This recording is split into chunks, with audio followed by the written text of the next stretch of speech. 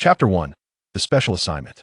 Amidst the vast expanse of the cosmos, a radiant beam of light, akin to a twinkling star, swiftly traversed the infinite void, revealing a cerulean planet ahead.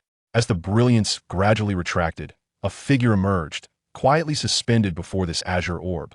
This individual was none other than Whis, the bearer of the angelic staff. At that moment, Whis gazed upon the blue planet, a peculiar smile gracing his lips. Have we finally arrived? Is this Earth? How intriguing. I wonder what grand figure has instilled such trepidation in you all. Whis' thoughts drifted back to a day prior, to the plaza of the omniscient king's temple in the realm of nothingness, where the high priest stood, a serene smile upon his face as he contemplated the distant stars, murmuring, "Whis, you've come." Whis bowed respectfully, responding, "Indeed, esteemed high priest. May I inquire as to the urgency of your summons?" The high priest replied nonchalantly, "Isn't Beerus still in slumber? And you, young one, do you have nothing pressing on your agenda?" At this, Whis was momentarily taken aback, pondering. This is not the high priest's usual demeanor. When has he ever called upon me for task delegation in such a tone? It seems almost conversational, and a peculiar doubt flickered in Whis' mind. Could there be some extraordinary reason behind this? The high priest cleared his throat softly. "It's nothing too elaborate, merely a special task I wish for you to undertake. I wonder if you have any particular thoughts on this matter?" The ambiguity of the request left Whis perplexed. This was quite uncharacteristic of the high priest. Yet, as the angel of the seventh universe, Whis had cultivated a certain composure over the years. He responded gravely, "Please, feel free to instruct me, esteemed high priest." Noting Whis' respectful demeanor, the high priest chose not to linger on the matter. He coughed gently before elaborating. "Hey, raise the situation, Whis. A childhood friend of mine, a dear companion, has been in slumber for quite some time. Yesterday, I sensed that he may have awakened, and he should now be within your seventh universe. Since you've been somewhat unoccupied of late, could you make a trip to look after my good friend?" Upon hearing this, Whis exhaled a sigh of relief. "Ah, so you wish for me to play the role of a caretaker. That is indeed a task I can easily manage. After all these years of collaborating with Lord Beerus on various endeavors, even with such an eccentric god of destruction, I have managed well. How could tending to the high priest's dear friend pose any challenge?" However, just as Whis relaxed and lifted his gaze to observe the high priest's expression, a sudden sense of trepidation washed over him. He noted that when the high priest uttered the words "good friend," a subtle distortion flickered across his countenance. How could this be possible? How could such a situation arise concerning the grand priest? Given the grand priest's composure and demeanor, it was perplexing that he would exhibit such a peculiar attitude toward friend. This only deepened Whis' suspicions. Could it truly be such a straightforward task? He then inquired, "Esteemed grand priest, if your dear friend has awakened, why then should I be the one to go?" This question struck a nerve with the grand priest, whose brow furrowed momentarily as he recognized his lapse in composure. He quickly regained his serenity and, with a gentle and calm tone, continued to explain to Whis, "You are aware that a new universe is on the verge of formation, and I am utterly preoccupied. Moreover, that individual me friend has only just awakened, and many of his powers have yet to return. Establishing a good rapport with him now will undoubtedly benefit you in the future." At this, Whis found himself utterly baffled. His powers are not fully restored, and yet I am to cultivate a relationship with him? Who exactly is this person? I implore you, esteemed grand priest, to clarify. Seeing no escape from this predicament, the grand priest sighed and elaborated. "In truth, it is quite simple. This person is named Luo Hao, my childhood friend and companion. Honestly, he's the best friend I have ever had, bar none. However, this lad can be rather eccentric at times. Most people might find it challenging to tolerate him. Nevertheless, Whis, among my numerous offspring, your talents and abilities stand out the most. I have great confidence in your ability to undertake this task." With such a grand compliment, Whis' confusion peaked. This was entirely uncharacteristic of the grand priest. Yet, one thing became clear to him. The one who had awakened was indeed a significant figure. Given that he was on such familiar terms with the grand priest and had grown up alongside him, he must surely be no ordinary individual. Consequently, Whis refrained from further hesitation and asked, "Then, esteemed grand priest, what is the objective of this task?" It seemed that Whis was genuinely willing to accept this arduous undertaking, which alleviated some of the grand priest's concerns. He replied leisurely, "In truth, there is but a single requirement for this task. As long as this individual does not leave your seventh universe, you must fulfill all his requests." Yes, that is the only stipulation. There appears to be nothing else. With such a peculiar task and an equally strange requirement, The mission was shrouded in an air of oddity. Suddenly, Whis recalled a crucial question and bowed respectfully, saying, "Esteemed Grand Priest, I have but one inquiry." The Grand Priest chuckled warmly. "Very well, whatever your question may be, speak freely. I assure you, I will do my utmost to assist you within my capabilities." What? He had not yet posed his question, and already such a promise was made. Could it be? Upon considering this, Whis became even more resolute in his thoughts and promptly inquired, "Esteemed High Priest, I am curious about the prowess of this significant figure, especially in comparison to your OWNS." As soon as the words escaped his lips, the High Priest paused momentarily, then, with a tone of righteous authority, addressed Whis. "Need I elaborate? As the chief steward of the pantheon of cosmic deities, what manner of being could possibly be my equal? Come now, Whis, do not be so astonished. That individual could never be my match. Is there truly any doubt in your mind?" In this moment, Whis cast a furtive glance at the High Priest. Despite his assertive words, the fleeting gaze and uncertain demeanor of the High Priest caused a tumult of anxiety to stir within Whis. It seemed there was a disparity between his words and his true feelings. However, that was no longer the crux of the matter. Just as Whis was poised to delve deeper into his inquiries, he noticed a narrow crack appear in the grand doors of the Omni King's palace, through which peeked a charming little head. Upon closer inspection, he realized it was none other than the Omni King himself, seemingly eavesdropping on the conversation between Whis and the High Priest. What a mischievous prank from the Omni King. The half-revealed head showed no concern for the sideways glances cast by the High Priest and Whis, as he anxiously inquired, "High Priest, what did you just say? I couldn't quite catch it." Whis was about to bow in greeting when the High Priest cleared his throat and said, "Indeed, you are correct as you suspected. That individual has awakened." Upon hearing these words, the Omni King fully emerged from the doorway, his expression frozen in disbelief as he uttered, "You mean that Luo Hao? Has he truly awakened?" Receiving an affirmative response from the High Priest, the Omni King immediately turned to Whis and the High Priest with utmost seriousness, declaring, "I must enter seclusion for the foreseeable future. Even if the entire universe were to collapse, do not disturb me. Farewell." With that, he vanished in a flash, and the immense doors of the Omni King's palace slammed shut with a resounding thud, indicating that they would likely remain closed for a considerable time to come. At this moment, Whis found himself utterly entranced in a state of bewilderment. How peculiar! There must be something amiss. The two most illustrious deities in the universe, the Omni King and the High Priest, were clearly concealing something significant. This mission was steeped in an air of mystery, and with that realization, Whis chose to refrain from further questioning. He remained in a bowing posture, his gaze fixed intently on the High Priest, eager to discern if there were any additional revelations forthcoming. The unexpected appearance of the Omni King had shattered the previously calm demeanor of the High Priest. With a resigned smile, the High Priest finally said, "Very well, since it has come to this, I shall divulge the truth to you. However, this is an absolute secret that must be kept under wraps." Whis nodded vigorously, realizing there was indeed a secret at hand. Well, at last, he had satisfied a fragment of his curiosity. Ever since he ascended to become the most powerful angel in the universe, life had grown exceedingly monotonous, especially with a partner who spent the entire day sleeping and, once awake, only concerned himself with eating, leaving Whis deprived of any special recreational activities.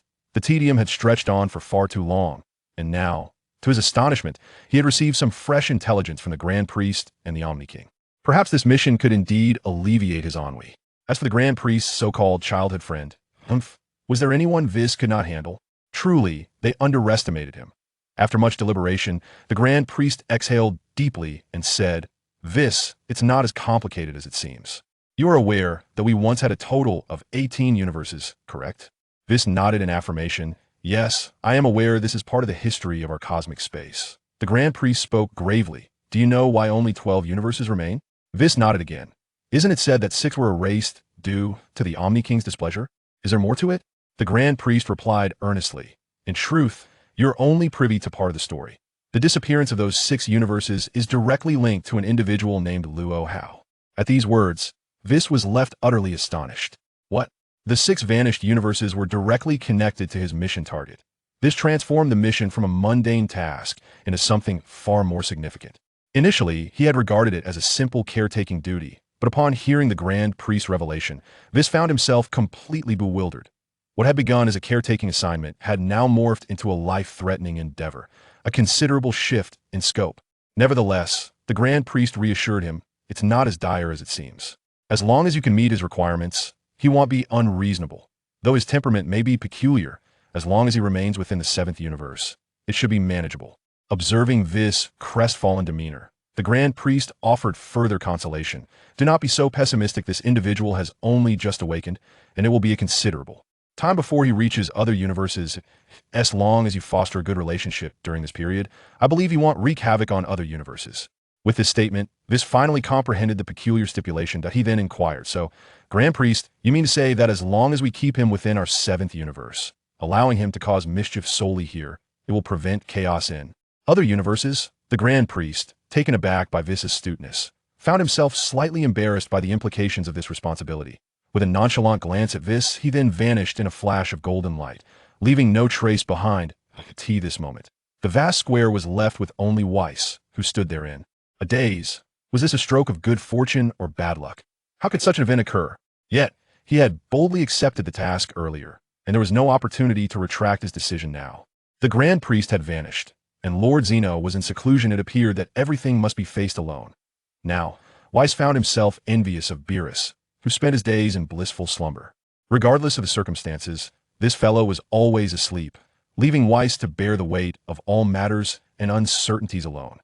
Particularly vexing was the fact that this so-called childhood friend of the Grand Priest had awakened in their universe, 7Y, not in another universe. It was quite unfair. Should he return to the realm of destruction and rouse Lord Beerus to discuss this matter? It seemed an arduous task that Whis might struggle to manage. However, a moment of reflection dispelled that notion. The Grand Priest had explicitly stated that this was a confidential matter. If he were to awaken Beerus, it would necessitate a thorough explanation, thereby breaching the confidentiality. That it appeared that everything must be confronted with his own capabilities. Yet, Whis was not a timid angel among the Grand Priest's offspring. He considered himself one of the foremost. Nevertheless, what was destined to happen would happen. An evasion held no merit. He was determined to discover the identity of the one who could compel both the Grand Priest and Lord Zeno to act so cautiously. His thoughts shifted to the outer space of Earth, and with a decisive leap, Whis descended to the planet's surface. Aha! I have found you! It was there on the second floor of a noodle shop in West City that the young man Luo Hao stretched widely. Ah, how peculiar these past few days have been. Strange dreams have been swirling around me, and these vivid fragments of memories have been flooding my mind, leaving me feeling rather frazzled.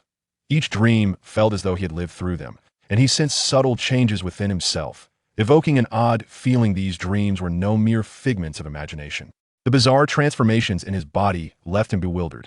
Just last night, he dreamed of a weeping child clinging to him, and gradually, those memories grew clearer. Taking a deep breath, Luo Hao relaxed.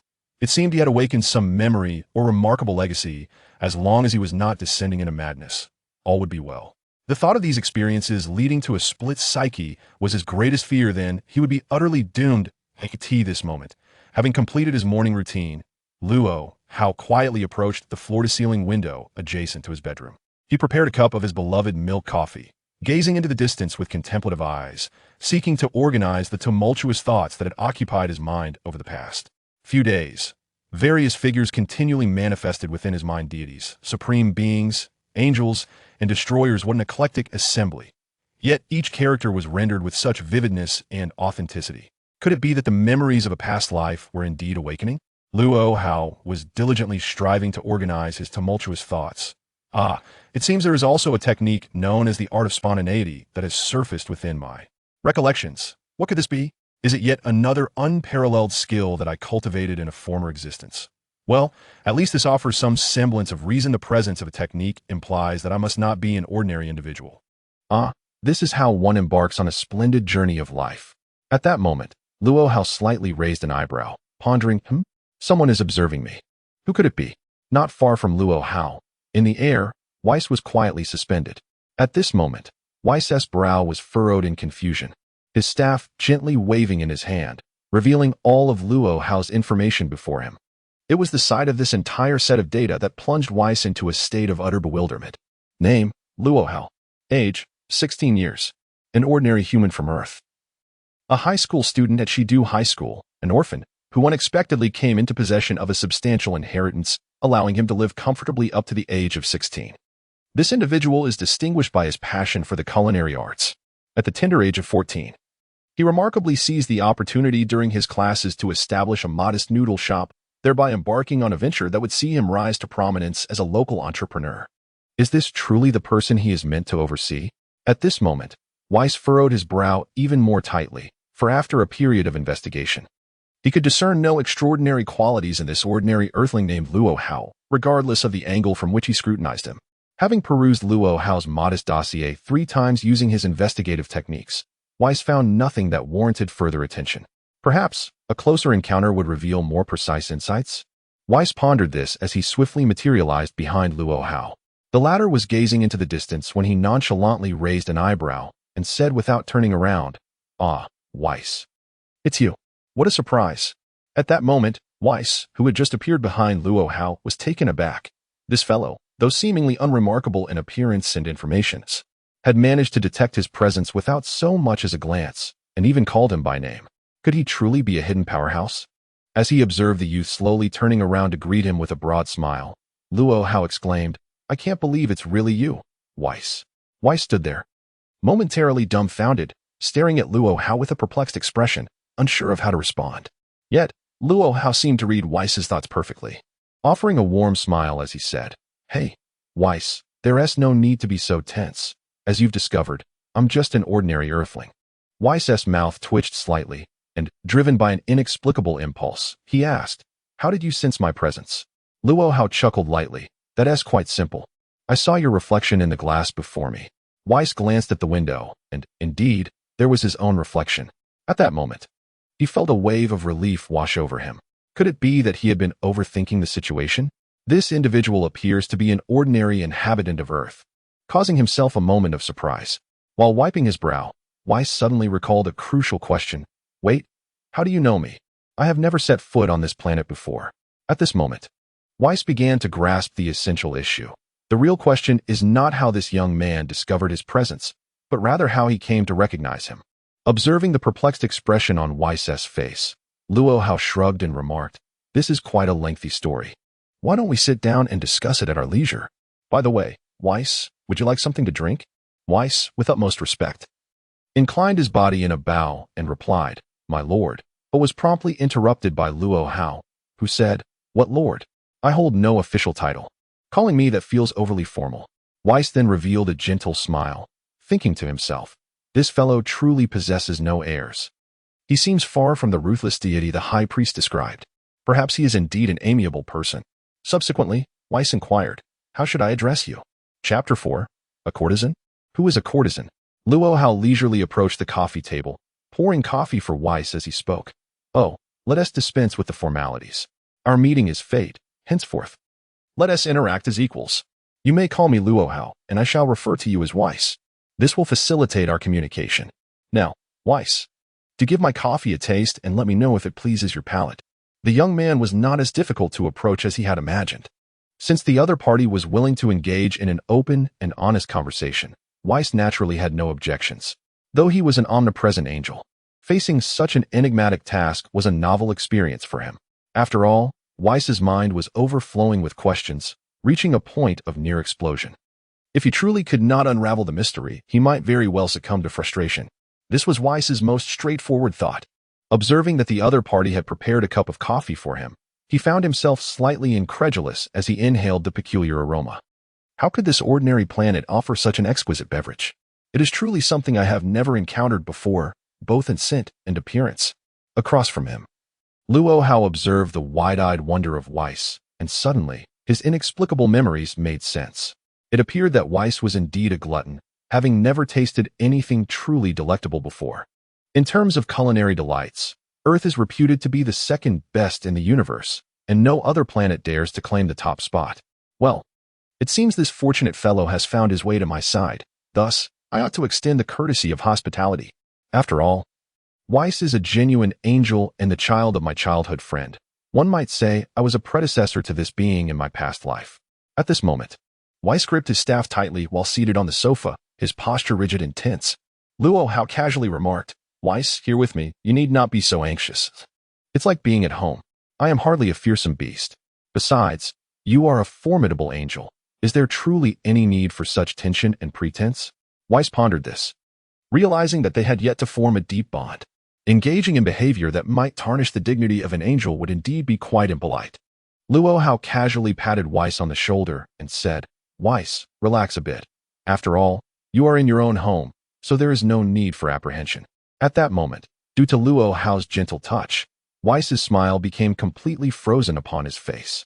It was not due to any attack from Luo Hao upon Whis, but rather the unintentional gesture of Luo Hao that stirred a tempest of emotions within Whis' psyche. Had it been anyone else, they would have surely leapt up in indignation, shouting and making a scene. It was not a grave matter. Rather, it was Whis himself who fully comprehended the true significance behind the few slaps he had received from this young man across from him. This fellow had inadvertently shattered his tranquil mastery of the ultimate technique. How could this be possible? This is a family technique personally imparted by the Grand Priest. The art of Zizai Ji Gong, which has led Whis to believe he has reached an extraordinary realm of cultivation. Given his current mastery of Zizai Ji Gong, it would be impossible for Lord Beerus, the god of destruction, to unknowingly dismantle it, for he has attained an instinctive level of automatic evasion. This alone indicates that his opponent is certainly no ordinary earthling. Whis could scarcely believe what his staff displayed, as it seemed far too ordinary to be true. Then, Whis pondered a crucial question. This individual appeared to have just awakened yet was able to disrupt his Zizai Ji Gong. What a terrifying existence he would become upon fully awakening. No wonder the Grand Priest and the Omni King were so reticent about him. It all made sense now. Observing the myriad expressions flitting across Whis' face, Luo Hao too fell into contemplation, suddenly realizing the reason for the dramatic change in Whis' demeanor. With a smile, Luo Hao said, Whis, there's no need for such alarm. I understand your concerns, and I can offer you a reasonable explanation. The technique you are using is called Zizai Ji Gong, correct? Indeed, it seems that DeGuan has delved into its depths. Allow me to be candid. This technique was co-created by me and DeGuan in our youth. I never imagined he would pass down this small divine art we crafted together to you offspring. It is quite remarkable. Upon hearing this, Whis' previously tumultuous emotions surged once more. What, DeGuan? Are you referring to my father, the Grand Priest? Without a moment's hesitation, Whis posed the question. His gaze fixed on Luo Hao, who nodded vigorously, seemingly confirming his suspicions. At that moment, Whis wiped the sweat from his brow. It was the first time someone had dared to refer to his father, the Grand Priest, as DeGuan. Clearly, the bond between them was profound. This individual had indeed provided him with a reasonable explanation, revealing that the Zizai Ji Gong was a wondrous technique co-created by the person before him and his father in their youth. With this explanation, Whis felt a sense of relief. Since the martial arts techniques were created by others, it was entirely understandable that he could effortlessly resolve his own ultimate technique. As Whis absorbed this substantial amount of information, his expression gradually returned to calmness. Observing that Whis seemed to have come to a realization, Luo Hao smiled and said, By the way, Whis, what was it you asked me earlier? I might just be awakening now, and many of my memories are merely fragmented, not yet fully connected. Perhaps our conversation can assist in the recovery of my memories. Your timing is indeed impeccable. At that moment, Whis recalled the first question he intended to ask. That Luo is indeed called Luo Hao. However, he found himself hesitating to address him directly, as he had grown accustomed to showing utmost respect in front of his father, the High Priest, and the King. Suddenly speaking to such prominent figures as equals made Whis feel somewhat timid. Noticing the peculiar gaze directed at him, Whis steeled his resolve. All right, Luo Hao. I shall ask directly. How is it that you know my name? And how could you recognize me at first glance? Chapter 5. Luo Hao. This fellow truly is a glutton. After speaking, Whis smacked his forehead in frustration. How foolish of me. The other party has made it abundantly clear that he is just awakening and is a close friend of my father, the High Priest, having grown up together since childhood. Given that, it is only natural for him to recognize me. I truly am dim-witted. Seeing Whis in a state of awkwardness and inner turmoil, Luo Hao felt a twinge of sympathy. Isn't this fellow reputed to be one of the top angels? How has he been reduced to such a state by my presence? Could it be that the influx of information is simply too overwhelming for him to digest all at once? Did the High Priest not clarify things before his arrival? Realizing the predicament Whis was in, Luo Hao gestured toward the coffee in front of him. Whis, take your time. There's no need to be anxious. Why not try my brew? I made it myself, and I hope you will enjoy it. Seeing a path to ease the tension, Whis hesitated no longer and picked up the coffee, taking a hearty sip. Immediately, his expression froze in astonishment. The sensations coursing through him could be summed up in 2 words: delicious. 3 words: truly delightful. 4 words: exceedingly exquisite. Observing Whis' face, rigid yet with his eyebrows dancing, Luo Hao was momentarily taken aback. What is going on with him? It's just a cup of coffee. Yet he displays such an unusual reaction? Indeed, it is quite remarkable. After standing there in a daze for a full 3 seconds, Whis finally swallowed the coffee with a satisfying gulp. He then eagerly downed the entire cup, letting out a long sigh of contentment. This is truly delicious. Exquisite. In all my years, I have never tasted such a delightful beverage. Luo Hao, you are indeed a genius. I never expected you to possess such a remarkable talent for culinary delights. It appears that embarking on this mission was indeed the right decision. Hee. Dear father has been quite considerate of me. Oh dear, I accidentally revealed my innermost thoughts. Observing Whis' palpable embarrassment, Luo Hao smiled warmly and inquired, Mr. Whis, would you care for another cup? Noticing Whis nodding vigorously, Luo Hao thought to himself, this fellow is just as I remembered, an insatiable foodie, willing to forsake everything for the sake of good food. Ah, this is the angelic Whis I envision. As cup after cup of coffee was consumed, Whis gradually emerged from his awkward state, slowly regaining his usual serene demeanor. At that moment, the elegant Whis delicately savored the 18th cup of coffee that Luo Hao had prepared for him and remarked, this is indeed delightful. I still haven't had my fill despite drinking so much. Luo Hao sighed softly. You, my friend, are quite the glutton. Very well, if it pleases you. Drink as much as you desire. However, my supplies at home are limited. I doubt I can brew you many more cups. If necessary, I could venture to the supermarket to procure more. Whis blushed slightly. I feel rather embarrassed to impose on you so soon. Not at all. Luo Hao replied with a reassuring gaze. Is it not customary to treat a guest properly in my home? By the way, Whis. After reminiscing about so many fragments of memory, I am beginning to recall quite a bit of my past. What brings you here to seek me? As the conversation finally shifted to the main topic, Whis' expression shifted slightly, his playful demeanor fading as he assumed a serious tone. I have been entrusted with the task by the high priest to look after you. What? Look after me? Luo Hao paused momentarily, then as if coming to a realization, continued, Oh, so you are here to take care of me. I appreciate your efforts, Whis. However, what exactly does looking after me entail? Could you elaborate a bit further? Whis inwardly cursed his own ineptitude for so easily divulging his mission objectives to the other party. It was indeed a significant secret in his mind, yet it appeared that the other was quite forthright. As a genuine friend, there was no need for concealment. With a firm resolve, Whis promptly conveyed the task assigned to him by the Grand Priest, articulating every word precisely to Luo Hao. Upon learning that a god of destruction angel from Universe 7 had been designated to look after him, Luo Hao realized that as long as he remained within Universe 7, any demands or wishes he had would be fulfilled. Reflecting on his fragmented memories, Luo Hao exhaled deeply, contemplating. Well, it seems that DeGuan is quite considerate. Perhaps he fears that I might encounter danger if I were to leave Universe 7 before fully awakening my powers. Moreover, should I face peril in another universe, he would undoubtedly come to my rescue. If that is the case, it appears that DeGuan is indeed a loyal friend, not having forgotten the bonds of childhood. With this thought, Luo Hao felt entirely at ease. Gazing at Whis, who wore an expression brimming with anticipation, Luo Hao furrowed his brow, questioning, What is it, Whis? Do you have something else on your mind? At that moment, the flames of curiosity in Whis' heart blazed intensely. Oh, Luo Hao, it's not about anything else.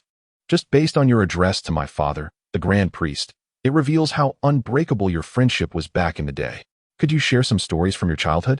My father has always been rather reticent about these matters, never disclosing them to us siblings. I am genuinely curious about what he was like as a child.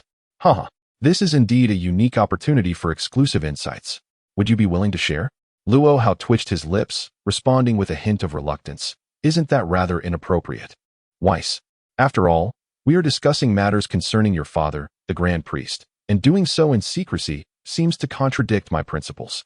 However, Whis' eyes sparkled with excitement, for it was clear that Luo Hao possessed knowledge, and if he did, there must be a way to coax it out of him. At that moment, Whis gazed intently at Luo Hao. Since that is the case, very well. My mission this time is to fully cooperate with you.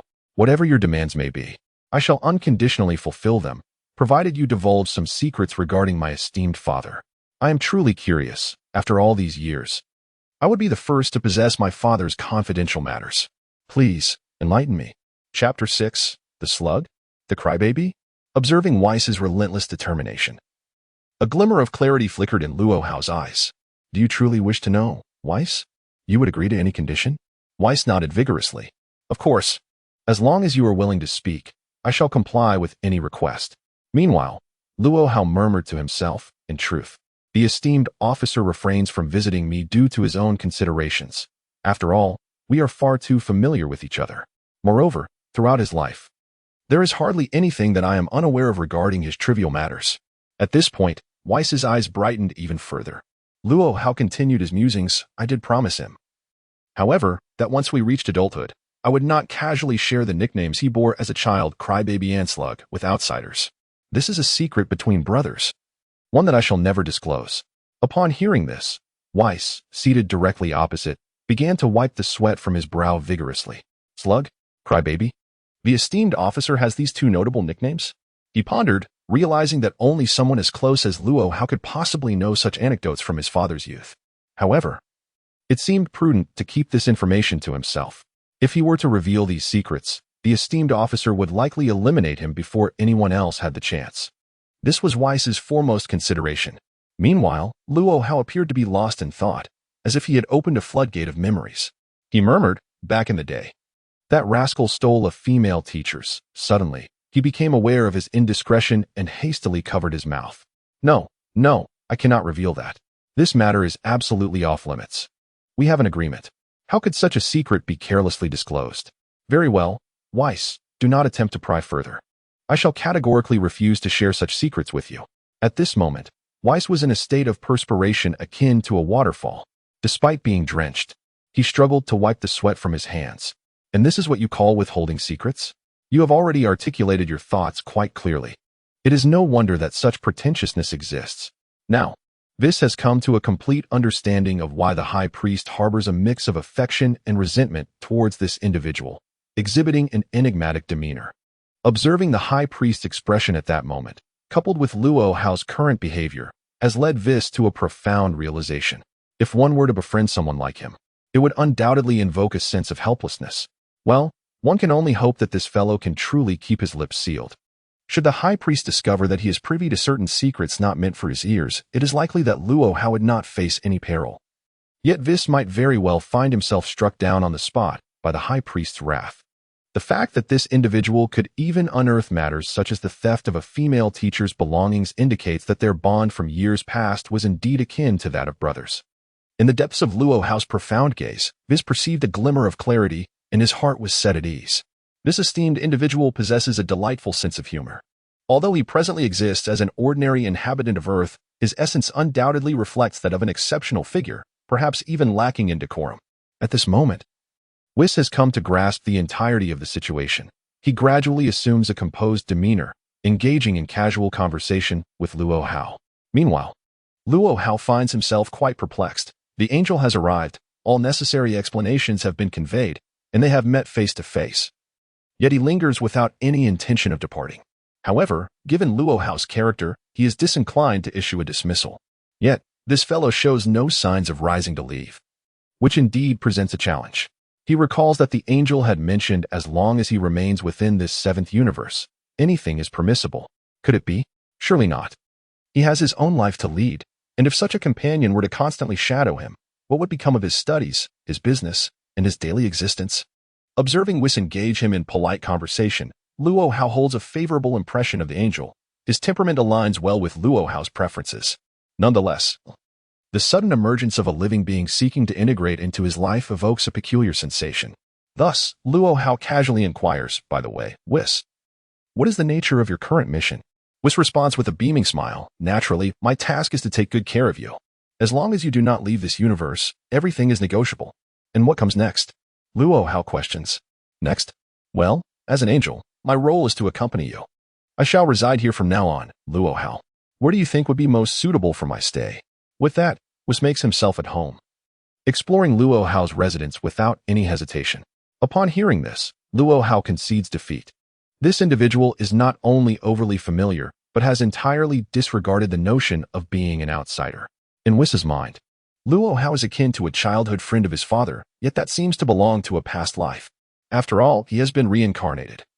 And he is but a newly awakened inhabitant of Earth.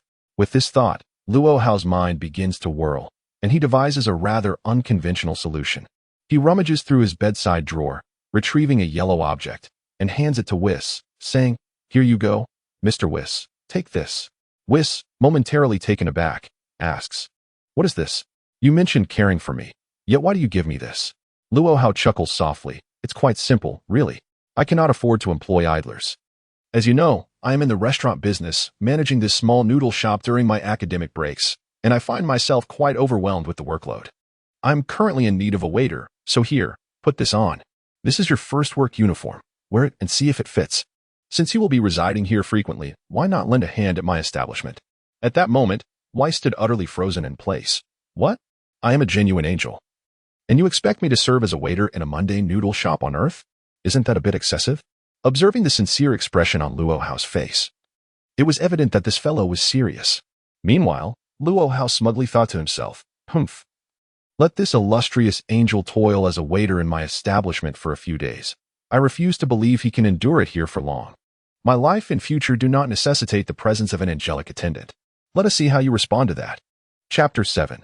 The distinguished angel takes up waiting. Whis' expression underwent a brief struggle and transformation before he resolutely donned the work uniform handed to him by Luo Hao, revealing a yellow checkered apron. Well, it was indeed fitting. Wearing the apron did make him resemble a noodle shop waiter.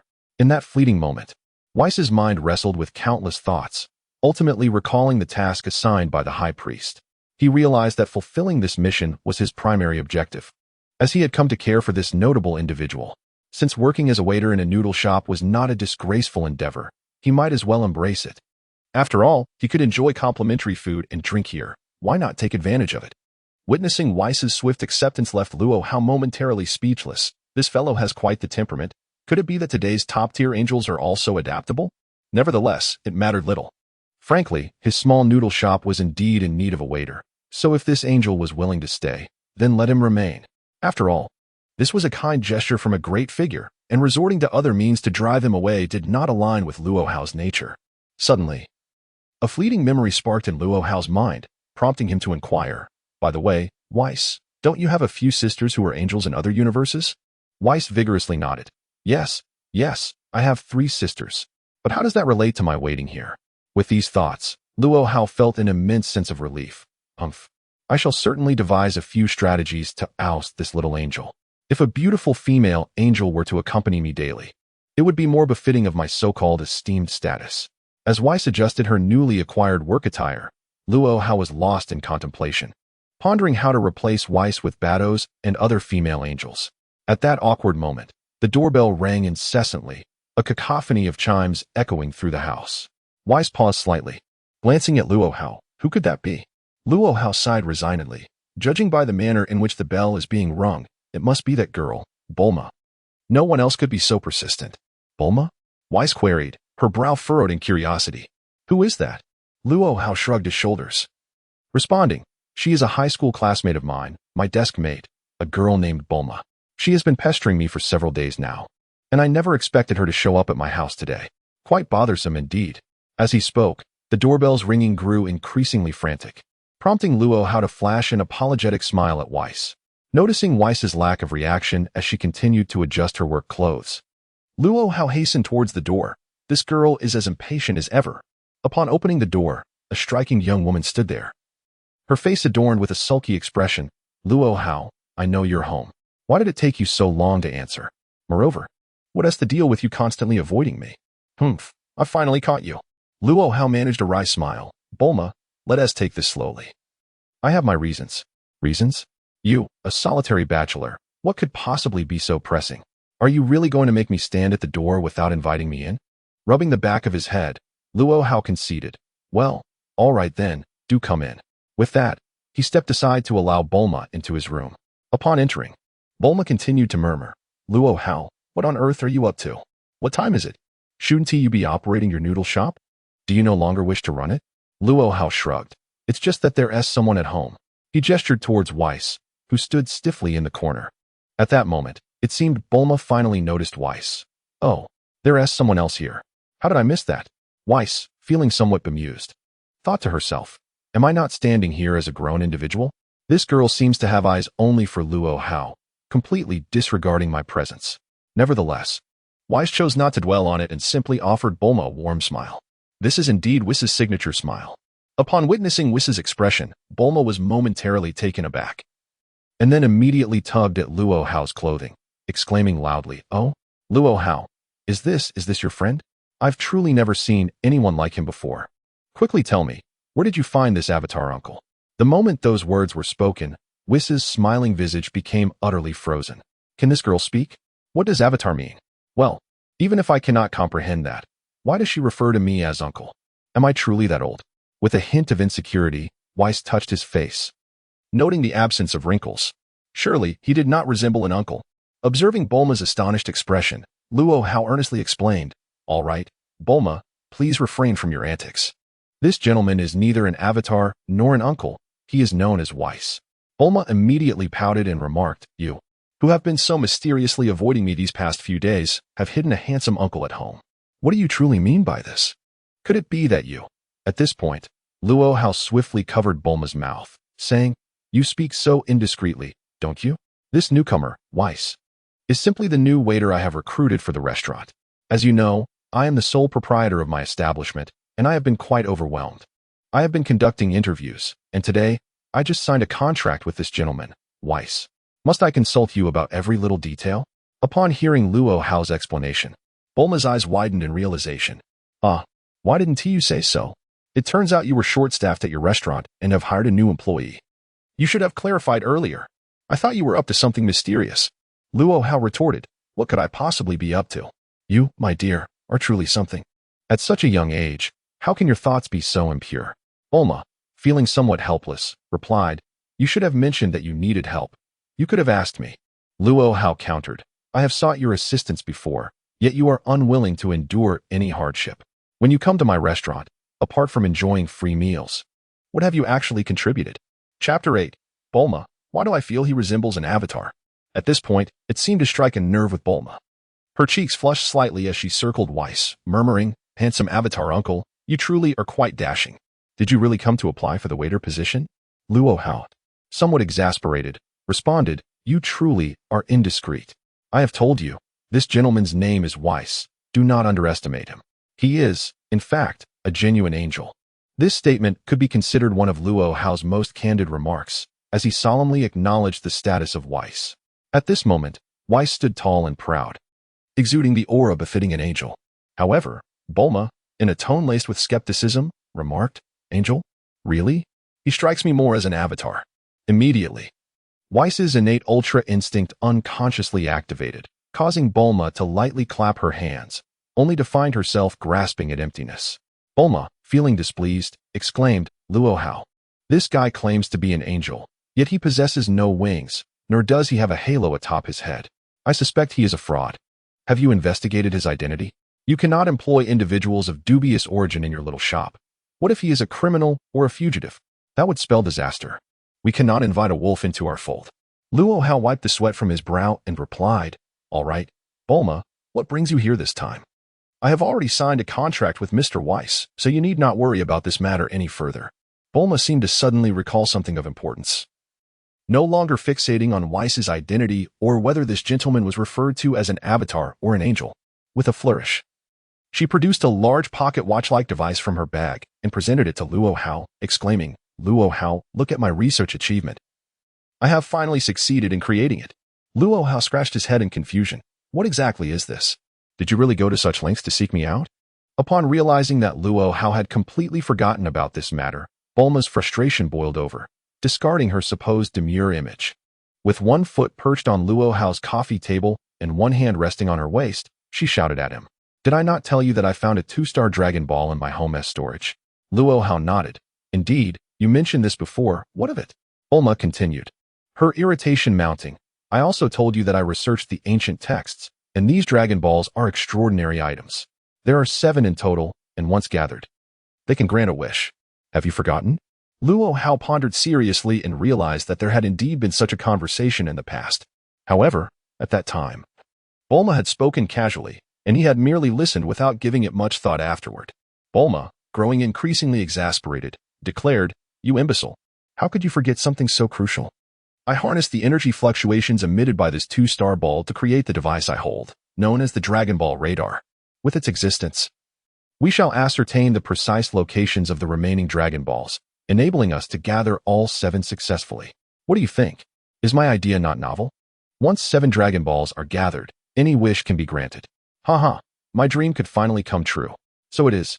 Luo Hao wiped the sweat from his forehead, recalling that he indeed had such a plan back then. But, Bulma interjected, her tone exasperated. "Did you not promise me that as long as I could create the Dragon Ball radar, you would accompany me in the search for the Dragon Balls? Have you completely forgotten your words?" Luo Hao patted his head, realizing that he indeed had made that promise, though time had dulled his memory of it. Must we truly embark on a quest for the Dragon Balls? At this moment, Bulma had vented her frustrations and ceased her ire towards Luo Hao. She began to press a few buttons on the radar in her hand, revealing 7 flickering lights at its center. "Look, this one is at my home, quite close. And this one, the farthest from us, lies 8,000 kilometers away, with several scattered in every direction. With my latest flying machine, we can swiftly gather the Dragon Balls. You promised me this, so do not dare to back out." Luo Hao shrugged. "It appears I did say that, yet our studies." "What studies?" Bulma retorted sharply. "You, who have muddled through life running a noodle shop, should know it's the holiday.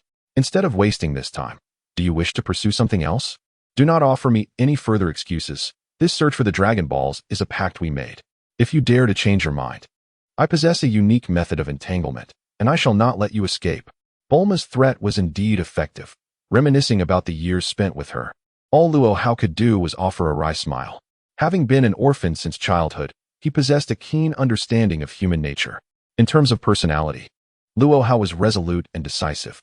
Regardless of memories from his past life or experiences in this one, he was fearless. Yet, when it came to Bulma, he had once found himself at a disadvantage.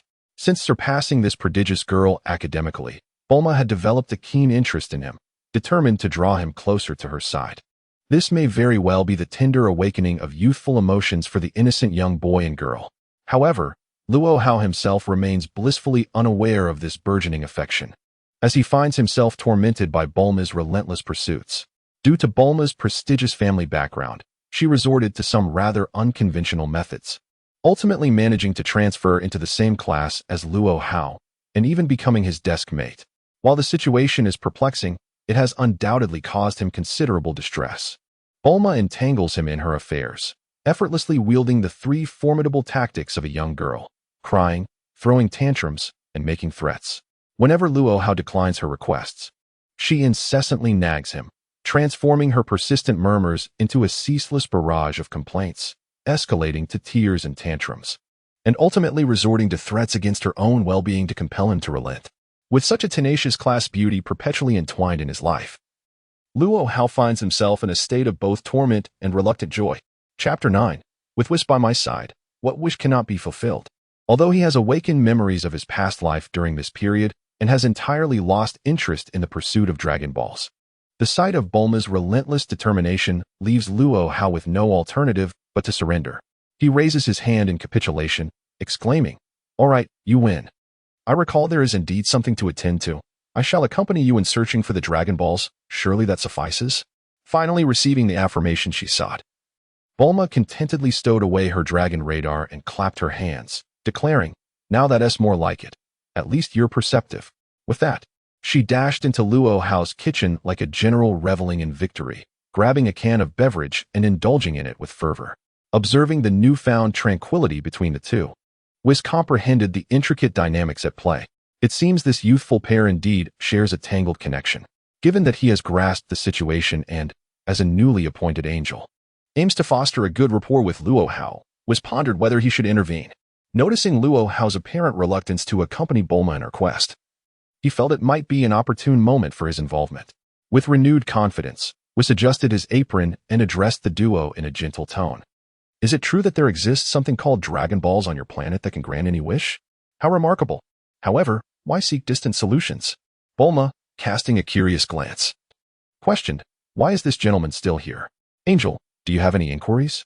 "Well, at last, This young lady has begun to utter some kind words, no longer referring to herself as an avatar, which has rendered Whis's previously sullen expression a tad more pleasant. With a radiant smile, he proclaimed, I have already introduced myself. I am a magnificent angel, an omnipotent being. With my divine powers, I can accomplish anything for you. Is there any need to seek out Dragon Balls to summon Shinran for your wishes? Should you have any queries, simply approach me. I am the greatest deity in this universe. As he spoke, a brilliant light shimmered in his hand, and a magnificent angelic staff materialized within his grasp. He gracefully waved the staff, striking what he deemed the most dashing pose, and confidently declared, with me, Whis, present, what wishes cannot be fulfilled? Young lady, feel free to express your desires directly to me. There is no need to gather the Dragon Balls. I can make all your wishes come true. At this moment, the entire room fell into a profound silence. Bulma pointed at Whis while her gaze turned towards Luo Hao, questioning him with a tone of skepticism. Is what this gentleman says true? He isn't deceiving me, is he? Luo Hao, looking at Bulma with what he believed to be a sincere expression, replied, why don't we give it a try? Under the veil of this rather insincere exchange, Whis nearly faltered in his performance. Did these two truly consider themselves actors or con artists? Well, let me remind you that I am a genuine angel of the seventh universe. Is there anything in this universe that I cannot accomplish? Furthermore, even at my lowest, I am immensely more powerful than the so-called dragon summoned by your meager earthly Dragon Balls.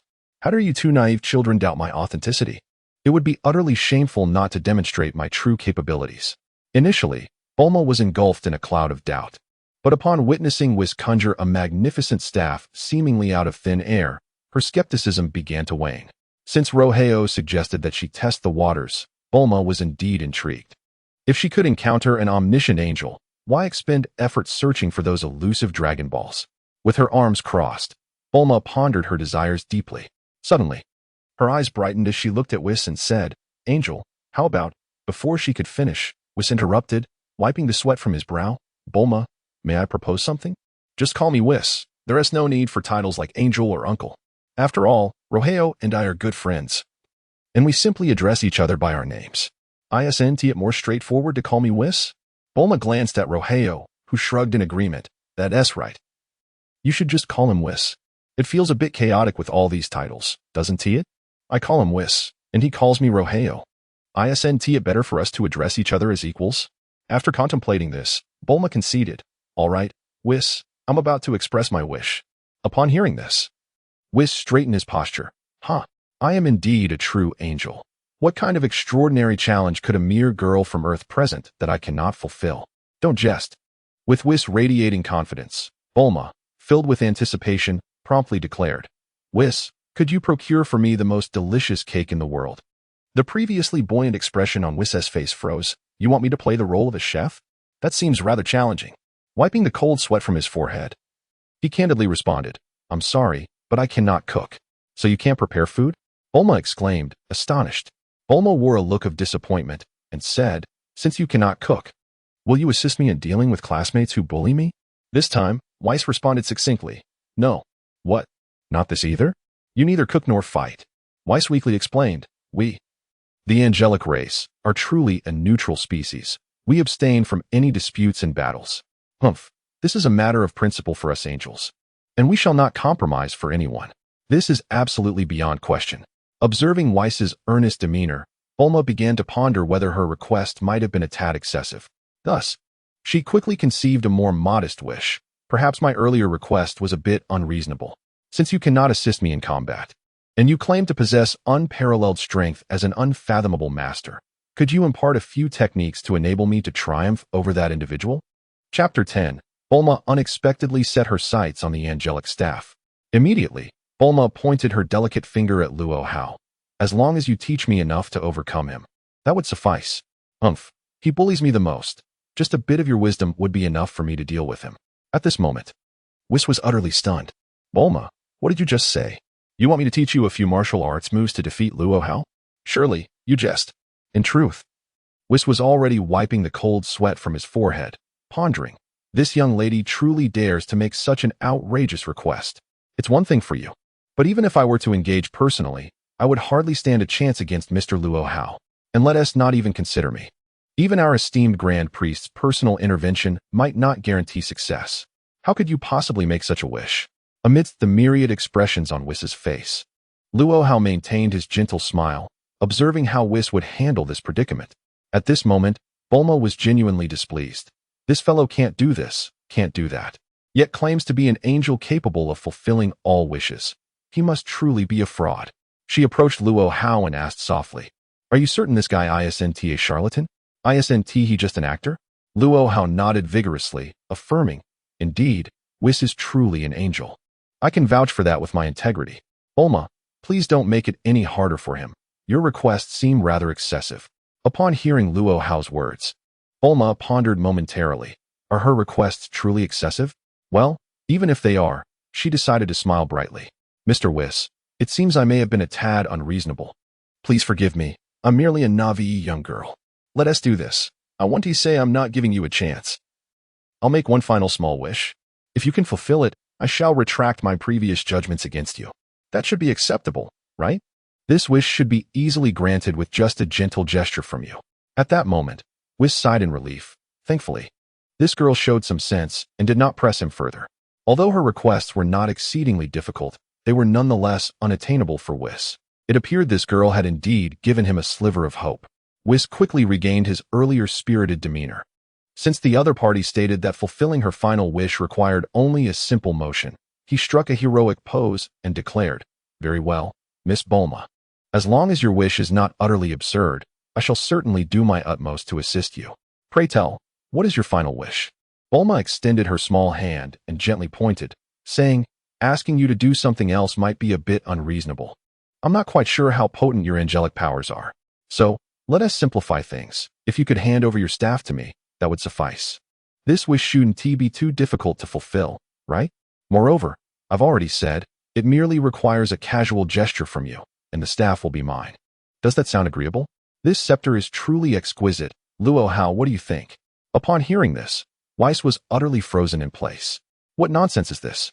This is a top-tier artifact, and this girl truly dares to speak so boldly. This object is exquisite and beautiful, yet it remains beyond the reach of an ordinary mortal from Earth. Only a true angel, sanctioned by the High Priest, is permitted to wield the angelic staff, a treasure long coveted by ordinary apprentice angels, who have yearned for the chance to even touch it. Yet, this girl dares to request that I bestow the staff upon her? At this thought, Whis abruptly withdrew her rich and vivid expression, a trace of self-mockery gracing her smile. What has come over me? Ever since I arrived on Earth and encountered Luo Hao, I seem to have misplaced all sense of composure. Furthermore, the poise I have cultivated over the years appears to have been cast aside today. What is happening to me? What extraordinary powers does this mysterious planet possess, that it has ensnared a dignified angel in utter disarray? How peculiar it is for me to engage in such trivial matters with a mere girl. In an effort to alleviate his own embarrassment, Whis ensured that Luo Hao did not find amusement in the situation. With a momentary pause, Whis spoke earnestly, "Miss Bulma, I now firmly believe that your quest for the Dragon Balls is indeed a commendable decision. What say you, Mr. Luo Hao?" Observing Whis's earnest demeanor, Luo Hao clapped his hands and addressed Bulma. "Since Whis has given his assent, let us prepare to set forth tomorrow." Whis, wiping the sweat from his brow, mused to himself, "What do you mean by my assent? Would you not embark on this journey without my approval? It is quite absurd to think that after all this deliberation, I am not regarded as an angel." Yet, reflecting on the events that had transpired, he could vaguely comprehend why the Grand Minister had dispatched him to this planet rather than coming himself. All this talk of the birth of a new universe and the Grand King's seclusion seemed to be mere justifications. If even a classmate, with whom Luo Hao shares only a casual bond, proves to be such a handful, one can only speculate what chaos might ensue if this individual were to regain his full strength. Upon hearing that Luo Hao had indeed agreed to accompany her in the search for the Dragon Balls, Bulma's face lit up with joy, and she exclaimed, "That's splendid. I shall return to make preparations, and we shall set off tomorrow." Just as she was about to depart, Luo Hao called out, "By the way, have you informed your father of your quest for the Dragon Balls?" Bulma turned back with a smile and replied, "Of course. Initially, my father, Dr. Briefs, was opposed to the idea, but when I mentioned that you would accompany me, he agreed without hesitation. Do you have any further doubts? It appears that Dr. Briefs' trust in me is indeed profound," Luo Hao thought, and he had no further comments. "In that case, tomorrow at 8 in the morning, let us meet without fail." Thus, Luo Hao, Whis, and Bulma officially embarked on their journey across Earth to seek the Dragon Balls. Naturally, akin to the original manga, during their quest, they encountered companions such as Goku, Master Roshi, Krillin, Yamcha, Puar, and Oolong, forming a thrilling camaraderie that ultimately led to the successful gathering of the Dragon Balls. Chapter 11. Bulma summons the Eternal Dragon. Throughout their search for the Dragon Balls, any unsavory intentions directed towards Bulma were swiftly quelled by Luo Hao, who effortlessly nipped such actions in the bud. During this quest, Luo Hao also realized that the fragments of memories he was recovering, along with the rapid enhancement of his divine powers and understanding of techniques, were accelerating significantly. This revelation gradually dispelled his earlier thoughts of trying to sideline Whis. It appeared that having this little angel by his side indeed served a notable purpose. No wonder his childhood friend, the Grand Priest, had sent him here with such thoughtful intent. Given that his dear brother had his best interests at heart, it would be quite ungrateful to engage in any peculiar antics. Nevertheless, Whis proved to be a remarkably affable individual. Although he, much like Master Roshi, Yamcha, and Oolong, possessed some eccentricities, Whis effortlessly integrated himself into the group. He appreciated the kindness of Goku, Krillin, and others, choosing not to dwell on trivial oddities. Moreover, during their quest for the Dragon Balls, Whis generously shared his wisdom, often providing martial arts guidance to Goku, Krillin, and Yamcha. Although Whis' prowess far surpassed that of Goku and the others, he would often unconsciously emanate kindness, enriching their journey. All these actions were keenly observed by Luo Hao, who found having such a follower to be an excellent choice. Indeed, it seemed this individual was quite suited to serve as his attendant, Luo Hao mused. Presently, the guidance offered by Whis to the Z fighters appeared to yield little tangible effect. However, as Goku and the others embarked on their true journey of cultivation, the benefits of Whis' subtle advice would gradually become evident. Their future achievements would be significantly propelled by these seemingly casual insights, a fact so remarkable that even they would struggle to believe it. In this regard, Luo Hao remained skeptical, contemplating that Whis likely did not invest sincere effort in their instruction, but rather, out of sheer boredom, offered a few random suggestions. This was probably Whis' true intention. In the future, these individuals would undoubtedly feel immense gratitude towards both him and Whis. And why include himself in this equation? The answer was simple. Whis' kindness and selflessness had earned Luo Hao's respect. This individual, devoid of any inclination to withhold knowledge, generously offers guidance to the less capable inhabitants of Earth. In this regard, the truly significant figure, Luo Hao, is equally magnanimous. He does not hesitate to impart his insights on the art of unrestrained mastery through an obscure means to Whis. As for the heights Whis, the angel, may ultimately attain, that will depend upon his own fortuity. This extraordinary technique, known as the free will divine skill, was a supreme martial art that Luo Hao comprehended in his previous life, rendering him unmatched within this universe. Even now, with the strength of a high priest, his prowess merely ranks among the top 5, and he refrains from claiming invincibility. However, the fact that Whis was sent to engage with him indicates that the young man holds significant esteem in the Grand Priest's eyes. Since the other party has already expressed their sincere intentions, Luo Hao is not one to owe anyone a debt of gratitude. Indeed, the adage of reciprocating kindness applies here. If you honor me by a foot, I shall honor you by a mile. Though unspoken, it is evident that Whis' future accomplishments will undoubtedly surpass those of all angels, the extent of which time alone will reveal. Thus, this peculiar assembly of individuals, through remarkable serendipity, successfully gathered the 7 Dragon Balls. The next phase would involve the day of wishing upon these orbs, and the most exhilarated among them was Bulma. In truth, her interest in the wishes that the Dragon Balls could fulfill was rather minimal. Her primary objective was to devise a reason to invite Luo Hao to join her, sharing experiences that would bring her immense joy. While it was regrettable that this delightful journey would conclude with the dragon's appearance, Bulma believed it marked a promising beginning. She gradually sensed that she had firmly established a place in Luo Hao's heart, perhaps a reflection of a young girl's intuition and sensitivity. Arise, Shenron. With Bulma's spirited call, the sky darkened, and the assembled Dragon Balls radiated a soft golden light. Suddenly, a colossal green dragon emerged before them, astonishing her companions with its grandeur and imposing presence. This was indeed Shenron, magnificent and serious in demeanor. The transformation of the sky into darkness upon summoning the dragon left many of her friends in awe. Yet, As the majestic figure appeared, the enchantment was swiftly broken. The green dragon, wiping the cold sweat from its brow, stared wide-eyed at Luo Hao and Whis, who stood by smiling in silence. Who was this dragon? This aloof being, once summoned, immediately sensed the extraordinary nature of Luo Hao and Whis. The subtle divine aura emanating from them was imperceptible to others like Goku, but as a member of the dragon lineage, he could distinctly feel that these two were indeed top-tier figures. How could such formidable beings be here to summon him? What madness had enveloped this world? Since my creation, I have existed on this earth for many years, yet I have never encountered a being endowed with such overwhelming divine power. At this moment, the dragon was incessantly wiping the cold sweat from its forehead, completely disregarding the companions who had summoned it, and instead, it bowed respectfully to Luo Hao and Whis. All the customary opening lines it had previously relied upon slipped from its mind, and it timidly inquired, "Esteemed sirs, may I ask what your wishes are?" Was the dragon actually stuttering? At that moment, Oolong furrowed his brow and remarked, "Bulma, is the dragon we summoned a fake? Why does it stutter?" Bulma also knitted her brows, unsure of how to respond. However, the group's embarrassment was soon overshadowed by the dragon's imposing presence, and they began discussing what wish to make. Amidst their hushed conversations, Luo Hao and Whis exchanged a subtle glance. This creature truly is a dragon, capable of sensing the extraordinary divine energy within us. Chapter 12. The dragon conjured a cup of coffee and then vanished.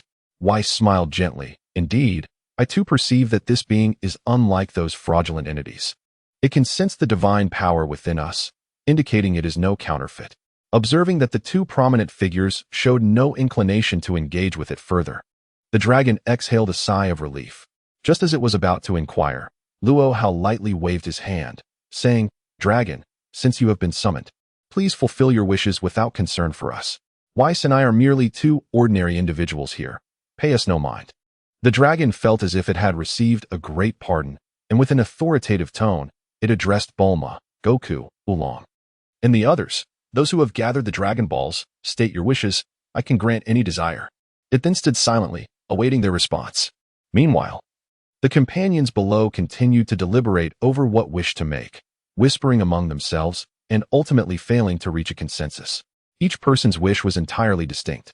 Observing the ongoing debate from above, the dragon felt a sense of exasperation. Did these individuals summon me without having contemplated their wishes? Engaging in such discussions is truly excessive. Do they not realize my time in this world is limited? Why do they continue to dawdle? Gradually, the divine dragon, having just regained composure from a cold sweat, found it surging forth once more.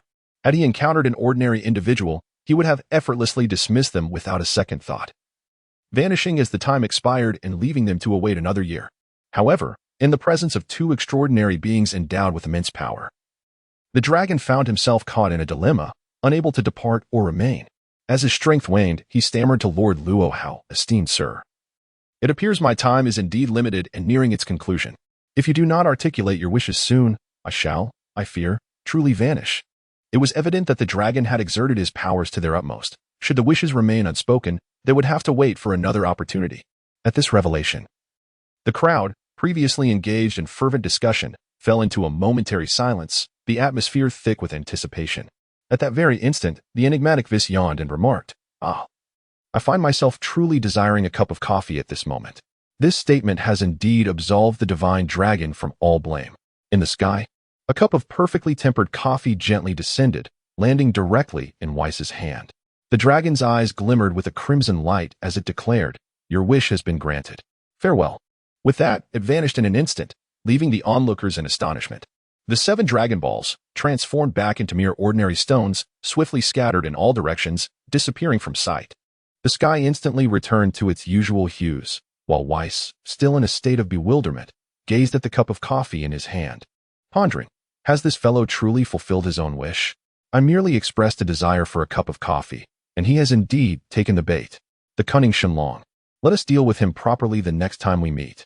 Whis sighed with a wry smile after tasting the coffee conjured by Shenlong, exclaiming, "Alas, Luo Hao, this Shenlong is truly stingy. This is clearly just a cup of ordinary instant coffee, devoid of any sincerity. When we meet again, we must give him a proper reckoning." However, Luo Hao displayed an expression of self-preservation, which made Whis realize that the Dragon Balls, painstakingly gathered by everyone, had been so carelessly fulfilled by himself. Yet Whis, ever quick to react, suddenly downed the instant coffee in one go, handed the empty cup to Luo Hao without a word, and fled, leaving no opportunity for retaliation. The companions, feeling their pride severely insulted by Whis' actions, all armed themselves with nearby weapons, engaging in a frenzied chase after him. Observing their spirited response, Luo Hao couldn't help but smile faintly. They truly are a kind-hearted bunch. With such companions, spending some time in this place might indeed prove to be a wise decision. Thus, the grand quest for the Dragon Balls reached a splendid conclusion. Although the ending elicited both laughter and tears, it allowed everyone to experience the power of Shenlong. It seems the legend holds truth. Bulma's efforts were not in vain, ultimately benefiting that rascal Whis. As everyone returned to their respective homes, the one most aggrieved was Bulma. Ever since Whis committed that misdeed, every time she laid eyes on him, her fury ignited. She relentlessly employed her signature tactic of incessant nagging, tormenting Luo Hao's frazzled nerves at his noodle shop daily. In the few days since returning to West City, Bulma unleashed her full wrath upon Whis. Yet, this angelic figure was notoriously good-natured. No matter what Bulma said or did, he always responded with a sincere smile, never exhibiting anger or irritation, nor even engaging in banter. Eventually, Bulma found herself at her wits' end with Whis' unwavering demeanor and resorted to some petty tricks. Even bringing out the ultra-durable laser gun she had created at the age of 6, intending to teach Whis a small lesson to vent her frustrations. However, she ultimately realized that no matter what means she employed, she could inflict no harm upon Whis, not even manage to put him in a slight predicament. With Bulma's clever mind, how could she possibly resign herself to such a fate? However, in the end, Bulma found herself utterly defeated, recognizing that in terms of intellect, skill, and strength, she was indeed leagues away from Whis. At this moment, she began to believe that perhaps he truly was an omnipotent angel.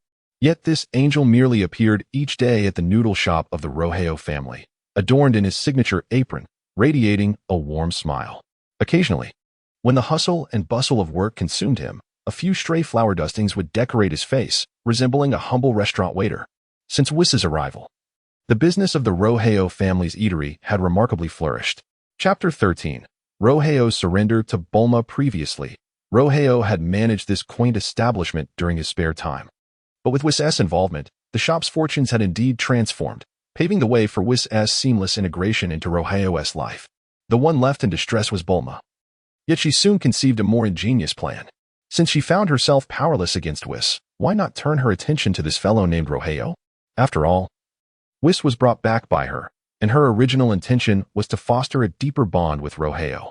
She felt an innate joy simply by being in his presence. Perhaps the young Bulma did not yet grasp the true meaning of love or emotions. She simply knew that she enjoyed this feeling. In her dealings with Luo Hao, Bulma deployed an entirely new strategy. After her previous failures with Whis, she realized that her usual tactics had little effect on a man as thick-skinned as him. However, having shared a school and a desk with Luo Hao for so long, she was determined to unleash many of her ultimate moves. For instance, one bustling evening, Bulma stood quietly before the ever-busy Luo Hao, refraining from any verbal confrontation or entanglement.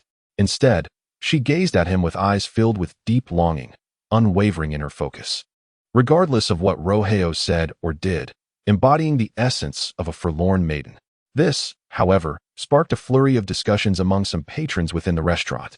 After all, a stunningly beautiful young flower of a student gazing at Luo Hao with such a melancholic expression, silent yet profound, inevitably evokes a peculiar sensation and elicits a myriad of inexplicable associations. Had this young man committed some unmentionable act against the girl? Or was there an underlying issue between the two that provoked such wild conjecture? What could possibly be the reason behind the sorrowful glimmer in the girl's eyes? Moreover, how could the proprietor of this quaint establishment remain so indifferent? Was he truly devoid of compassion? In this charged atmosphere, Luo Hao felt himself teetering on the brink of despair. As an angel, Whis could easily disregard Bulma's subtle provocations, yet as an ordinary human, Luo Hao found it impossible to overlook her antics, especially considering their close bond as classmates and friends. Nonetheless, Bulma persistently employed this form of emotional manipulation, leaving Luo Hao in a state of utter frustration.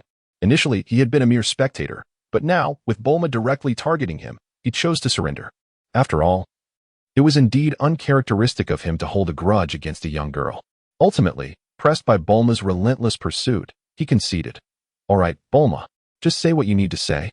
Please stop tormenting us like this.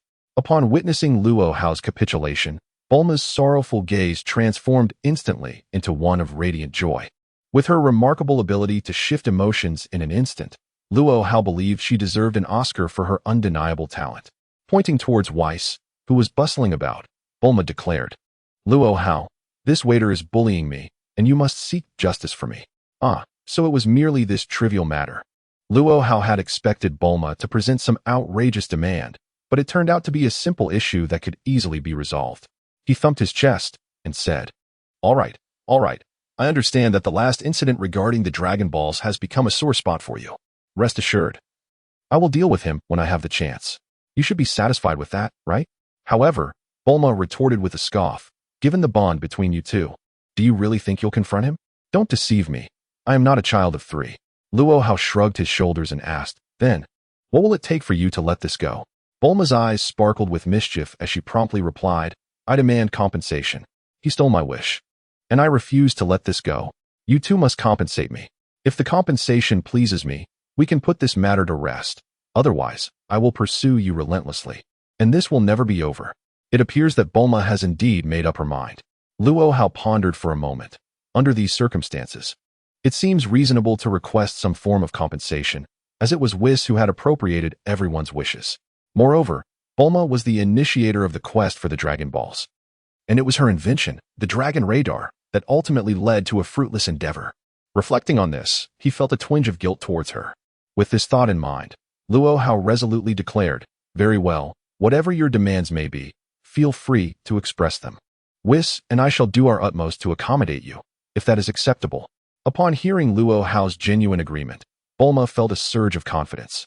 For this fellow seldom makes promises lightly, yet, when he does, he invariably fulfills them. This is one of the reasons why Bulma particularly enjoys spending time with Luo Hao. After a moment of contemplation, Bulma remarked, I don't desire much else. You know my penchant for technological marvels. As long as you can present me with some high-tech gadgets, I shall be quite pleased, and we can consider this matter settled. However, do not attempt to placate me with mundane items. Remember, we are the wealthiest family on earth, and I seek treasures I have never encountered before. Her words left Luo Hao in a bit of a quandary. Yet, having made a promise, he felt it was uncharacteristic to retract his word. Very well, let it be settled. Come by tomorrow evening, and both Whis and I will provide you with a satisfactory response. You said it, no backing out. Luo Hao added, exasperated. When have I ever tried to deceive you? Bulma exclaimed triumphantly, like a victorious little rooster, as she swayed her waist and returned home. After the noodle shop closed, Luo Hao summoned Whis to the rooftop of his home to recount the entire situation. Whis wore a wry smile, observing, it seems this girl has ensnared us. Luo Hao sighed. Isn't that the truth? What shall we do, Whis? We must devise a plan. Fortunately, her request was not excessively unreasonable. Whis slapped his forehead, declaring, Luo Hao, you truly put me in a difficult position. They are already the wealthiest family on earth. Where shall we find more advanced technology? Chapter 14. Whis, let us borrow some items from Frisia. Luo Hao pondered for a moment before his eyes lit up with realization. Ah, I just remembered.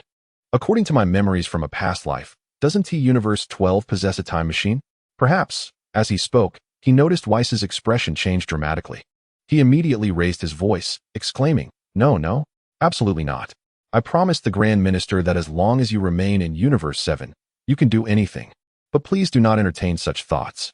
Luo Hao, perplexed, inquired, what is the issue? Is it so difficult to make a brief visit to Universe 12 and, with your influence, procure a time machine? Whis, now devoid of his usual composure, mumbled to himself, No, absolutely not. Stay calm. I have a solution. Observing Whis's demeanor, Luo Hao couldn't help but think, is a trip to Universe 12 truly such a monumental task? However, Whis's reaction seemed genuine. All right, if you have a solution, do share it with me. Thus, Luo Hao gazed with earnest eyes fixated on Whis, whose face grew increasingly flushed as he struggled to devise a suitable solution. At last, Whis could no longer contain himself. At that moment, a distant aircraft soared through the air, effectively alleviating the profound embarrassment of Whis. As Luo Hao focused his gaze, he was astonished to discover that it was none other than Bulma returning. What could this girl possibly want at such a late hour? Soon, He found his answer as Bulma suspended her craft in midair, deftly grasped a shotgun, and tossed it to Luo Hao with a casual flourish. Here, this is a gift for you. Luo Hao, bewildered, responded with a look of utter confusion. What does this mean? Why did you come all the way here in the middle of the night to give me a shotgun? Bulma, with an exasperated expression, replied, You really are hopeless. You have no ability to protect yourself. Not only are you weak, but you also have such a useless companion by your side. Whis wiped the sweat from his brow, thinking to himself, Is this what it means to be caught in the crossfire? I haven't said anything at all.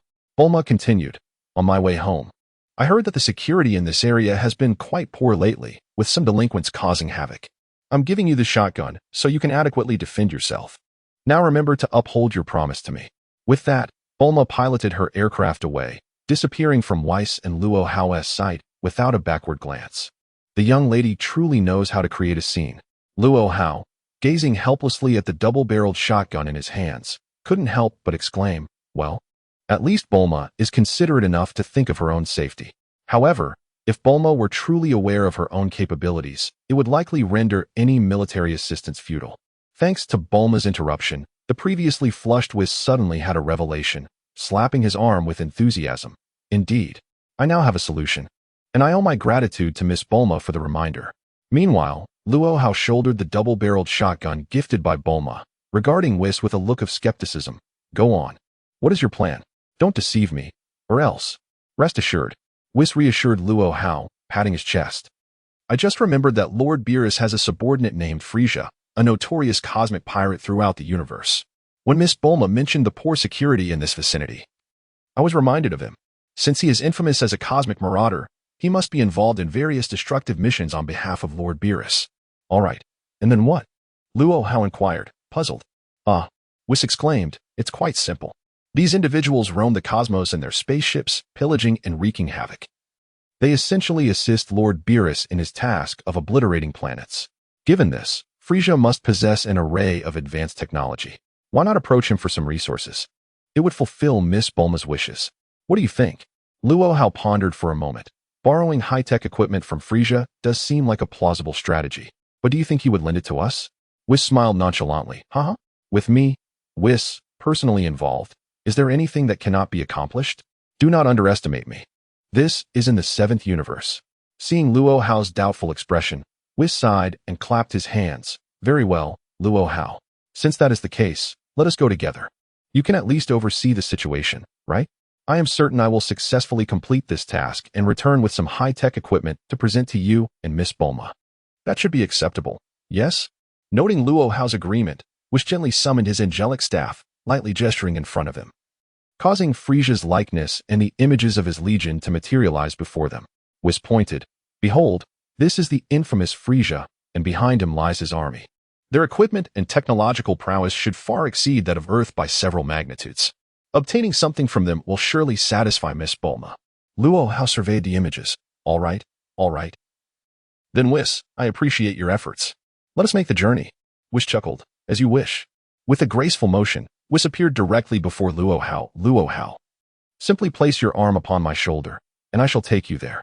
Luo Hao expressed no objections and placed his palm gently upon Whis' shoulder. In that moment, Whis struck the ground lightly with his staff, and his entire being emanated a resplendent radiance akin to the brilliance of the stars, enveloping the two of them. In an instant, they transformed into a transcendent meteor, vanishing from their original location. This marks the inaugural interstellar journey for Whis and Luo Hao, and naturally, Whis has devoted his utmost effort to this endeavor.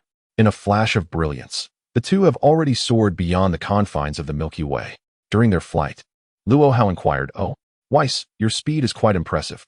To which Whis replied, Of course. As angels, we can achieve the first cosmic velocity, meaning no being in this universe can surpass our speed. Luo Hao, with a slight smirk, retorted, Is that so? I recall there exists a divine ability known as instant teleportation. Are you angels incapable of that? Upon hearing this, Whis' countenance fell. According to the celestial regulations, destruction deities and angels are not permitted to use instant teleportation at will. Luo Hao pressed further. Then, if you were to fly at full capacity, how long would it take to reach Mr. Frisia? Chapter 15. Frisia prostrate on the ground. Whis pondered for a moment, calculating with his fingers. Approximately 18 minutes, I suppose. It appears that this fellow's fleet is indeed quite distant, necessitating such a lengthy journey. Luo Hao gently shook his head. No matter. Why not allow me to lead this time? Just provide me with their coordinates, and I shall use instant teleportation to bring you there. Whis, slightly perplexed, remarked. It's merely a matter of a few minutes, Luo Hao. Can you truly not endure that? Luo Hao responded with an enigmatic smile. I'll guide the way there. And you can take charge on the way back. How does that sound? At this moment, Whis regarded Luo Hao with suspicion, pondering if he had some ulterior motive. Very well. If you wish to employ instant teleportation, I shall not stand in your way. On our return, allow me to navigate the flight. After all, I have consistently guided Lord Beerus without ever leading him astray. With that, Whis offered no further hesitation and promptly transmitted the coordinates of Frisia's legion to Luo Hao. Quietly reciting an incantation, Luo Hao and the diligently flying Whis vanished from their location in an instant. It was evident that Luo Hao had fully mastered the art of instant teleportation, executing it with such fluidity and ease that it was clear his power and divine strength had returned significantly. If Luo Hao were to fly at full speed now, it was uncertain how far he could outpace Whis. However, to fly directly would indeed place Whis, the so-called first angel, in a somewhat embarrassing position. With instant teleportation at their disposal, who would still resort to cosmic flight? In the vastness of deep space, upon an unknown planet, Frisia sat within his spacecraft, commanding the entire fleet's operations. Beside him, Dodoria stood with utmost reverence, reporting on the fleet's progress. My Lord Frisia, we shall conclude the war on this planet in approximately 30 minutes. Soon, this world will belong to the Frisia force. Frisia adopted an elegant posture before inquiring. How long until Cooler's army arrives? Nearby, Zarbin wiped the perspiration from his forehead, dutifully reporting, My Lord Frisia, Lord Cooler's forces will arrive in about 46 minutes. However, by then, we will have already secured victory. No matter how many troops he brings, they shall not partake in our spoils, for we will have completed our mission. Dodoria, ever eager to flatter, chimed in with a loud sycophancy. Even with Lord Cooler's wisdom, he could not foresee that you, my Lord Frisia, would deploy the Jinyu force for this assault.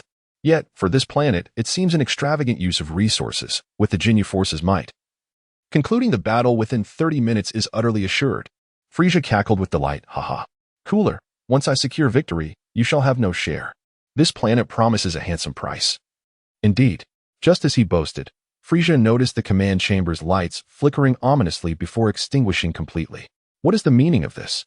Has the energy of my flagship faltered? The previously triumphant expression on Frisia's face darkened. Dodoria, what is happening? Dodoria, instantly alarmed, fell to his knees. Forgive me, Lord Frisia. I shall investigate at once. He hurriedly opened the hatch and vanished in a flash. As he departed, he inwardly cursed. Which fool is on duty today? How could they fail to manage the command ship's energy control? Thankfully, Lord Frisia is in good spirits. Otherwise, I would bear the brunt of this calamity. I would not even know how I met my end. If I discover which scoundrel is negligent in their duties, I shall ensure they are swiftly eliminated. With that, Dodoria dashed into the energy room of the spacecraft. Upon entering, he was taken aback to find the two subordinates on duty inexplicably unconscious. And before him stood two peculiar figures, one tall, wielding a staff, and the other slender, carrying what appeared to be a double-barreled firearm. Where did these two fellows come from? When did they board our warship? Why did the entire vessel fail to issue a single alarm? Doria's voice resonated with fury. You two scoundrels, how did you get in here? Who are you? Yet, the two individuals before him seemed utterly disinclined to acknowledge his presence. The one wielding a scepter murmured, Ah, this must be the control center of their ship, but judging by the energy levels, it appears to align more with advanced technological equipment.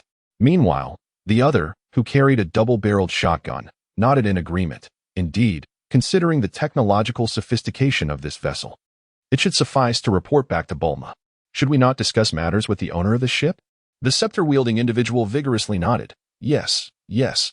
If the other party consents, can we not take the ship back with us? The two continued their leisurely conversation, infuriating Doria to the brink of fury. You two rascals. I am speaking to you. Just as he uttered these words, his vision blurred, and the two seemingly carefree individuals vanished from his sight. Doria stood there, utterly bewildered. What just happened? How did they come and go without me noticing? He slapped his somewhat befuddled head and returned to the command chamber, questions swirling in his mind.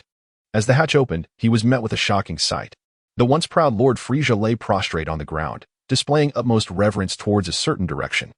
Following the line of Frisia's gaze, Doria's eyes widened in disbelief. It was the very two troublemakers from the energy room. What on earth is happening? At this moment, Doria's already sluggish mind was utterly bewildered. Meanwhile, Sabo beside him kept casting glances, urging Doria to perform a bow. Yet, in his dazed state, Doria failed to comprehend the situation, pointing at the two individuals across from him and muttering to himself, "What on earth is going on?" Only to be sharply reprimanded by Frisia, "Silence, you scoundrel."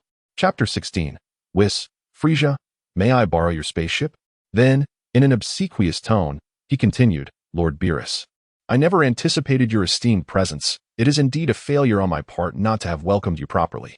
Please, let me know if there is anything you require." The entire command chamber fell into a profound silence. At this juncture, Frisia dared to steal a glance at the figure before him, only to discover that it was not the terrifying god of destruction, Beerus, as he had feared. Instead, standing in the center was a tall, ordinary youth, seemingly carrying what resembled a double-barreled shotgun. Who was this individual? Based on the recent radiance and velocity of movement, it is evident that it must be the intervention of Lord Beerus, without a doubt. Upon observing the youth's demeanor, it appears that this individual is indeed the servant of the god of destruction, Lord Beerus. If memory serves correctly, his name should be Whis. The staff, the energy, the mannerisms, the attire. Yes, it is unmistakably him. Oh, surprisingly, it is not the god of destruction, Beerus, who has arrived this time. At this moment, Frisia finds himself bewildered, grappling with an inexplicable confusion. Previously, it was always Whis who guided the way for Beerus's descent. Such a familiar radiance, such a well-known maneuver. Yet only beings like Beerus and Whis could produce such an effect. I never anticipated that this time it would retain its original essence, its customary approach, albeit with the god of destruction replaced by a youth bearing a shotgun. What on earth is this absurdity? Nevertheless, this revelation allowed Frisia to finally relax, alleviating the anxiety that had previously plagued him. As long as it was not Lord Beerus, it seemed that matters could still be negotiated. Frisia had initially feared that his recent lack of diligence or some inadvertent transgression against Lord Beerus's authority might have prompted a confrontation. However, it appeared that the arrival of Beerus's attendant accompanied by another individual was not a grave matter. At this moment, Frisia had completely dispensed with his earlier obsequious tone and submissive demeanor. Gradually regaining his composure, he stood tall, a confident smile re-emerging on his face as he greeted Whis. "Good day, Mr. Whis. Why did you not accompany Lord Beerus this time?" Whis, casting a disdainful glance at the self-proclaimed ruler of the universe, remarked, "You truly are oblivious, Frisia. It is a wonder that you have survived this long with such a lack of discernment. The individual before you is far more formidable than Lord Beerus, and you remain entirely unaware? You shall soon find yourself in distress." At this moment, Dodoria wiped the cold sweat from his brow and hastily approached Frisia with an ingratiating demeanor, saying, "Lord Frisia, these two rascals were causing a ruckus in the energy chamber of our spaceship. I was about to subdue them when they suddenly fled to this location. Should I apprehend them immediately or eliminate them outright?" Frisia's expression darkened slightly. "Them? Are they truly the ones causing chaos in the energy chamber? How peculiar. However, putting aside personal grievances, although I have never encountered this young man, Mr. Whis here is indeed Lord Beerus's attendant. Being in the service of a god of destruction suggests he is not an ordinary individual. Given this, it would be prudent to treat the situation as if nothing had occurred. Offending Lord Beerus's attendant would not serve my interests." As Frisia pondered, Dodoria eagerly activated the scanner on his forehead. After a couple of beeping sounds, he was left astonished. He pointed at Whis and the other individual, exclaiming to Frisia, "Lord Frisia, these two dare to disrupt our cosmic battleship? Allow me to subdue them." The one wielding the staff has a combat power of 0, but the one accompanying him possesses considerable strength. Frisia, momentarily taken aback, inquired, "Oh, this individual has considerable strength?" Dodoria struggled to stifle his laughter. "The one carrying the primitive weapon has a combat power of merely 5. It is laughable. Lord Frisia, their combat powers are 5 and 0, and you still offer them such deference?" At that moment, Dodoria appeared to realize he had misspoken, inadvertently touching upon Frisia's sensitive spot. Indeed, a terrifying aura of murderous intent emanated from Frisia's eyes, causing Dodoria to break into a cold sweat. Without a moment's hesitation, he prostrated himself on the ground. repeatedly bowing his head before Frisia, uttering, "I apologize, Lord Frisia. It was my loose tongue that led me astray." However, Frisia, in that instant, seemed disinclined to dwell on Dodoria's indiscretions, thinking to himself, "I shall deal with this indiscreet fool later." Yet, he pondered the presence of this servant of the god of destruction, who had arrived alongside another individual in his command chamber. What could this imply? According to Dodoria, these two had come from the energy chamber. Did they harbor any interest in his spacecraft? Meanwhile, observing the scene with mild amusement, Luo Hao subtly signaled to Whis, suggesting that it was his subordinate's responsibility to handle the matter. As a figure of considerable stature, Luo Hao found the antics of these clowns beneath his notice. Whis sighed softly, conceding, "It appears I must intervene." With a gentle smile directed at Frisia, Whis remarked, "Frisia, I've heard you've been performing admirably of late. The tasks assigned by Lord Beerus have been executed splendidly." Frisia, recognizing the compliment, nodded appreciatively, responding, "Indeed, I am grateful for your kind words, Mr. Whis. I hope you might speak favorably of me before Lord Beerus. I would be eternally thankful." The two engaged in this courteous exchange, much to Luo Hao's growing impatience, prompting him to cast a discontented glance at Whis. With a resigned cough, Whis stated, "Well, I am here to discuss a particular matter." "What matter?"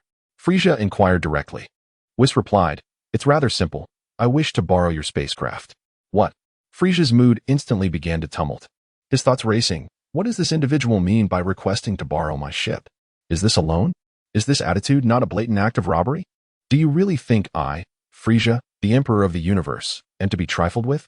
If it were Lord Beerus himself, that would be one thing, but you, a mere servant of the god of destruction, dare to flaunt your authority here, accompanied by a wild child of unknown origins whose combat power is a mere fifth.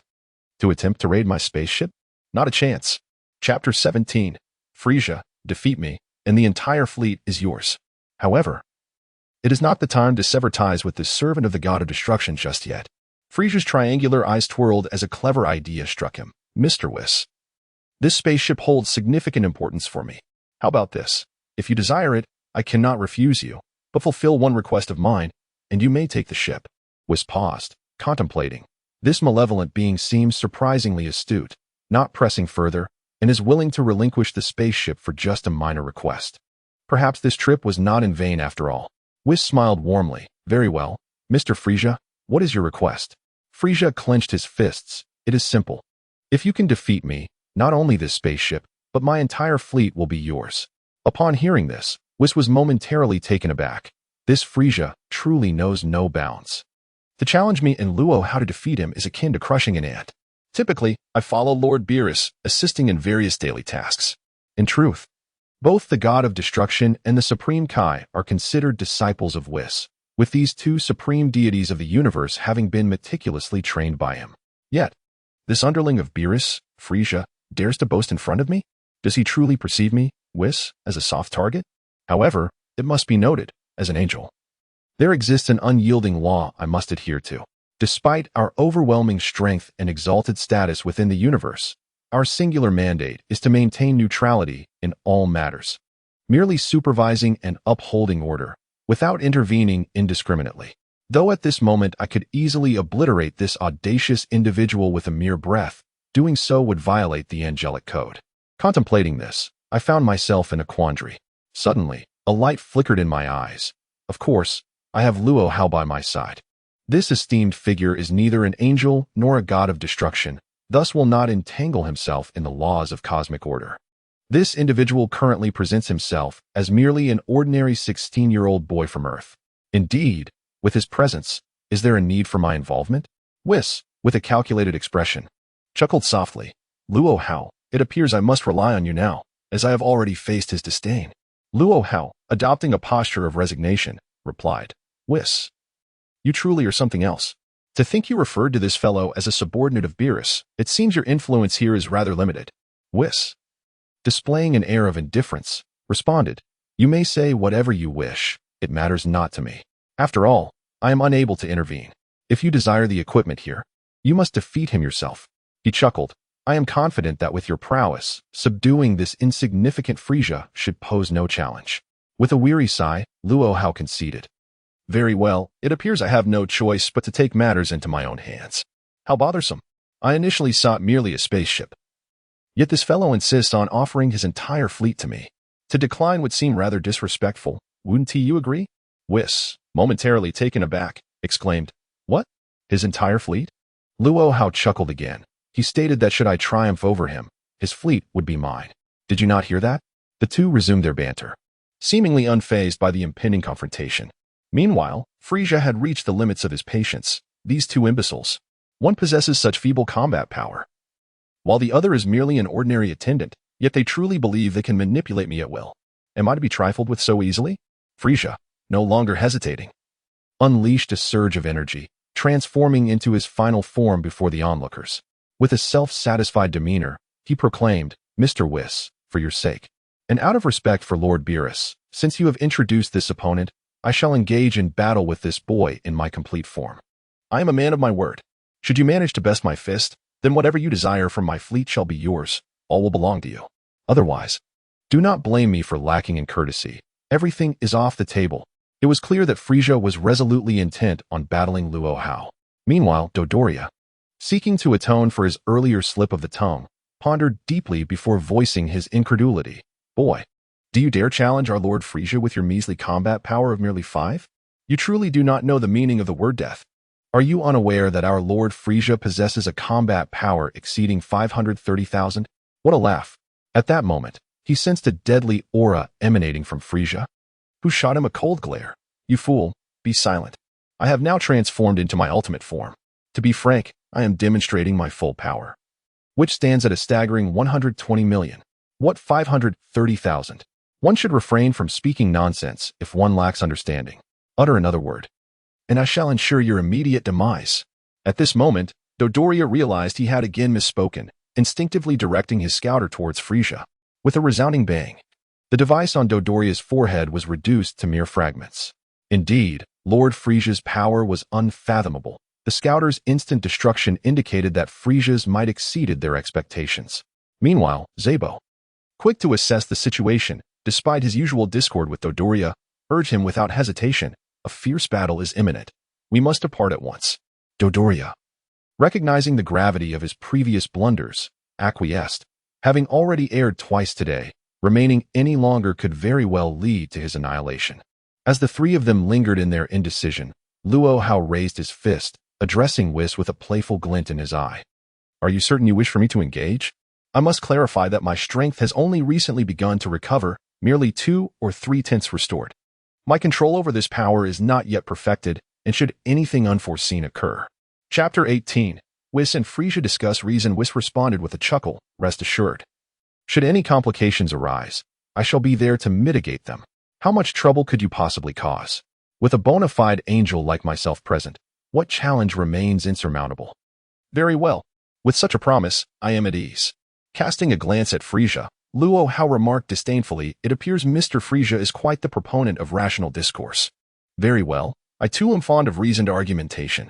However, to strike you directly would seem rather unfair. After all, this is Whis' suggestion, and I ought to show you some semblance of respect." With that, Luo Hao casually chose a direction and unleashed a light punch, sending forth an invisible ripple that gradually expanded alongside the trajectory of his strike. At that moment, the previously serene Vis's pupils suddenly contracted to the size of a pinprick. This individual had so nonchalantly delivered a strike that the entire command chamber of their spaceship was plunged into darkness, and even the very fabric of the universe seemed to shift in response. Was this merely an attack that restored 2 or 3 tenths of its former strength? Gazing along the trajectory of Luo Hao's assault, one could observe that everything along that path abruptly vanished. Planets, armies, stars, and galaxies were all reduced to a vast black void by the force of Luo Hao's punch. The once expansive starry sky and its celestial bodies were utterly obliterated in the wake of this strike. The stars that previously existed along the trajectory disappeared inexplicably, leading to a peculiar alteration in the surrounding light. There was no explosion, no thunderous roar. Everything simply vanished without a trace. Meanwhile, Frisia across from him nearly popped his own eyes out of their sockets in disbelief. What kind of jest is this? This blow seems as though it was delivered casually by this individual. Fortunately, I am not the target. Otherwise, I might have believed, as Doria suggested, that he was merely an ordinary being with a combat power of 5. How could this be? Judging by the sheer force of this strike, without any build-up, without an explosion, devoid of any ostensible power, this is truly an aberration. Is this all? What a farce. Not only would I be powerless against it, but even if I summoned all my legions along with the elite forces of the Zeno organization, it would still pale in comparison. Even the god of destruction, Whis, would not wield such formidable might and terrifying destructive capability. This is truly an existence that surpasses the god of destruction. However, this being clearly stated that he has only restored 2 to 3/10 of his power. If he were to unleash 50 to 60%, or even a full 100% of his strength, would this universe still endure? Where did Whis find such a monstrous being? No, I should have anticipated this. Since Whis could serve as the attendant to Lord Whis, it stands to reason that this new master of his must be someone formidable and difficult to deal with. And then there's that scoundrel, Dodoria, claiming that his opponent's power level is merely 5. Such a blatant deception. Indeed, it suddenly dawned upon him that his so-called detector could only sense the energy and power levels of ordinary mortals, rendering it utterly ineffective against the divine energies of true gods. He had been excessively careless, unwittingly offending such a terrifying entity. Fortunately, he had managed to leave some leeway earlier, owing to the identities of Whis and Whis. Otherwise, had he acted in accordance with his usual impulse, he might not have even comprehended the manner of his demise. However, it now appeared that there was no opportunity for regret, as he observed that the direction of Luo Hao's punch was precisely aimed at the very planet he intended to conquer. Moreover, all the elite forces he had brought along, the fleet, the spaceships, and his troops, had vanished without a trace.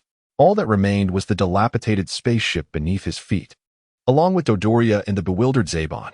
What was he to do? At that moment, the command chamber was filled only with the sound of Frisia's teeth chattering. He was utterly incapable of uttering any boastful remarks. Thankfully, the target of this assault was not himself. Otherwise, the consequences would indeed have been unpredictable. Meanwhile, Whis was wiping the cold sweat from his forehead, his lips twitching as he remarked, "Luo Hao, I merely suggested you teach this fellow a lesson. But why have you caused such a colossal uproar? Half a galaxy has collapsed." Luo Hao, with a resigned wave of his hand, replied, "My apologies, Whis. I mentioned earlier that I had just awakened, and my strength isn't yet fully restored. Especially now, my control over my powers seems to be somewhat inconsistent. I inadvertently exerted a tad too much force. I shall be more cautious next time." Whis continued, "You call that a tad too much force? You have obliterated half a galaxy. What would happen if you unleashed your full power? Would our 7th universe even survive?" Suddenly, Whis recalled a crucial issue. "Indeed. We came here to acquire equipment via the spaceship. With your punch, there will be nothing left to equip. Before us now lies only an empty void and a terrified Frisia. How shall we explain this to Miss Bulma?" Luo Hao clenched his fist and offered Whis a rather ingenious suggestion. "By the way, Whis, you mentioned earlier that any issues would be covered by you. After all, you are a fully capable angel." Whis forced a wry smile. "I was merely being polite. Who could have foreseen that you would be this formidable? Indeed, even the formidable Lord Whis cannot wield abilities akin to yours. At most, he may obliterate 1 or 2 planets that do not meet his favor. Yet he cannot effortlessly annihilate half a galaxy with a mere gesture. Alas, I must admit my earlier bravado was somewhat misplaced. What shall we do now?" Luo Hao, however, gazed at him with a beaming smile. "Whis, given the circumstances, why do you still engage in pleasantries with me? Do you not possess the ability to reverse time, as is customary for angels? Is there still a need to conceal your capabilities?" Upon hearing Luo Hao's inquiry, Whis fervently wiped the sweat from his brow. "All right, you rascal. You have been waiting for me here. My time reversal ability cannot be unleashed lightly. You are compelling me to contravene the principles of an angel." Luo Hao continued to smile cheerfully. "If that is the case, let us venture to Universe 12. I would relish the opportunity to revisit the past. Wouldn't you agree?" Upon hearing Luo Hao's intention to depart from Universe 7, Whis promptly surrendered, resolutely declaring, "What rules? What requirements? Such notions are mere trifles. Let us address matters at hand. Since you have a request, I shall certainly oblige." Yes, only 2 minutes have elapsed. The time for utilizing time reversal is indeed opportune. Can such a trivial matter daunt me? Though it shall deplete a significant portion of my divine energy, it is all worthwhile. Chapter 19. Frisia willing to accept defeat witnessing Whis' rapid change of demeanor. Frisia was utterly flabbergasted. This gunslinging companion possesses such formidable destructive power? This seemingly ordinary attendant of Lord Beerus is endowed with the ability to reverse time. Could he truly restore everything to its former state? If so, such a capability is even more terrifying. It appears the most fearsome power resides not in Lord Beerus himself, but in this attendant. This must be the real heavyweight. However, if this individual can indeed accomplish all he claims, then this Luo Hao must possess a status and authority that far surpasses that of Lord Beerus. How fortunate I am to have made the acquaintance of such a prominent figure. It seems prudent to cultivate a favorable relationship with him. With his backing, what are Lord Beerus and the God of Destruction to me? At this moment, Frisia was plotting his own schemes in silence, while Whis, without further hesitation, lightly tapped his staff 3 times in midair, murmuring an incantation as divine light enveloped his form. In an instant, the time reversal ability activated at a visible speed, swiftly rewinding the events of the past 5 minutes, as if rewinding a videotape. This remarkable technique truly left Frisia, Dodoria, and Zabon astounded on the spot. The vanished fleet, the lost planets, and the disappeared galaxies gradually returned to their original states, step by step. This individual truly possesses the ability to manipulate time. Is this the essence of an angel's power? I must admit, I have underestimated Beerus's companion. He is indeed a formidable figure. At this moment, the crowd finds some solace, realizing that their adversary is genuinely willing to engage in reasoned discourse, although it is clear that they have been rather myopic in their perspective, particularly Frisia, who, bolstered by Beerus's support, has consistently exuded an air of superiority, acting as an arrogant representative not only among the Frost Demons, but also within the ranks of the Zeno organization. After witnessing this confrontation, which has the potential to restore everything to its original state, Luo Hao feels a profound sense of joy and turns to Whis, exclaiming, "Whis, I never anticipated you would possess such mastery over this technique. I have truly underestimated you. However, with your presence by my side, I am at ease. Might I have the opportunity to practice my skills more frequently in the future?" As these words escaped his lips, Whis vigorously wiped the sweat from his brow, exclaiming, "My dear friend, to speak candidly, the manipulation of time through this ability is exceedingly taxing on one's divine energy, and the skill itself is subject to a cool-down period. Caution, it is imperative that we proceed with utmost prudence. Overindulgence in its use may lead to my inexplicable disappearance into the cosmos. You are aware that we angels cannot unleash our full potential. After all, our strength is nearly depleted, and until we recover, we lack the capability to invoke time reversal once more. Surely you would not wish for my sudden vanishing, would you? If that is the case, it indeed poses a threat to your very existence. We must henceforth exercise greater caution." At that moment, Luo Hao shifted his gaze to the trembling and dazed Frisia, stating, "Mr. Frisia, regarding the agreement we reached earlier." Frisia, as if jolted back to consciousness, wasted no time and swiftly seized the trembling Dodoria and Zarbon by their collars, exclaiming, "You two imbeciles! Immediately relay the order to cease hostilities. Gather all the Legion troops at once and heed my command. Did you not hear the directives from Lord Luo Hao and Lord Whis? Why do you linger in a daze? Hurry up." Thus, the war on this nameless planet came to an inexplicable conclusion under a peculiar atmosphere, and the soldiers of Frisia's army assembled in a bewildered manner.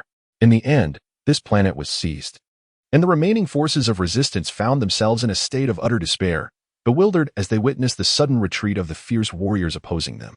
What on earth is happening? Amidst the bewilderment and confusion of the crowd, this mysteriously high-rated planet has inexplicably restored its former peace, or has vanished abruptly. On a highland of this unknown planet, the Frisia force demonstrates remarkable efficiency. In just a matter of minutes, the entire fleet of spaceships is meticulously aligned across the expanse of the square, presenting a truly magnificent sight. Various colossal warships and smaller vessels, alongside an array of weapons, gear, and helmets, are systematically arranged before Luo Hao and Whis, each item in perfect order. Indeed, it seems that Frisia is a man of his word, demonstrating a commendable sense of principle. Whis observed the unfolding spectacle below with an impassive expression, while Luo Hao casually remarked, "Whis, your companions have truly performed admirably. It appears that Beerus possesses a discerning eye. Although this little subordinate of his is somewhat arrogant, he remains remarkably reliable. Look, he hasn't compromised on our demands in the slightest." Whis, with a slight twitch at the corner of his mouth, responded, "Perhaps he is simply intimidated by you." This fellow is certainly not the most amiable of characters. Is that so? Luo Hao expressed his disagreement with Whis' assessment. At that moment, Dodoria, seated behind Frisia, struggled under the weight of his cumbersome defensive armor, calling out to Zebo, "Hey, Zebo, why aren't you helping me? Hurry up. I've only this piece of armor left to don. The rest is already prepared."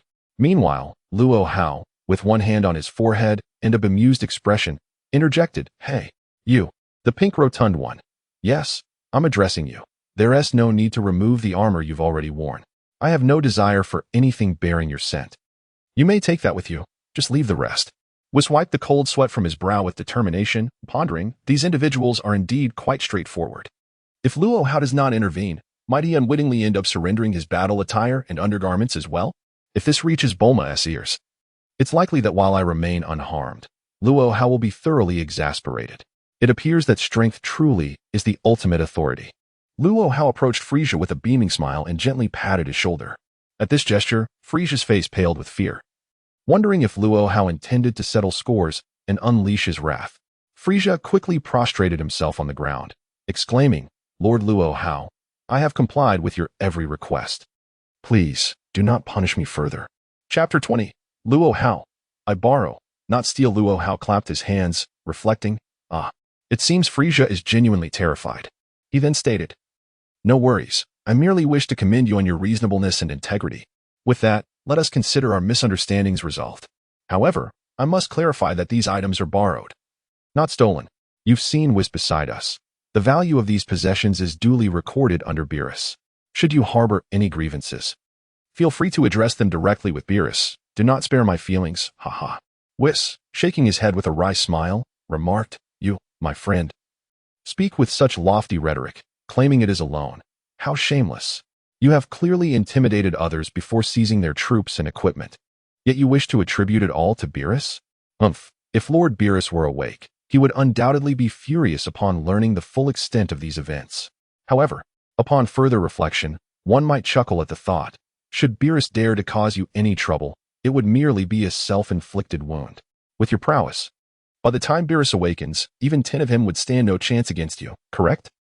Perhaps we are destined for some grand spectacle in the future. Beside them."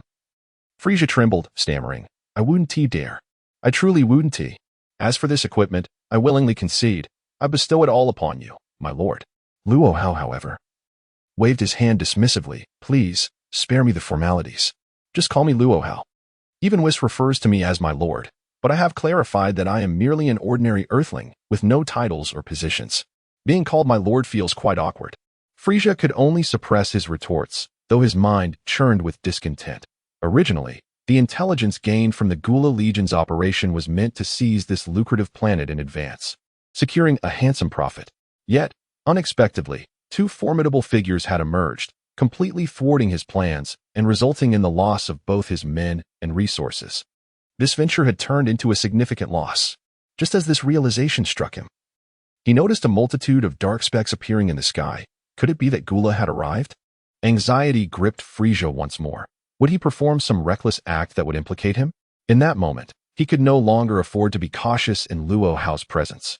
He immediately donned an apologetic expression and soared into the air, heading towards Gula's fleet. From the sky came Gula's mocking voice. "Frisia, my dear brother, you certainly work quickly. But why have you not fully conquered this planet? Do you wish for me to partake in your spoils? Perhaps I have arrived just in time." As Gula's derisive laughter echoed, Frisia felt beads of sweat form on his brow. This character truly had no grasp of the situation, audaciously challenging him. Frisia shot back coldly at the fleet above. "Gula, you scoundrel! Silence yourself." Then, a figure resembling Frisia emerged from the sky, continuing to taunt him with a sneer. "Frisia, what is your army doing? Are they lining up for my inspection? So neatly arranged. I must say, your leadership has indeed improved." As Gula's mockery lingered, he suddenly appeared before Frisia, gazing at him in surprise as Frisia maintained a poised battle stance, offering a chilling smile. "I merely wish to say a few words. Do you truly wish to engage me in combat? Must you personally handle the conquest of such a commonplace planet?" At this moment, Frisia wiped the cold sweat from his forehead and said, "Gula, my dear elder brother, could you possibly refrain from speaking so much?" Gula, with a look of suspicion, replied, "Oh, this is certainly out of character for you. When did you start calling me brother? What scheme are you concocting? Speak up. Let me tell you. You are no match for me now. Frisia, with a resigned expression, approached Gula, who was eyeing him warily, and recounted the recent events in their entirety. Gula's expression immediately shifted between doubt and concern. Frisia, you wouldn't be trying to deceive me, would you? Are you setting a trap for me? Not only do you wish to seize the planet I have my eyes on, but you also have designs on my fleet? Frisia shrugged and replied, Gula, you cannot fault me for a lack of brotherly loyalty this time. He then pointed and continued, you have seen that individual below. I need not elaborate on his prowess. However, his former identity was that of a servant to Lord Beerus. A servant of a god of destruction willingly accompanying another to reason with me. Do you truly believe I jest? Gula's eyes narrowed slightly, revealing a glimmer of skepticism. It was unprecedented for his notoriously rebellious younger brother, Frisia, to approach him with such solemnity. Furthermore, Gula harbored a lingering concern. In terms of strength, cunning, and capability, while Frisia was undoubtedly a genius of the Frost Demon clan, he still paled in comparison to Gula. Why did Frisia receive such unwavering support from their father, King Cold? It was merely due to the fortuitous circumstance of having latched onto the formidable god of destruction, Beerus. With such a powerful backing, no matter Frisia's future misdeeds, he would remain unpunished. However, now, although Beerus himself had not appeared, his ever-present attendant, Whis, was indeed present. It seemed that Frisia's assertions held substantial weight.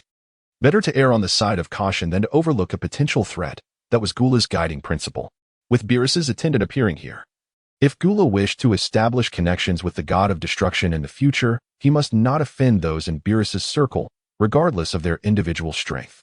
As for the enigmatic figure Frisia had mentioned, it was of little consequence. The loss of some fleet equipment was trivial.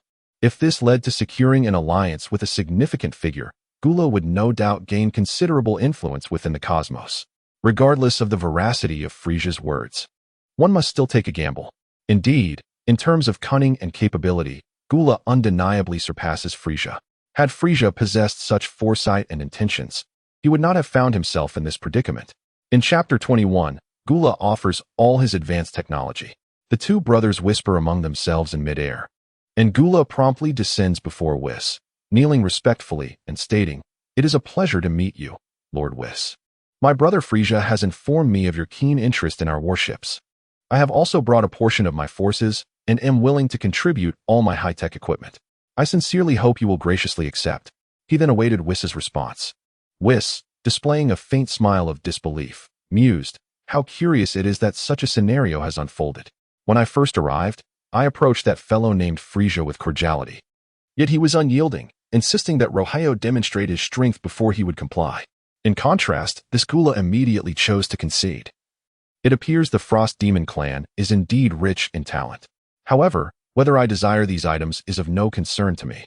He gestured towards Luo Hao, adding, "I am merely an attendant in this instance. Whether I find these offerings appealing rests with Luo Hao and his opinion." Gula cast a glance at Luo Hao, pondering.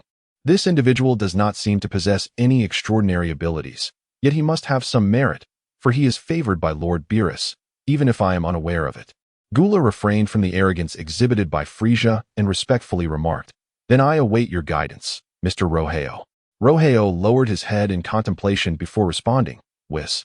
Whether we nurture one pig or two, since Mr. Gula is so sincere, let us accept his gifts with a smile and dispense with any further pleasantries." Whis shrugged. "Very well, as long as you remain in this universe, you may proceed as you wish. Furthermore, given their genuine intent to offer you these supplies, I have no objections." Subsequently, Gula commanded his fleet, aligning all the ships and advanced technology before Luo Hao and Whis, just as Frisia had done. Luo Hao, extending a gesture of courtesy to Gula, casually pointed to a small spacecraft and said, "Mr. Gula, thank you for your generous gift, but we shall forego this vessel, as you will need to return. Along with your considerable forces, please keep this ship for yourselves." Gula was taken aback and expressed his gratitude, saying, "Thank you so much, Mr. Luo Hao. I am truly grateful." Frisia and the multitude of his subordinates, numbering over 2,000, were crammed into the designated small spacecraft like sardines in a can. As the vessel swayed gently, ascending into the air, Whis let out a sigh, remarking, "Luo Hao, your taste truly comes as a surprise." Luo Hao, with a faint smile, replied, "Well, Whis, The fact that I could spare them a ship is a testament to the cleverness of that little brat, Gula. Suddenly, the spacecraft, now hovering in midair, surged its engines to full power, roaring away from the planet and vanishing without a trace. Are we truly that fearsome? Luo Hao lamented, casting a glance at Whis, who looked skyward and mused, only the heavens know. Whis then, with a hint of schadenfreude, turned to Luo Hao. Look at this vast expanse of ships and equipment. How do you intend to transport them back? It appeared to be quite the conundrum, for there were only the two of them to pilot or control the vessels. Luo Hao chuckled. Do you really expect me to devise a solution? After all, I am but an ordinary Earth youth. What means do I possess to transport all this equipment back to Earth? If I had such abilities, what need would I have for an angel like you? At this, Whis' expression of glee abruptly faltered. Are you implying? Luo Hao nodded earnestly. Indeed, it falls to you, Whis. Do your best. Whis' face immediately fell. You can't be serious. All this equipment is to be entrusted to me? What can I possibly do?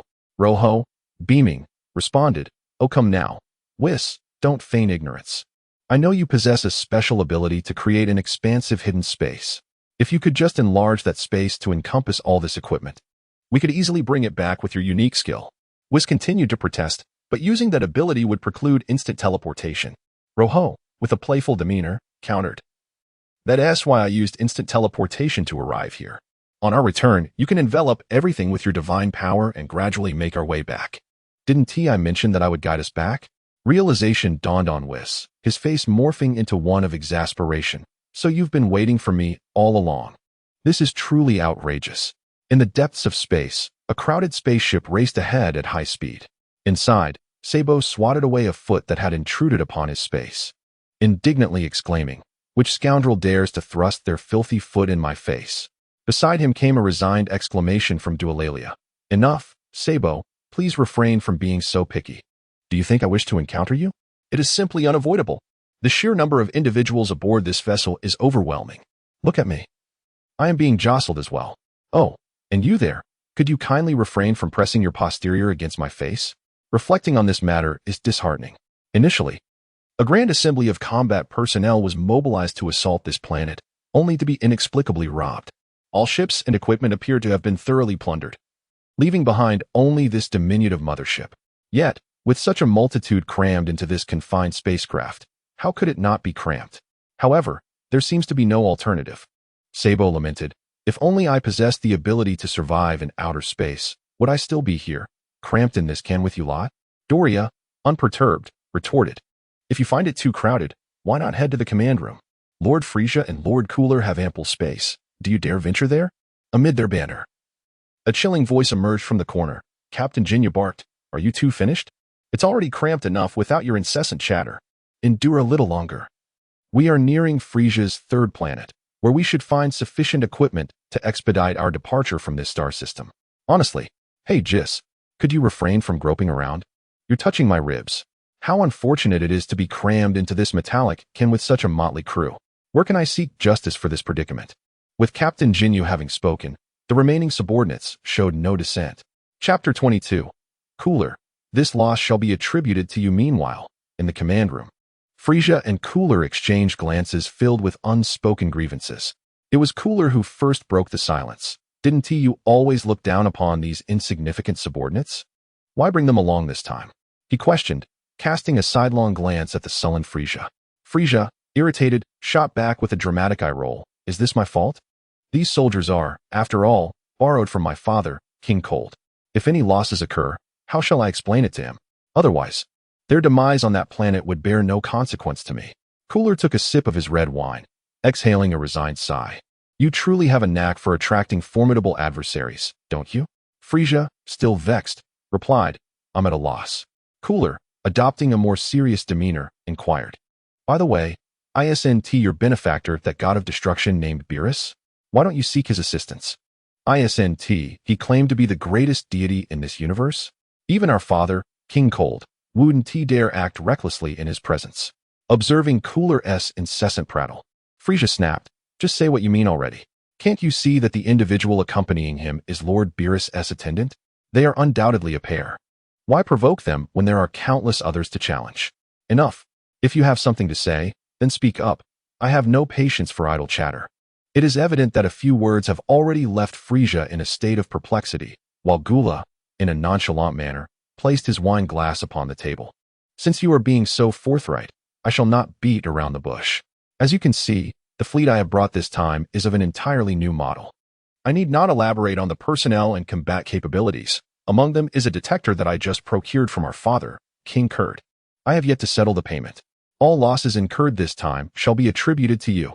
Frisia, immediately incensed, retorted, on what grounds? Why should I bear the brunt of this? Were it not for my counsel, preventing you from acting impulsively, not only would your equipment be at risk, but your very survival on that planet would also be in question. Gula replied with an air of calm, I am indeed grateful for that, considering you are my dearest little brother. However, let us be clear, the cost of this loss must be charged to you. Frisia, ready to bare his teeth and retaliate, was halted by Gula's reassuring hand upon his shoulder. Stay composed. This is not the time for you to display your fury. We have but this solitary spaceship remaining, and together we can survive in the cosmos. Yet, our soldiers behind us, if anything were to happen to this vessel, their fate would be sealed. I would be most curious to see how you would explain this to Father. Previously, with Lord Beerus backing you and Father's leniency towards you, it was a different tale. Now, even Beerus's servants dare to rob us. If Father were to learn of this, you would truly face the consequences upon your return. This statement truly struck a nerve with Frisia. Having lost the support of Beerus, the god of destruction, the repercussions of this endeavor, coupled with the losses incurred by Cooler, were enough to cause Frisia a pang of anguish. He pondered how many years of relentless toil it would take to settle this debt, a debt that seemed perpetually insurmountable. In the past, he was able to wield his power with impunity among the frost demons, largely due to the formidable reputation of Beerus. Now, however, he found himself vulnerable, having had his Achilles heel exposed with a mere flick of a finger. Yet, the thought of seeking revenge filled him with trepidation. After all, that individual's strength was evidently superior to that of a god of destruction, even during Lord Beerus's prime. He could not annihilate half a galaxy with the mere flick of his wrist. It required a moment to gather strength and unleash his power. This individual seems to have achieved the destructive power typically associated with a deity through merely a subtle strike. Now, since we are on this topic, let us redirect our focus to the encounter between Whis and Luo Hao. In stark contrast to Frisia and the Gula Legion, a dazzling light akin to the stars fleetingly illuminated the cosmos, their speed surpassing that of Frisia and Gula by an immeasurable factor. However, what was truly unexpected was that while a brilliant radiance lay ahead, a large green square behind trailed a lengthy tail of flames. Within this unique transport space of Whis, a myriad of warships, equipment, and spacecraft are stored. Meanwhile, Luo Hao adopts a leisurely demeanor, resting one hand upon Whis' shoulder, effortlessly adjusting to a more comfortable position. His gaze fixated on the lengthy trail of flames behind them, he marvels, Whis, you truly are remarkable. I never anticipated that with such an array of equipment, you could achieve such velocity. I must admit, I have underestimated you. Whis, not one to take such comments lightly, retorts, spare me your flattery. It's merely that you take advantage of my amiable nature. Humph, don't think I'm oblivious.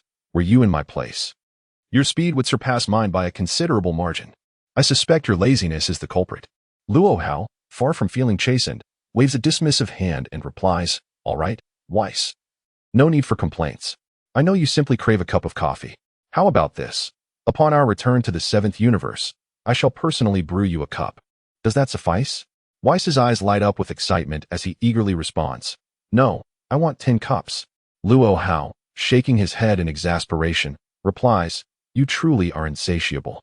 Very well, for the labor you've undertaken this time, I shall grant you 10 cups. It is quite unexpected how readily he agreed, given his usual frugality. Since their first meeting, when Luo Hao had generously treated him, it has only been on rare occasions, when Whis has demonstrated exceptional performance, that Luo Hao has brewed him a cup of coffee, a fact that has long left Whis feeling somewhat disgruntled. This individual also attempted to brew this peculiar beverage himself. Whether it was due to incorrect proportions or improper temperature, he could never quite replicate the flavor that Luo Hao had achieved, which left Whis in a state of prolonged contemplation. Having resided on Earth for some time, this angel's palate had become increasingly discerning, elevating his expectations for food and drink to a refined standard. Yet, if Whis were to return to his realm of destruction, the planet of Beerus, one wonders whether he would still adapt to life there. Chapter 23. Whis appears convinced of Luo Hao's identity, however, just a moment ago. When he casually requested 10 cups of coffee, Luo Hao, without a moment's hesitation, readily agreed. It seemed that this fellow was in remarkably good spirits. With this in mind, Whis's eyes gleamed with intrigue, as he had long desired to pose certain questions yet had refrained from doing so. The reticence of Luo Hao was infuriating. Despite exhausting every means to elicit a response, he remained resolutely tight-lipped, leaving Whis feeling as though his curiosity was being tortuously teased. Now, perhaps it was indeed a fortuitous moment, as the fellow appeared to be in high spirits, potentially allowing for the revelation of some crucial information. Whis casually inquired, "Oh, Luo Hao, I find myself quite curious. Your earlier intimidation of Frisia seemed oddly familiar, does it not?" Luo Hao, somewhat exasperated, replied, "I did not intend to frighten him. It was merely a matter of not controlling my power correctly. With regular practice, I shall avoid such errors in the future. Nevertheless, I am grateful for your time reversal abilities. Otherwise, I would truly feel remorseful for the lives remaining on that planet. If my momentary lapse had led to such widespread devastation, it would render me utterly speechless." It appeared that Luo Hao was indeed in good spirits today, even divulging some information that Whis had long sought. Through these few remarks, Whis gleaned a wealth of insights, suggesting that this individual had once been a formidable figure. The slightest exertion of his power could obliterate half a star system. What manner of being could that be? Although the ability to annihilate half a star system with a mere gesture is not particularly remarkable for a true angel or destroyer, and even the Omni King could erase an entire universe with a flick of his wrist, there was still no cause for astonishment in that regard.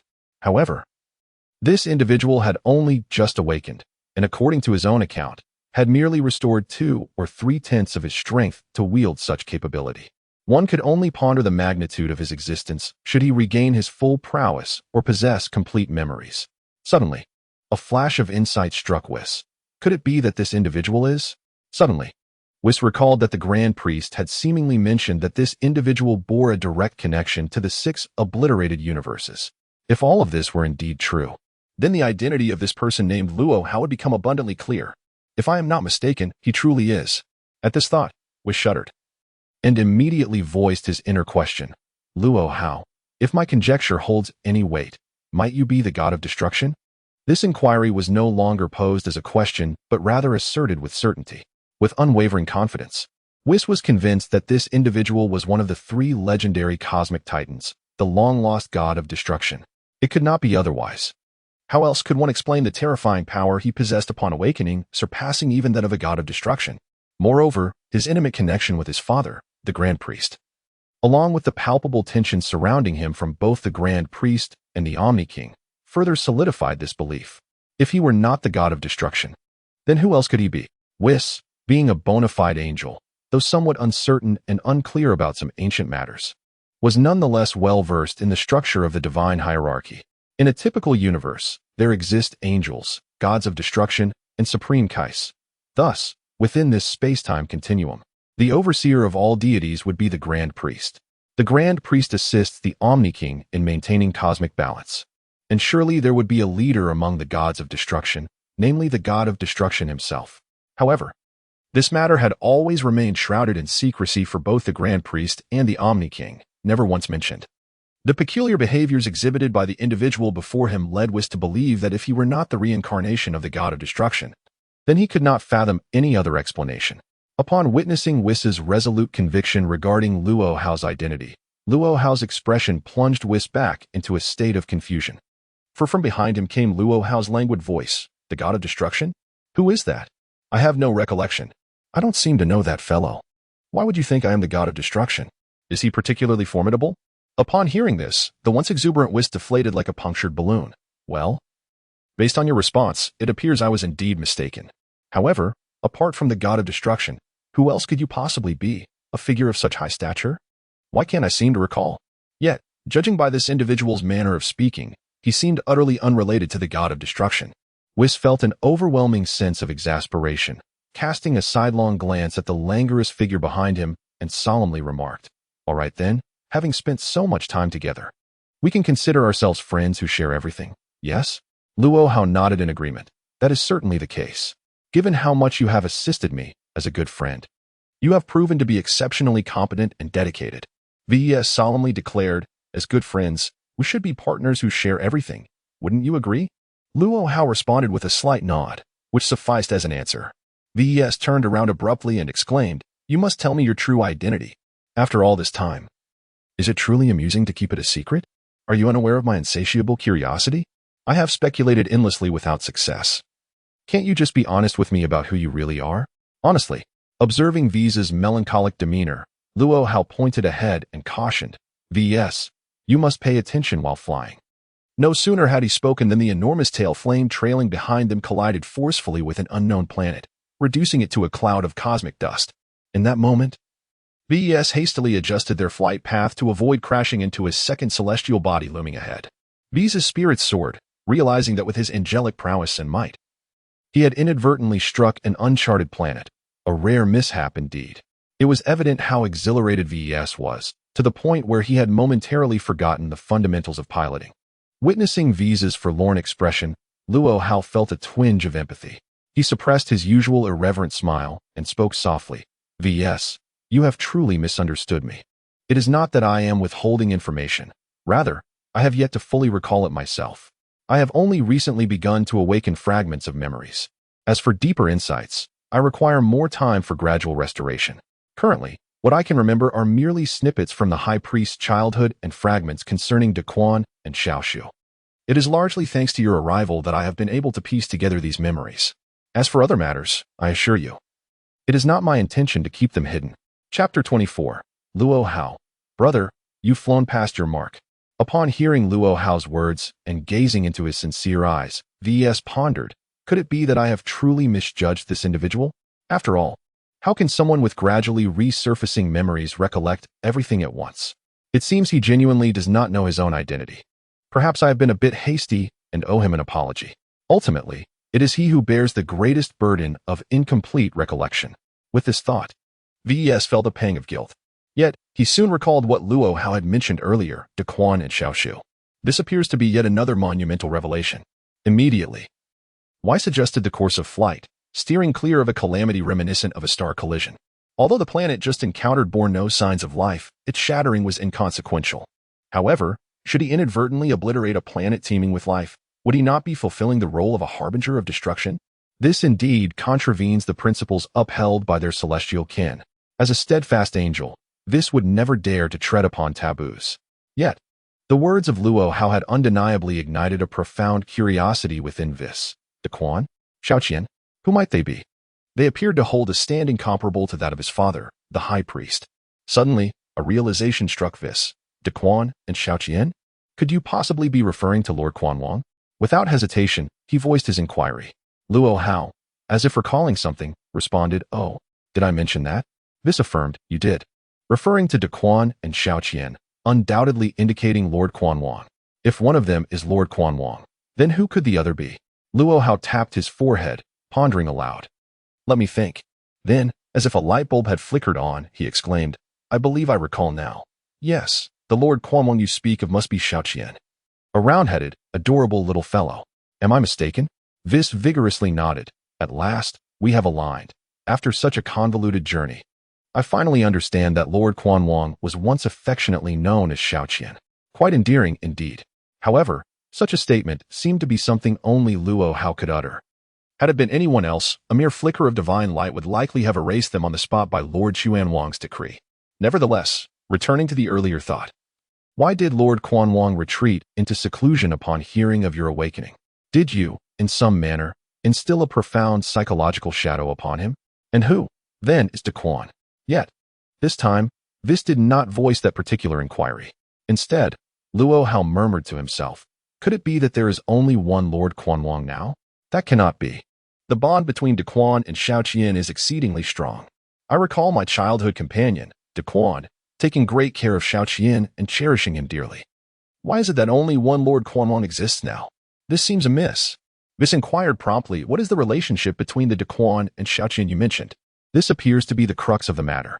Without hesitation, Luo Hao replied, they are, of course, biological brothers. Xiaoqian's elder brother is Daquan. Why does it seem as though you were unaware of this? Quite peculiar. Vis found himself thoroughly befuddled. Engaging in conversation with this individual indeed required considerable mental exertion. He had intended to glean more about ancient matters, only to encounter this figure known as Daquan. If he were to surmise correctly, the Daquan spoken of by Luo Hao must be the legendary Lord Daquan. Yet why had he never heard any tales of Lord Daquan from the moment of his birth until now? Furthermore, even the tales concerning the great destruction deity were shrouded in secrecy. It seemed imperative to seek an opportunity to inquire earnestly with his father, the high priest, about this bewildering conundrum, particularly that fellow behind me, who, despite knowing everything, is unable to recall many matters due to the recent awakening. He can only offer himself a few elusive clues, which makes the situation increasingly exasperating. Alas, here I am, having accepted such an inexplicable task, one filled with a myriad of incomprehensible elements. Perhaps this is indeed a trial bestowed upon me by the esteemed high priest? Just as this thought crossed my mind, I heard a soft sigh from behind. Whis, what on earth are you up to? Whis, momentarily taken aback, responded, What is it, Luo Hao? Turning to see Luo Hao's expression of exasperation, he remarked, Brother, you've completely overshot it. With Luo Hao's reminder, Whis seemed to awaken to a realization. Upon examining his spatial coordinates and the solar system behind him, he could not help but let out a wry smile. What has become of me? So distracted that I could continuously make errors while navigating through the cosmos. I had clearly arrived at my destination, yet I nearly brushed past it, allowing this fellow behind me to witness my folly. Well, since it's come to this, at least it hasn't resulted in any significant blunders. With that, Whis abruptly slammed on the brakes midair, swiftly turning towards Earth, muttering to himself, Hey, it's your fault for inundating me with so much information that my mind has completely lost its sense of direction. Luo Hao chuckled, All right, I suppose I'm to blame. What about the coffee? Whis immediately bellowed, 10 cups, not a single one less. Early one morning, as the quaint noodle shop opened its doors, Bulma strode in with an air of urgency. Observing this unexpected visitor, both Luo Hao and Whis were rendered speechless. This girl was indeed impatient. Arriving so early, was she here to collect debts? Whis, leisurely polishing his dishes behind the counter, mused that since he had already taken care of his own matters, she would not find him easily. He could savor his promised coffee at his own pace while she dealt with her own affairs. Noticing Whis' expression of schadenfreude, Luo Hao felt little need to comment, thinking to himself that fortunately, the efforts of the previous day had not been in vain. Otherwise, having this girl block the entrance would undoubtedly have created quite a hassle. To their surprise, Bulma's visit did not involve an immediate demand for payment. Instead, she chose a seat by the window and called out to Luo Hao, Please cook me a bowl of noodles. I'm famished. Alas, I came so early that I even forgot to have breakfast. Luo Hao thought to himself, Well, not only does this girl intend to collect debts, but she also expects to dine here without a second thought. Nevertheless, with business at hand, it was unreasonable to decline her presence. With a beaming smile, he replied, Of course. What would you like to have? Chapter 25, Bulma. I have noticed issues with your development, Bulma retorted with annoyance, just the usual, a bowl of egg noodles. Given your skills, what else could you possibly make that is worth eating? Your egg noodles seem to be the only thing you can manage. Luo Hao, exasperated, patted Whis on the shoulder, saying, It's your turn. Whis' expression of glee promptly transformed into one of dismay. Why is it always me? I'm the one doing the menial tasks. Washing dishes, and now I have to cook noodles too? Aren't you the owner of this establishment? Luo Hao replied with conviction, Indeed, I am the owner. And you are the one handling the chores. If I don't delegate to you, then to whom shall I assign these tasks? With a huff, he added, Now? Hurry up. No more dilly-dallying. Just go. Whis paused for a moment, seemingly contemplating the validity of Luo Hao's words. Could it be that he was indeed being treated like a donkey? Sighing, he resigned himself to the task, thinking that if this was his duty, he might as well dedicate his youth to it. Entering the kitchen, Whis called out, Miss Bulma, would you like 1 egg or 2? From outside, Bulma retorted with irritation. Of course, just 1 egg. I'm on a diet, and I can't consume 2 eggs. Soon, Whis emerged with a bowl of steaming egg noodles, a skill he had diligently acquired during his time learning from Luo Hao. Although his culinary prowess was still light years away from Luo Hao's expertise, it sufficed to entertain Bulma, who had come merely to indulge in a free meal. Luo Hao, observing the tranquility around him since the establishment had just opened, took a seat across from Bulma and inquired, Bulma, your early visit, besides savoring the noodles, what brings you here? Bulma chuckled mischievously, What else could it be? I'm here to keep an eye on you too, lest you and Whis find an excuse to slip away. Heh, once I finish my noodles, we shall discuss the matter of the debt you owe me from yesterday. It became evident that she had indeed come to collect her dues, fearing that she might lose track of Whis and Luo Hao. Luo Hao, with a serious demeanor, remarked, why are you only having one egg? Consuming a single egg can lead to an imbalance. What do you mean by that? Bulma replied, puzzled. Yet, as she inhaled the delightful aroma of the steaming egg noodles Whis had brought, she dismissed his comment, stating, well, while your skills may not quite match Luo Hao's, they are still quite acceptable. After all, Whis is a novice. Keep practicing diligently. Whis, exasperated, rested his forehead on one hand, pondering, this girl truly has discerning taste, criticizing my noodles in comparison to Luo Hao's. Yet, dear lady, it seems you have never once paid for your meals, have you? These words could only be muttered in silence by Whis, for if spoken aloud, Bulma would undoubtedly chatter at him for half an hour, leaving him no respite. After all, Whis had already experienced Bulma's incessant nagging. As Bulma blew on the steaming bowl of egg noodles, preparing to indulge, she noticed that Luo Hao was staring blankly at her chest. What on earth was this rogue doing? Bulma's face flushed crimson, and she hurriedly covered her chest with one hand, retorting fiercely, what are you staring at, you rascal? Luo Hao, feigning innocence, shrugged his shoulders and replied, I warned you not to eat just one egg, as it can lead to uneven development. Clearly, there is an issue with your growth. It always seems like one is larger than the other. You should really eat 2 eggs. Just as he finished speaking, Bulma's face turned as red as a baboon's posterior. She buried her forehead deep in the bottom of the bowl, rendering her expression a mystery. Was she delighted or furious? Her little head trembled uncontrollably. While Luo Hao remained oblivious to her intentions, continuing to mutter to himself, this girl is something else. I was merely offering a kind suggestion. And yet she insists on concocting excuses. Suddenly, Whis sensed an invisible wave of murderous intent emanating from Bulma's direction. This is not good. Was she about to explode? The best strategy was to retreat. Whis, accustomed to the playful banter between the two, swiftly vanished without a trace. Meanwhile, Luo Hao felt Bulma's unusual agitation. Noticing her trembling form, unsure of what formidable retaliation she was brewing, he paused, pondering whether he had misspoken again. When he glanced back at Whis, he found him gone.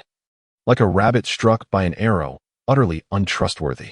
Turning his attention back, he observed Bulma's complexion shifting from red to blue, then pale, and finally to a shade of black, a veritable display of colors. Bulma unleashed her most powerful voice, shouting, Luo Hao, you scoundrel! I shall kill you. Luo Hao, wearing an expression of innocence, replied, I'm just looking out for you. It's a fact that one is larger than the other. Can't we speak the truth anymore? Bulma's anger surged from her heart, fueled by indignation. You wretch, how dare you say that? In a swift motion, she pushed the bowl forward and, from seemingly nowhere, produced an assault rifle, aiming it directly at Luo Hao, unleashing a barrage of gunfire. Realizing the gravity of his predicament, Luo Hao understood that this young girl was intent on exacting vengeance upon him. It was no wonder that Whis had fled with such haste, evidently. He possessed a keen sensitivity to danger and the aura of impending violence. Amidst the chaos inside the restaurant, punctuated by the erratic discharge of machine gun fire, a group of petty thugs loitering at the entrance, initially poised to indulge in a free meal at this newly opened noodle shop, were led by a red-haired ruffian who contemptuously remarked, the proprietor of this establishment is merely an ordinary high school student, a mere pretty boy. Our gang dining here would be doing him a favor, and we certainly won't be settling any bills. It's been ages since I've enjoyed a complimentary feast. Let us go, brothers. Just as they were about to push through the door, the unmistakable sound of gunfire echoed within, startling them.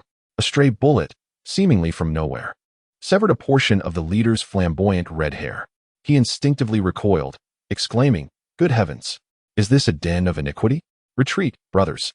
Recently, he had heard whispers of deteriorating local security and had initially assumed they were the instigators of chaos. It appeared, however, that they were the true victims in this scenario. The once brazen thugs, who had been swaggering moments before, were now reduced to a state of panic, scurrying away in fright.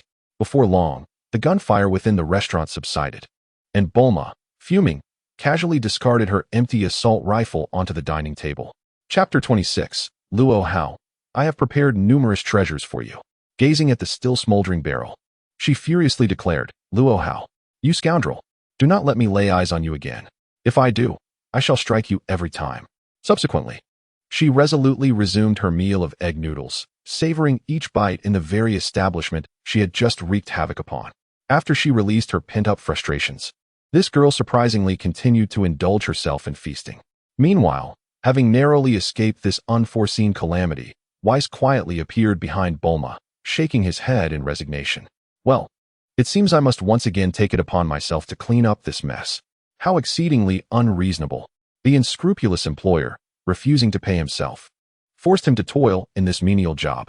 He, a dignified angel, had unexpectedly descended to the role of a mere server, and now had to bear the burden of covering for this couple's flirtations? Contemplating this, Whis found her mood considerably dampened.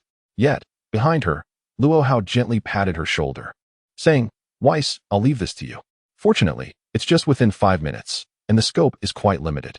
With a look of deep resentment, Whis turned back and remarked, "Brother, is my ability to reverse time meant for such occasions? Is my angelic power truly so undervalued?"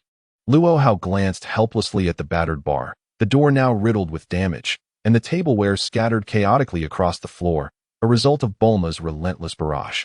With a resigned sigh, he replied, "Whis, I truly sympathize with you, but I am at a loss. If I possessed the ability to reverse time, would I even need you? Very well, I promise to brew you an extra cup of coffee. Surely that suffices?" Upon hearing his unexpected generosity regarding an additional cup of coffee, Whis's eyes lit up. "Very well, as you wish." Thus, she summoned her angelic staff and restored everything to its state prior to Bulma's fury. It seems having an angel nearby is quite advantageous. Yet as Whis secretly gritted her teeth while casting the time reversal spell, she pondered, "Where has my pride gone? How could I be so easily swayed by Luo Hao? 1 cup of coffee has cost me another use of my time reversal ability. How does this transaction balance? It appears I am the one at a loss. This fellow must be doing it on purpose. How could he have ended up in such a predicament if he hadn't provoked Miss Bulma? Perhaps he is relying on my presence. Even if he were to offer me 10 cups of coffee next time, I would resolutely refuse to allow him to use time reversal again. This fellow is becoming increasingly outrageous." Regardless of Whis's sarcastic remarks, Luo Hao nonchalantly approached Bulma once more and retrieved a device from his pocket, a detector acquired from Frisia's army. "Here, don't be angry. This is a little gift I meticulously prepared for you. Take a look.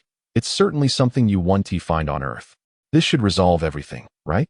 Bulma, just having finished a bowl of egg noodles and fuming with anger, was about to confront Luo Hao when she caught sight of the small object he presented. Her eyes sparkled with curiosity. "Oh, I've never seen anything like this before. It seems to be something that can be worn over the eyes, like an eye mask. What is this?" The allure of curiosity and the desire for discovery completely overshadowed her previous intention to confront Luo Hao. Bulma paid no heed to the fact that the entire restaurant had reverted to its former state, ever since Whis had appeared by Luo Hao's side. Many peculiar events had indeed transpired. Without Whis' extraordinary abilities, she would not have dared to wield any weaponry in this quaint eatery. Although she had always been skeptical of Whis' claims of being an omnipotent angel, she had witnessed enough of his remarkable abilities to understand that he was a good-natured and capable individual. As for other matters, Bulma could not gather much clarity in such a short time, so she chose not to pursue them further. Her thoughts were solely occupied with the eccentricity of her dining companion, Luo Hao. Since he had produced a cutting-edge technological device, it seemed that he genuinely meant well. It appeared he had not completely dismissed the promise he made to her the previous day. However, the audacity he had shown earlier in commenting on the asymmetry of her chest, attributing it to her insufficient egg consumption, was utterly unacceptable. This was something that could be tolerated by an uncle, but certainly not by an aunt. Bulma was not known for her amiable temperament, and she seized this opportunity to extract a little retribution from Luo Hao. Humph. In her mind, Luo Hao was akin to toothpaste. A little pressure would yield results. With this thought, she casually slipped the detector into her pocket and declared, "This is insufficient. Far from enough. You think this trinket can compensate for my emotional distress? What did you just say about me?" Luo Hao, with a resigned expression, replied, "I'm doing this for your benefit, Bulma. How can you be so ungrateful?" Seeing Bulma on the verge of fury, Luo Hao quickly surrendered. All right. A gentleman does not engage in disputes with a lady. Since we've mentioned it, I shall follow through. This is merely to gauge your interest. If you're interested, I have some additional equipment I can offer you, all for free, provided you cease your incessant nagging." Nagging? Bulma, upon hearing those words, became infuriated once more. I am renowned as a prodigious young woman. Once the top scholar of my school.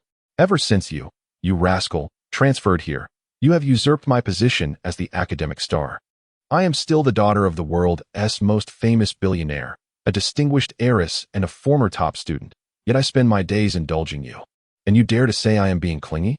Humph, Luo Hao, what audacity you possess to bully me in such a manner. It appears my incessant nagging has yet to be comprehended by you.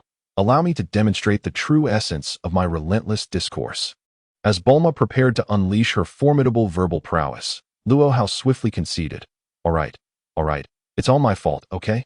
I have prepared a plethora of delightful surprises for you. Take a look first, and if you are not satisfied, then feel free to unleash your wrath afterwards. Bulma, her eyes sparkling with intrigue, pondered his words, and with a delicate gesture, extended her hand toward Luo Hao. Bring it forth. What treasures do you possess? Let me see them at once. If they fail to surpass the device from earlier, do not expect an easy escape. Luo Hao, with a hint of reluctance, replied, this space is far too confined. I cannot retrieve them. Yet, Bulma, with a glint in her eye, countered, are you merely making excuses? This is your noodle shop's main hall. Could it possibly be too small? To which Luo Hao nodded earnestly, indeed, it is quite limited. It simply cannot accommodate anything more. Whis, in support, vigorously nodded, yes. I can attest to this. The space is indeed insufficient. Chapter 27. The wealthy and proud Bulma rarely bows down with an assertive grip. Bulma seized Luo Hao's hand and led him into the small courtyard behind the noodle shop, exclaiming, surely this space is ample enough? Can you not bring back a multitude of intriguing high-tech gadgets? Do not attempt to deceive me. Observing Bulma's earnest demeanor, Luo Hao shrugged. I genuinely cannot retrieve them here. You must find a larger location, or else. Fine. Since you insist, Bulma retorted as she produced a universal capsule, swiftly unveiling a flying machine. Let us go to my home. There is ample space there. Humph, I shall see what tricks you have up your sleeve. With a whoosh, the flying machine ascended into the sky. Meanwhile, Whis smiled subtly, his figure shimmering as he effortlessly matched the pace of Luo Hao and Bulma. Before long, the trio landed in the expansive courtyard before Bulma's residence. She gestured with confidence. Here, is this space not sufficient? This is the largest open area outside our villa. Surely it can accommodate whatever you bring back. All of my father's experimental equipment has been moved in and out from here. Do you truly believe it cannot hold more? Do not boast beyond reason. At that moment, Luo Hao let out a resigned sigh. You, my dear, possess such limited insight. Indeed, I find it quite difficult to let go. If everything is piled up here, it seems your family should not hold out much hope. Upon hearing this, Bulma thought to herself, my goodness, you are truly a troublesome fellow. Immediately, she dragged Luo Hao onto the spacecraft and soared to a remarkably spacious area. As soon as they disembarked, Bulma pointed to a stretch of open land and declared, what do you think? This should suffice, right? This is the largest golf course in my family. Humph, if you can fill this place, I shall do whatever you ask of me, including settling the grudge you mentioned today. How does that sound? If you can fill this space, I assure you, I am quite generous. Observing the vast expanse of grass. Indeed a tremendous golf course, Luo Hao nodded. Well, this location is passable. But are you certain your family's golf course is truly dispensable? What? You believe you can fill our entire golf course? Very well, I shall take charge today. This golf course will be yours from now on. As long as you can fill it, no matter how it ends up, I shall not trouble you at all. Does that suffice? Having received Bulma's agreement, Luo Hao nodded. In that case, prepare yourself to receive the equipment. Hee, it seems you will be quite busy for a while, my dear girl. Bulma appeared quite delighted. Am I truly such a bother to you? Puzzled, she was about to express her anger, but then she noticed Whis nearby, smiling faintly, murmuring something inaudible. Suddenly, a beautiful angelic staff materialized before him. With a gentle tap of the staff, a pale green light curtain appeared in midair. Subsequently, an array of items began to cascade from above, as if it were raining down. At this moment, Bulma was utterly astonished. Initially, she found it somewhat peculiar that a few detectors, armor, hand cannons, and helmets were being discarded. However, as time progressed, the items being jettisoned grew increasingly larger, starting with miniature spacecraft, then advancing to sizable ships, and ultimately culminating in colossal vessels. My goodness, it seemed as though there was no end in sight. As the cacophony of clattering continued for over half an hour, the entire golf course had now transformed into a veritable mountain of equipment. What an extraordinary array of high-tech equipment this is. At this moment, Bulma's jaw had dropped entirely, her eyes bulging in disbelief. Devoid of the grace and perspective befitting a wealthy heiress, she stood there, utterly astonished, gazing at the mountain of advanced technology before her, rendered speechless. After what felt like an eternity, she managed to click her jaw back into place, stiffly turning her neck to face Luo Hao. What on earth have you done? Have you robbed some tycoon? How could you possibly have amassed such a fleet of spacecraft and high-tech gear? And you, Whis? Have you too angered someone you shouldn't have? Luo Hao shrugged nonchalantly, responding, well, this is quite a lengthy tale. To put it succinctly, a friend of Whis has a fleet, and we intended to borrow a spaceship for your research. That fellow was remarkably generous. He offered to gift me his entire fleet if I could defeat him. As fate would have it, I inadvertently vanquished him, and thus he bestowed his fleet upon me. It wasn't he meant to be this grand, but then his older brother showed up to assist him, and conveniently, I received his fleet as well. Hence, we have accumulated such an abundance of equipment. What do you think? Are you satisfied with this gift? You did say that as long as I filled your golf course, our past grievances would be forgotten. With that, Luo Hao, accompanied by Whis, began to leave, casually remarking, look at you, the heiress. So utterly astonished by such a trivial amount of gear. At that moment, Bulma was in a state of shock that surpassed her wildest imagination. Even if Luo Hao made some sardonic comment, she would not take offense. The sheer volume of equipment before her was overwhelming. Suddenly, she grasped the hem of Luo Hao's garment, exclaiming, You can't just leave like this. Luo Hao, puzzled, asked what's wrong. The items have been delivered. And isn't this your golf course? Bulma gazed at him with a forlorn expression and said, all right, let us consider everything that has transpired in the past as settled. I owe you a significant favor. It was indeed a rarity to witness the proud Bulma humble herself after so many years of acquaintance. Since she had yielded, Luo Hao chose not to press the matter further. The equipment is here now. Do you have any further requests?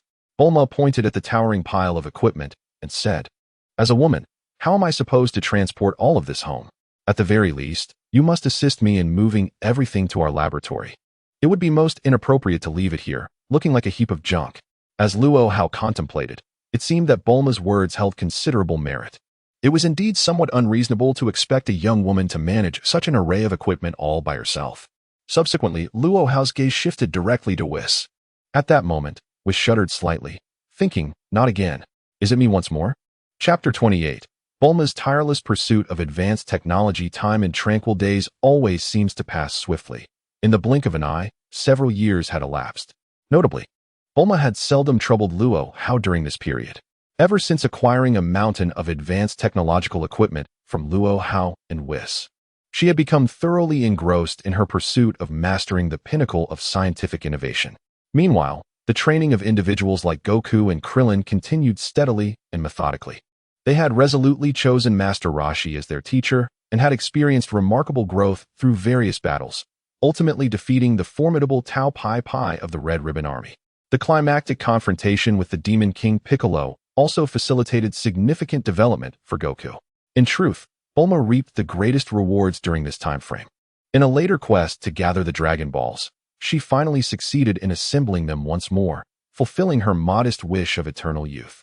Given the limitations of the dragon's power, it could only slow the passage of time for Bulma's youthful appearance, rather than granting her true immortality or everlasting youth. Nevertheless, for Bulma, this outcome exceeded her wildest expectations. This technological visionary resolutely dedicated all of her thoughts to the research of her advanced equipment. Certainly, the audacious act of robbing Frisia catalyzed a remarkable leap in Earth's technology across several dimensions, particularly in the realms of medicine and space exploration, which experienced unprecedented advancements. As for Dr. Briefs, he found unique inspiration from the equipment of Frisia's army and successfully developed a supergravity chamber, which served as a training facility for Goku and Krillin. Consequently, Earth embarked on a trajectory of peace and orderly development.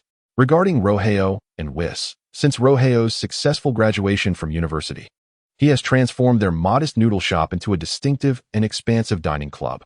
This is not due to a lack of funds. It is purely a personal passion.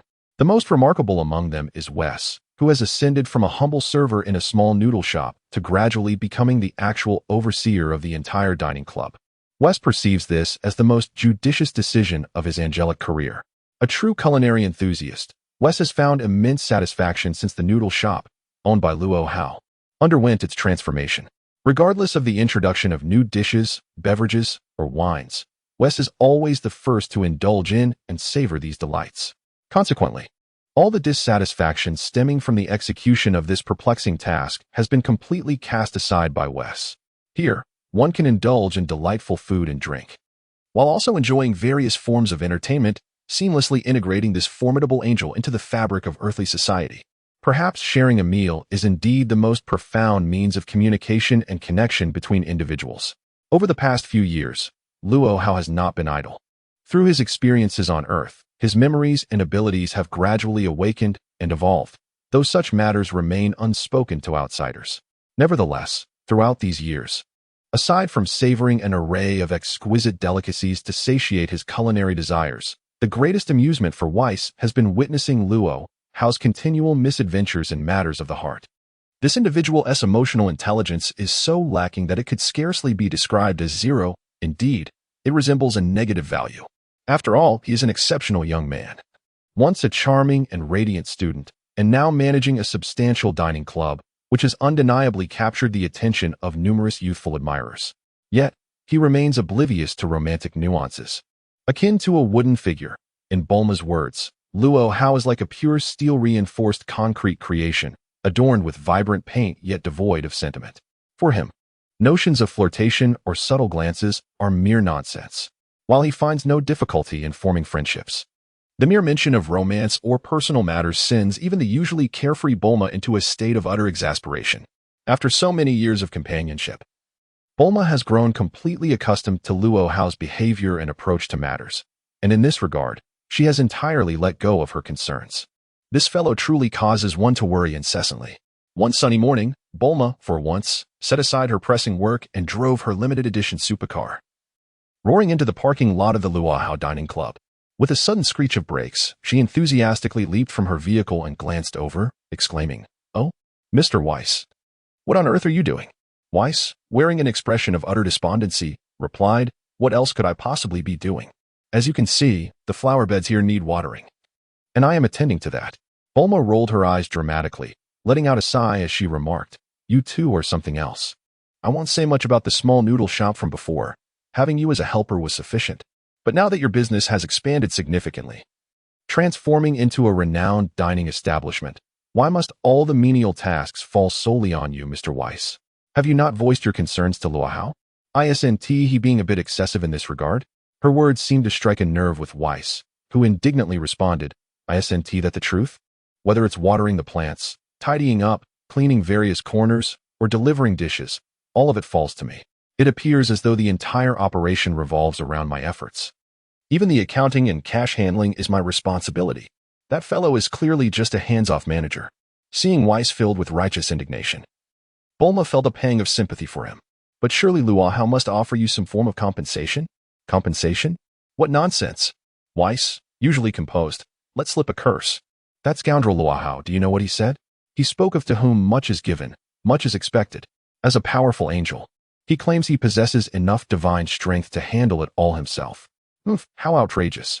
After all these years of working alongside him, I have yet to receive a single coin in wages, yet my labor remains unceasing." At that moment, Bulma teasingly replied, "But you are still unconditionally assisting him, aren't you? If you truly wish to leave, couldn't you?" Whis instantly deflated like a punctured balloon, responding weakly, "Alas, there's no helping it. After all, this fellow brews such delightful coffee. Otherwise, I wouldn't be serving this scoundrel at all." With that, he tossed the hose aside, and with a flash of light, Whis regained his spirited demeanor, courteously addressing her, "Miss Bulma, what brings you here with such exuberance?" Noticing the conversation was turning serious, Bulma smiled mysteriously. "Is Luo Hao at home?" Chapter 29. Bulma confidently strode into Luo Hao's bedroom. Whis nodded yes. He is hiding away in his room under the pretense of training, though I have no idea what he is actually up to. Bulma casually closed the car door, scoffing, "Humph, this guy has been training for years. Yet he hasn't shown any remarkable results. After all these years of hosting the World Martial Arts Tournament, he has yet to achieve any noteworthy rankings. Just look at last year, even Sun Wukong managed to defeat Piccolo at the tournament, and he smoothly married Chi-Chi, while this fellow remains utterly unaffected. However, during this time, Sun Wukong has been quite relentless, often dragging Krillin, Yamcha, and Tien to our gravity chamber for intense training. I wonder how strong they intend to become before they are satisfied. Sigh. It's a long story, so I won't dwell on it here. But I must express my gratitude to you all. The mountain of equipment you brought back last time has been thoroughly processed. This time, I have a delightful surprise to share with you. Come on, let's find Luo Hao. I fear I might startle him. As Bulma strode confidently, Whis felt an inexplicable sensation. Could this girl be planning yet another unexpected stunt? It has only been a few years of peaceful living. Very well. Let us see what she intends to do. True to her bold nature, Bulma boldly marched into Luo Hao's bedroom without a hint of hesitation. She kicked open the door with a resounding bang and stormed in with authority. At that moment, Luo Hao was still bewildered, foamy mouthed and clad in pajamas, brushing his teeth. Observing this whirlwind of energy burst into his room once again left him feeling utterly exasperated. This has become a habit, but as a girl, shouldn't one exercise a modicum of modesty? Just then, Bulma's eyes sparkled with excitement as she exclaimed, Luo Hao, hurry and change your clothes. I have significant technological advancements to share with you. Be quick and disregard the trivialities. Observing the casual attire Bulma tossed his way, Luo Hao felt a wave of exasperation wash over him. Sigh. Even in haste, one would think you could grant me a moment of privacy to change. Bulma, however, snapped back. What are you pretending for in front of me? Hurry up. What is there that I haven't seen before? At that moment, Luo Hao found himself at a loss and slightly dizzy. This girl truly regards him as a peer, showing no sign of formality. Left with no choice, he began to change while saying to Bulma, surely you must at least turn away a bit? Bulma pretended to turn her head, peering out the window at the scenery while murmuring, this is the greatest technological revolution I have ever achieved, and you're here being picky. I was eager to share this with you at the very first opportunity. Enough chit-chat, just don't be shocked when you see it. I must thank you and Whis for bringing back those items that helped me overcome numerous technological challenges. Otherwise, to realize my dreams, I might have had to wait decades longer. Haha, I am undoubtedly the most perfect genius. There is no one else like me.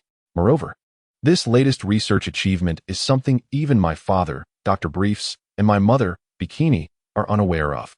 If they knew, they would surely be astounded. Observing Bulma's overflowing confidence, Luo Hao felt a sense of helplessness. What madness has this girl now concocted? Although the equipment he and Whis brought back indeed advanced Earth's technology in medical fields and interstellar travel, it holds no special research value for this eccentric girl. Could it be that she has truly created something akin to Iron Man or the Hulk? If that were the case, one could only conclude they had accidentally wandered onto the wrong set. Yet, in the Dragon Ball world, such entities seemingly do not exist. Nevertheless, he believed the mystery would soon be unveiled. Just as Luo Hao slipped on his second shoe, Bulma burst in like a whirlwind, pulling him along and tossing him into her supercar. She greeted Whis, Mr. Whis, come along to see. Whis, rolling his eyes in exasperation, replied, it seems your car only accommodates two. Are you suggesting I hang on to the rear? Bulma chuckled, you can fly. I'm not oblivious to that. Now, stop dawdling and come with me. With a sudden press of the accelerator, the vehicle sped away, yet Whis remained behind, lamenting, that fellow, Luo Hao, seems to be flying even faster than I can. Why does he get to ride in a car while I am left to fly on my own? However, upon reflection, my mission requires me to stay grounded and follow him closely. Alas, one must bow their head when under the eaves of another. Nevertheless, visiting Bulma's home may indeed offer some delightful culinary surprises to satisfy my cravings, perhaps even a fortunate turn of events. With this thought, Whis' previously melancholic gaze brightened, and with a flash of white light, he appeared at Bulma's doorstep even before Bulma and Luo Hao. Standing at the entrance, he surveyed his surroundings when Bulma's mother, Bixini, approached with a gigantic ice cream cone, reminiscent of a basketball, offering a gentle smile. Mr. Whis, are you waiting for Bulma again? Don't be in such a rush. Why not indulge in this delightful treat to soothe your throat?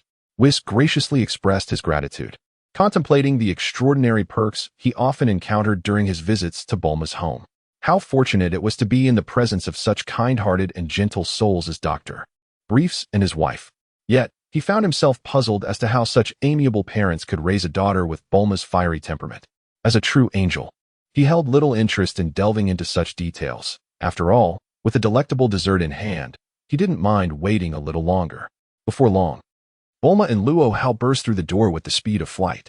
Bulma, with her left hand grasping Luo Hao and her right pulling Whis, strode purposefully toward her private laboratory. With a click, the door to the laboratory swung open, revealing a pitch-black interior.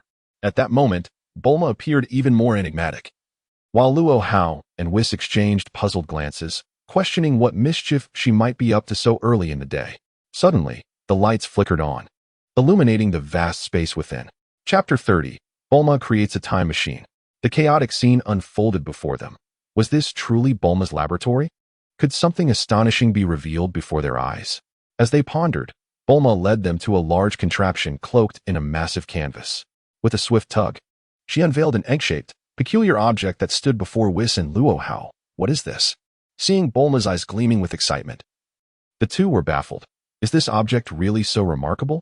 After a moment of contemplation, Luo Hao remarked, "It resembles the spacecraft piloted by that fellow Frisia, doesn't he?" Whis nodded vigorously beside him. Indeed, it bears a striking resemblance to Frisia's baby carriage. Could it be that Miss Bulma has a peculiar fascination with transforming Frisia's baby carriage into something more sophisticated, complete with a protective cover?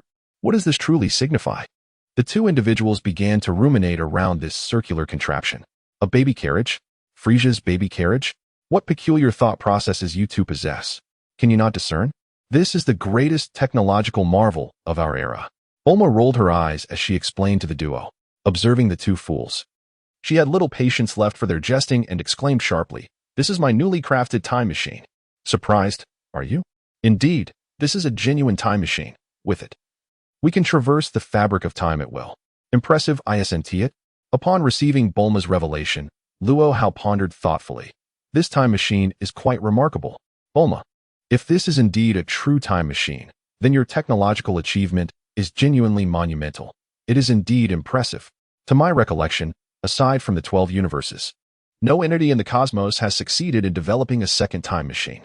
It appears you have indeed made a significant invention, worthy of astonishment. Meanwhile, Whis found himself utterly petrified. Bulma, what did you say? You have actually created a time machine? Are you not aware that time machines are the ultimate taboo of the universe? How could you manufacture such a device? This is truly unforeseen.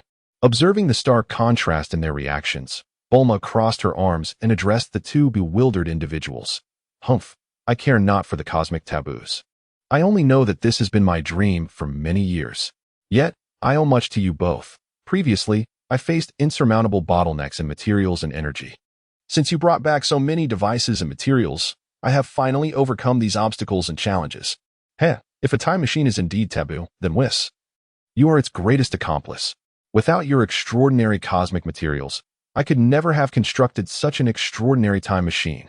Upon hearing this, Whis retracted his flippant demeanor and, with conviction, remarked, Miss Bulma, this is no trivial matter.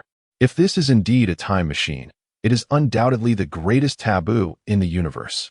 You must understand, the existence of a time machine can cause turmoil across parallel dimensions. This means that if we were to casually traverse the past, even the slightest alteration could trigger a colossal butterfly effect. In other words, this is something absolutely forbidden in both the human realm and the divine realm. While I might overlook ordinary instantaneous movements, there can be no leniency regarding time machines.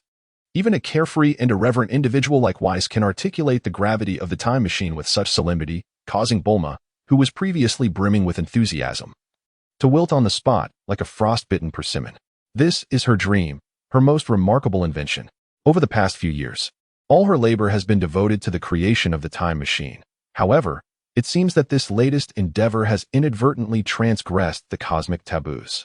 Though she harbors 100 grievances, the gravity with which Whis addresses the matter compels her to acknowledge that he is indeed an extraordinary being, replete with divine strength, wisdom, and unmatched capability. Given Whis's solemn demeanor, it is evident that this issue is far from trivial. Despite Bulma's occasional haughtiness befitting a spoiled heiress, she is not impervious to sound advice. With Whis having articulated the matter so thoroughly, it appears that this creation must now find its resting place in a museum. Initially, she had been eager to showcase her abilities before Luo Hao, only to find herself at an impasse. Alas, what was the purpose of bringing Whis along if not to assist? It seems that he possesses a peculiar interest in this time machine, leaving her in a quandary. The sudden cold reality struck Bulma like a bucket of ice water. leaving her feeling utterly deflated. Observing this scene, Luo Hao suddenly appeared to recollect something and posed a question to Whis. Wait a moment, Whis.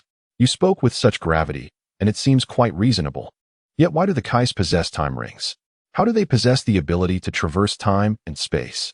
The statement instantly illuminated Bulma's mind. Indeed, someone possesses a time-space ring. Although the nature of the god of destruction remains a mystery, Luo Hao's words must surely hold truth. Why does the god of destruction possess the ability to traverse through time and space? Whis sighed slightly and promptly elucidated. Are you referring to the god of destruction? That being is the deity of guardianship and creation, ranking comparably to the god of destruction, at least an entity of equal standing. However, Bulma was entirely unconcerned with the origins of the god of destruction and immediately pressed on. I do not care what he is. Why do they possess time-space rings that allow for temporal travel? Whis continued to explain. To be precise, their time-space rings do not facilitate true time travel. Rather, they enable the exploration of certain trajectories of cosmic development in the future, which is their duty. As for traveling to the past, that is strictly forbidden. Even with the divine power of the god of destruction and their artifacts, it is impossible to return to the past. This delineates the fundamental difference between a time machine and a time-space ring. Miss Bulma, it is essential to understand that this matter is no jest. Each instance of time travel you undertake will generate an additional parallel world. The emergence of each parallel universe inflicts irreversible damage upon our primary timeline. Be content, for it is only because I am here that you are safeguarded. Otherwise, Bulma immediately inquired, otherwise what? Chapter 31. Luo Hao accompanies Bulma to the future. Whis sighed. If Lord Beerus, the god of destruction, were to discover this matter, he would unhesitatingly obliterate your time machine and Earth entirely, leaving no room for future repercussions. Humph. This falls under the purview of the god of destruction, but should the enforcer learn of your invention of such a device, the consequences would likely be dire. Bulma's eyes widened indignantly. Is that so-called god of destruction truly formidable? Is he really more powerful than our Luo Hao? This statement seemingly struck a nerve with Whis, who sighed lightly.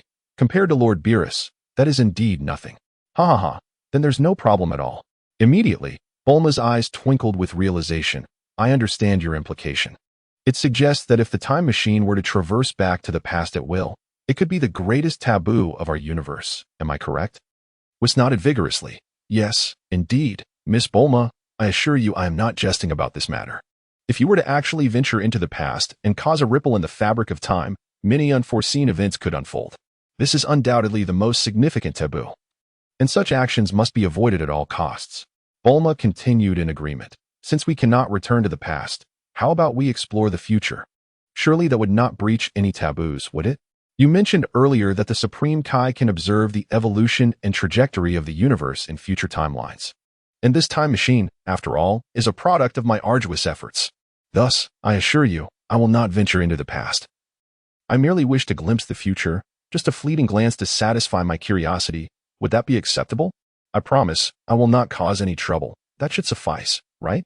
Subsequently, Bulma affectionately leaned against Luo Hao. Luo Hao, will you accompany me? Surely that is not too much to ask, no matter the unforeseen circumstances that may arise. With you by my side, I am confident you can assist me in resolving them. Initially, Luo Hao held little interest, for a person of his stature regarded the time machine merely as a trivial toy. If necessity arose, he anticipated that as his abilities and strength returned, he could effortlessly create a rift in time with a mere gesture. Traversing through time and space would become a mere amusement for him. However, his memories and powers had yet to fully resurface, yet the time machine seemed to call to him with a sense of purpose, appearing to be a significant opportunity for the restoration of his abilities and memories. After a moment's thought, Luo Hao nodded. Very well, since you are so earnest. I shall accompany you on this journey. To witness the future world may indeed bring me unexpected delights. Consider it a brief respite from the monotony of guarding this restaurant daily. Moreover, Whis, like an international sentinel, watches over me constantly, leaving me no chance to explore other universes. How excessive! Two individuals, oblivious to the gravity of their decision, readily agreed to utilize the newly acquired time machine. Meanwhile, Whis found himself ensnared in a state of helplessness. If it were solely up to Bulma, the time machine would not be necessary. Yet, her reasoning seemed valid, and astonishingly, she had enlisted the participation of Luo Hao. Given Luo Hao's eagerness to embark on this venture, Whis felt powerless to intervene. Still, He made an attempt to dissuade Luo Hao. I advise against using the time machine. It is, after all, a taboo in the realm of time and space, particularly for someone of your ambiguous stature. Should any unforeseen circumstances arise, I cannot assure you that I would be able to mitigate the consequences. Luo Hao chuckled lightly. Whis, you are overthinking it. This time machine evokes in me a sense of a subtle calling. Perhaps it represents a new opportunity for me. He then inquired, what did your mission entail? Whis pondered for a moment before replying. The Grand Priest stipulated that as long as you do not leave the seventh universe, you may pursue any endeavor, and any wish can be fulfilled. Indeed, Luo Hao exclaimed, a smile brightening his face. Consider the years of effort Bulma has invested. It would be disheartening to dampen her enthusiasm. Moreover, we are merely intending to journey into the future for a brief glimpse. This will not compromise your mission or our agreement. Why not regard it as a well-deserved respite, a chance to unwind? Exploring the future Earth may unveil new culinary delights. Do you not wish to partake in that experience, Whis? It seems that Vados has struck a chord with his unstable nerves. Just moments ago, he was resolutely defending the cosmic taboos against these two intruders, yet now, after hearing Luo Hao's proposition, he appears to reconsider. As long as they do not return to the past, a glimpse into the future does not seem too formidable. After all, the deities of the various universes frequently utilize time rings to observe the trajectory of the cosmos. As a dignified angel, is it not within his rights to explore what lies ahead? Even if he were to err slightly, it might be inconsequential. Moreover, Luo Hao mentioned that delightful new experiences could await him in the future. With this in mind, it does not seem entirely out of the question to breach established principles. With this thought, Vados shed his earlier solemn demeanor and exclaimed with a cheerful countenance, very well. If we are to go, then I shall accompany you. Bulma, visibly displeased, retorted, Vados, can you not exercise a modicum of discernment? Do you not realize this is a date between Luo Hao and me? I painstakingly constructed the time machine to prevent you from intruding upon our private world. Humph, you still call yourself an angel. Yet you claim not to traverse time at will? Are you truly willing to forsake your principles for the sake of mere delicacies? Are you even a genuine angel? Luo Hao, do you really intend to bring him along?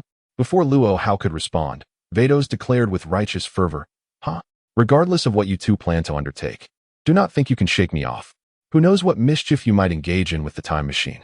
In this regard, I must assume a supervisory role. Yes, a supervisory role. Furthermore, my duty is to accompany Luo Hao, so do not harbor any illusions. This is a principle. I am an angel who adheres to principles and will faithfully fulfill my mission. Besides, your romantic entanglements or personal matters can be entirely disregarded in my presence. I am not one to indulge in gossip. Chapter 32, Vados. I am merely a third wheel. Witnessing Vados' shameless proclamations and antics, Bulma felt a sense of helplessness. However, at least this character consented to allow them to use the time machine to glimpse the future. In this way, Bulma's years of hard work have not been in vain. Although she cannot venture into the past to explore what the world once was, a tinge of regret lingers. Nevertheless, the past is merely a collection of events that transpired over a year. Whether one witnesses it or not is inconsequential, and Bulma harbors no regrets. However, the prospect of visiting the future, to glimpse her future self, the future of Luo Hao, and the world yet to come, fills her with an exhilarating sense of anticipation. With this in mind, everyone agreed, and Bulma no longer hesitated. She promptly engaged in a flurry of activity at the nearby control panel, causing the entire time machine to emit a resonant hum. Luo Hao paused momentarily, surprised. Oh, are you truly going to activate it now? I merely wanted to discuss this first. I need to recharge the time machine. After all, it consumes an immense amount of energy. I estimate it will take about 3 days. In the meantime, you should prepare, as it seems inappropriate for the restaurant to remain closed for too long. We shall depart from here at 10 o'clock, 3 days hence. Let's not be late. All right, you all go and make your preparations. If anyone dares to be late, humph. Bulma threatened with a bold air. Luo Hao, however, was taken aback. What? We have to wait 3 days? Didn't you already finish the construction? Can't we take a look now and return? Accompanied by Luo Hao's skepticism, Whis vigorously nodded in agreement beside him. At present, he is deeply engrossed in devouring a colossal ice cream from Bulma's establishment, blissfully oblivious to his surroundings. Bulma rolled her eyes dramatically and retorted with irritation. What do you two know? This is a time machine, not some ordinary rocking chair toy. Do not jest. This device consumes an immense amount of energy. I had to dismantle the energy cores of several main battleships just to gather enough power for a single journey through time. Right now, we are merely recharging, which will take at least 2 days, and I still need to make some adjustments. Did Mr. Whis not mention that we can only travel to the future, not the past? You so-called gods have quite the list of demands. At that moment, Luo Hao pointed at Whis, exclaiming, He is the god. It has nothing to do with me. Bulma casually remarked, crazy. Ignoring Whis as if he were invisible, she continued to indulge in the delightful ice cream, unconcerned about their chatter. 3 days later, the trio, comprised of 2 individuals and a so-called angel, convened for this clandestine journey through time, uncertain of the novel experiences that awaited them.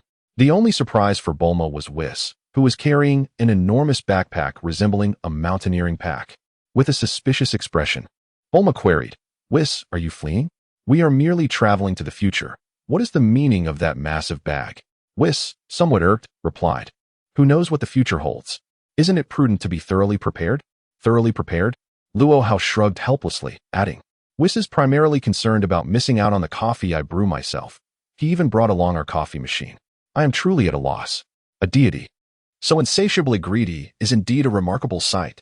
Bulma, with an exasperated demeanor, said, Fine, carry it if you wish. It shouldn't have any significant impact on my time machine. She then unplugged the charging cable, opened the hatch of the time machine, and promptly sat inside, declaring, Enough chatter. Luo Hao, your seat is at the back. Hurry up and take your place. We are about to depart. I will make some adjustments to the equipment. Let us set the time for 10 days from now. Whis ascended into the air to examine the internal structure of the time machine, which surprisingly resembled a small 2-seater car, crafted quite impressively. Impressive indeed.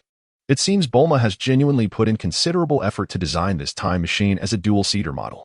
Wait. Suddenly, Whis recalled a vital question. You 2 have seats. But where do I sit? Bulma, exasperated, replied, Isn't time of the essence? Initially, I had merely designed a time machine for 2 travelers, but you insisted on participating, leaving me with no choice. There's a trunk behind the seat. Isn't there? If you could endure it, just sit back there. Wes's expression immediately soured. You 2 are being a bit excessive. It's obvious you consider me a third wheel. Then, with a quick glance, Whis seized the enormous package behind him and stuffed it into the time machine as trunk. That should suffice. Bulma looked at him with disdain and remarked, What on earth are you doing? Don't you realize our family has thrived thanks to the universal capsule? Couldn't you create a universal capsule to store your coffee machine? Whis simply chuckled awkwardly, remaining silent. However, Luo Hao came to Wes's defense. This fellow is incredibly lazy. I suggested he buy a brand new coffee machine, but he refused, insisting on this model that has been in use for over 10 years. It's the familiar taste and quality he craves. As for the new ones, he cannot adapt. Don't let his angelic demeanor fool you. He is quite picky. Any deviation in flavor is unacceptable. Am I right? Whis chuckled, responding, Of course. Now that I am on Earth, I intend to relish the earthly lifestyle and its delectable cuisine.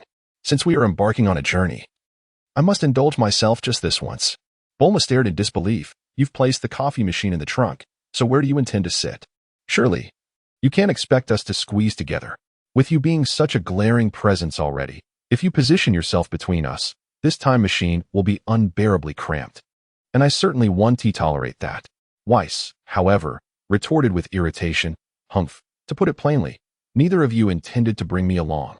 Luo Hao quickly raised his hands in surrender. It's not us, it's her. I have no such disloyal thoughts. Whis chuckled mischievously. No matter. I am an angel and shall not hold any grudges against this little girl. Who are you calling a little girl? Bulma demanded angrily. Chapter 33. Bulma and her companions arrived 10 years into the future. In a flash, Whis exited the time machine's cockpit and floated gently above it. All right, Miss Bulma. You may activate the time machine now. This should suffice, right? I shall not intrude upon your romantic bubble, as long as I keep pace with the time machine. You cannot shake me off, regardless of your destination. Is this agreeable? Bulma, however, was taken aback. Whis, are you out of your mind? This is a time machine, not an ordinary aircraft. According to my calculations, if we engage in time travel, we will encounter spatial storms. Without the cockpit's protection, you could lose your life at any moment. If you lose your grip, you may become lost in the fabric of time, and no matter where you end up, we would be utterly unable to rescue you. Whis clapped his hands. You little girl, I didn't expect you to care about others. Quite commendable. For this, you shall receive some reward in the future. Rest assured, I am a genuine angel. If I cannot withstand these spatial storms and rifts, I might as well be remade. Enough idle chatter, let us depart swiftly. I shall support your time machine. That is my limit. Otherwise, I wouldn't hesitate to awaken Lord Beerus and have him obliterate your time machine along with all its schematics on the spot. This is a blatant violation of the law, akin to you bringing a police officer to commit robbery on Earth. Have you ever considered how outrageous that is? At this point, Bulma, seeing Whis' unwavering confidence, decided not to linger on the matter further. She promptly shut the time machine's hatch and activated the startup button, which emitted a resonant hum as it gradually ascended into the air. Then, Bulma adjusted the time control button to 10 years into the future, smiling as she said, "Luo Hao, let us see what the world looks like a decade from now." Luo Hao shrugged. It's just a glimpse into the future, but I must admit, I am quite intrigued by this time machine. Curiosity aside, I possess an inexplicable premonition that I, too, may harbor the ability to traverse through time and space. Although the specifics elude my memory for now, noticing a slight change in Bulma's demeanor, which hinted at discontent, Luo Hao swiftly interjected. All right. You are the most brilliant scientist. No one can rival your prowess in this domain. He continued, let us hasten the initiation. I am genuinely eager to witness what the world will look like a decade hence. Regarding that fellow Whis, you need not be concerned, given his capabilities. Your time machine will be child's play in comparison. Upon hearing Luo Hao's reassurances, Bulma hesitated no longer. At the moment when energy surged, she decisively pressed the activation button. In an instant, this embodiment of humanity's pinnacle of technology, accompanied by a rather unorthodox angel, vanished in a rush from the sight of all present. Indeed, it disappeared with such abruptness. In the realm of the future, behind a massive stone, a rather dubious figure of a man was stealthily peering towards a distant arena, muttering to himself, "Why haven't these fellows resolved their matters yet? How frustrating." This burly man, clad in a black martial arts uniform, with a wild mane of hair and a small mustache, continued his sardonic soliloquy. I truly wonder where these golden beings emerge from. Their strength exceeds my wildest imagination. How ironic that I, Satan, a world champion of martial arts, am compelled to hide here and observe from the shadows. Fortunately, there were no journalists nearby. Otherwise, my illustrious reputation would be tarnished in an instant. Just as he contemplated this, a peculiar sound emanated from behind him. What is that? At this moment, had not the military and the press already vacated the premises? It seems only my boldness allows me to remain here, observing their contest. Yet, could there be an unusual sound behind me? Turning towards the source of the noise, future Satan beheld an oddly shaped object that had inexplicably materialized behind him. To his astonishment, this peculiar entity appeared to be adorned with a person, clad in an eccentric manner, most notably sporting a yellow checkered apron. This is evidently the attire of a waiter. What manner of operation is this? Are we not aware that the most perilous share gaming tournament is currently underway? Here we find yet another reckless individual who dares to venture into this perilous place. It seems I must first refine my appearance. Should these rascals capture an unflattering moment, the repercussions would be dire. Just as this thought crossed my mind, I noticed a peculiar young man with a machine attachment gazing at me with an odd expression. Instantly, I straightened my posture and felt the urge to bark, "What are you staring at?" However, I quickly reconsidered. The atmosphere nearby appeared to be charged with intense competition. If my voice were to rise too much and attract the attention of that being known as Cell, it would surely be akin to lifting a stone only to drop it upon my own foot. That frightful creature is truly terrifying. Should I catch his eye, I could very well be obliterated in an instant. At this moment, as I raged internally, the hatch of the peculiar device above me suddenly burst open with a resounding bang, and a man and woman leaped forth from within. This is precisely the moment when Luo Hao and Bulma, having traversed time in a time machine, find themselves a decade into the future.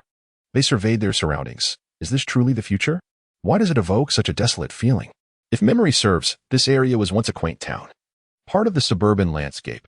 How has it transformed into a wasteland?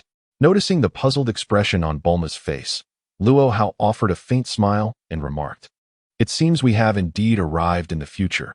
The air here instills within me a peculiar sensation. Regardless, it affirms that your time machine has functioned successfully. And we have traversed 10 years into the future, correct, Whis?" Observing the calm demeanor of Whis, Bulma gasped softly, "You truly are remarkable. You seem unscathed." and not a single wrinkle mars your attire from the tumultuous passage through time. By the way, why are you still donning the apron from your establishment? Is this an attempt at advertisement? Whis glanced down at his attire and chuckled helplessly. Well, this work uniform has become second nature to me over the years. I inadvertently forgot to remove it while embarking on this adventure. However, Miss Bulma, do you have any further inquiries regarding our journey? Chapter 34, a decade later. Son Goku has grown incredibly powerful. Bulma wore a worried expression, fiddling with a device resembling a smartwatch, muttering to herself, "It seems there is no discrepancy in time. This must be the future. Why, then, does it appear so barren? It gives off an odd sensation. Could there be an error in the temporal coordinates? If only someone could clarify this." Whis rolled his eyes and pointed to a burly man squatting by a boulder, saying, "Isn't there a gentleman over there who appears to be pondering something? Shall we not inquire with him?" Following Whis's gesture, Bulma indeed spotted a sturdy man clad in martial arts attire, looking bewildered at the three of them. "Ah, indeed, there is someone here," exclaimed Bulma. At that moment, Whis facepalmed, his expression laced with exasperation. "Bulma, what am I to say about you? How could you overlook such a large figure?" Meanwhile, the man hiding behind the boulder, known as Satan, felt a twinge of annoyance, thinking, "Am I truly so large that you failed to notice me? Furthermore, am I merely to be described as a chunk?" Just as he was about to express his frustration, he remembered that this was not the right moment, and immediately gestured for the trio to approach quietly. What is happening here? Why is it all so shrouded in mystery? Whis, Luo Hao, and Bulma, with expressions of skepticism, approached the giant stone and discovered a timid middle-aged man cowering behind it. He assumed a frightful demeanor and inquired, "Where did you three come from? Are you unaware that an important battle is unfolding here? Keep your voices down. You must not attract their attention, or you may not even comprehend how perilous your situation is. Honestly, didn't your parents ever advise you against wandering aimlessly? How many people in the world remain oblivious to the Cell games? Why must you choose to hide right beside me? If you make too much noise and draw their gaze, I cannot guarantee your safety. Despite being the world champion in martial arts, I am utterly powerless against that terrifying android." The trio regarded the incessantly chattering middle-aged man with perplexity, rendered momentarily speechless. However, Bulma's spirited personality prevailed. She leaped forward with enthusiasm, standing before the man. Noticing his anxious expression, she flashed a sweet smile and introduced herself. "Hello, sir. I am Bulma. May I inquire as to your name? What is the Cell Games competition all about? Could you enlighten us? We have just arrived and are rather unfamiliar with the circumstances." It seems that these three are utterly oblivious to the gravity of their predicament. At this moment, Satan felt a sense of relief. I knew it. In such dire times, how could anyone still have the leisure to travel? He gestured nonchalantly. "Do you see that arena over there? The creature resembling a cockroach atop it is named Cell, a terrifying android of immense power. He has set up a platform here, and if no one can defeat him within a day, he will unleash his dreadful strength to annihilate all of humanity on the spot." He chuckled. "As for the golden beings fighting against him, I have no knowledge of their origins. This is simply the situation at hand. As the world champion of martial arts, Mr. Satan could not flee in the face of danger. He was there to support them." At this moment, he posed heroically, causing Bulma's eyelids to twitch in response. The seemingly cowardly uncle before her appeared utterly terrified, leaving Bulma in a state of inner turmoil. Could it be that my first journey through time has led me to a monumental event? She then cast a pleading glance towards Luo Hao, who merely smiled and shrugged, saying, "Whis, it's your turn." Whis rolled his eyes in exasperation. "Again me? Fine, fine." He then raised his angelic staff, and the gem atop it shimmered, projecting a holographic 3D image before the four of them. "Mr. Satan's eyes lit up at this display. What are these folks up to? They even brought a 3D projector? Young people today carry all sorts of gear." His expression soon shifted to one of realization. "Wait, this is no ordinary 3D projection. It's showcasing the battle occurring in the arena." Bulma scrutinized the figures in the image and, perplexed, remarked, "Huh, that guy looks so much like Goku. But why does he radiate golden light?" Luo Hao chuckled softly. "That must be Goku 10 years from now. Remarkably, these youngsters have grown so strong in such a short span of time." Bulma pointed at a figure resembling Piccolo in the projection, exclaiming, "Look, that guy seems to be the demon King Piccolo. Wasn't he defeated by Goku? How's he here again? Has the future Piccolo entirely allied with Goku?" Luo Hao chuckled. "Who knows? With this group, anything is possible. After all, time can resolve everything." Bulma's gaze then settled on Vegeta, As this era's Bulma had never encountered him before. She casually inquired, "And who is this spiky-haired fellow?" Whis retorted, "Now you choose to ask me about this angel? Very well, this broomhead is named Vegeta, a prince of the Science. And he is now likely a member of Goku's team, presumably here to protect Earth. Oh, how fascinating it is to witness such a spectacular battle after a decade of crossing time and space for the first time. This journey has indeed proven worthwhile. Who is that young man? Why does he bear golden lightning? He seems somewhat reminiscent of Goku." Was immediately elucidated. That individual should be Gohan, Goku's son. Bulma, in a state of perplexity, inquired, "When we departed, Goku had just wed, and after 10 years, his son should only be 9 years old. How impressive. But what exactly is transpiring here? Why are they engaged in combat with this creature named Cell?" Chapter 35. Whis becomes ineffectual as the group engaged in rather mundane chatter. Mr. Satan observed them with a look of utter bewilderment. It seemed that these youngsters were quite familiar with the fighters in the arena. Judging by their tone and manner of speech, could they possibly be from the past? Is this peculiar contraption they arrived in a time machine? That seems implausible. The occurrences of this day have been extraordinarily peculiar, with the abrupt emergence of this creature known as Cell, followed by a formidable group of golden beings battling against him. And here I am, the esteemed world champion, forced to conceal myself in this desolate place, quietly observing the unfolding events. Alongside 3 mysterious individuals claiming to have traveled from the past in a time machine. What a cacophony of chaos this is. Just at the moment when Mr. Satan was lost in reverie, Bulma suddenly exclaimed with a start. The sudden exclamation nearly startled Mr. Satan into submission, prompting him to angrily lower his voice and exclaim, "You little girl, why the fuss?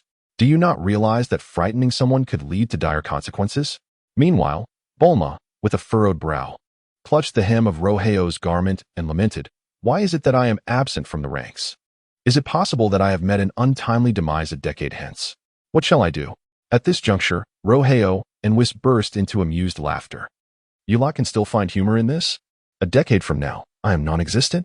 With my disposition, I would undoubtedly partake in such lively events, be it in combat or otherwise.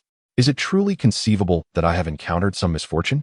Observing Luo Hao and Whis, whose laughter grew increasingly peculiar, Bulma felt a tinge of annoyance. Yet, Whis paid no heed to her grievances. Instead, he activated a projector, and a picture-in-picture display materialized before the group. Within this display, a worried Bulma was seen intently watching the unfolding events on television. "Ah, so that is the reason. They are safeguarding you by preventing your participation in this battle. Are you now reassured, Miss Bulma? According to my calculations, you are destined for longevity. Rest assured, my predictions are remarkably accurate, for I am an omniscient angel." Upon witnessing her own image on the screen, Bulma set aside her previous concerns and focused intently on the battleground. It appears that Goku is not a match for this creature named Cell. Their combat is indeed exhilarating. Who would have thought that a decade later, such an intense battle would ensue? Just as she uttered these words, Goku abruptly vacated the arena, making way for a new contender. Wait, does this not signify defeat? Why has that young lad taken the stage? Bulma inquired, puzzled. Luo Hao responded, perhaps he wishes to train his son, Gohan? Who can say? Nevertheless, with Whis and myself present, this being named Cell shall not cause any troubles. We shall merely observe the spectacle. As for you, Mr. Satan, fear not, your safety is assured in our presence. However, Satan cast a disdainful glance, retorting, you lot, with your slender limbs, believe you can protect me? Yet, the mere fact that you can utilize 3D projection to observe battles from afar suggests you are no ordinary individuals. The great battle is on the brink of eruption. After exchanging several moves, Son Gohan successfully transforms into a Super Saiyan adorned with lightning. A furious wave of energy strikes the overconfident Cell, leaving him battered and bruised. Yet, Cell swiftly unleashes the formidable power derived from his Cell's Piccolo genes, restoring himself to his former state. However, the current Cell is no match for the Super Saiyan 2 Son Gohan. After enduring several heavy blows, Cell expels Android 18 from his mouth. True to the original narrative. In a fit of rage and humiliation, Cell realizes he cannot contend with Son Gohan, Goku, Vegeta, or Trunks, the esteemed Super Saiyans, and decides to self-destruct. His body swelling ominously. Witnessing this scene, Bulma gasps, exclaiming, how did this guy become so large? Luo Hao sighs softly. He must be contemplating self-destruction. Nevertheless, given his energy, Even in an incomplete state, this would obliterate the Earth. What shall we do? Bulma, terrified, suggests, shouldn't we quickly use the time machine to escape? Remaining here could lead to our demise. Luo Hao reassures her, placing a gentle hand on her shoulder. Fear not, with Whis and me here. What danger could you possibly face? Trust in Goku and the others' wisdom. They will not allow this arrogant fool to succeed. Besides, even if you were to succeed, we have Whis. Whis? What use is that? Bulma inquires skeptically. Luo Hao retorts, what do you mean useless? Do you recall the time you were wildly shooting with a machine gun in my restaurant? Who do you think handled all the repairs afterward? Bulma responds, that was Whis. Precisely. Even if this fiend possesses the capability to annihilate the Earth, with Whis by our side, he can rewind time to 5 minutes prior, rendering Cell's efforts futile. What is there to worry about? Moreover, we still have the Dragon Balls. Initially trembling and about to climb into the time machine, Bulma recalls Whis' special ability, which comforts her. You're right. Despite his gluttonous tendencies, he does seem to have some utility in critical moments. Whis shoots Bulma an exaggerated eye roll. You are the one who is wasteful. You are the one who consumes excessively. I am an omnipotent angel.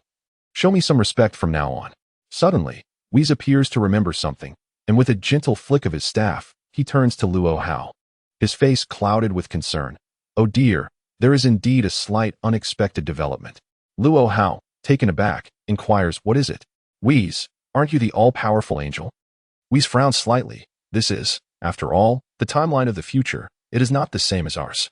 It seems that here, my angelic powers are somewhat diminished.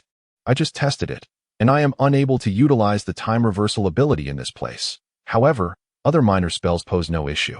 Yet, in this future realm, employing the time reversal skill with my current angelic strength is beyond my reach. What? This revelation startled Bulma, causing her to stumble and nearly sit down in shock. So, Whis, does that mean you become ineffectual in the realm of the future? Chapter 36. Luo Hao effortlessly took hold of the angelic staff. Whis retorted rather irritably. It merely indicates that my angelic powers are somewhat affected. After all, this is a space of the future, which conflicts with our own realm and adheres to different laws. Luo Hao merely chuckled. No worries, for I am still here. He grasped Whis' angelic staff, leaving Whis internally astounded as if caught in a tumultuous wave. How could this fellow so easily seize my angelic staff? This is a divine artifact unique to the angelic lineage. Could it be that this individual is capable of wielding the angel's staff? If so, his identity is indeed perplexing, and it appears that all my previous conjectures were misguided. Furthermore, the angelic staffs are allocated in a strict order. Even the high priest cannot casually utilize my angel's staff. Could it be that this individual? Just as this thought crossed my mind, I noticed Luo Hao gently swirling Whis' staff in the air. Indeed, this is a precious artifact. Rest assured, Bulma, anything you need can be entrusted to me, he declared with a grin. Here, my powers shall remain unaffected. Is he boasting? Bulma shot a disapproving glance at him. This guy, who usually requires my intervention even for the slightest matters, dares to claim he possesses strength greater than that of an angel? How is that even conceivable? Nevertheless, witnessing Luo Hao's unwavering confidence, Bulma chose not to dwell on their banter nor pay heed to Whis' astonishment. In a swift turn of events, Son Goku positioned one hand on the self-destructing cell while placing his index and middle fingers on his forehead, murmuring something under his breath. In an instant, Son Goku and the cell before him vanished completely from the scene.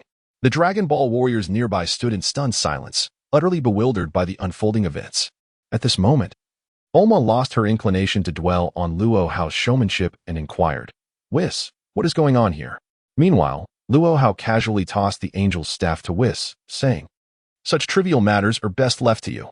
Whis, with a bemused expression, replied, very well, you are quite unreserved. I had anticipated you might utilize my angel's staff for some extraordinary purpose. Must I truly handle it? Luo Hao clapped his hands and responded, come now. Let this minor task be yours. If any substantial projects arise, rest assured, my presence will suffice. At this juncture, Whis was not in the mood for further banter with Luo Hao. With a gentle flourish of his staff, the scene shifted, revealing a brand new 3D projection before the gathered audience. In this projection, there appeared a resplendent golden cloud, within which floated a diminutive celestial sphere, suspended in tranquil serenity. As the lens zoomed in, it revealed a rotund figure with blue skin and sunglasses. This individual was none other than the leisurely and contented king of the Northern Realm.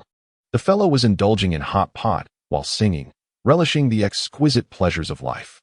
In the next moment, a colossal figure suddenly materialized before the king of the north. The king was momentarily taken aback, but upon closer inspection, he realized it was none other than Sun Wukong, who had teleported with the imminent self-destructing cell right before him. This left the king of the universe utterly astonished. "Goku, what is the meaning of this?" Son Goku replied with an apologetic smile, "There is no choice, my lord. The situation is urgent. I could only sense your energy." However, he soon realized that Cell was in a state of extreme instability, as if he were about to self-destruct at any moment. Without further elaboration, Son Goku let out a fierce shout, and the golden aura surrounding his body suddenly retracted, revealing a crimson energy that abruptly manifested on the surface of his form. This individual astonishingly transcended the Super Saiyan state, directly transforming into the form of a Super Saiyan god. This indeed represents a monumental leap, with the formidable power of a Super Saiyan god surging through him. Son Goku wore a confident smile and remarked, "Humph, Cell, with the energy you possess now, the most you can achieve is to obliterate this planet, inflicting harm upon me. You are far from capable of that. Heh, Lord King Kai, rest assured, with my presence, you shall encounter no peril." Just at the moment before Cell was about to self-destruct, Goku swiftly maneuvered and pulled a figure behind him. "The planet's explosion is of little consequence, at most. I can gather the Dragon Balls on Earth and restore King Kai's planet." In that moment, as the unwilling gaze of Cell lingered, a deafening explosion resonated throughout the underworld. As the cloud of smoke dissipated, Goku reverted from his Super Saiyan God form, exhaling deeply in his normal state. This transformation truly drains one's stamina. With my current strength, I can only sustain it for a mere 10 seconds. Any longer would be utterly exhausting. Yet 10 seconds is ample time. Cell, this time, your ultimate scheme has surely been thwarted. Fear not, King Kai, I will undoubtedly gather the Dragon Balls and restore your planet post-haste. However, upon uttering these words, Goku noticed the absence of King Kai's voice behind him. What could this mean? Could the explosion have rendered him speechless? Surely not. He is the esteemed North Kai, and such a trivial incident would not shake his composure. Turning around, Goku was utterly astounded. There was no sign of King Kai, but rather his pet Bubbles, the very gorilla who had once trained alongside him on King Kai's planet. "Why is it you?" In my flustered haste, "Did I mistakenly rescue your pet instead of the king?" With confusion, Goku inquired, "Bubbles, where is King Kai?" Bubbles gazed at Goku with innocent eyes, then made a gesture across his throat, implying that King Kai had met his demise. This blunder was indeed awkward. Sun Wukong scratched his head vigorously, realizing the gravity of the situation. It was one thing to believe he had merely lost the planet of the king of the other world. However, in a moment of carelessness, he had not only saved Baburus, but had also inadvertently caused the demise of the king of the other world in the explosion that had just occurred. How could he possibly explain this in the future? At that moment, from the other end of the long serpentine path, a figure of the king of the other world appeared in the Yama Hall, adorned with a radiant halo. Enraged, the king shouted, "After a rare holiday, I intended to indulge in life's pleasures, savoring hot pot and singing songs. Yet you, cursed Wukong, have brought that individual right before me. How dare you make a dignified king of the North report to the Yama Hall? What a disgrace. Wukong, mark my words, this matter is far from over." Chapter 37. Cell by cell, I was fortunate to have integrated with Piccolo's essence back in the day. The thunderous roar reverberated through the heavens, and it remains uncertain whether Wukong can hear it now. However, what slightly astonished Sun Wukong was that not far from the site of the explosion, a fragment of debris was incessantly writhing. The remnants, however, piqued Sun Wukong's vigilance. Oh no, could it be? Just as this thought crossed his mind, the debris began to undergo a remarkable transformation. With a resounding bang, the entire wreckage morphed into a completely new form resembling Cell. At that moment, this newly resurrected Cell erupted into maniacal laughter, exclaiming, "Haha, Sun Wukong, did you ever anticipate this? I have attained immortality. As long as a fragment of flesh or debris exists, I am indestructible. This is all thanks to the fusion with Piccolo's cells back in the day. Indeed, the regenerative power is formidable. Furthermore, I sense that my strength has reached unprecedented heights." With a thunderous roar, Cell's entire body radiated a resplendent golden-purple hue, crackling with an array of vibrant lightning. Haha, behold the emergence of the golden-purple lightning Cell. Sun Wukong, if you possess the capability to transform into that previous form, perhaps I would not be your match. However, you must confront me as a super scion, which only means you stand no chance. My patience has worn thin, but I must admit, that last move was quite impressive. Indeed, I have inherited the remarkable learning ability of your scion race. It seems I have mastered instant transmission. To defeat you, I shall not only obliterate you physically, but shall also inflict profound psychological torment upon you. Sun Wukong hesitated momentarily. What do you intend to do? Cell responded with a sinister grin. I have come to realize that your greatest concern lies with Earth and your friends. Humph. Sacrificing the King Kai and the King Kai's planet allowed me to expose myself here. Sun Wukong, I have finally discerned your most significant weakness. Gritting his teeth, Sun Wukong retorted, damn it. I have already exhausted my transformation into a super scion god. My stamina is depleted. If I were to engage this resurrected cell with my ordinary super scion form at full power, it would seem I have no chance whatsoever. What am I to do? Meanwhile, Cell continued to sneer. Do not contemplate stalling for time to regain your strength. I shall not grant you another opportunity. Heh. This time, I will use your instant transmission to return to Earth and annihilate that planet along with all its inhabitants before returning to deal with you. Do not worry. With my current power, it is entirely achievable. Just as he finished speaking, Sun Wukong shouted, no, but it was too late. Cell placed his index and middle fingers upon his forehead, and, with a swift motion, vanished before Sun Wukong's eyes. That damn bastard. Sun Wukong bellowed in anger. Immediately utilizing his own instant transmission to return to Earth, his thoughts consumed with dread. This is bad. Earth is truly facing grave peril. If Shara were to obliterate the Earth, the Dragon Balls and Piccolo residing on it would also cease to exist, which would indeed spell unprecedented trouble. Should I and all my companions perish here, would that not render the King of Worlds' sacrifice meaningless? At this pivotal moment, the 3D projection cast by Whis' staff came to an abrupt halt, inciting immediate displeasure from Bulma, who exclaimed, Whis, what on earth is going on? How can you pause a film midway? Why did it stop at the crucial moment? Do you even have a malfunction? In response to Bulma's discontented tone, Whis scratched his head and replied, well, I cannot be held accountable for this. The events over there have concluded, and it is only natural for the projection to cease. The protagonists of those scenes have already returned to Earth. Really? Have they returned? Bulma inquired, puzzled. Then what shall we do? According to Goku, he should not be a match for that Shara now. Whis shrugged helplessly, saying, I cannot intervene. Combat is not my forte. Besides, you have your Luo Hao here. So what is there to worry about? Just as he spoke, they noticed an indistinct ripple appearing behind the four of them. In an instant, the once arrogant and formidable Shara materialized behind them in a flash of lightning. With a sinister grin, Shara declared, instant transmission is indeed quite useful. I have finally returned to Earth. Goku, bid farewell to your friends, for soon you shall reunite in the underworld. With that, Sharu's aura surged violently, preparing to unleash a catastrophic attack that would reduce the Earth to mere fragments. However, he was taken aback to find four figures, a trio of men and a woman, accompanied by a peculiar machine, standing before him. Sharu was momentarily stunned. This was clearly Earth, but from where did these four emerge? The disheveled, bearded one resembled that character named Satan. Wasn't he just a fool? Why had he not vacated the vicinity? And what of the other three? They seemed devoid of any energy or presence. Were they, like this fool, merely ordinary mortals? What a pity for them. Yet witnessing the moment before Earth's destruction could be considered a stroke of luck. However, what perplexed Shuru was that the faces of the two men and the woman before him bore no signs of terror or fear. They remained remarkably composed, as if observing him with the bemusement one might reserve for a fool. Did his presence fail to cast the expected shadow over these earthlings? Only the one dubbed Satan appeared to possess the kind of fearful and despairing gaze that Sharu relished. At this realization, Sharu felt a twinge of doubt. Had his performance fallen short? These three individuals appear utterly unaware of their own formidable power. However, such matters have become inconsequential. Having resolved to annihilate the entire planet and to see Sun Wukong perish in despair serves their true purpose of vengeance.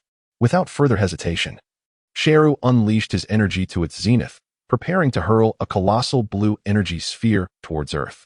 Meanwhile, the young man across from him, who had been gazing at him with an expression of bewilderment, suddenly appeared right before him in an instant. This individual is truly courting disaster. The sheer force emanating from my being could reduce him to cosmic dust. How could he stand before me so nonchalantly? Just as Sheru was engulfed in confusion, the slender, sun-kissed youth across from him gently extended a finger. Chapter 38. Could it be that Sheru was struck down by Luo Hao? The finger, lacking any semblance of force, gently tapped the forehead of the violet, lightning-imbued Cell. Immediately, a faint sound of impact resonated, and Cell felt as though his body were akin to a mere bubble, perpetually dissolving into nothingness. The energy and aura he had unleashed vanished instantaneously, as if they had never existed at all. Had he truly been extinguished by such a delicate touch? How could this be possible? Accompanied by a sense of unwillingness, Shalu was inexplicably struck down by Luo Hao with a mere finger, leaving no final roar to escape his lips. Meanwhile, Luo Hao casually blew on his fingertip, expressing his disgust. How revolting. I never anticipated that I would be tasked with such a filthy job. Bulma, casting a disdainful glance at Whis, who had just attempted to shirk responsibility, remarked, Whis, you claimed you were inadequate in combat, yet that fellow was so formidable. Our Luo Hao effortlessly dispatched him with a mere poke. This alone elucidates why Luo Hao is the boss, while you remain relegated to a mere errand boy. Humph. So that's how it is. You assert your combat skills are lacking, but I dare say you are deficient in every regard. Whis, left speechless, conceded, fine. I have been rather lenient lately. Otherwise, I would have shown you, my dear girl, a thing or two. However, it seems that this young lad's strength is increasingly formidable. Although the essence and energy of that individual were trivial to us gods, his current prowess reaching such astonishing heights indicates that his training has indeed borne fruit. Whis vividly recalled how, during their last encounter, Luo Hao had effortlessly obliterated half a galaxy with a single punch aimed at Frisia. This time, although it was merely a gentle poke, there were no residual effects. Given Luo Hao's energy, had he unleashed his full might, it would have surely decimated a substantial portion of the entire galaxy, which is not in keeping with his usual style. It appears that he is drawing ever closer to regaining his peak form. Yet, this recent display bore an uncanny resemblance to the divine power of a destroyer. Who exactly is he? His current identity has plunged Whis into a perplexing quandary. Whether he can wield his angelic staff remains uncertain. Yet there was no indication of rejection from the staff towards Luo Hao. That gentle poke seemed to manifest the power of a destroyer to perfection. Even if Beerus were present, he would struggle to handle an opponent of such caliber with the same fluidity, leaving no trace of energy to escape. This individual's identity becomes increasingly enigmatic. At this moment, we shall set aside Whis' contemplations and turmoil. For the one who is truly embroiled in confusion and frustration is Son Goku, who has instantaneously returned to Earth. He was searching frantically. Hey, everyone is still here. Did you see that? See what? Krillin, Vegeta, and Gohan gazed at Goku with puzzled expressions. Piccolo sighed deeply. You mean to say you're unharmed? Remarkable. That individual's self-detonation did not inflict any harm upon you. How did you manage that? Goku continued to survey his surroundings, exclaiming, Did you all really not notice? Notice what? The crowd gradually became aware of Sun Wukong's expression. Immediately, he recounted how he had taken Cell to the North Kai's planet, where he had detonated himself. Utilizing some extraordinary methods, Sun Wukong managed to withstand the explosion, but tragically, it resulted in the death of the North Kai. To everyone's astonishment, Cell, that wretched being, had not perished. Instead, at the critical moment, he resurrected and significantly amplified his power, plotting a profound assault and retaliation against Earth. What instilled fear in the hearts of the onlookers was the unsettling realization that Cell appeared to have mastered Wukong's instant transmission. Now, they were left in the dark, unaware of his whereabouts as he prepared to deliver a lethal strike upon Earth. All present relinquished their perception of energy. There was nothing, absolutely no energy fluctuations. Could it be, Wukong, that you were hallucinating? In that moment, Sun Wukong scratched his head in frustration. How could this be? I distinctly sensed this fiend's energy had surged several-fold, and he was quite clear in his intentions to seek vengeance on Earth. How could this possibly be? Krillin speculated. Could it be that this villain's instant transmission was not fully mastered, and he has relocated to another place? Vegeta rolled his eyes dramatically, muttering a curse under his breath. Meanwhile, Piccolo showed no restraint, delivering a sharp smack to Krillin's bald head, causing Krillin to grimace in pain. Piccolo, what was that for? I was merely conjecturing. Your conjecture is quite unreliable. Trunks interjected. Uncle Wukong's instant transmission seems to rely on his sensing ability for positioning. If, as you suggest, it were as random as being lost or misplaced, then it wouldn't even qualify as instant transmission. Uncle Krillin, could you make your conjectures a bit more credible? Krillin, feeling aggrieved, cradled his head, suddenly spotting a rapidly moving black dot in the distance. He pointed. Huh? What is that?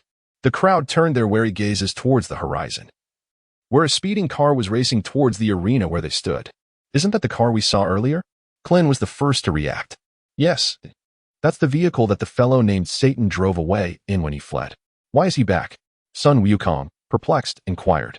What does that eccentric old man intend to do upon his return? The crowd grew increasingly bewildered. With a piercing screech of brakes, the car came to a steady halt before them. Satan leaped from the vehicle, laboriously ascending the platform where everyone stood, panting heavily. He greeted Sun Wukong and the others, saying, "You need not linger here. The demon named Cell has likely been vanquished by me. You may resume your respective activities." Upon hearing this, the entire assembly was taken aback. What is this all about? How should we proceed? Even the usually mild-mannered Gohan exclaimed, "Mr. Satan, are you here to amuse us? You must leave at once. This place is perilous. Having fled in a good manner, why have you returned?" Observing Gohan's demeanor and the puzzled expressions of the crowd, Satan struck a rather imposing pose, declaring, "Fear not. If my observations are accurate, the fellow named Cell has indeed been vanquished by me." Though Satan's stance appeared formidable, the more he spoke, the more his confidence waned. Chapter 39. The hasty conclusion of Cell's game. Noticing the crowd on the verge of erupting with frustration, Satan, resembling a deflated balloon, quickly attempted to clarify. "Well, it seems this situation was a mere coincidence for me as well. Regardless, this is how it transpired, believe it or not." Thus, Satan recounted the events that had unfolded in his vicinity. Of course, this account had been meticulously prepared with the guidance of Luo Hao, and Satan had made certain alterations. While his words contained elements of truth and fiction, they nonetheless left the audience in a state of astonishment. According to Mr. Satan's narrative, the crowd learned that he had been observing the battle from behind a massive boulder in the distance, ever ready to intervene.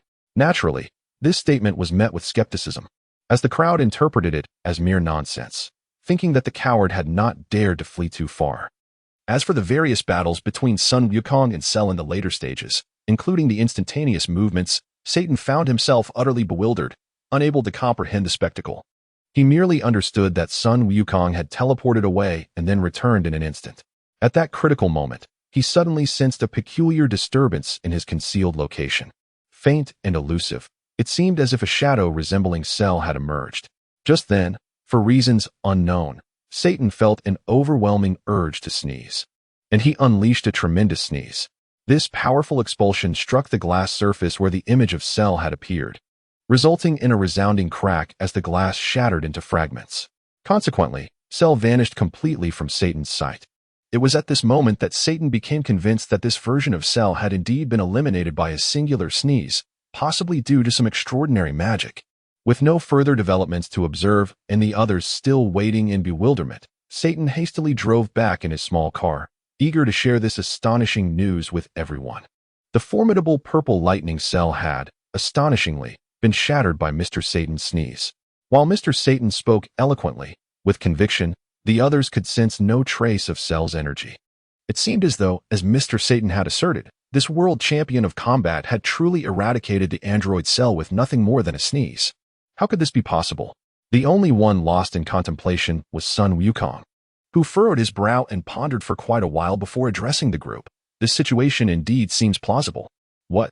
Now, not only Piccolo but even Vegeta and Trunks, along with Krillin and Gohan, rolled their eyes in unison. What on earth is this? Such a formidable android could truly be shattered by an ordinary earthling's sneeze? Have you lost your mind after witnessing Cell's self-destruction? Yet, Sun Wukong provided them with a rational explanation. It is genuinely possible. When I was on Yardrat learning instant transmission from Elder Pibra, he once mentioned that for beginners, improper use of this skill could lead to falling into a spatial rift. Cell has just recently learned this technique. During his first attempt, he likely hadn't mastered it fully. At the moment he teleported back to Earth, he may have inadvertently materialized next to Mr. Satan, and at that very moment, the fabric of space and its reflections were at their most vulnerable. In this critical instant, Mr. Satan's sneeze could have shattered his reflection and coordinates, causing this being known as Cell to plummet into an infinite spatial rift due to the collapse of his reflection and loss of coordinates. As for when he might return, That is a mystery known only to heaven and earth. Elder Pibera, who taught me instant transmission, seemed to imply this. Which is why I am always exceedingly cautious when using this skill. I never employ it during battles, fearing that the resulting turbulence could disrupt my positioning. It seems that Cell's nefarious deeds have led to his own demise, truly falling at the hands of Mr. Satan. With Sun Wukong's explanation, the group reluctantly accepted this utterly absurd rationale. However, it was Vegeta who posed the most critical question. So, according to you, this Cell is now lost in the chaotic flow of time and space, potentially never to return, or he might return at any moment. Is that the gist of it? Sun Wukong vigorously nodded. Though the odds are slim, it remains a possibility. Nevertheless, this grants us a respite. From now on, we must continue to train diligently to prevent Cell from returning to wreak havoc. Since that is the case, there is no point in lingering here. He added with a chuckle. Kakarot, you have mastered a new transformation and yet kept it hidden. Humph, do not let me surpass you, or I shall not hold back. Sun Wukong, however, could only offer a wry smile. All right, Vegeta, it's not that I'm deliberately concealing my abilities. This transformation is exceedingly difficult to master. After training for so long, I can only maintain it for a maximum of 10 seconds. Originally, I had thought that this move could serve as my trump card in our battle, yet it has now been exposed. Well, it is actually quite simple. As for the Super Saiyan God, Vegeta, you must ponder this deeply on your own. At this point, Vegeta let out a disdainful snort and spat fiercely onto the ground. Trunks, let us depart. In the blink of an eye, the two transformed into a streak of crimson light and vanished before the onlookers. Piccolo and Krillin exchanged wide-eyed glances and inquired, Goku, is what you said true? Goku, clenching his fists, replied with a grin, as long as there are formidable foes around, the blood within me continues to surge with fervor. Gohan, there is no time for idle chatter. We must resume our training once we return. This fellow named Cell can reappear on Earth at any moment. With him around, I find the motivation to improve. Otherwise, convincing your mother would indeed be a daunting task. Let us take our leave for now. With that, Goku and Gohan transformed into two beams of light, disappearing from the sight of the others. Now, only Piccolo, Krillin, Tien, and Yamcha remained, exchanging glances with one another. Was such a grand and elaborate tournament of the Shara game to conclude so abruptly? Chapter 40. Bulma arrived at her birthday celebration in the future. How much effort and cunning had everyone expended, engaging in fierce battles that nearly brought about the destruction of the earth, only for it all to be resolved by a mere sneeze from a man named Satan? Observing the lingering confusion among the crowd, Satan, without hesitation, sang merrily as he drove away. The spectators, still dazed on the arena, exchanged helpless glances, bid each other farewell, and returned to their respective homes. Thus, the incident involving the androids came to an inexplicable end, with Satan emerging as the true savior of the planet. Shortly after Satan's departure, a mysterious footage surfaced, revealing that Mr. Satan had indeed executed a monkey steals the peach followed by a black tiger pierces the heart move, delivering a devastating punch that sent the android Sheru reeling, resulting in his demise. The authenticity of this footage was affirmed by various experts, confirming that the battle had not been fabricated and was captured in a single continuous shot. This evidence sufficiently established that Mr. Satan was indeed the hero who saved the world. As for the origin of this video, opinions may vary. Generally speaking, when it comes to products of Whis, one can expect nothing less than excellence, leaving ordinary mortals unable to discern any flaws. In truth, the events unfolded quite differently, with the unfortunate Sheru teleporting directly in front of Luo Hao, who effortlessly dispatched him with a mere fingertip. However, Luo Hao then conferred with Bulma. Although they had dealt with the ultimate boss, revealing themselves to the others would entail considerable complications. They would need to explain their origins, justify their absence in this timeline, and elucidate how Luo Hao had vanquished the formidable purple Sheru with such ease, an endeavor that would require an excessive amount of words. Moreover, the time machine continued to consume energy as it remained stationed there. Bulma suggested that now that matters here had been resolved and the future had become clearer, it would be prudent to return to her seventh universe without delay. Bulma's proposal was indeed sensible. After all, she dared not leave the time machine unattended, for any mishap could lead to genuine trouble should they find themselves unable to return. With the dangers in this realm neutralized, the group agreed that Mr. Satan was conveniently nearby, providing a rather flimsy excuse for him to take the fall. thus allowing him to emerge as a hero in the quest to save the world. A commendable choice, indeed. As for the absurd video, it was casually recorded by Whis. Indeed, since it was an angelic recording, even if Earthlings were to study it for 1,000,000 years, they would never uncover any flaws or vulnerabilities within it. The rather ridiculous excuse for Mr. Satan, however, was concocted by Miss Bulma. Yet, the one thing that Bulma's astute mind failed to anticipate was that, in the end, this flimsy justification received the endorsement of Son Goku, making it a splendidly comical alliance among true teammates, a collaboration that was nothing short of exquisite. Thus, Mr. Satan became a superhero capable of saving the world. Perhaps this is indeed the fortune that befalls the foolish. In this entire affair, only Satan himself remained in a state of utter bewilderment. As for whether Mr. Satan's days unfolded as he envisioned, that is subject to individual interpretation. Meanwhile, Luo Hao, Bulma, and the auxiliary Whis did not linger in hesitation. They each took their positions, and the time machine soared back into the sky, humming before vanishing in an instant. However, just as the time machine disappeared, Bulma's voice echoed from within. "Oh no, I forgot to adjust the temporal coordinates. It seems we cannot return to our parallel timeline. We may end up a decade into the future." Accompanied by Bulma's exclamation, the time machine irrevocably vanished within the fabric of this parallel universe. And what awaited them a decade hence remained a matter of conjecture. Outside, Whis wore a wry smile. "Bulma, I know you must have done that on purpose, humph." In the future timeline, a luxurious giant oil tanker glided gracefully across the expansive sea. On board this opulent vessel, a grand celebration was underway. Indeed, this was Miss Bulma's birthday in the future timeline. She had invited all her friends and chartered the largest ship under her family's name as the venue for her birthday festivities. Amidst the serene and tranquil celebration, an unrecognizable time machine materialized abruptly above the deck, accompanied by a ripple in the fabric of time. An angelic figure adorned the exterior of this time machine. As the spatial ripples stabilized, Bulma's voice rang out from within. "Oh no, this is disastrous. Our energy is about to deplete, and we might crash." Following her, Luo Hao reassured, "It's all right. We happen to be above a cruise ship, so stopping here poses no issue. But won't that cause panic among others?" Bulma queried, perplexed. "Enough of your chatter, both of you. We have stabilized," was interjected with irritation from outside. He then called out, "Miss Bulma, I know you did this on purpose. Look, your little scheme has succeeded again. We have arrived another decade later. Let us see how you plan to return." Bulma, however, wore a triumphant expression, saying, "Returning is quite simple. We are in the future, not the past. As long as we are in the future and I exist, the time machine must also exist. We can easily find a place to recharge and head back." Such a statement indeed seems quite reasonable, and Whis found himself at a loss for words. Meanwhile, Roheo opened the time machine's hatch and surveyed the surroundings. The environment here is rather splendid." Listening to Roheo's words, Bulma also glanced around and remarked, "Have we intrusively stumbled into someone's party? Just look at the decorations and the ambience. It must be a celebration." Suddenly, with Bulma's exclamation, she noticed that familiar faces surrounded them. What is happening here? Piccolo, Krillin, Tien, Yamcha. Why are all these people here? Could it be? Roheo chuckled. "Bulma, perhaps this is your very own birthday celebration." Bulma leapt from the time machine, linking her arm with Roheo's, and inquired, "What are these folks up to? Why are they not reacting to our arrival? They are all gazing intently at the sky. What could they be observing? With such commotion, haven't they noticed us?"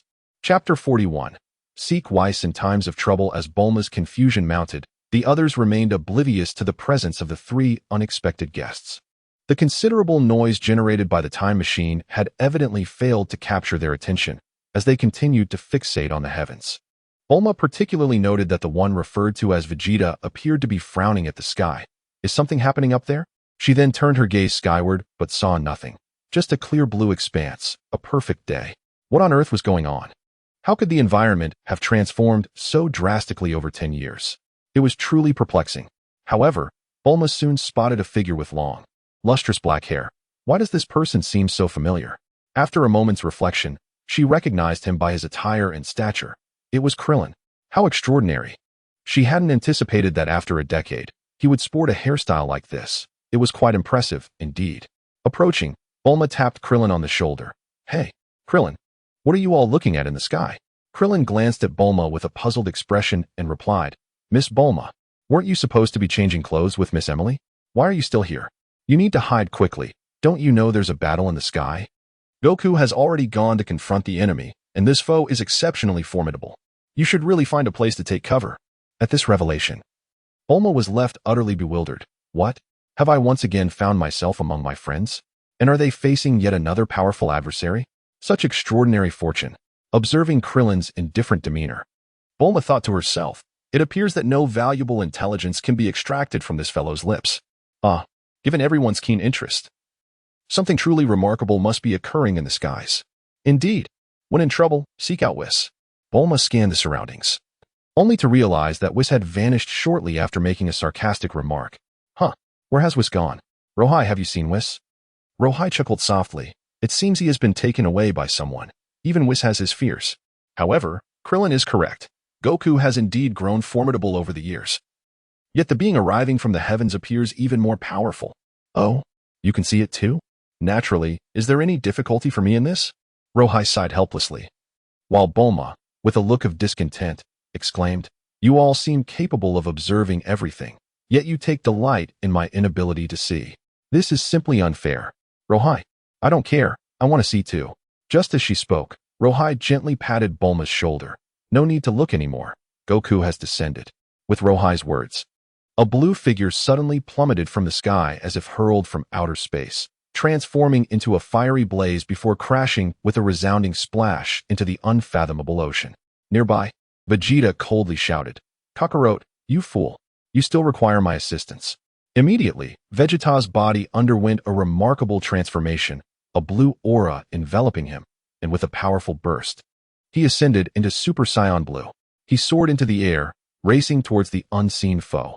Piccolo swiftly dove into the depths, retrieving Goku, who had been sent plummeting into the abyss, and placed him on the deck of the cruise ship. At that moment, Krillin called out, It's all right. Goku merely exhausted his energy. He is not seriously harmed. He then produced a Senzu bean from his pocket and tossed it into Goku's mouth. Goku chewed and swallowed the bean, instantly rejuvenating to his peak strength and gracefully rising to his feet. That fellow is indeed impressive, even in my Super Saiyan Blue form. I am no match for him. Vegeta has charged in as well. It truly is a rarity. I never expected this day would come. However, everyone need not worry.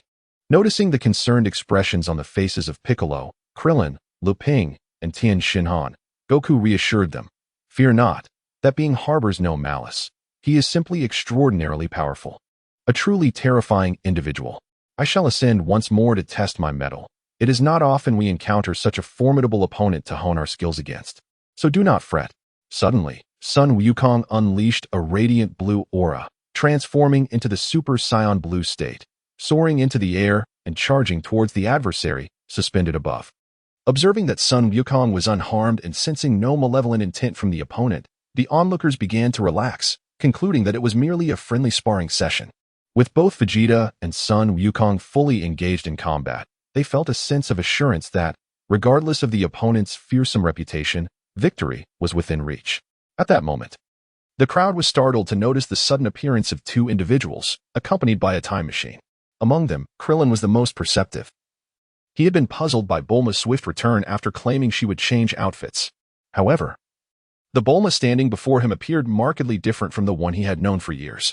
Although her features had not drastically changed, the hairstyle and clothing style were unfamiliar, likely a result of the dragon's blessings and wishes. Furthermore, beside her stood a tall man with dark hair, raising questions about his origins. Krillin's gaze fell upon the time machine with recognition. Isn't this Bulma's proud invention, the time machine? Indeed, his deduction was accurate. Bulma continued, You've learned to answer quickly. Yes, we traveled from 20 years in the past. Impressive, isn't it? Krillin, still in shock, gradually regained his composure, realizing, indeed, it is the time machine. No wonder it looks so familiar. Bulma, pleased with herself, declared, I am a genius. By the way, where has my present self gone? Krillin replied with mild annoyance. Need I say? She is off changing clothes for your birthday party. I just didn't expect to have two unexpected guests show up. Chapter 42. Whis faces a severe defeat. The unexpected visitor, however, did not pique Bulma's interest. She merely inquired, Oh, Krillin, I invented the time machine so early on. Has the version of me from your timeline not utilized it for travel? Krillin, wearing a troubled expression, replied. We did suggest to the version of you from this timeline to take the time machine for a spin, to explore a bit. But you mentioned a cosmic regulation that prohibits the reckless use of time machines, which is why your invention has remained in the realm of theory and experimentation, never truly reaching practical application. It's surprising that the past version of you actually employed the time machine to arrive in the present. It certainly broadens our horizons. By the way, who is this individual beside you? Bulma paused slightly at Krillin's question. What? You don't recognize him? This is my classmate, Luo Hao. We've been together all these years, and he has accompanied us in our quest for the Dragon Balls. Without him, we wouldn't have even met. Why does it seem like none of you recognize him? Beside them, Piccolo, Krillin, and the others looked at Luo Hao with a puzzled expression and shook their heads in unison to indicate they were unfamiliar with him. Luo Hao patted Bulma's shoulder and said, I forgot to mention, I am unique and can only exist in our timeline. As for other timelines, it is impossible to find my likeness. I can't explain why. Perhaps it is simply a matter of fate. Haha, time and space are truly fascinating. Well, since it couldn't be explained, everyone decided not to dwell on the matter any further. Bulma resumed the previous topic, asking, You mentioned there are 2 unexpected guests. Who exactly are they? Krillin scratched his head and replied, One resembles a humanoid cat, and the other is exceptionally beautiful, claiming to be some kind of angel. Humanoid cat? Angel? Bulma inquired skeptically, What kind of nonsense is this? Why are there always such peculiar beings in the future? Wait, did you say an angel? And she is beautiful? Krillin nodded vigorously. Yes, a ponytailed figure wielding a staff, claiming to be a true angel. What's the matter? Oh, then there's nothing to fear. Bulma exhaled deeply. We have an angel too. This time, we brought a male angel with us during our time travel, rest assured. Our angel is certainly far more powerful than the female angel you've encountered. Since they are both angels, it is likely there will be no conflict. As for that humanoid cat, I believe Vegeta and Goku can handle it without issue. There is no need for concern. It seems we are once again the Fire Brigade, appearing at the crucial moment in the pivotal place. The time machine truly was the right choice. Regardless of Bulma's self-admiration, Piccolo let out a cold snort and remarked, What are you 2 little rascals up to over there? Not far away. 2 mischievous heads peeked from the time machine, none other than Trunks and Goten from the future. The 2 boys seemed quite fascinated by the time machine, rummaging through it with great curiosity. Bulma, displaying her characteristic generosity, reassured Piccolo, Don't worry, it's all right. The energy of that time machine has been completely depleted. No matter what these 2 little fellows do, there won't be any unforeseen accidents. There's nothing to fret about. She then turned her attention to Luo Hao. Oh? Where has Whis gone? Luo Hao, with a hint of annoyance, responded, After chatting for so long, you just now think of Whis. Unfortunately, our angel is currently being bested by that female angel. What is going on? Bulma asked, bewildered. Shouldn't you hurry and rescue Whis? Luo Hao shrugged helplessly. I can't interfere. After all, they're siblings. It's just a matter of an older sister teaching her younger brother. What can I say? Seriously? Having traversed time and space. And yet we still encounter relatives here? What a chaotic situation. Bulma felt her mind was becoming overwhelmed. Meanwhile, Krillin and Piccolo, standing nearby, were equally perplexed. An angel? And they are siblings? This is all a bit too convoluted, isn't it? Following Luo Hao's direction, everyone gazed towards an inconspicuous angle and indeed spotted 2 individuals quietly hovering there. The woman was firmly gripping the man's ear, scolding him for something. At that moment, realization dawned upon the group. The 2 were unmistakably related, sharing the same skin tone, head shape, and hair color, truly siblings. However, Bulma skeptically inquired, How do you know they are siblings and not a couple? Luo Hao replied with irritation, Excuse me, but I accidentally overheard their conversation. Whis is in distress, sigh. You really have no sense of compassion, do you? Bulma, reveling in the misfortune, remarked, Isn't Whis always boasting about being incredibly powerful, the mightiest of angels? Who would have thought he would face a day like this? It's rather satisfying. Luo Hao sighed resignedly. Well, it seems this guy has now become a punching bag. Let us not interrupt their sibling reunion. Meanwhile, Whis was internally lamenting, You 2 rascals, why don't you hurry up and come to my rescue? Ouch, sister, please stop. Opposite him, Vados showed no mercy, her delicate fingers gripping Whis's ear tightly as she continued to scold him. You are far too mischievous. Do you not know that recklessly using the time machine is a taboo of the universe? You dare to violate the law, accompanied by 2 mere mortals on a journey through the cosmos? If the Supreme Judge were to discover this, I shudder to think of the repercussions that would befall you. It seems that Sister Badu's is truly incensed this time. After all, traversing the fabric of time and space using a time machine is indeed a grave taboo, of which Whis is all too aware. Yet, he is burdened with a secret mission of utmost importance, leaving him unable to voice his grievances. Observing Sister Badu's continued tirade, he immediately pleaded, "Sister Badu's, I acknowledge my wrongdoing, but there are circumstances that led to this. May I beg you to allow me a moment to explain?" At this juncture, Badu's fury had subsided significantly, given her status and divine power. Her keen eyes could discern the intricacies of the situation. However, the nature of Whis' clandestine mission remained an enigma to her. He was merely the mischievous brother, whimsically leading two ordinary earthlings through the whims of time travel. What shall we do about this? Chapter 43. Reasoning with Xiangpa? This time, it was fortunate that I encountered myself. Had it been another angel or a different destroyer, the consequences could indeed have been unpredictable. Should this matter truly reach the esteemed Lord Zeno, it is likely that even their father, the high priest, would not easily come forward to protect this individual. Who dares to act recklessly? The more she pondered, the angrier Bardos became, causing her grip to tighten further. Just as Bardos had managed to regain her composure, the urge to unleash her fury resurfaced. Whis immediately interjected, "Sister Bardos, please do not misunderstand me. I have indeed accepted a secret mission from the High Priest, which has led to my current actions." "Is that so?" This revelation caused Bardos to calm down significantly. "So you have accepted a secret mission. Does this imply that the High Priest is someone who defies the law, allowing you to traverse time and space with two ordinary earthlings? Are you attempting to deceive me? If you are to persuade me, you ought to have a more plausible reason." At this point, Bardos grew even angrier, yet upon seeing Whis' woeful expression, her heart softened. Could there be some truth to his words? After all, if Whis truly intended to deceive or manipulate her, he would likely offer a more credible excuse rather than concoct such a flimsy one. "Very well, I shall temporarily place my trust in you." Bardos finally released Whis' ear, which had been tugged mercilessly. Whis, in turn, wore a pitiful expression as he pretended to wipe away non-existent tears. This was indeed Whis' greatest talent, playing the victim. Noticing that Bardos seemed to have passed this hurdle, he thought that perhaps the High Priest's secret mission was indeed effective. "All right, since I can speak freely now, I must inquire, Sister Bardos, what brings you to our seventh universe? Moreover, that being in the sky appears to be Lord Kampa, does it not? What grievances do you have with this humble little planet?" Bardos retorted sharply, "Isn't this all your fault?" "My fault?" Whis exclaimed, bewildered. "How could your arrival in this remote planet of the seventh universe possibly be related to me?" It seemed that he was truly oblivious to the circumstances. Bardos reflected for a moment. Having returned from the past, it was evident he lacked knowledge of the current situation. Bardos continued with irritation. "It is precisely because you are unaware of the nature of the secret mission you accepted, spending your days idly circling this planet, that we find ourselves in this predicament. Meanwhile, your destroyer, Lord Beerus, spends his time in slumber, also neglecting his duties." Whis immediately raised his hands in surrender. All right, Sister Bardos. Please do not berate me any further. I assure you, this is indeed a secret mission, one that has been arranged by our father, the High Priest. Now, please, tell me what happens next." "What happens next?"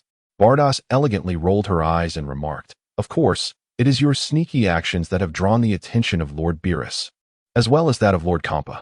Both deities simultaneously directed their gaze towards the mysterious planet. On this planet, they also uncovered a matter of considerable intrigue. This is truly a once-in-a-millennium culinary planet, which has ignited a sense of rivalry between Lord Kampa and Lord Beerus. And then, Whis, with the curiosity of a child, continued to inquire. And then? Well, it was quite straightforward. Lord Kampa and Lord Beerus resorted to their customary methods to host a cosmic competition, wagering the Earth as the prize in a 5-on-5 battle. Ultimately, the outcome saw Lord Kampa's 6th universe team narrowly triumph over your 7th universe team, thus claiming the planet for our 6th universe. Such is the result of the affair. Whis, unable to contain his disbelief, exclaimed, "What did you say? Lord Beerus lost this planet to your 6th universe? That is absolutely unacceptable, utterly intolerable." This statement aroused Bardos's curiosity. What could possibly be wrong? Having already been defeated by us, we are here to reclaim this planet for our 6th universe. Do you think there could be any other reason? However, Whis solemnly replied, Under no circumstances can this planet be allowed to leave the seventh universe. That is an absolute bottom line. This is also directly related to my classified mission. If it weren't for the demands of this condition, I would not have recklessly traversed here with that fellow using a time machine. What task is it exactly? Bardos grew even more suspicious. Whis, realizing that he could no longer remain silent, candidly told Bardos, "The Grand Priest himself once said to me, as long as this individual does not leave the seventh universe, any demands can be met. That is the mission I have accepted. Thus, under this condition, I will do my utmost to satisfy that esteemed figure. In truth, I have always been unable to decipher this individual's identity. All I know is that he is a childhood friend of Father. Given that this esteemed figure has awakened on this planet called Earth, it is imperative that this planet remains within the seventh universe. Is that so? Is it truly that serious?" Bardos expressed her skepticism. Whis, noticing Bardos's lingering doubt, mysteriously added, "Sister Bardos, I am not afraid to tell you that this individual is directly related to the destruction of the 6 great universes. This information is explosive enough, wouldn't you agree? Therefore, this is not a time for jest." Bardos, somewhat irked, retorted, "You dare to divulge such confidential information. Are you trying to drag me into this?" Whis immediately surrendered. No, I did not mean it that way. I simply wanted to convey the gravity of this situation to you." "Very well." Bardos rolled her eyes and said, "Since you take this so seriously, I shall not concern myself with matters here. As for Lord Beerus's agreement with Lord Kampa, you should explain it to Lord Kampa. It seems that Lord Kampa is still engaged in battle with the 2 super scions in their blue forms up in the air. As long as you can pacify Lord Kampa, I will have no issues here." I never expected you to accept such a heavy responsibility. You certainly have surprised me." "Sister, do you mean for me to reason with Lord Kampa?" Bardos chuckled. "Of course, as long as you can persuade Lord Kampa, I will certainly no longer intervene." Chapter 44. Kampa, I have come to collect a debt. Whis, with a comically distressed expression, remarked, "All right, if that is truly the case, I will try to ensure that fellow holds back his strength and does not accidentally kill Lord Kampa on the spot. Otherwise, it would be quite difficult to explain." Upon uttering these words, Bardos's pupils dilated in shock. "What? Are you suggesting that the individual you brought would show mercy? How is that even conceivable? Can you truly pose any genuine threat to the god of destruction?" Whis pondered for a lengthy moment before raising his hands in resignation. "After all, we are in a parallel dimension where my divine power is constrained. Moreover, it is a rule of our angelic lineage that we must refrain from acting recklessly. To unleash our full power would result in our disappearance, a fact that you, dear Bardos, are well aware of." Bardos nodded vigorously in agreement. "And then?" she inquired. "I merely meant to reason with Lord Kampa." Whis sighed with a wry smile. "Indeed, you are aware of Lord Kampa's disposition, are you not? In circumstances where he is in the right, his reasoning appears to be solely reliant on his fists." This point, Bardos reluctantly acknowledged. "Are you implying that the young man you brought possesses formidable strength? Is he the one?" Whis nodded affirmatively. "Indeed, he is the target of our mission. However, it seems he has only partially regained his memories for now. I can only hope he shows mercy when reasoning with Lord Kampa." Upon hearing Whis's words, Bardos felt a wave of apprehension. What had initially seemed like a mere jest was turning out to be anything but amusing. Bardos then closed her eyes, grasping the angelic staff, and began to sense the surroundings.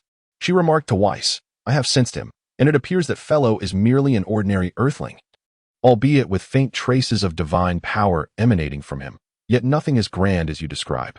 Whis responded, "I cannot quite articulate this myself, but if he were merely an ordinary human, would I be traversing the cosmos, following him through parallel dimensions?" Furthermore, the solemnity with which the High Priestess issued the mission, coupled with the fact that the Omni King has retreated into seclusion due to his awakening and will not be seen here for quite some time, suggests that such an individual cannot be taken lightly.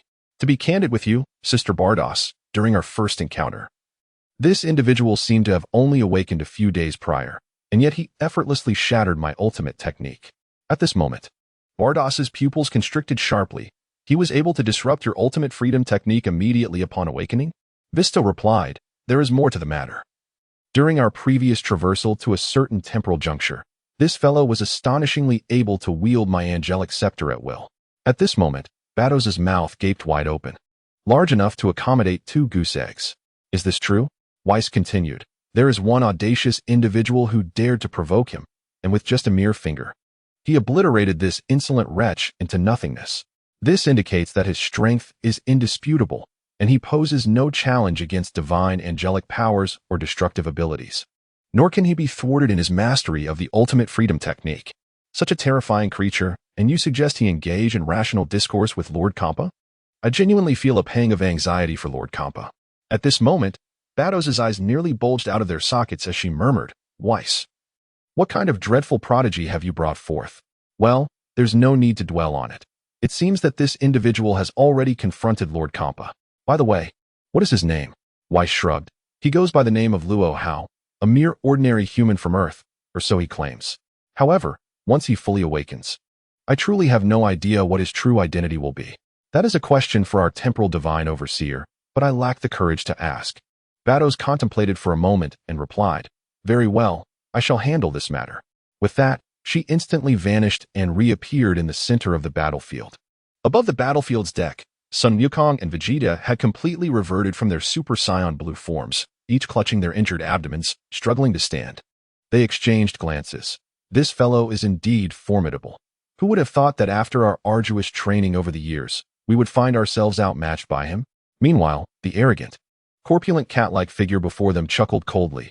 "You two are quite impressive, but alas, you chose me as your adversary. Haha, prepare to endure my wrath. Although your presence will significantly elevate the overall rating of our 7th universe, you must first taste a bit of hardship. Disrespecting a god of destruction? Truly a frog at the bottom of a well, believing that a modicum of divine power grants them the right to act so arrogantly."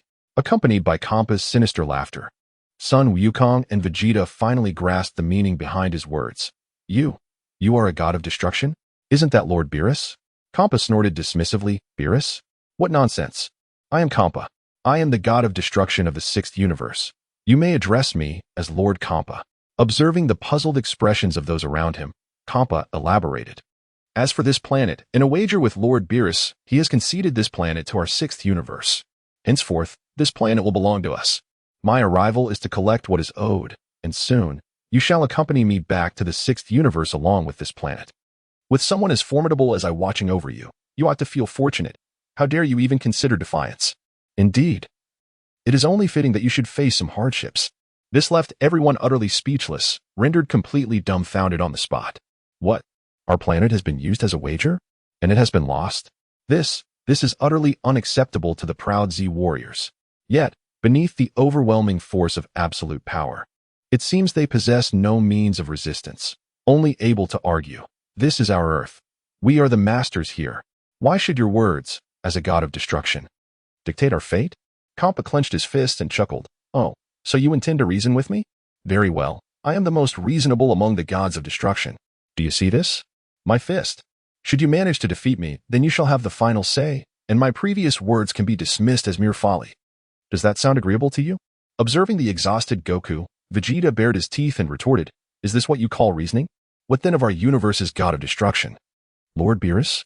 Kampa sneered. "That fellow is likely sulking in his realm of destruction after yet another defeat at my hands. I have already afforded him opportunities. Well then, enough of this idle chatter. The principles have been laid bare.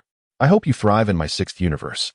As Kampa erupted into boisterous laughter, it abruptly ceased mid-chortle when an incongruous voice interjected, "Oh really? So, Kampa, are you suggesting we engage in a discourse?" Kampa glared furiously.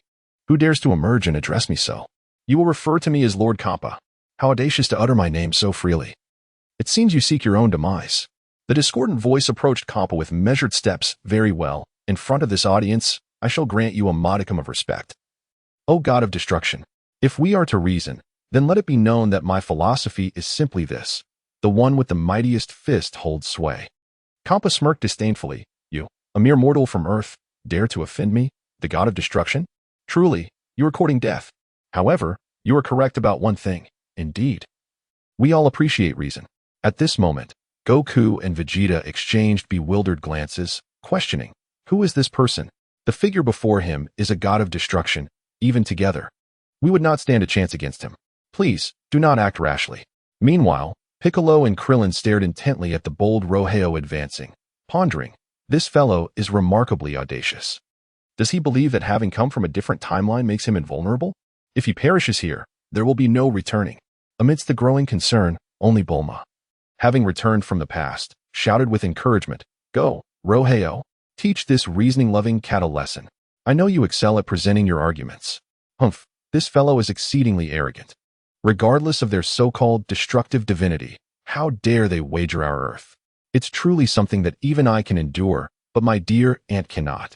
This time, do not hesitate to teach him a lesson without holding back. By the way, where is that scoundrel Whis? Just when we need support and encouragement.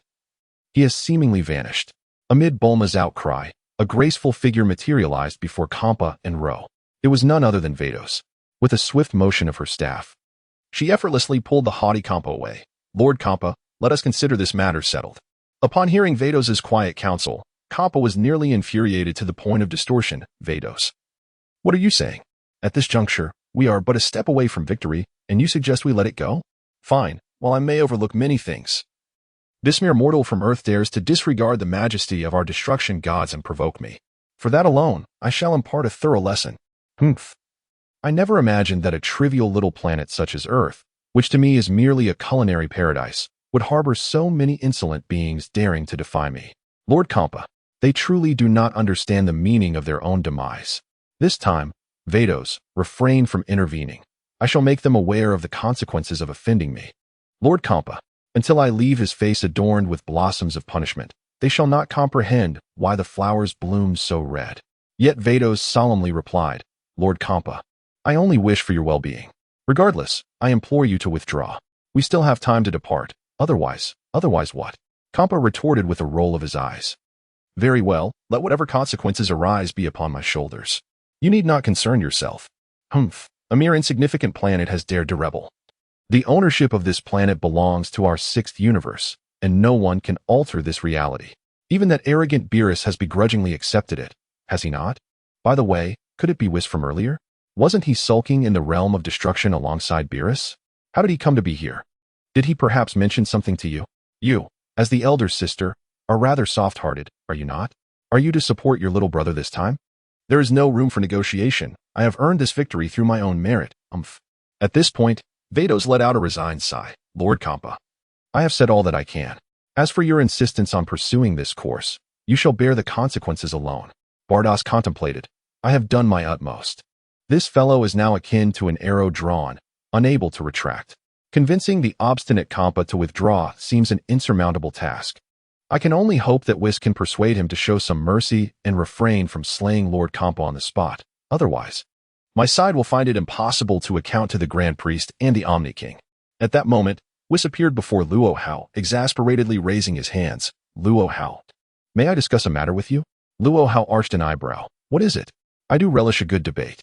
This Kampa dares to reason with me. I have no objections." Whis, wiping the cold sweat from his brow, quickly clarified, "What I mean is not for you to reason with him, but rather to temper your actions. After all, he is the god of destruction of the sixth universe. If you were to strike too hard and truly take his life, it would create significant complications for the sixth universe. Oh, so you are here to plead for him. Very well. Rest assured, in light of your request, I shall refrain from using excessive force." Upon hearing Luo Hao's assurance, Whis felt a measure of relief. However, Luo Hao continued, "Kampa is indeed exceedingly arrogant, daring to wager my home, Earth, in order to claim it for his sixth universe. Humph, do they, as gods of destruction, possess the liberty to arbitrarily decide the dominion of every cosmic planet? To treat such matters as trifles? For this alone, he deserves a lesson, otherwise.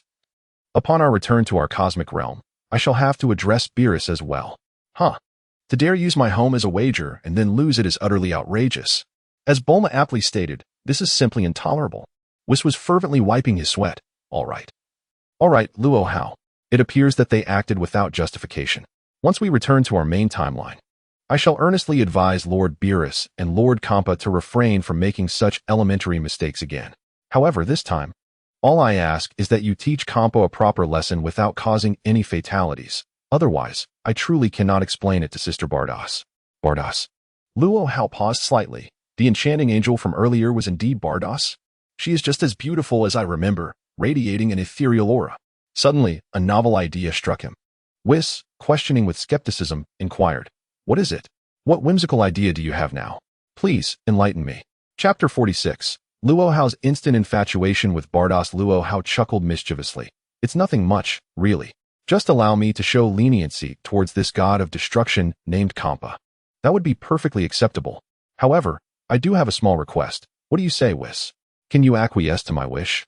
Whis, still wiping the sweat from his brow, murmured, What peculiar request do you have this time? Speak, and I shall endeavor to accommodate it as best as I can. Luo Hao chuckled mischievously. It's rather simple. You shall be my brother-in-law from now on. Surely, that is acceptable? Upon hearing this, Whis was utterly astonished. Are you implying something about the future timeline? No, Whis. You are overthinking it. After all, this is merely a fleeting moment in the future. What I mean is, once we return to our primary timeline, I shall earnestly pursue Bardos as my girlfriend, and I am determined to make her my wife. He smirked. I had only heard tales of her beauty and grace. But this time, seeing her in person was far more enchanting. Your sister, Bardos, possesses an ethereal charm that captivated me at first glance. She is undoubtedly a perfect match. With a playful grin, he added, As long as you consent to be my brother-in-law in our main timeline, I promise I will not cause any trouble during this time. This left Whis in a state of hesitation. The matter at hand was hardly more than a trifling task for him, easily brushed aside with a mere acquiescence. Yet, he soon recalled the temperament of Bardos. Should he indeed return to the primary timeline? The prospect of Luo Hao pursuing Bardos in the sixth universe, and openly declaring his willingness to become her brother-in-law, was enough to instill a sense of foreboding. It was conceivable that, while he might evade demise through other means, he could very well meet his end at the hands of Bardos herself. However, as he pondered this, a sense of acceptance washed over him. If this fellow truly regained his full strength, there seemed to be little he could do to intervene. Ultimately, matters of the heart require mutual affection to flourish. Whatever stratagem this young man employed to win Bardos' favor was a testament to his own abilities. In such circumstances, extending a favor seems permissible. If questioned, one could simply deny it with unwavering resolve. Thus, Whis wiped the cold sweat from his forehead and conceded, Very well. As long as you show leniency this time and refrain from eliminating Xiangpa, once we return to our original timeline, I shall do my utmost to assist you in pursuing my sister, Badass. I can assure you of that. However, I do have an additional condition. An additional condition? This caught Luo Hao off guard. What more could you possibly desire? Whis, with an air of solemnity, declared, It is nothing excessive, merely 100 cups of coffee. This cannot be compromised or negotiated. I am prepared to barter my own sister for 100 cups of coffee. Once again, Luo Hao found himself at a loss for words, inwardly lamenting, Your sister's affections and your own seem quite intertwined. To boldly demand 100 cups of coffee is a price. Very well then, it is a deal. This time, Luo Hao did not linger on his thoughts. Initially, his remarks to Whis were merely meant as jest. However, he genuinely sensed a spark of infatuation upon encountering Bardos. Yet, she was an angel from a future timeline, and any aspirations he harbored could only flourish upon his return to his primary timeline. Indeed, the reality often surpasses mere hearsay. Nevertheless, the prospect of engaging in a passionate romance with Bardos seemed to occupy his mind more than anything else.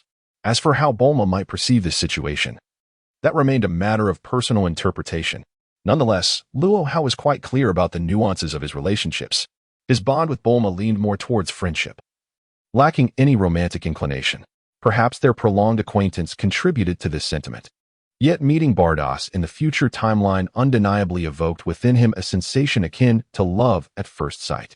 Remarkably, he found himself experiencing that innocent, youthful thrill. However, all matters would have to await his return to the primary timeline for further contemplation. Reflecting on Whis' concerns, he acknowledged their validity. He must exercise restraint. Should he inadvertently eliminate the god of destruction, it would surely complicate matters with the prominent figures of the future timeline. He was aware of certain divine protocols. If one were to extinguish the god of destruction from this universe, the universe's supreme Kai would inexplicably vanish, plunging the entire cosmos into a void of silence. The angel overseeing this universe would subsequently fall into a dormant state, and any future developments would necessitate the intervention of the Grand Minister and the Omni King. The thought of inadvertently causing Bardos to enter slumber due to a misstep that resulted in the demise of Kampa weighed heavily on Luo Hao's conscience. Perhaps this was the essence of love, extending affection even to those connected to the object of one's admiration. If not for Kampa's association with Bardos. the situation would be entirely different. But those were considerations for another time. For now, he needed to deal with the reckless god of destruction.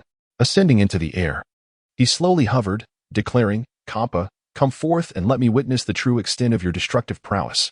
Kappa cast a sidelong glance, bemused, and thought, "Such audacity from a mere mortal. Very well. If you seek your demise, I shall not hold back." Maintaining eye contact with Luo Hao, Kappa heard Bardos's urgent call from behind. "Lord Kappa, be cautious. Do not underestimate that individual's strength." Upon hearing Bardos's words, Kappa felt a wave of frustration. "Are you truly our angel from Universe 6? At such a critical moment, you advise caution against an ordinary earthling?" He retorted sharply, "Understood. I'll bear the consequences myself." Truly meddlesome. Indeed, this individual possessed remarkable courage. Luo Hao clenched his fists. "Very well. If you prefer to reason like Xiang Pa, let us engage in a thorough discussion. How do you intend to present your arguments?" Xiang Pa replied with a cold smile. "To deal with a weakling like you, whose combat power barely reaches 5. What means of reasoning do I require? Can you withstand my destructive energy ball before continuing our conversation?" With a swift motion of his hand, a dark purple energy sphere materialized before Xiang Pa. "Humph. The fact that I must resort to such a formidable destructive force is quite an honor for you.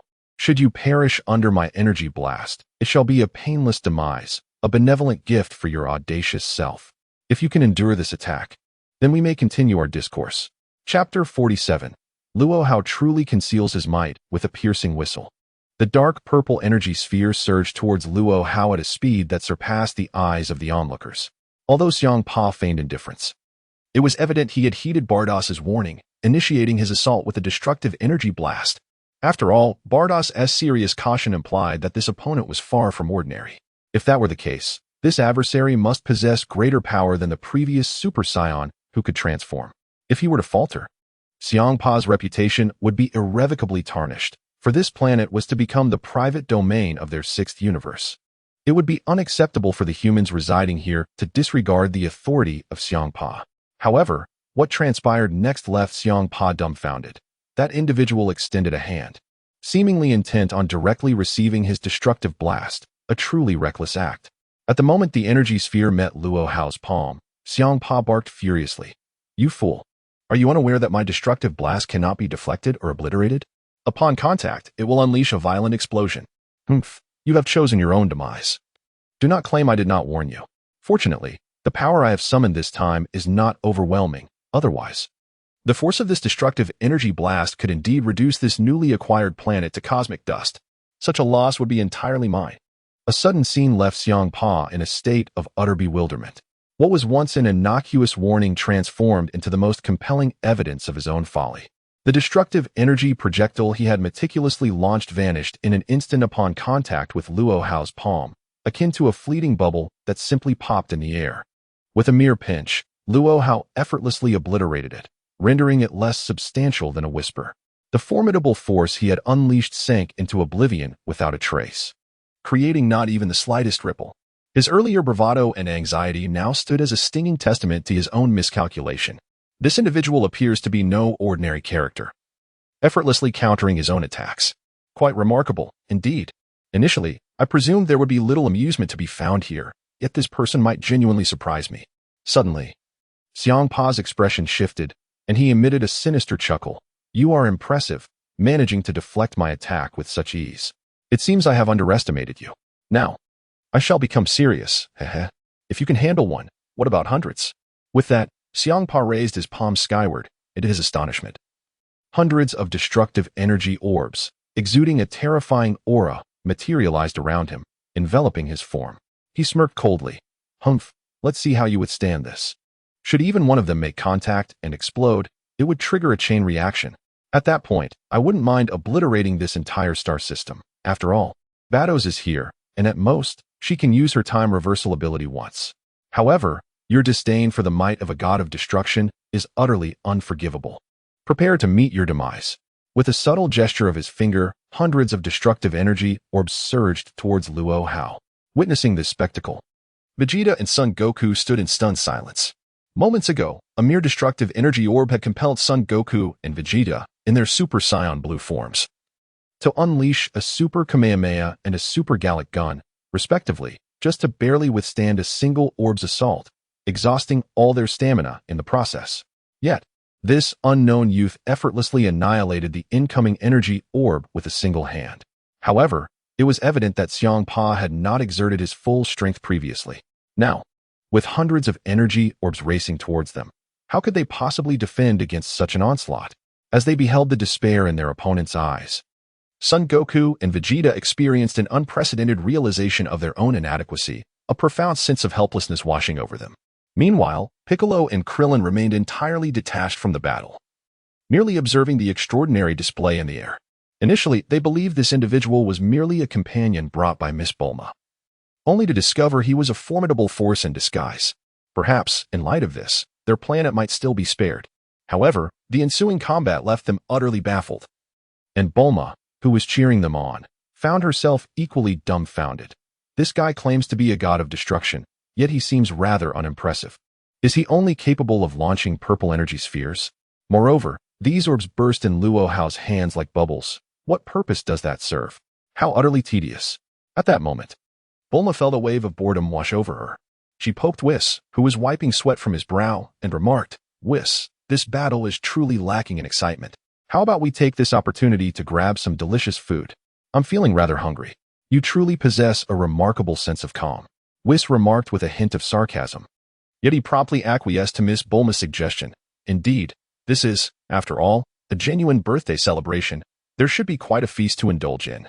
Almost immediately, he observed a rotund figure of rosy hue sprawled across the table, ravenously devouring a mountain of pudding. Just as he intended to approach and procure a few for himself, he noticed the pink glutton glaring at him with a look of hostility, as if to say, "These puddings belong to me. Dare to touch them, and I shall not hesitate to retaliate." However, Krillin swiftly intervened. "Do not take offense, Mr. Whis. This fellow is Majin Buu. He harbors no ill will, merely an insatiable appetite.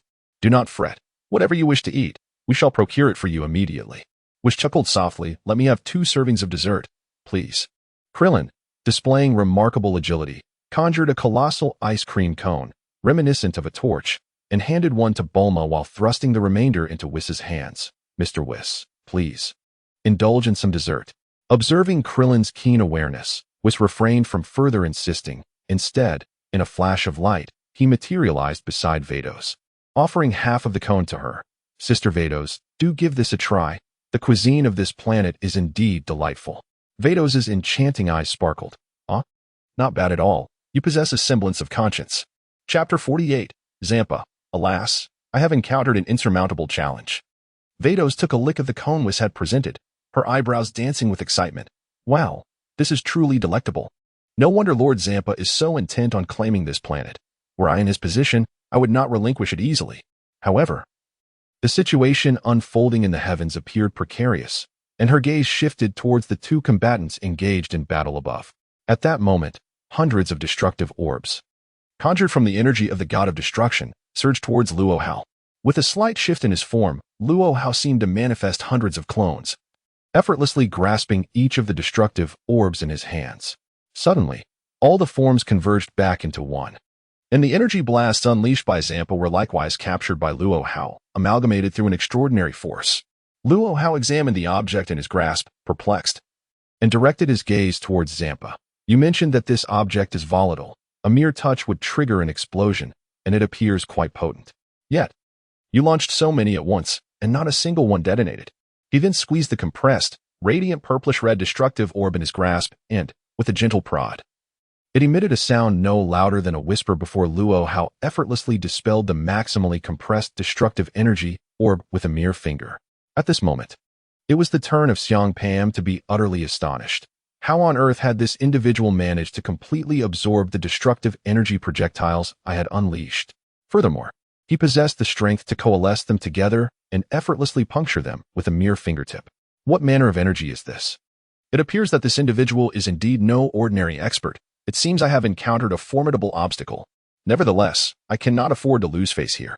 Having triumphed over Beerus, the esteemed god of destruction of the first universe, I cannot possibly allow myself to be bested by a mere mortal from Earth. That is simply inconceivable. Therefore, do not blame me for my lack of compassion. Heh, If I inadvertently inflict significant damage upon the seventh universe, you, Beerus, must not hold it against me. It is the inhabitants of this planet who have shown themselves to be utterly uncouth, daring to insult us, the gods of destruction." At that moment, Kampa's expression hardened, shedding his earlier nonchalant demeanor. A torrent of violet energy surged forth from his being, a clear indication that the god of destruction was prepared to unleash his full might. Within the violet hues, traces of crimson emerged, suggesting that Kampa had developed a unique understanding and application of destructive power. In the distance, watching the unfolding drama, Beerus sighed. This is truly troublesome. It seems that Lord Kampa is genuinely angered. Just look at him. He appears ready to exert his utmost strength. Beside him, Whis chuckled lightly. "Sister Beerus, the desserts here are indeed delectable. What was it you just said? That Lord Kampa intends to go all out?" "Oh, it's nothing to worry about." Beerus shot him an incredulous glance. "What do you mean, nothing to worry about? If trouble truly arises, I have to resort to time manipulation?" Whis smiled serenely. "Not to fret. As long as Luo Hao does not take things seriously and refrains from exerting his full power, all shall be well." This statement left Beerus momentarily stunned. And soon he felt a sense of indifference towards his disappointing brother. Just because you hail from the past, does that exempt you from the consequences of everything that transpires here? Perhaps you are still sulking over your frustrations with Beerus in the god of destruction realm of the seventh universe. However, the ongoing battle unfolded in a manner that took Beerus by surprise. Indeed, as long as Luo Hao remained unperturbed, nothing posed a significant challenge. Presently, Kampa had indeed begun to take things seriously. With his palms raised to the heavens, the divine energy of destruction surged forth uncontrollably. What initially resembled a baseball-sized sphere of destructive energy, under Kampa's full exertion, had transformed into a colossal orb the size of a truck. Witnessing this immense energy in midair, the spectators below, including Goku, Vegeta, Piccolo, and Krillin, felt the overwhelming power of the energy sphere. If Kampa were to unleash that force upon Earth, the entire solar system might very well collapse, perhaps even half of the galaxy itself. It seemed that what Kampa had shared with Goku barely counted as a warm-up. If he were to truly engage, he would undoubtedly be the most formidable combatant in the universe. Realizing they were up against such a powerful deity was indeed a sobering thought. Yet, across from Kampa, Luo Hao exhibited no intention of taking the matter seriously. He merely observed Kampa's fervent gathering of destructive energy without any inclination to interrupt or evade, instead relishing the spectacle. Although Kampa was striving with all his might, his efforts were rife with flaws. Rarely in such a good mood, Luo Hao began to offer his critique. "Kampa, my friend, what can I say? What purpose does this immense energy sphere serve? Your divine energy is evidently lacking in purity. Are you frequently this lazy, neglecting the rigorous training of a god of destruction? Look, you possess your power, yet in terms of purity and lethality, it poses no real threat. It is no wonder you rank among the weakest of all gods of destruction." Being so ruthlessly chastised by his opponent and having his shortcomings so directly exposed left Kampa in a state of indignation and embarrassment. "You little rascal, I allowed you a moment of pride earlier. And now you dare critique my mastery of the divine arts." Kampa resolved to demonstrate the true might of a god of destruction. Without further hesitation, he disregarded the potential devastation that this colossal orb of destructive energy could inflict upon the seventh universe and hurled it towards Luo Hao with a fierce roar. Luo Hao sighed lightly. "Alas, you do not appreciate your own shortcomings, do you? It seems a small lesson is required for you to comprehend the vastness of the world around you. Do you truly believe that attaining the title of God of Destruction renders you invincible? Well, this time I must extend some courtesy to Whis. Otherwise, it would be quite difficult to justify if I were to deal with you severely. It certainly feels somewhat like a case of the strong bullying the weak." As the colossal destructive energy projectile hurtled toward him, Luo Hao merely waved his right hand with a nonchalant air. In an instant, a dazzling, multicolored radiance, akin to flowing light, emanated from his palm. With a gentle flick of his hand, the massive destructive energy bolt launched by Xiang Pa completely vanished without a trace. Remarkably, it did not even graze him. With a mere gesture, Luo Hao reduced it to nothingness, leaving Xiang Pa utterly bewildered. How did you accomplish that? This is the destructive energy projectile I have painstakingly refined over a lifetime," he murmured in disbelief. Chapter 49. Clean the staff and return it to me meanwhile.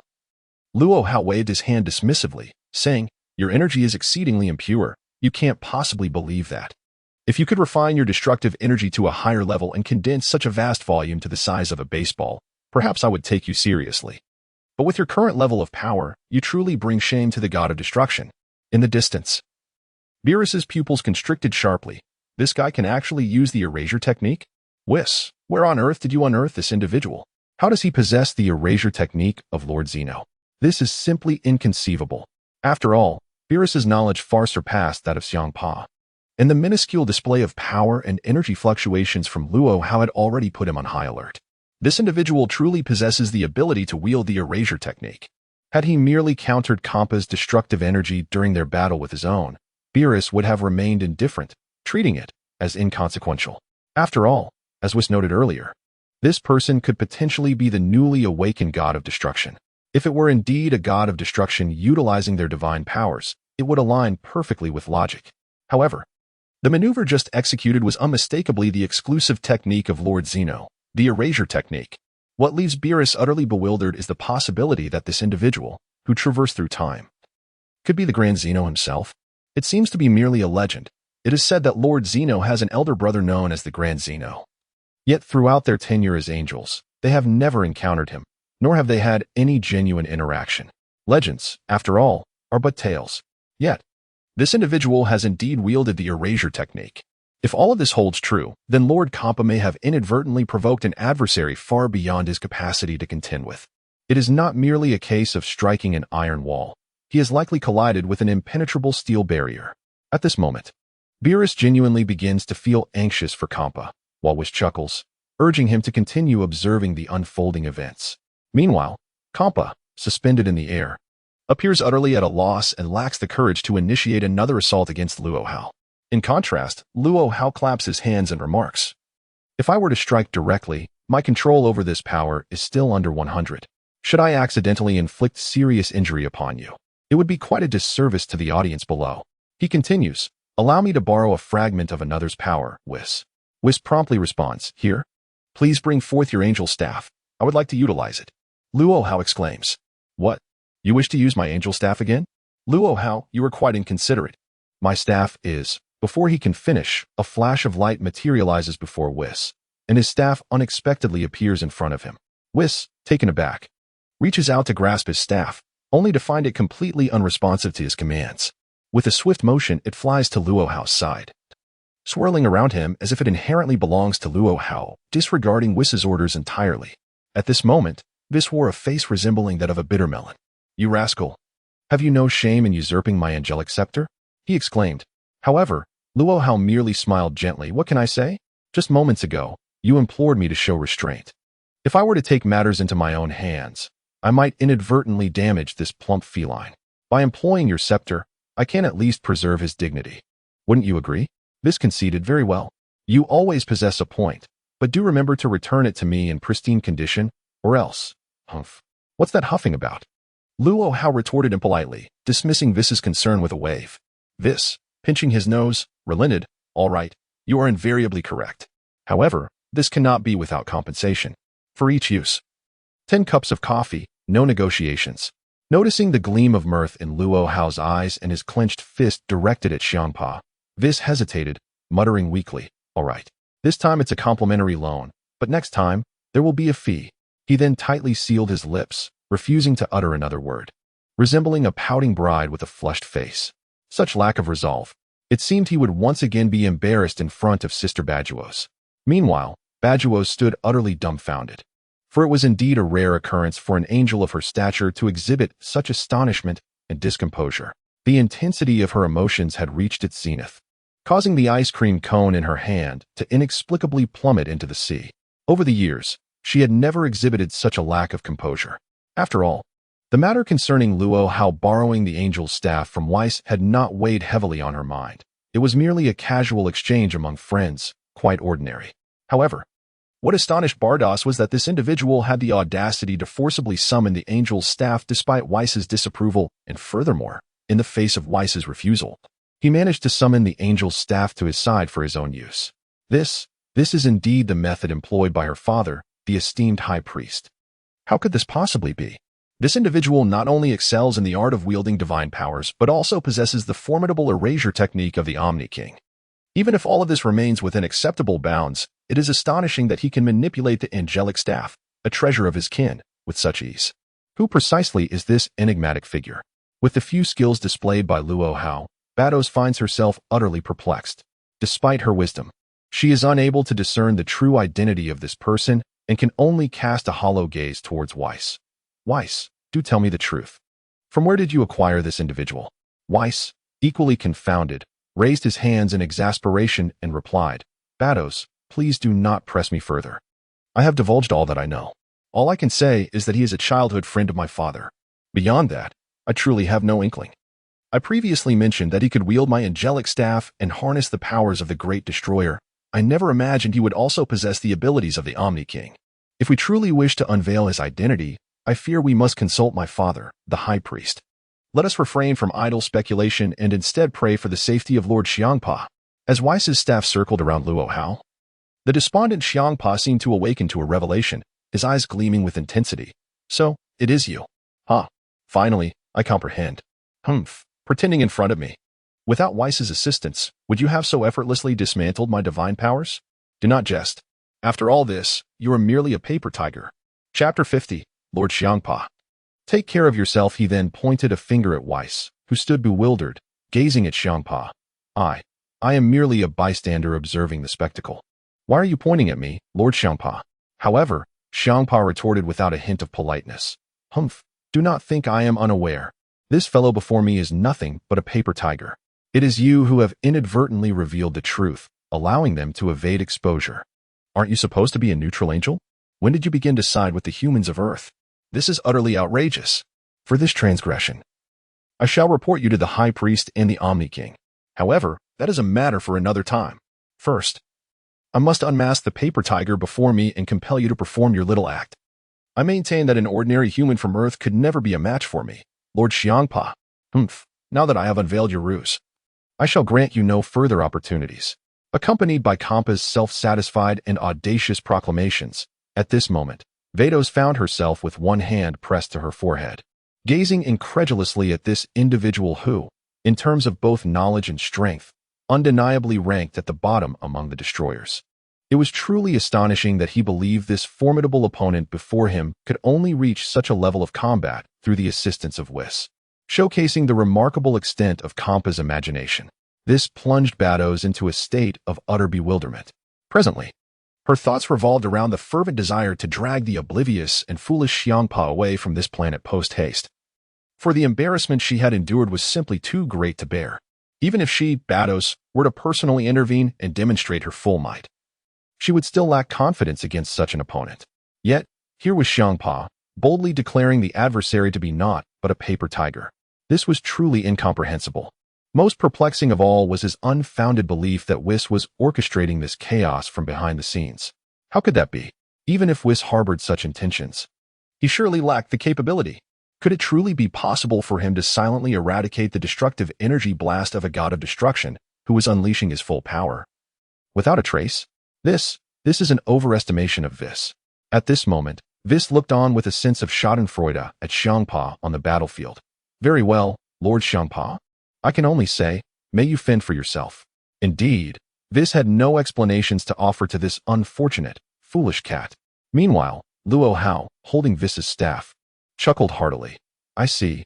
In that case, if something unexpected occurs, it will be Whis who takes the blame. Whis, wearing a dark expression, replied, No way. Am I to bear the brunt again? Very well, do as you please. I can no longer intervene. But do remember to show some mercy, as you promised me. Luo Hao nodded gently.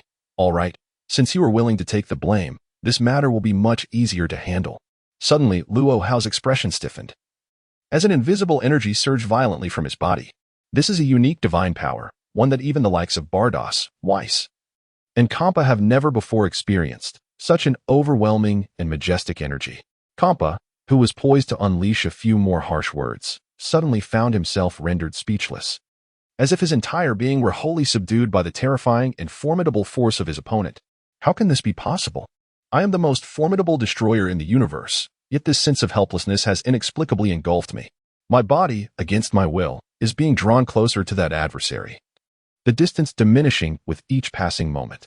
No matter how fervently I struggle or channel my power, I find myself devoid of any means to resist. What is happening here? Could it be the power of this individual? It seems unlikely. Such terrifying might appears to be sensed only in the presence of Lord Zeno and the Grand Priest. No, this individual before me is undoubtedly extraordinary. Could it be that all my previous conjectures were misguided? Yet, in an instant, a scene unfolded before Xiangpa that left him utterly astonished. His body had floated right in front of the grinning figure known as Luo Hao, who then reached out with a massive hand, seizing Xiangpa by the nape of his neck and forcefully pinning him against his own knee. What is this fellow up to? Could it be? Indeed, just as Xiangpa had surmised, Luo Hao seized control of Xiangpa's body, pinning him in midair upon his knee, while his other hand wielded Whis' angelic scepter, astonishingly commencing to spank Xiangpa.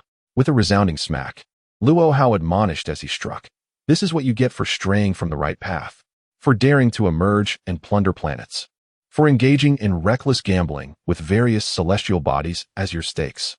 You wretched boy, if I do not teach you a lesson, I fear you might go astray. His tone was unmistakably that of an elder reprimanding a younger one, akin to a disobedient schoolboy being held down by his parents, receiving repeated spanks with a small stick. While the recipient exhibited no resistance whatsoever, unable even to utter a sound of frustrated pain, the resounding crackling sound struck the backside of the illustrious deity of destruction, leaving him utterly despondent and filled with indignation. This truly constitutes an immense disgrace. The adversary has resorted to such an exceedingly humiliating method to deal with him.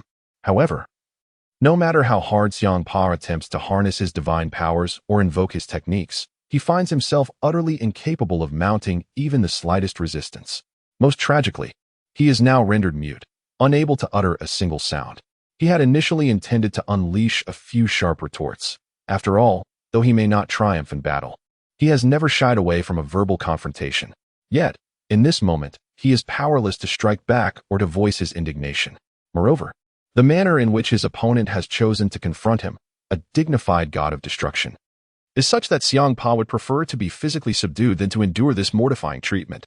In a fit of rage, Xiangpa rolled his eyes dramatically, seemingly fainting, which left Whis utterly speechless. This prominent figure truly possesses an eccentric temperament. When he requested mercy, it was in this peculiar manner. Nonetheless, such mercy seems unwarranted, considering that the esteemed god of destruction from the sixth universe has been rendered unconscious in such a humiliating fashion. What a predicament!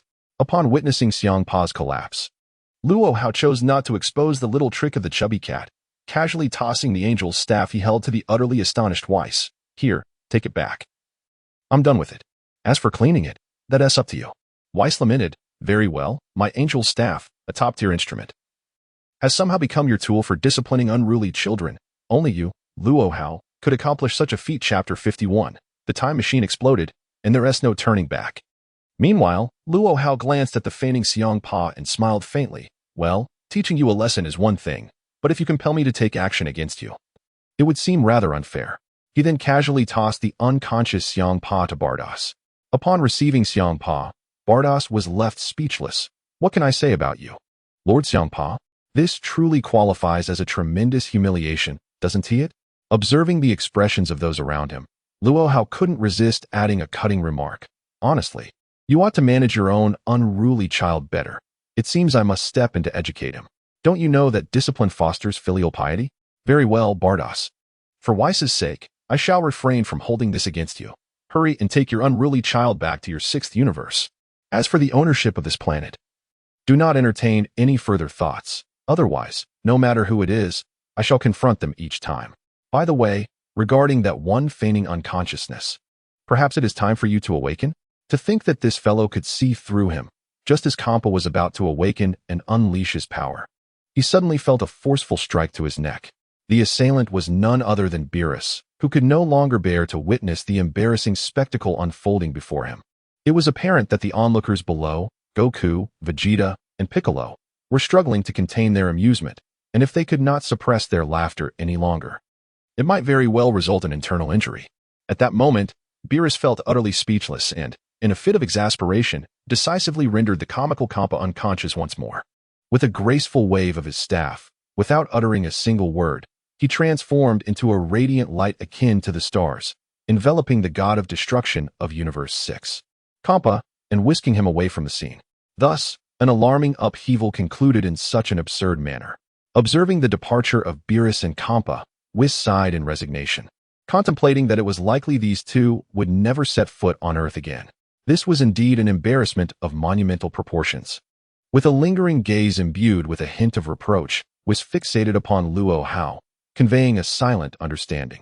However, Luo Hao shrugged helplessly, saying, "Whis, please refrain from looking at me like that. I promised I would show restraint, and I have indeed been merciful. I did not inflict any irreparable harm on Kampa. Look how gentle I was, merely delivering a light reprimand with your staff." Whis felt a sense of powerlessness wash over him. "Is this what you call restraint? You incapacitated him and spanked him on the ground. Who taught you such methods? It is remarkable that you could even conceive of this."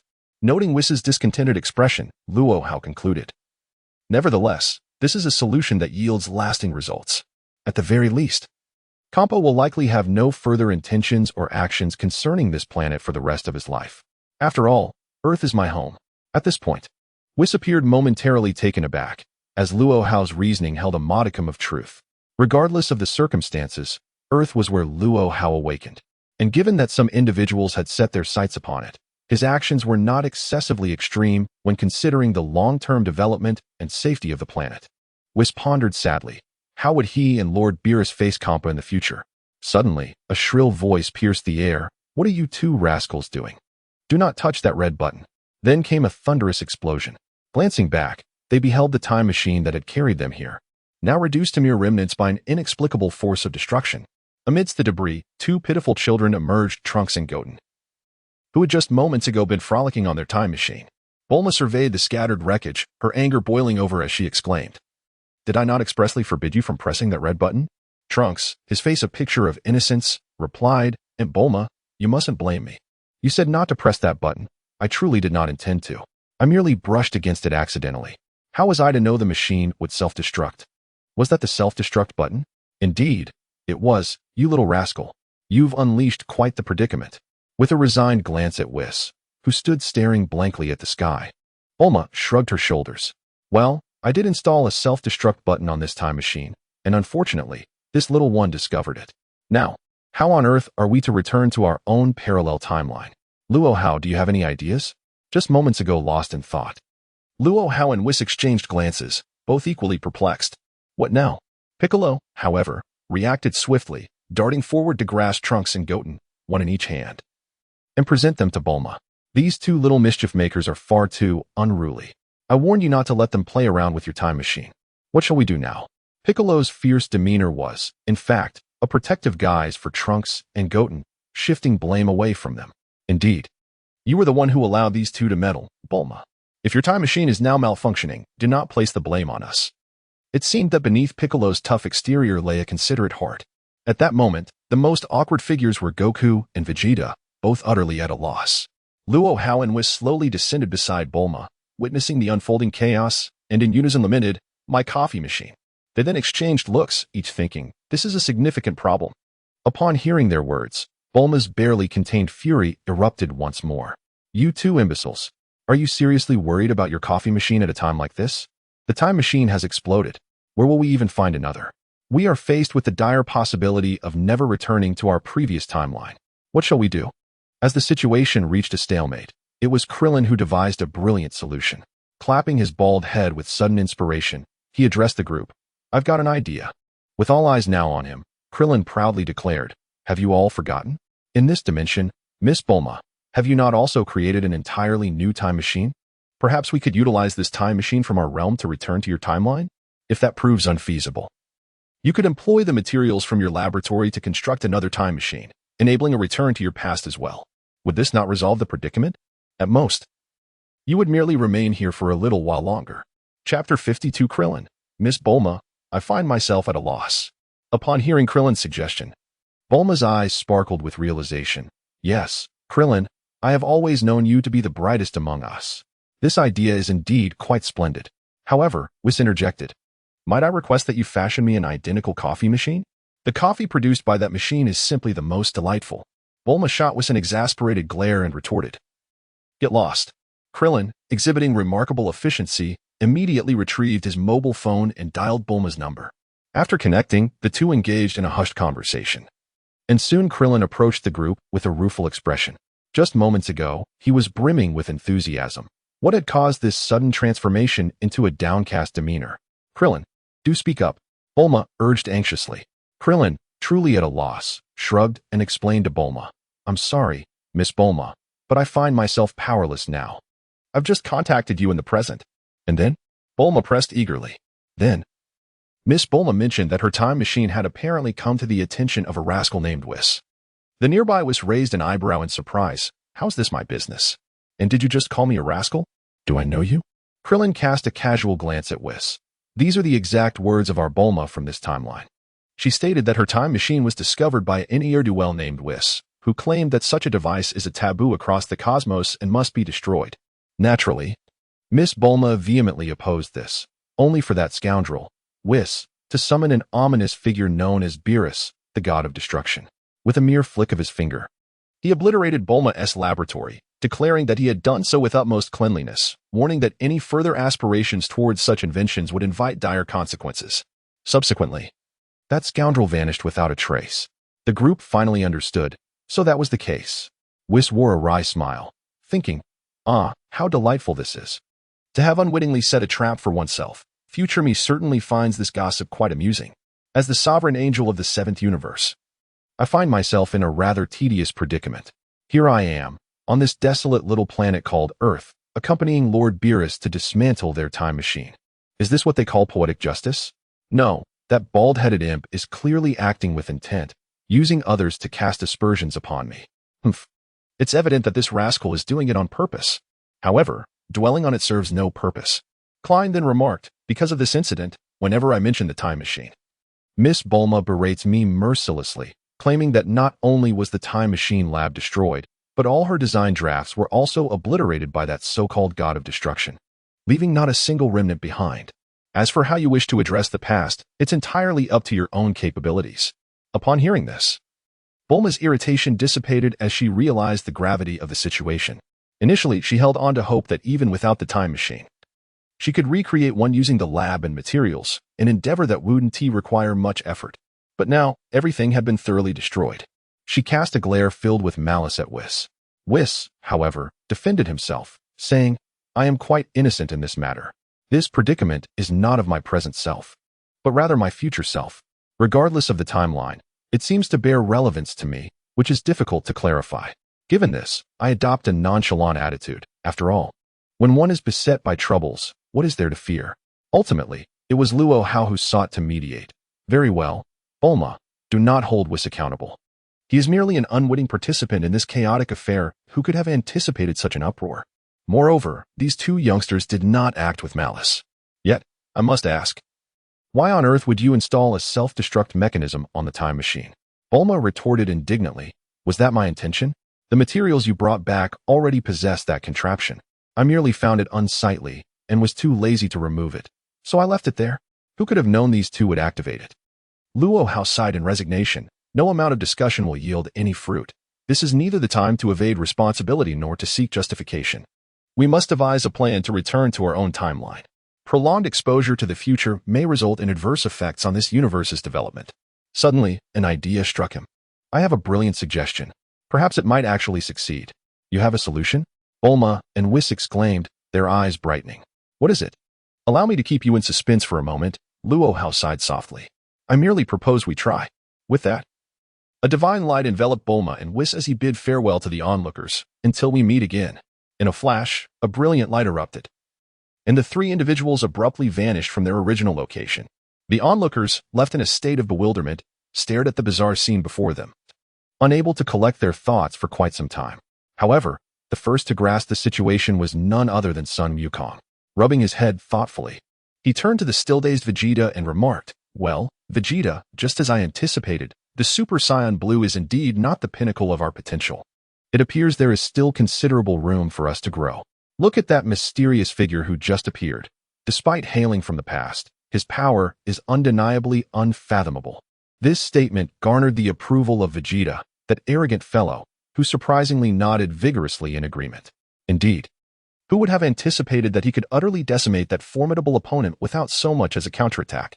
Ultimately, Did you not notice how he struck that individual with the stick, resembling a parent chastising a disobedient child? We have profoundly experienced the prowess of that cat-like being. However, Piccolo interjected with a cold scoff. What nonsense about cat-like beings. Please be mindful of your terminology. That individual is a true heavyweight, the supreme god of destruction. Kappa of the sixth universe. If he were to overhear your earlier conversation, well, the consequences for Earth would be dire. Krillin, perplexed, inquired. How do you know he is a god of destruction, and a prominent one at that? Piccolo shot Krillin a look of incredulity. Do not forget. I was once the guardian of Earth. Do you think such a title is bestowed lightly? Although the position of guardian on this small planet is quite humble, I can sense the divine power and status of others. Consider this. Above me is the Galactic King. Above him is the Kaioshin. Further above is the Grand Kai. And above the Grand Kai are the god of destruction and the angels. Would you not say that his status is significant? In our entire universe, the most powerful figures are indeed the gods of destruction. A lack of respect towards them could yield inevitable repercussions. So the hierarchy of divine positions is quite intricate. Goku scratched his head. I had thought that the Kaioshin was the mightiest deity. You are underestimating matters, Piccolo retorted. However, considering that this Kampa fellow has set his sights on Earth, we must prepare thoroughly. Goku, Vegeta, it seems your training regimen must commence ahead of schedule. This pronouncement resonated deeply with Goku and Vegeta, as they recognized the fierce determination reflected in each other's eyes.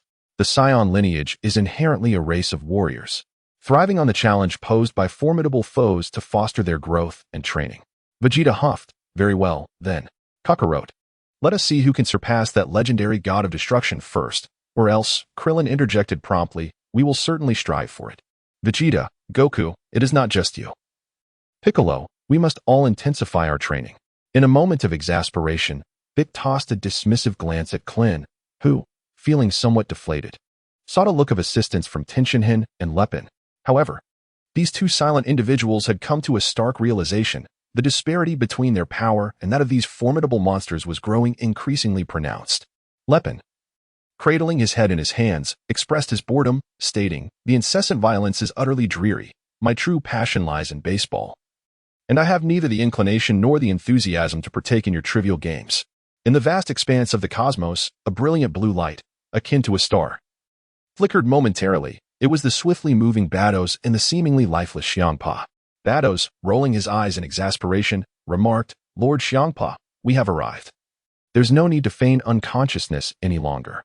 Speak your mind. Xiangpa, cautiously opening one eye to survey the surroundings, realized he was indeed in the depths of space. He then sat up with a disgruntled expression and muttered, what an unfortunate turn of events. Who would have thought I would encounter such an obstacle on this wretched planet? Bados, with a gentle smile, retorted, Oh, Lord Xiangpa, you are truly gilding the lily. This is hardly an obstacle. It is, in fact, a solid steel barrier. Xiangpa, irritated, countered. Just because he is slightly stronger than me, does that warrant any shame in being unable to defeat him? I can always rally a few more gods of destruction. I refuse to believe this individual can best me. With a band of allies, I will surely reclaim my honor. Don't be ridiculous. This time, Bados genuinely rolled his eyes at Xiangpa's naivety, saying, Lord Xiangpa, do you still fail to grasp the true gravity of this situation? What gravity? Xiangpa replied, his expression one of skepticism. This time, Beerus genuinely felt concerned about Kampa's intellect. Did you not find something peculiar about the individual you were interfacing with? At this moment, Kampa was plunged into profound contemplation.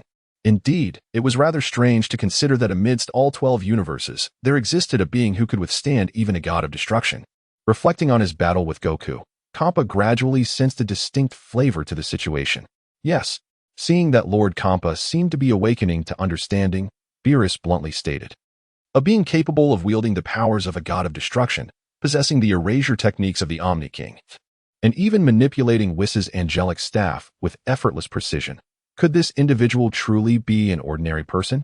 Especially that final move of his, which completely bound you. Despite your diminished strength, you are still the legitimate god of destruction of the sixth universe. He casually emitted a hint of divine energy, rendering you utterly immobilized, unable to utter a word. Akin to an adult chastising a child. Do you genuinely believe such feats are achievable by an ordinary individual? To be candid, it is only due to Whis's intervention. Advocating on your behalf for leniency, that we have not lost our god of destruction in the sixth universe. Is it truly that severe? Kampa's eyes widened in disbelief. Have I unwittingly encountered a formidable adversary? Who exactly is this person? Beerus, now even more irritable, replied, if I knew who he was, I would have alerted you long ago. To speak frankly, I have no idea of his true identity. Then why speak so gravely? Kampa inquired. Beerus explained once more. All I know is that this fellow is a childhood friend of the Grand Priest, but as for his actual identity, I am at a loss. I see. So, he is a childhood friend of the Grand Priest, you say? I have inadvertently crossed paths with such a person. What am I to do now? Thus, you should abandon any fantasies of revenge. It appears you have endured this beating in vain. Upon hearing this, Kampa shuddered violently. Revenge? Do not jest. Given the connections to both the Grand Priest and the Omni King, seeking revenge would be tantamount to courting disaster. Very well, from this moment onward, I have resolved never to venture into the seventh universe again. This place is far too perilous. Merely coming to claim a planet could lead to encounters with such monstrosities. It is utterly unfathomable. It seems I must intensify my training henceforth, striving to inherit the title of the great god of destruction. Perhaps by that time, I may still have the opportunity to exact revenge or at least reason with someone. At this moment, Beerus found himself utterly speechless due to Kampa's ignorance. Do you still harbor such delusions? If I hadn't knocked you unconscious and taken you away with a swift strike, I truly wouldn't know how to conclude this affair. Kampa, once again disheartened, thought to himself, if I enhance my strength and inherit the title of the god of destruction, won't I be able to stand on equal footing with the Grand Priest? Surely, at that point, I could reason with him? If that were the case. You underestimate me far too much. Although my prospects of inheriting the title of god of destruction are grim, as long as I am willing to exert effort, you stand no chance against me. Without mercy, Beerus doused Kampa with a cold reality check. Do you know where these three individuals originated from? Kampa was struck with new curiosity. Where did they come from? Wasn't it that fellow Whis who brought them here? Is there some issue? Indeed, recalling your earlier statement, I wonder if it's a trap set by that rascal Beerus? I thought this time he handed over Earth to me with such ease and even had me come to receive it personally. Turns out he was digging a pit for me. Lurking on Earth is such a powerful figure, just waiting for me to embarrass myself. Well, Beerus, you truly are becoming increasingly outrageous. Chapter 54. Luo Hao and his companions arrived at a verdant plain. Upon hearing Kampa's soliloquy, Beerus felt a wave of exasperation wash over him. Lord Kampa, could you possibly be more grounded? Is your mind merely a vessel for fictional tales? Your imagination runs far too wild. Do you honestly believe such a formidable individual could be manipulated by Lord Beerus? Moreover, if this were indeed a scheme orchestrated by Lord Beerus, do you think that if this powerful being discovered that Beerus was the instigator, he would fare well in the future? It's no jest when I say you have no opportunity for revenge. I mean it. Even if you were to inherit the title of the Omni King, you would still lack the chance for vengeance. But why is that? Kampa's mind was teetering on the brink of a breakdown, utterly overwhelmed. Beerus, showing no inclination to keep Kampa in suspense, revealed. Let me be frank, these three individuals hail from the past. They traveled here via a time machine for leisure, merely crossing paths with you. And you inadvertently struck the steel plate. As for your desire for revenge, unless you can return to the past, it remains a fantasy. However, you are well aware that traversing time is the greatest taboo in the universe. Only the Supreme Kai, tasked with observing the universe's workings, is permitted to explore the future. All those who inherit divine titles are forbidden from returning to the past. If you wish to go back and confront that individual for revenge, set aside whether you could defeat him. Would you dare to return? Are you not fearful that the laws of time and space would obliterate you on the spot? This explanation plunged the already wavering Xiong Patch into a state of utter confusion. Why was this not mentioned earlier? How could there be so many chaotic matters at play? Very well, I concede. I have overthought this. Bardos, could you possibly expedite the process? I have resolved to hastily depart from this tumultuous seventh universe. I vow never to set foot in this realm again during my lifetime, for it is perilously treacherous. I sincerely hope that Beerus manages to tread carefully. Truly, I wonder from which parallel dimension this terrifying creature has emerged. I consider myself unfortunate to encounter such an entity on another's territory. If I do not intervene, will this ill-fated soul simply become Beerus? This time, Beerus certainly owes me a significant favor, as I have unwittingly taken the blame on his behalf. In a flash of light, three unexpected figures materialized upon a verdant plain. Bulma inhaled deeply, remarking on the refreshing air. The atmosphere here is splendid, imbued with a sense of tranquility. Where are we, Luo Hao? Luo Hao, however, smiled enigmatically without providing an answer. Beside them, Whis suddenly slapped his forehead in realization. How could I have overlooked this? Luo Hao, your ingenuity is indeed remarkable. Observing the seemingly unrelated response, Bulma questioned with evident skepticism. What does this have to do with our return to our own timeline? And where exactly are we? It feels rather pleasant here. Whis chuckled lightly. This is indeed a splendid place. I dare say, you may be startled to learn that we are in the realm of the Kais. The realm of the Kais? What on earth is that? Where are we? I have never heard of such a place. At this moment, Whis recalled that Miss Bulma, despite being a prodigy in technology, appeared to possess a blank slate of knowledge regarding the divine realms. Thus, he patiently began to elucidate. You are aware that we exist within a vast cosmic expanse, correct? Bulma nodded affirmatively. Of course. Within it, there are divine realms, mortal realms, and also the netherworld. You must have heard of these, yes? Despite Bulma's lingering doubts, she expressed that she could almost comprehend the explanation, since she could grasp the concept. It became rather straightforward. Earth belongs to the realm of mortals, while the underworld is what is commonly referred to as the netherworld. Furthermore, there are two additional realms, the divine realm and the destruction realm, which is the domain where I reside alongside Lord Beerus, exclusively reserved for the gods of destruction. The other is the realm belonging to the Kais, known as the Kaishin realm. The place we currently inhabit is where the Kaishin resides, also referred to as the Kaishin realm. With this clarification, I hope Miss Bulma can understand. However, Bulma, now even more skeptical, retorted, You've rambled on for so long. But what I truly wish to know is how we can return to the normal parallel dimension.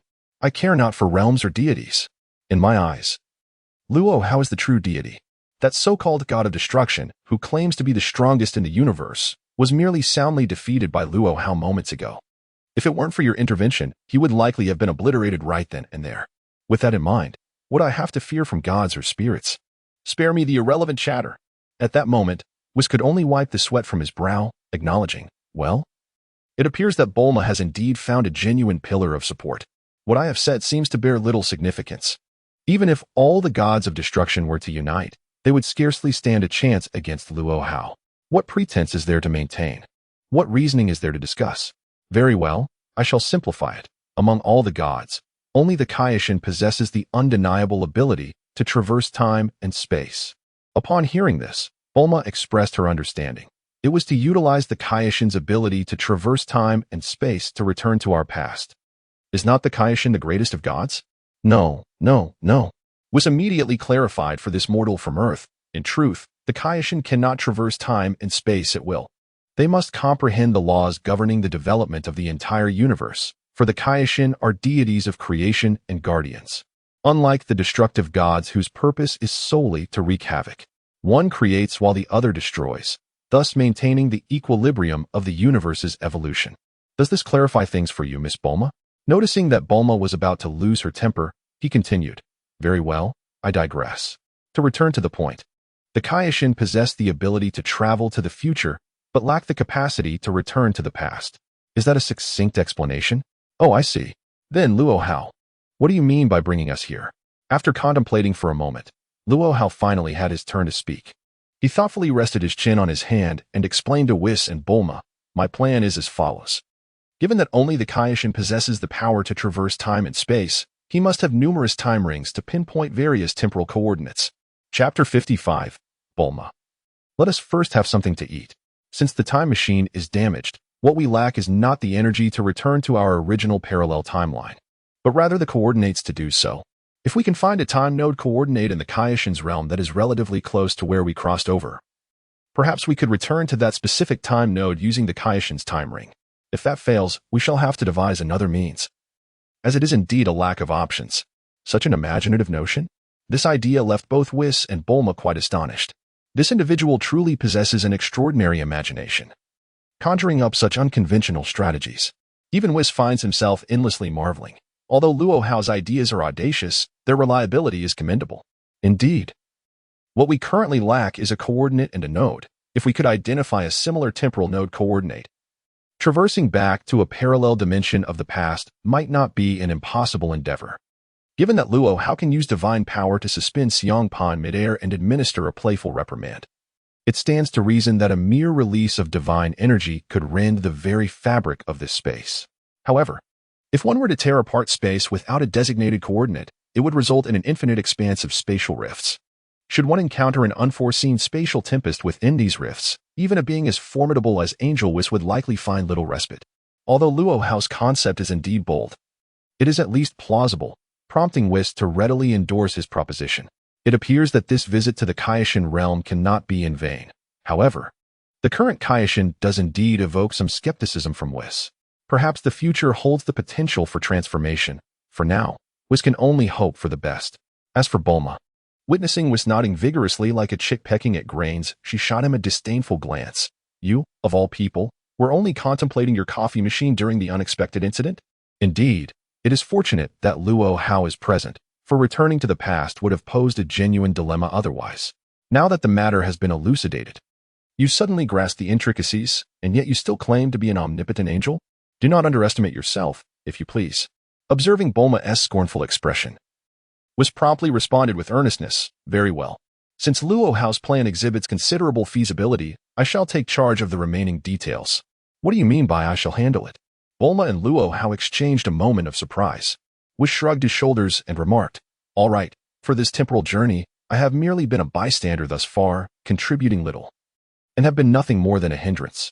Now that Luo Hao has devised a fresh plan to return to the primary timeline, I shall execute the remainder, at least. My presence as an angel would facilitate discussions with the Kaioshin. Given that we must borrow the other party's divine artifact and temporal ring, it is essential to have an acquaintance involved. Otherwise, would you two unfamiliar ones dare to seize it by force? That would be rather embarrassing. By the way, if one can leverage familiarity, why squander breath on unnecessary words?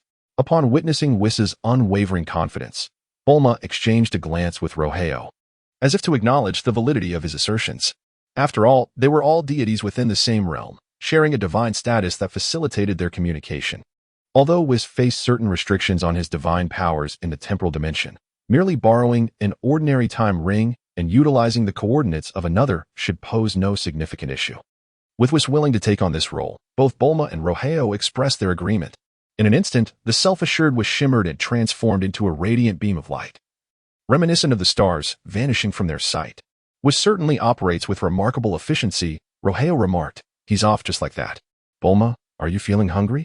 I have some snacks left over from the party we just attended. Would you care for a bite while Whis is away? Bulma's eyes sparkled with delight. That sounds splendid. Luo Hao, you should have mentioned it sooner.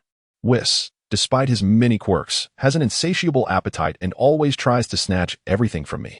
It's rather disheartening, to be honest. Ever since his arrival, I've noticed a significant improvement in my figure, and I've slimmed down considerably. All right. If I say you're plump, you start panting. You really do climb higher when given a little encouragement, Luo Hao retorted. Before long, the verdant expanse of the grassland echoed with Bulma's exclamations. Luo Hao, you truly are something else. A whole lobster. Where on earth did you procure this? How did I not notice? Wait, is that pudding? That pink glutton seemed quite fixated on it. And you managed to get your hands on it. Remarkable.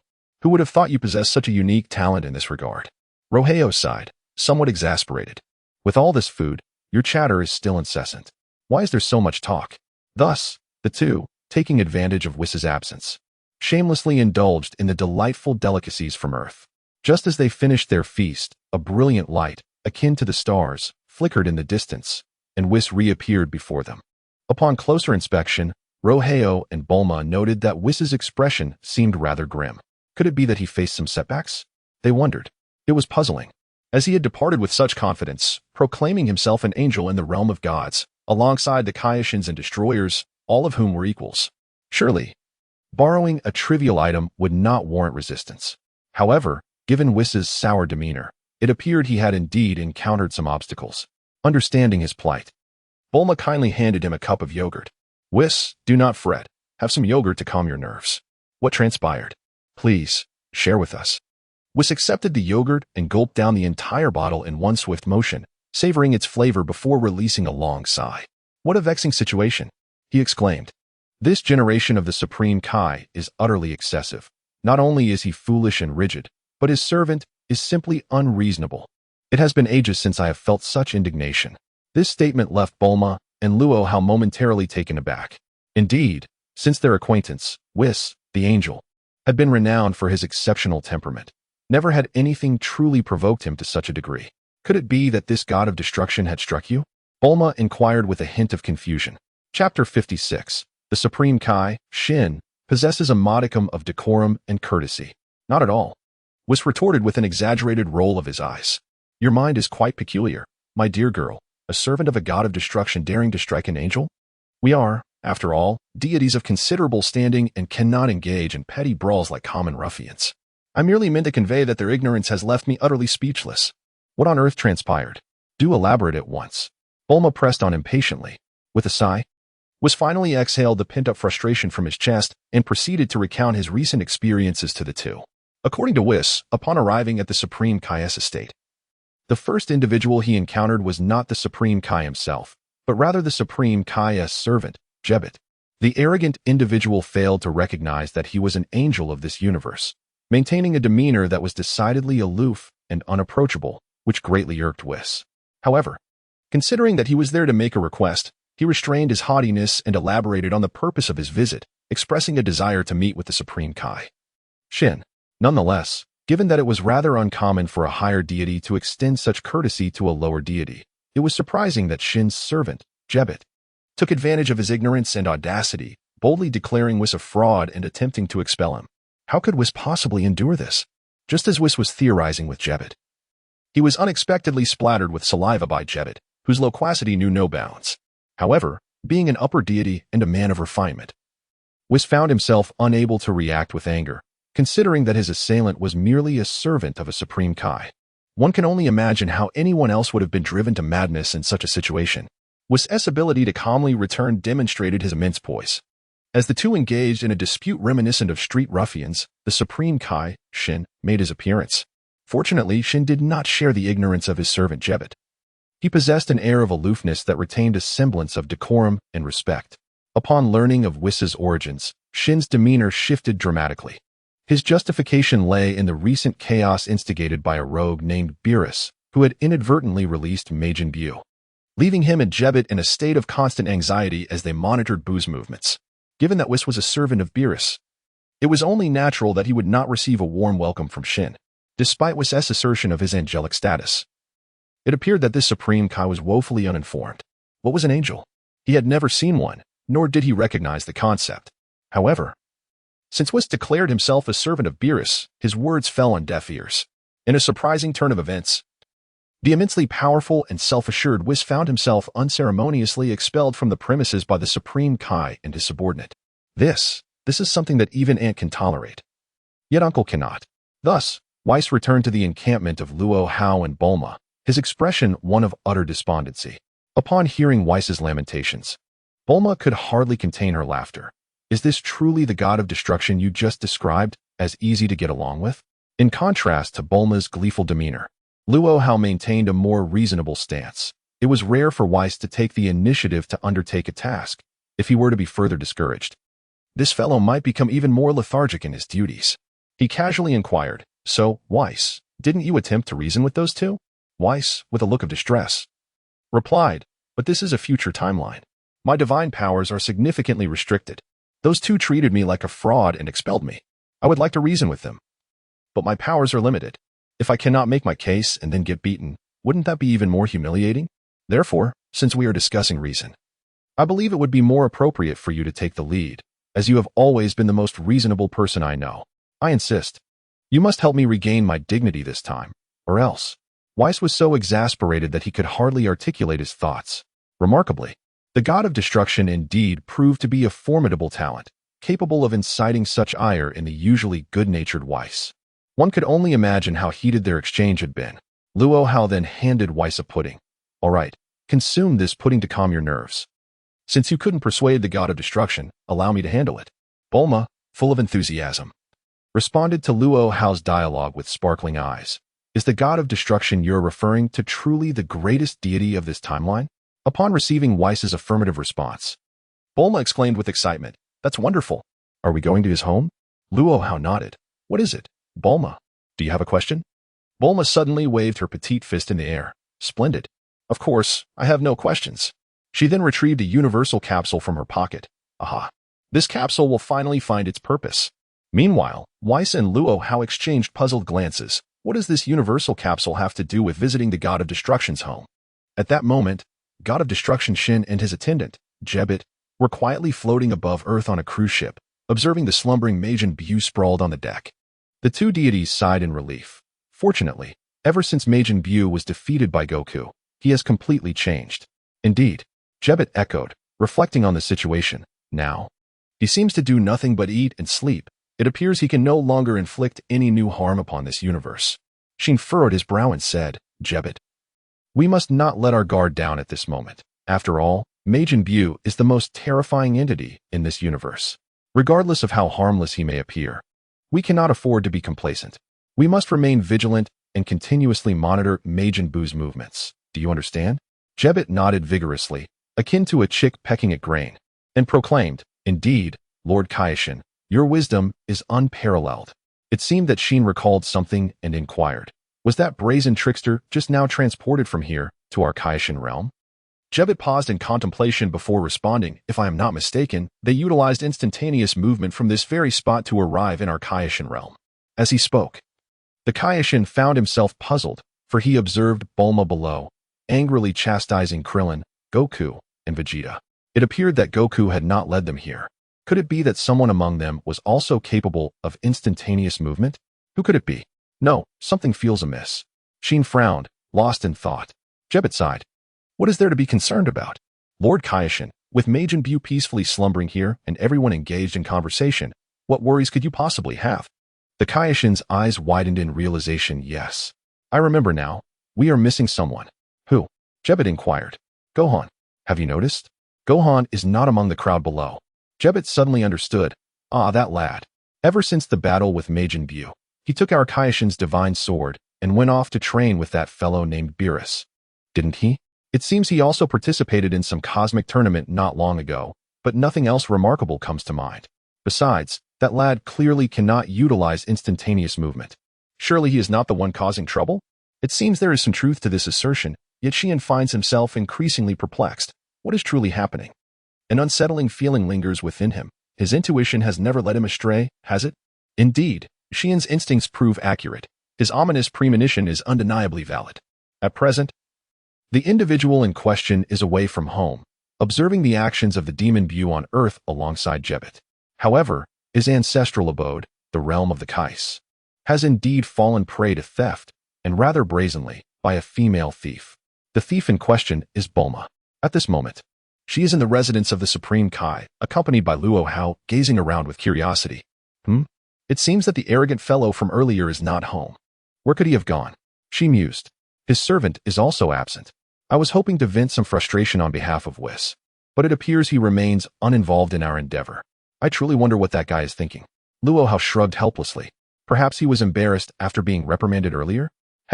It seems the Supreme Kai is indeed out. However, this is fortuitous for us. We are here to seek the artifact. If we can locate his time ring, I believe we can return to our parallel universe. Oh, so you mean everything here is an artifact? Bulma pondered for a moment before continuing. If we adhere to your theory, it can be interpreted that way, considering the Supreme Kai is the creator and protector of the entire universe. His divine status is on par with that of the God of Destruction and angels, so naturally, the items he possesses must be true artifacts. Is that so? That is splendid. We cannot return empty-handed, Bulma exclaimed, her excitement palpable. What do you mean by that? Luo Hao felt an ominous premonition creeping in. Bulma did not disappoint him. Of course, we shall take everything. We cannot visit a treasure trove and leave without spoils. That would not align with my character. Do you remember the last time you and Whis confronted that character named Frisia? It turned out to be quite profitable for me, didn't it? This is a rare opportunity to visit the Supreme Kai's abode, which isn't even from our timeline. So why should we hold back? Moreover, in all my life, I have never encountered so many artifacts. Now that we are here, I cannot be let down. Hell, my universal capsule is truly going to come in handy. Watching Bulma chatter excitedly, Luo Hao felt a chill run down his spine. True to form, Bulma did not disappoint Luo Hao.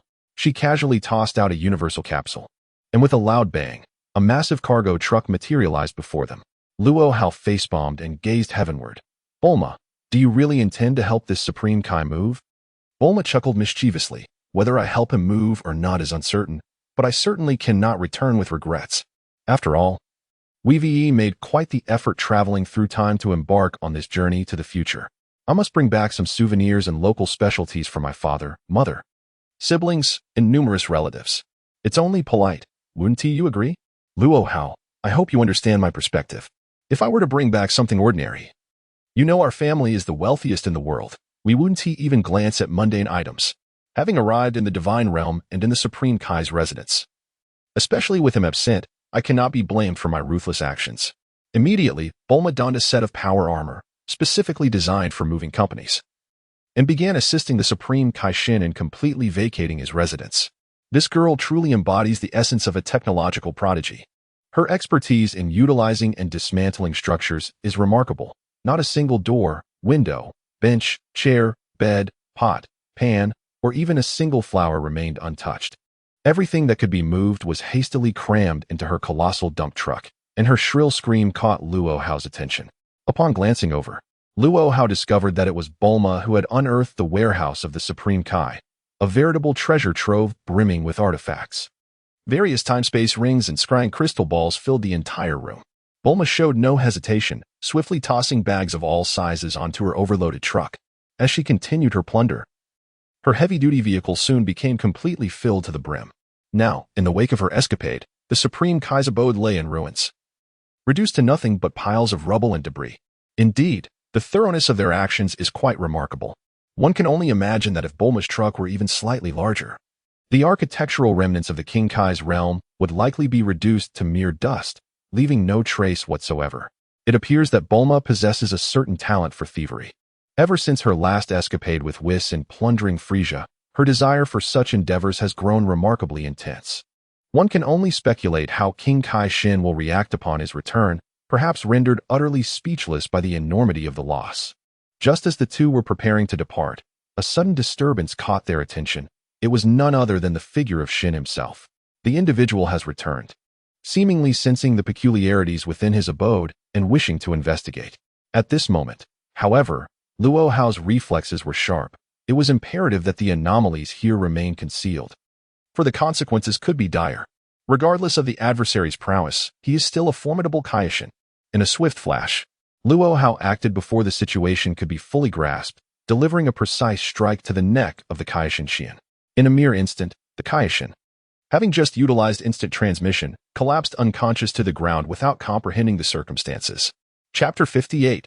Bulma empties the Kaioshin's home. At this moment, Bulma patted her chest, her expression one of astonishment as she inquired, "Who is this individual?" Luo Hao retorted, "Who else could it be? You have dismantled the abode of its master, the Kaioshin. Who else could it possibly be?"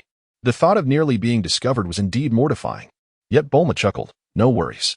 She then retrieved 2 handkerchiefs from her pocket, offering one to Luo Hao while keeping the other for herself. With a hint of suspicion, Luo Hao asked, "What do you mean by this?" Bulma grinned mischievously.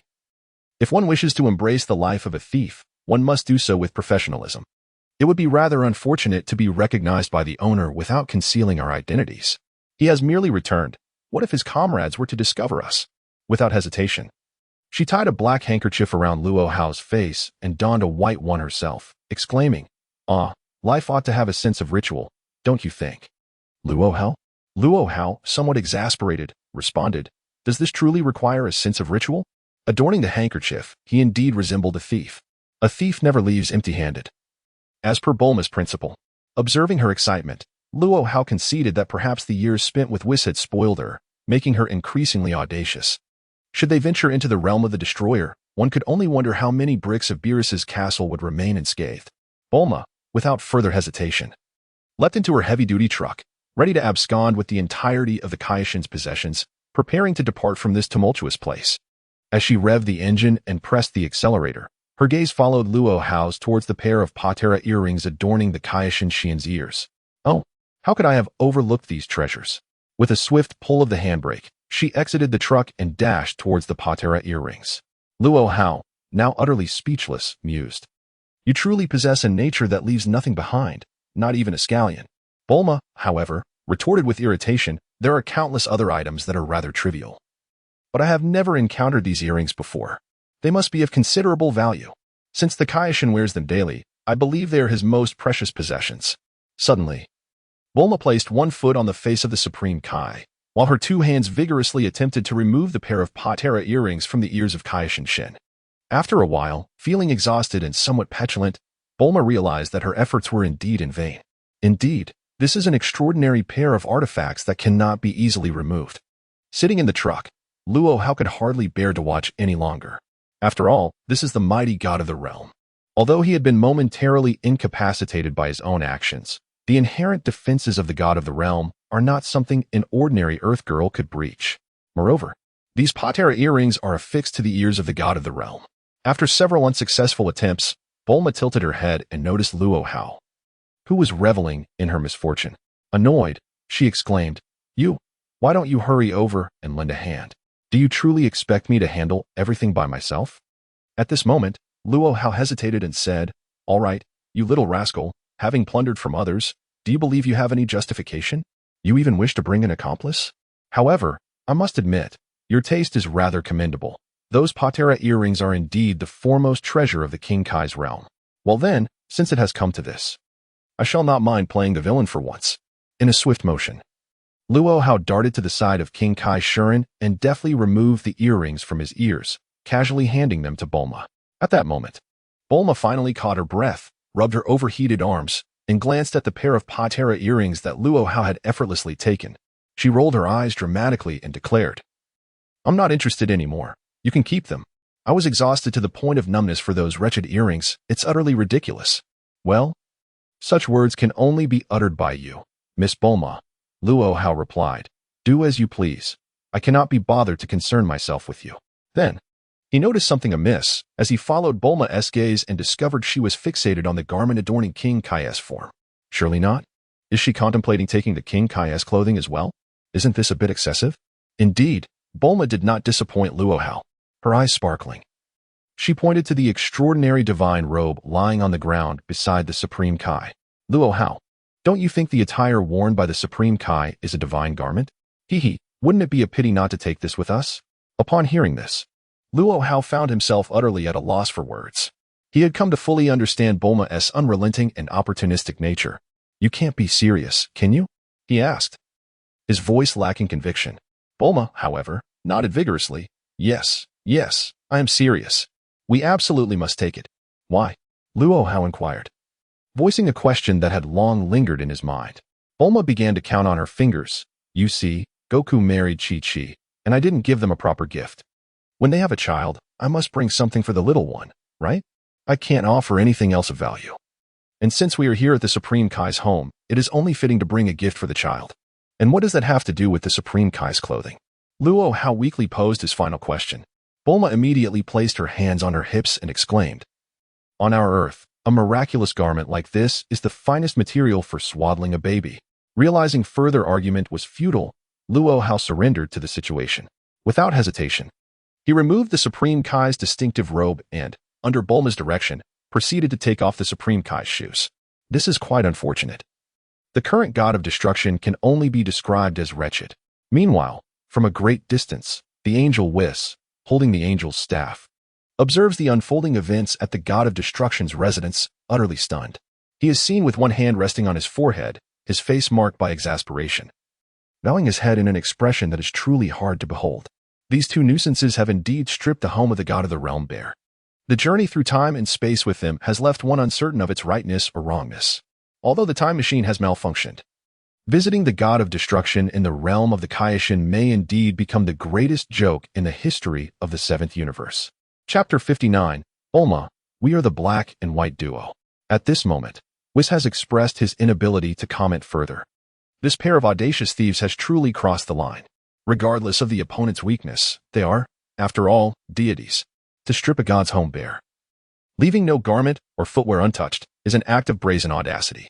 Whis finds himself at a loss for words. Meanwhile, the two perpetrators, brimming with enthusiasm, toss the last remnants onto their truck. Luo Hao gestures towards the truck, asking Bulma, "Are we really going to swagger back to Whis in this heavy truck? That seems rather inconvenient." Bulma suddenly slaps her forehead, exclaiming, "Oh, How could I forget this crucial detail? Fear not, for I am well prepared. She then discovers a button at the rear of the hefty truck and presses it gently.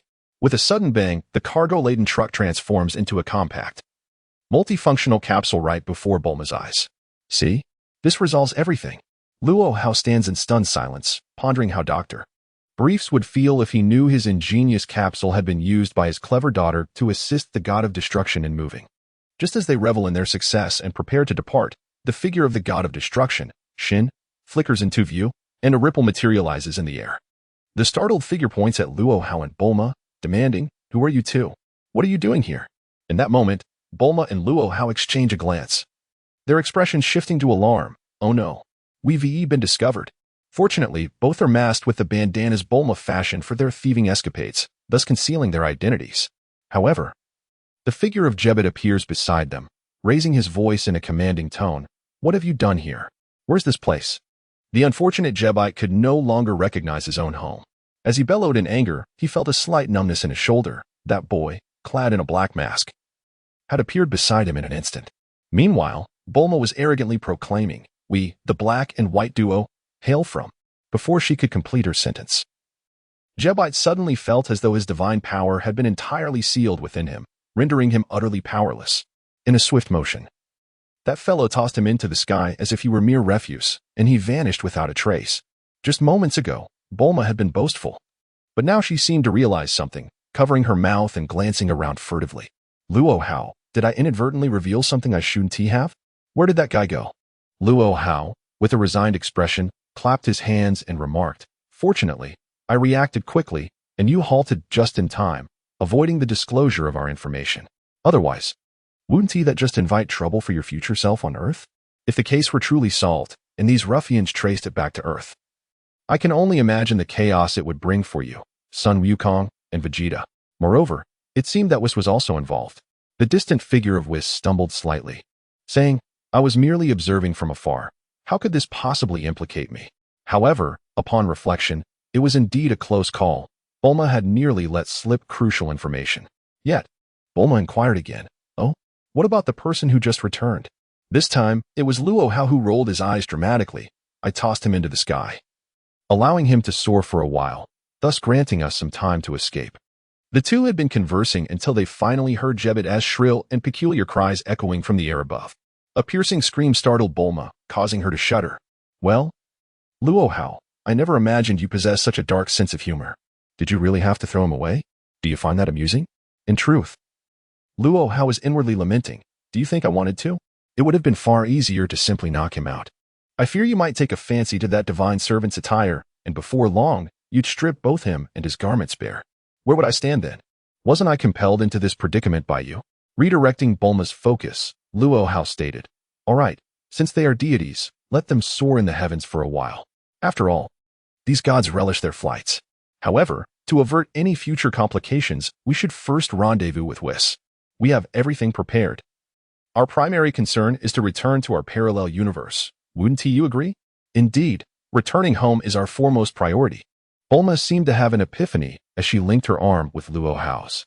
"Let us go meet Whis." At that moment, Whis had already sheathed his angelic staff and extended his right hand, gazing at the speck in the sky that resembled a satellite.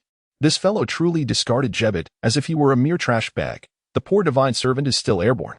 If I'm not mistaken, Luo Hao must have sealed his divine power. I wonder how long it will take for him to return to the Supreme Kai's side. Poor child. Indeed. Luo Hao's final remark rings true. To avoid trouble for ourselves and Bulma in this timeline, we must hasten back to our parallel universe. Lingering here even for a minute increases the risk of being discovered, which is rather unwise. In an instant, Luo Hao and Bulma appeared beside Whis. Without hesitation, Whis accepted the time-space ring that Luo Hao offered, examining its scale. Yes, this should be the timeline closest to the parallel space we traversed. Once we return there, it should be nearly the same time as when we left. Now, Luo Hao, all you need to do is activate your divine power, and we can return directly. This trip has been conducted without a trace, and I truly wish to spend not a second longer in this realm of the Supreme Kai. It has left me with quite the psychological scar." He then exchanged a knowing glance with Luo Hao, who could only manage a resigned smile. "All right, in the future, I must refrain from bringing Miss Bulma along for any mischievous escapades. Otherwise, not only would Whis struggle to endure it, but I would also find myself in an absurd predicament. Bulma, seemingly unfazed, continued to clasp Luo Hao's arm, murmuring to herself, "Oh, you reminded me. Shouldn't we take all those bricks and stones from the Supreme Kai's domain as well? Is it possible that they have completely lost all evidence?" Chapter 60. Luo Hao and his companions finally returned to their own parallel dimension. Upon uttering this statement, Luo Hao and Whis suddenly froze, as if caught in a moment of disbelief. Had he perhaps misspoken? In that fleeting instant of hesitation, both Luo Hao and Whis seemed to regain their composure, swiftly channeling the divine power within them. A flash of divine light enveloped Bulma and Whis entirely. In the blink of an eye, the three vanished without a trace, returning to their previous parallel realm. Just moments before departing, Bulma's words had instilled a sense of helplessness in Luo Hao. If he hesitated further, it was likely this girl would indeed take actions beyond comprehension, and at that point, it might be impossible to salvage the situation. This ambitious individual might even consider relocating the Kaioshin realm back to Earth if he were not careful. That, indeed, would be beyond my capabilities. At that very moment, as the trio activated their time rings, Jebbet, still soaring through the sky, plummeted like a celestial meteor, crashing violently towards the base of a mountain with a resounding roar. With a thunderous impact, Jebbet found himself buried in a massive crater, struggling amidst the debris for what felt like an eternity before finally extricating himself. He brushed off the rubble from his form. Although such damage was trivial for Jebbet, the servant of the Kaioshin, the humiliation was profound. To be discarded like refuse, how could he possibly endure such indignity? Was that pile of wreckage truly the residence of the Kaioshin? At that moment, Jebbet's mind gradually began to regain clarity. Could it be true? The coordinates were accurate, and the aura unmistakable. Had the Kaioshin's abode truly been reduced to such a state? It was unfathomable. This was the abode of the Kaioshin. What had that man and woman spoken of? The woman referred to them as the dual calamity? Was there a formidable band of interstellar pirates at work in the universe recently? Yet, even the most audacious of thieves would not dare target the sanctuary of the Kaioshin. Was that not akin to inviting one's own demise? Suddenly, Jebbet felt the divine energy sealed within him begin to merge back into his being. The adversary had managed to overcome the seals placed upon him. It appeared he was indeed a formidable opponent. This was dire. The Kaioshin was in peril. This was truly disastrous. Without waiting for his body to fully recover, Jebbet immediately assumed a combat stance and swiftly activated his prized skill, instant transmission. In the blink of an eye, he teleported to the side of the god of destruction, Shin, vigilantly scanning his surroundings. The man who had just sent him flying, along with the audacious woman who boasted of being the dual threat, seemed to have vanished from the scene. The sight before him, reminiscent of a desolate ruin, left Jebbet astounded. What kind of fierce battle had transpired here? How could it have reduced the residence of the god of destruction to such a state? And where had the god of destruction gone? Could he have fallen victim to some nefarious deed? The thought sent a shiver of dread through Jebbet. If anything had happened to the god of destruction, his role as a servant would certainly be fraught with peril. As he lowered his gaze, a bemused expression crossed Jebbet's face. For there lay the god of destruction, Shin, sprawled on the ground, exposed and unconscious. Without further hesitation, Jebbet soared forward and cast a healing spell upon Shin. A soft, milky light gradually enveloped the god of destruction, causing his brow to twitch slightly. Seeing that the healing spell had taken effect, Jebbet let out a sigh of relief, despite the ferocity of the assailants. They had at least refrained from harming the god of destruction. Thus, there remained a glimmer of hope for redemption. Although Jebbet felt reassured as Shin began to rouse, he instinctively touched his neck, suddenly feeling a chilling breeze. What was happening? Where was he? Observing his own state of undress, then glancing at Jebbet, whose expression was more pained than humorous, and finally surveying the wreckage that was once the abode of the god of destruction, Shin was overwhelmed with a sensation akin to thunderclaps in his mind, as if something within him had been shattered into a million pieces. Is this, perchance, the sensation of a shattered heart? A wretched self, lost in desolation, amidst the ruins, the current state of Shin renders him too fearful to contemplate further. He gazes skyward and bellows. Who on earth could it be? A mournful roar resonated throughout the surroundings, while Jebbet, who had just roused the god of the universe, Shin, immediately stood in respectful deference beside him, jesting softly. According to their description, they are known as the dual demons. This is the sole fragment of information I have managed to uncover. My lord, are you unscathed? Perhaps you should don some attire. Such an appearance does little justice to your esteemed dignity. Where are we? If it weren't for the current confusion, I would be inclined to silence this insufferable servant with a single strike, thought the god of the universe, his patience waning.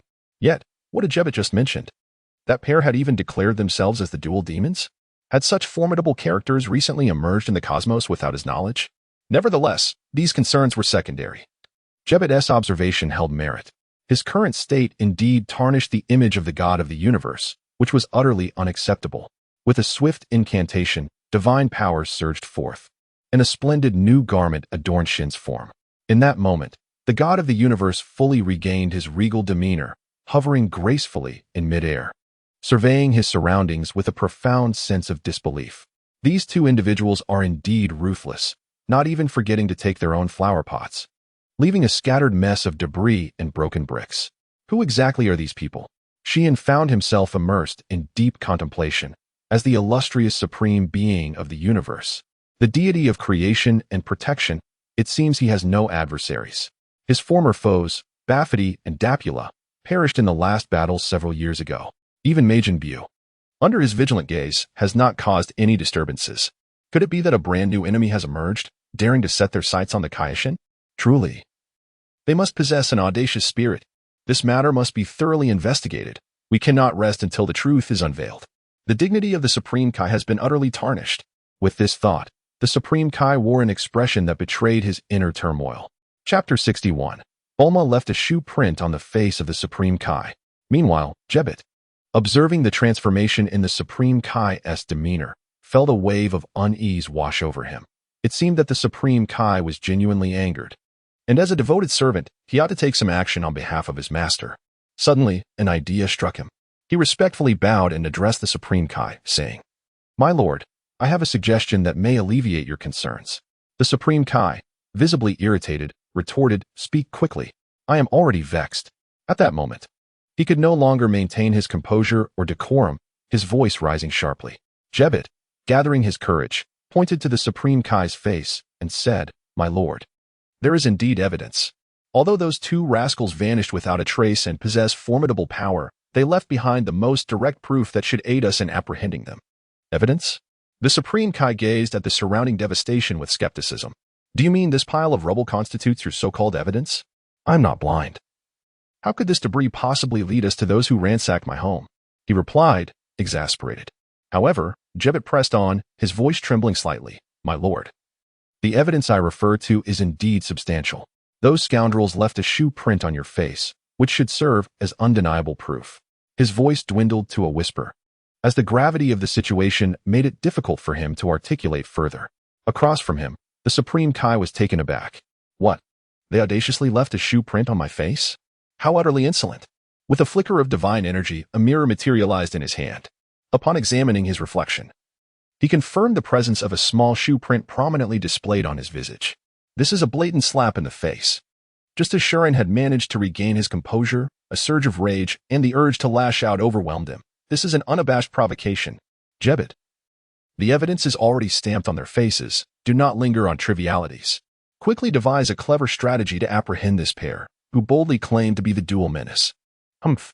I shall make them understand the true wrath of the Supreme Kai." Jebet pondered for a moment before abruptly opening his eyes wide. "How about this? My Lord Supreme Kai, shall we report it to the authorities?" With a resounding slap, Jebet was knocked to the ground by the Supreme Kai. "Report to the police? I am the greatest deity in the universe, the Supreme Kai. Is there any officer who can meddle in our affairs?" At this juncture, he gazed down at the fallen Jebet, who lay on the ground looking innocent, and said, "Oh, my Lord Supreme Kai, how did you know my sister works as an officer at the Galactic Patrol Headquarters?" Upon hearing Jebet's explanation, Shuren was momentarily taken aback. "You really do have a sister working in law enforcement at the patrol headquarters?" "Indeed," Jebet replied with a sycophantic grin. "Just as expected of you, my Lord Supreme Kai, to possess such foresight. I recall never having mentioned this to you." At that moment, the Supreme Kai, with one hand on his forehead, was utterly speechless. I am at a complete loss for words regarding you.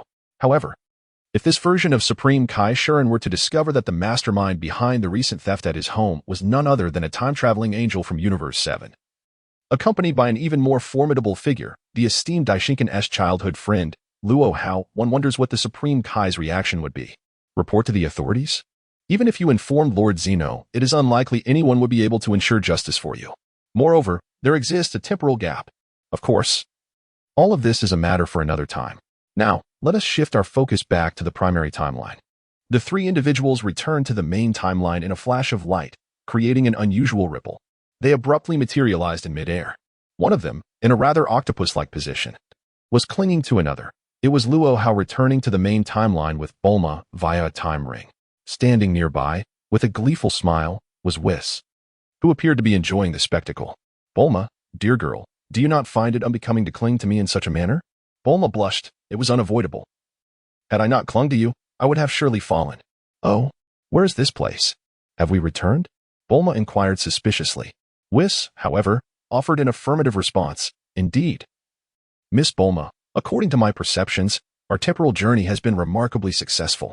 To my astonishment, this fellow Luo Hao possesses the extraordinary ability to manipulate the time ring of the King of Worlds, and the coordinates inscribed upon it are impeccably precise. Indeed, we have successfully returned to our primary timeline. Remarkably, we encountered no peculiar anomalies this time. It is truly a stroke of good fortune amidst the misfortunes. As Bulma focused her gaze, she spotted a solitary island rising from the ground. Where could this be? Following the direction of Bulma's finger, Luo Hao paused in surprise. Could it be Corinne's tower? Bulma voiced her curiosity. Yes, this must be Corinne's tower. Although we traverse back through the time ring without any discrepancies in our temporal coordinates, there seems to be a subtle alteration in our location. Perhaps this is a consequence of our temporal journey? While the trio rejoiced at their return to the primary timeline, a different scene unfolded on the small island below. There lay a figure clad in peculiar armor, a device affixed to his face, with hair cascading down to his heels. Prostrated on the ground, continually spitting blood. Kakarot, you scoundrel! How dare you attack your own brother? Have you forgotten everything?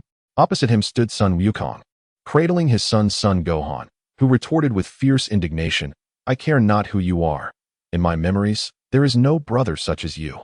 Should you dare to inflict harm upon this planet, I shall never forgive you. Krillin, gritting his teeth, added, is this how a brother behaves? Allowing your sibling to annihilate the very humans who raised him? You have gone too far. Amidst his bleeding and clutching his chest, Raditz responded with a mocking chuckle. Yet none of this matters anymore. I have acquired the most crucial information. Fear not, while I may not be your equal, in a year's time, two extraordinarily formidable scions shall descend upon this planet, and at that moment, you shall all meet your demise. He continued, this planet holds no value whatsoever. Value? Krillin pondered, momentarily taken aback. However, the vital intelligence you mentioned has already been transmitted to my two companions via the device on my face. There exists a miraculous entity on Earth known as Dragon Balls. Rest assured, for the sake of this artifact, my companions shall hasten to arrive. And then you shall all perish, with not a single one escaping. Kakarot, have you truly considered your options? Suddenly, Raditz, still bleeding profusely, glinted with malice as he launched a concentrated energy blast towards Krillin. At that moment, Sun Wukong's intervention was too late, and he could only shout, Krillin, be careful. The energy blast whistled towards Krillin, yet he remained remarkably composed. Crouching low, he centered himself and exhaled deeply. With a powerful kick, he deflected the incoming energy sphere into the air. A resounding explosion echoed as it detonated mid-flight. Krillin wiped the cold sweat from his brow, relieved that the foe's energy appeared to have diminished. Meanwhile, Raditz, who was attempting a surprise attack, clenched his teeth in frustration. How unfortunate it was. Having been struck in the abdomen by Kakarot's kick, he had not anticipated that this little one's combat prowess could have escalated to such heights, inflicting significant damage with a single blow. The energy loss was substantial, and in his severely weakened state, it was prudent for him to avoid lingering on Earth. Just before his near demise, he had aimed a sneak attack at the loquacious little bald head, yet failed. It seemed that this group's fighting strength truly fluctuated with their emotions. However, he reassured himself that as long as he could escape this place and recuperate, he would certainly return. The two formidable scions he had mentioned were no jest. He was confident that Nappa and Vegeta had received his summons. With the Dragon Balls as the ultimate prize, he believed they would not disappoint him. At that moment, Raditz, kneeling on the ground, allowed a sinister smirk to creep across his face. Humph, you are quite formidable, little bald head. But Kakarot, relish the final year you have. He then retrieved a small remote from a crevice in his armor, pressing a few buttons with a sinister glee, laughing maniacally, I will leave this planet. But I shall return. Krillin, Anxious, turned to Goku and urged, Goku, act quickly to detain him. If he truly returns with his allies, it could spell disaster. Goku, however, wore a smile of exhilaration. Is that so? The stronger the enemy, the more invigorated I feel. Heh, Krillin, forgive my recklessness. Raditz cackled ominously. Ha, Kakarot. You indeed possess the blood of a scion. Alas, the strength of this foe will surpass your wildest imaginings, and you will stand in fear as death approaches. Suddenly, a black point of light in the sky rapidly expanded. It was the mini spaceship summoned by Raditz with his remote. With a thud, the ship landed beside him. Raditz cast a disdainful glance at Goku, Gohan, Master Roshi, and Krillin. Pitiful earthlings, soon you shall meet your end alongside Kakarot. He boarded his ship, sealing the hatch with a thud as it ascended, ready to depart this place. The planet that vexed Raditz was initially perceived as merely an ordinary world with remarkably low combat capabilities. To his astonishment, he discovered that the inhabitants of this realm possessed formidable strength. Despite his own power level of 1200, he found himself at a disadvantage, ultimately failing to eliminate even that insufferable little bald man on Earth with his final ambush. Such a dismal failure. However, acquiring crucial intelligence could justify the expedition. With this thought, Raditz yearned to flee this dreadful place. Just as his spacecraft ascended into the sky, a furious voice erupted from behind the Kame house. Trying to escape? Not a chance. Special beam cannon. In an instant, a spiraling beam of violet light surged into the heavens, piercing through Raditz and his ship, which had barely taken flight. With a resounding explosion, Raditz's spacecraft disintegrated in midair.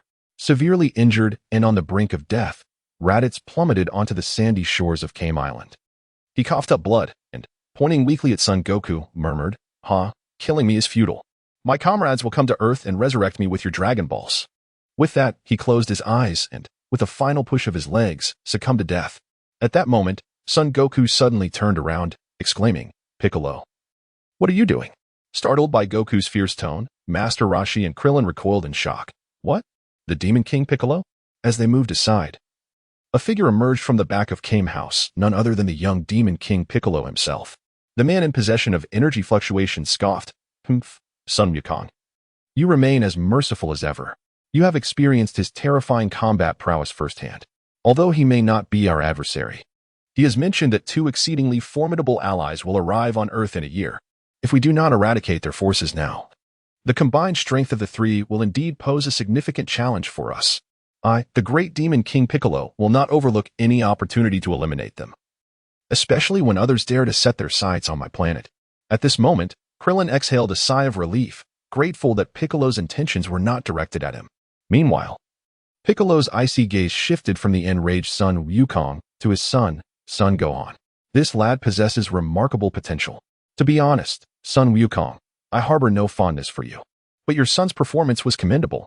He managed to withstand an attack from that fiend Raditz in a moment of fury. His potential is indeed extraordinary. If I could train him for a year before the arrival of those two fearsome scions, he might become a formidable ally. Chapter 63, Bulma.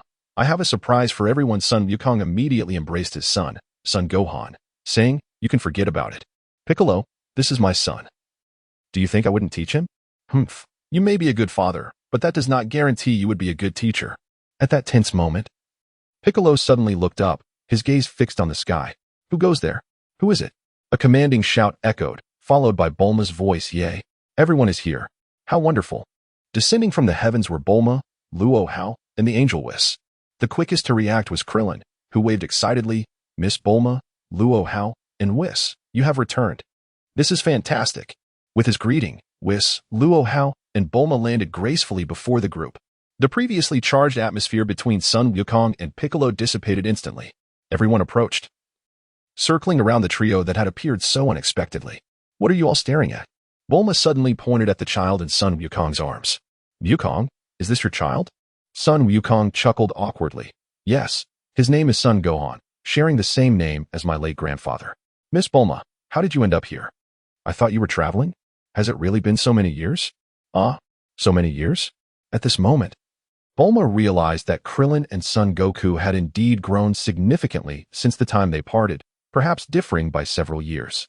She cast a puzzled glance at Luo Hao and Whis, inquiring, What on earth is happening? Whis promptly elucidated on behalf of Luo Hao, stating, It's quite simple. When we departed, we utilized a time machine. However, it later crashed. And using the Kaioshin's time ring has naturally resulted in a deviation in time coordinates, making it normal for us to return several years later. Fortunately, we managed to come back, which is a stroke of luck amidst misfortune. Understanding dawned on Bulma as she patted her chest, her voice trembling. So that's how it is. You startled me. Yet, Luo Hao pointed to the figure of Raditz nearby, exclaiming, "What is this fellow? How did he end up here?" Moments ago, they had sensed this individual's unique aura while suspended in midair. With this revelation, the previously harmonious atmosphere shifted to one of melancholy. As Krillin explained, they learned that this being was a scion named Raditz, who was in fact Goku's elder brother. Raditz demanded that Goku join his ranks as an interstellar pirate and annihilate all of humanity. Upon hearing this, Bulma seethed with rage. How can such a terrifying creature exist in this world? Piccolo, you are right. You must take action to eliminate this despicable being. Piccolo was momentarily taken aback, but Bulma soon expressed her doubts. Is it truly wise to have Gohan learn martial arts from Piccolo? Goku, have you considered this? At that moment, Son Goku bore a perplexed expression. Miss Bulma, what do you know? I have complete faith in Piccolo's martial prowess. However, if I entrust Gohan to him, Chi-Chi will tear me apart when we return home. Understanding settled over Bulma as she tapped her head. Ah, that explains your unwavering stance. Very well. I shall refrain from further remarks. I have a surprise for everyone. A surprise? Master Roshi asked, bewildered. Miss Bulma, to be honest, it's already remarkable that you all returned. To easily defeat this scion named Raditz, we owe much to the gravity training room you left behind before traveling through time. Without that room, Krillin, Goku, and Piccolo's current strength would never suffice to face Raditz.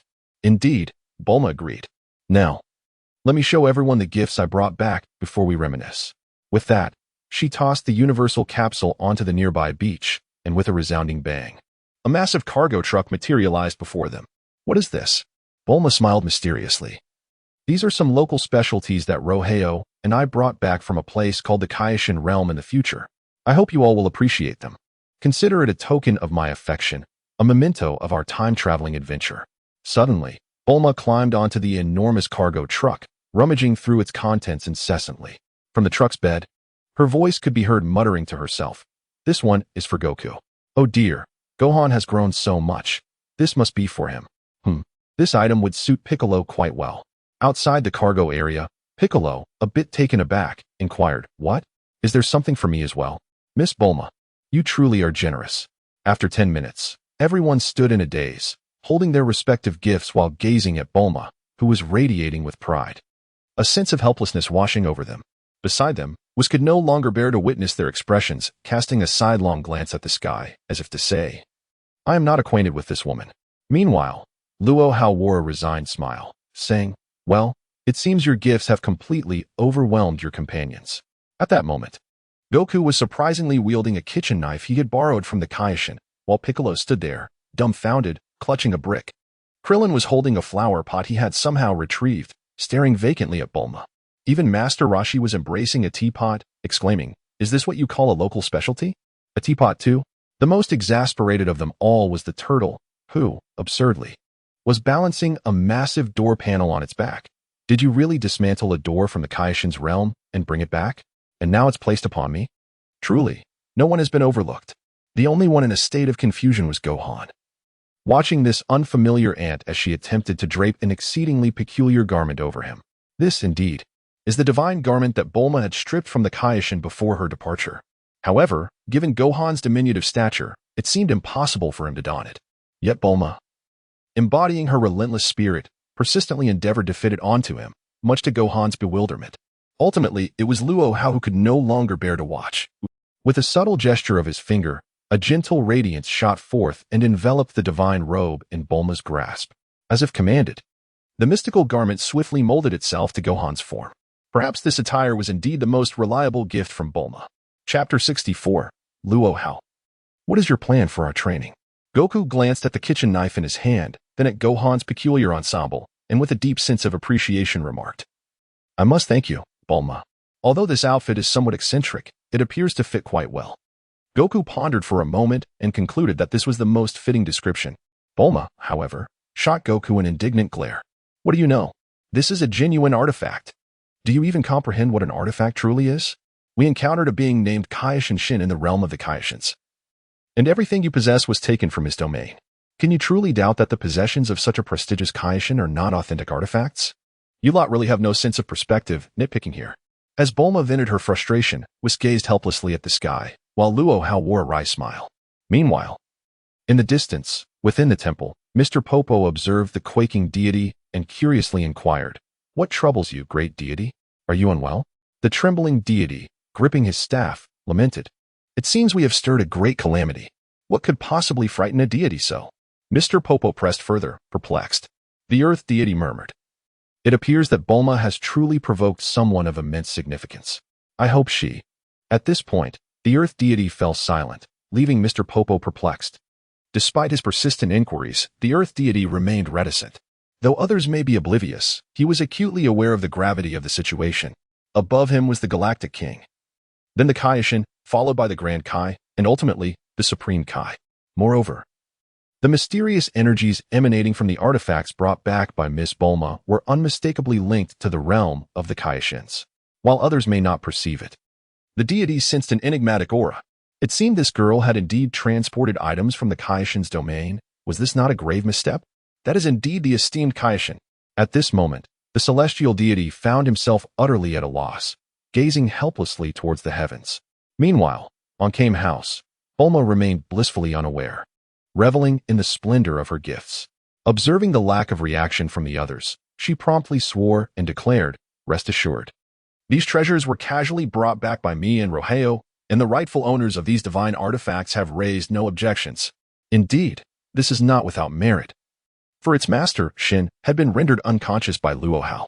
Upon witnessing the stunned expressions of everyone, Bulma immediately swore an oath, "Rest assured. I assure you in the name of Whis, these are undoubtedly genuine artifacts, free from any counterfeit." Whis, who had previously gazed helplessly at the sky, suddenly felt as if his own reputation lay in tatters. What was the point of invoking his name now? He sighed inwardly, reflecting on the caliber of friends he had acquired. Oh, Lord Zeno, what sort of companions have I befriended? Fortunately, these were deities from the future timeline.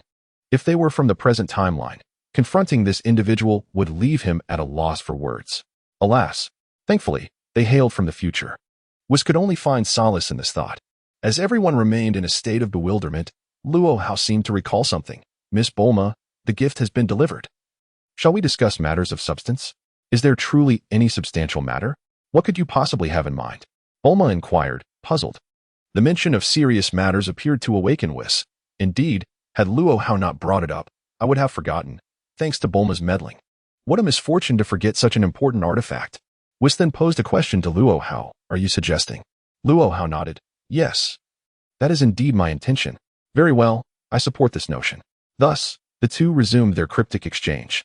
The assembly was left in confusion until Luo Hao finally provided the clarity they sought. "Our journey to the future has indeed yielded significant rewards. Not only have we acquired some artifacts, but we have also gathered invaluable information. Therefore, I have decided to establish a martial arts training program with Whis. It is perfectly timed, as we can utilize the arrival of these scions on Earth to enhance your combat skills and techniques. I wonder if anyone is interested?" Understanding dawned upon them. At that moment, Piccolo, Goku, Krillin, and others were visibly excited, their eyes gleaming with anticipation. Luo Hao then queried Krillin, "How did Goku manage to secure victory?" "He managed to severely injure that scion Raditz, which is quite an achievement, given his apparent lack of overwhelming strength." At this juncture, Goku eagerly explained, "Actually, that fellow had captured my son, Gohan, as leverage, demanding that I eliminate 100 Earthlings within a day." Luo Hao nodded. That certainly aligns with scion behavior." And then? Gohan cried and pleaded, which prompted me to deliver a heavy blow. This infuriated him, and he threatened to annihilate everyone present, Goku recounted. Whis, fuming, remarked, "Frieza is growing increasingly reckless, surrounding himself with such incompetent subordinates, creating this chaotic mess. I must insist that Lord Beerus restore order. If this continues, it will tarnish Lord Beerus's reputation." As the words of Whis fell upon the ears of the assembly, they remained shrouded in confusion. However, Sun Wukong promptly elucidated, "This is not merely about saving Gohan. In a moment of desperation, I found myself engaged in combat with that individual. To my astonishment, I inadvertently unleashed the technique you once taught me, known as the unrestrained mastery or perhaps the supreme freedom art. With a single miscalculated kick, I dealt a grievous blow to his abdomen. Consequently, he collapsed to the ground, spewing blood profusely. That, in essence, encapsulates the situation. At that juncture, Whis interjected, it appears that the move he employed to ambush Krillin was executed with all his might. Yet Krillin managed to withstand it, quite a remarkable feat, indeed. Krillin, brimming with excitement, chimed in, at last, it's my turn. Heh. I must express my gratitude for the gravity training room you all established back in the day. Wukong and I often trained there. While the nuances and depth of our skills may not have progressed significantly, our strength was undeniably enhanced through that training. Otherwise, we would have faced grave peril this time around. Yet, the power of that scion is truly terrifying. Thankfully, Wukong showcased his might. Otherwise, we would have been in dire straits. So, Luo Hao, what training regimen do you have in store for us? I can hardly contain my eagerness. Understanding dawned upon them. Chapter 65, Gohan taken by Piccolo.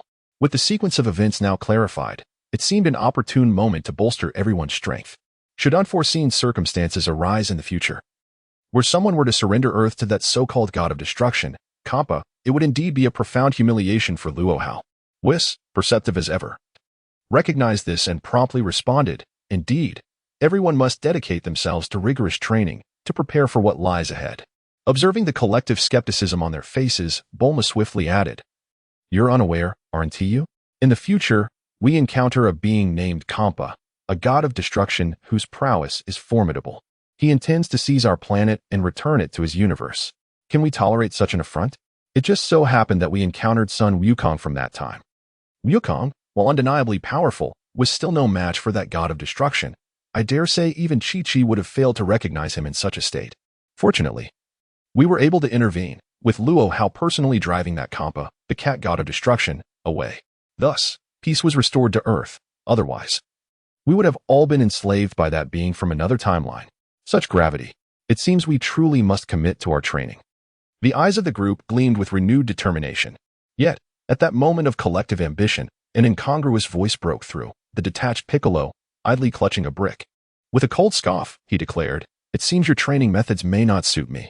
I have decided to pursue my own path. As for Gohan, I shall be taking him with me. Hee, this is indeed a potential asset. I hope that when those two formidable scions arrive on Earth a year from now, I shall not be disappointed. Without regard for whether Gohan and Goku were agreeable, he swiftly wrapped his arm around Gohan's waist and soared into the air, vanishing from the sight of the astonished onlookers. Bulma exclaimed in shock, Luo Hao, why didn't you stop him? Luo Hao waved his hand dismissively. Perhaps Gohan's decision to train with Piccolo is indeed the right choice. It seemed that both Luo Hao and Whis held no objections. Although Goku felt a deep sense of reluctance, he could only suppress it. After all, Piccolo had a point. Being a loving father does not necessarily equate to being a competent teacher. Perhaps Gohan would indeed achieve great things under Piccolo's tutelage. As Gohan was taken away by Piccolo, the matter was settled, and no one voiced any dissent. Only Krillin, with a glint of mischief in his eye, remarked, Goku, I wonder how you'll explain this to Chi-Chi when you return. At this, Goku felt as if he had been struck by lightning. Indeed, I have lost my son. And what's worse, he was taken by the Demon King Piccolo. This is going to cause quite a stir at home. Meanwhile, Krillin, with a grin, fanned the flames. Hey, Goku, after all these years of brotherhood, don't say I'm not helping you. Yet inwardly, he grumbled, who told you to marry so early? Now I don't even have a girlfriend. Serves you right for being henpecked. But Goku quickly replied, oh, Krillin, it's fortunate you are here. I've got something for you. He handed over the knife he had received from Bulma, saying, time is of the essence. I must focus on learning martial arts from Luo Hao and Whis. Please take this artifact back home for me, and also, could you explain everything to Chi-Chi? I truly appreciate it. We've been brothers for so many years, and I've never really asked you for anything. It turned out he wanted Krillin to explain the situation to Chi-Chi. Since he was going there, it wouldn't do to go empty-handed, would it? Subsequently, Bulma rummaged through various items she had acquired from the Supreme Kai and pulled out a so-called artifact mop, handing it to Krillin as well. You can take this too. Consider it a gift for Chi-Chi. It wouldn't be fair to give her nothing.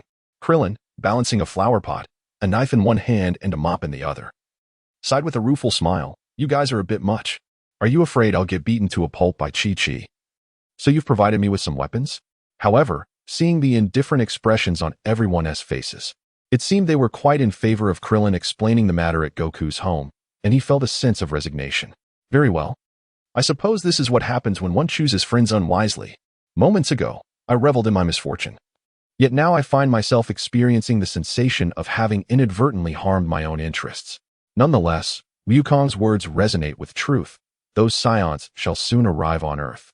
And it appears that the urgency to enhance my martial prowess is indeed paramount. I shall make the journey, for with my skills, it is unlikely that I shall meet my demise. This was also Klin's final prayer for himself. Suddenly, he recalled Goten's teacher. Indeed, I could take Goten's teacher along, surely. Chi-Chi wouldn't explode in anger at that moment, would she? He tilted his head, only to find that Goten's teacher had vanished without a trace.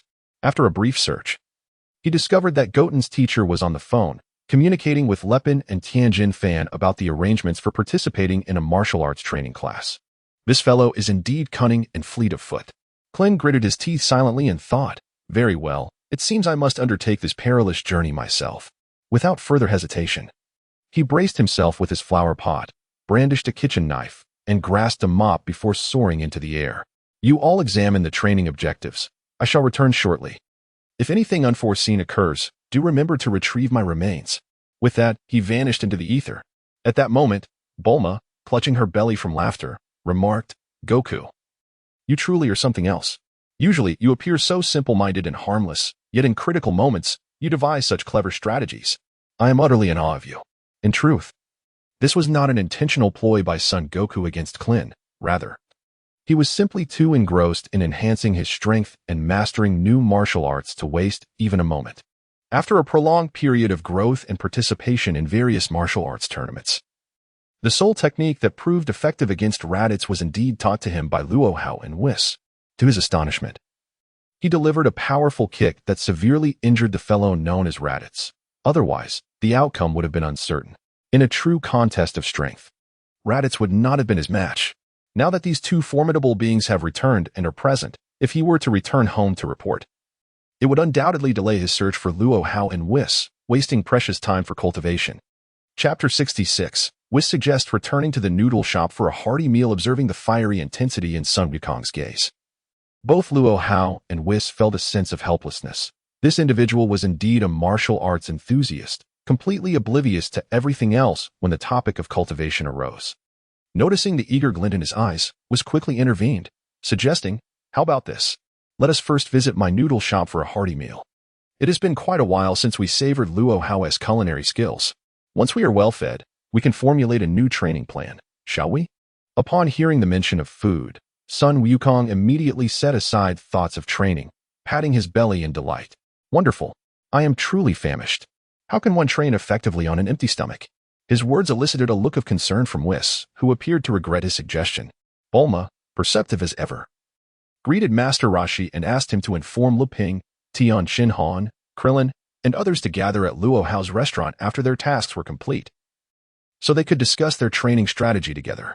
After tidying up her collection of trinkets, she patted Luo Hao on the shoulder and inquired, shall we set off?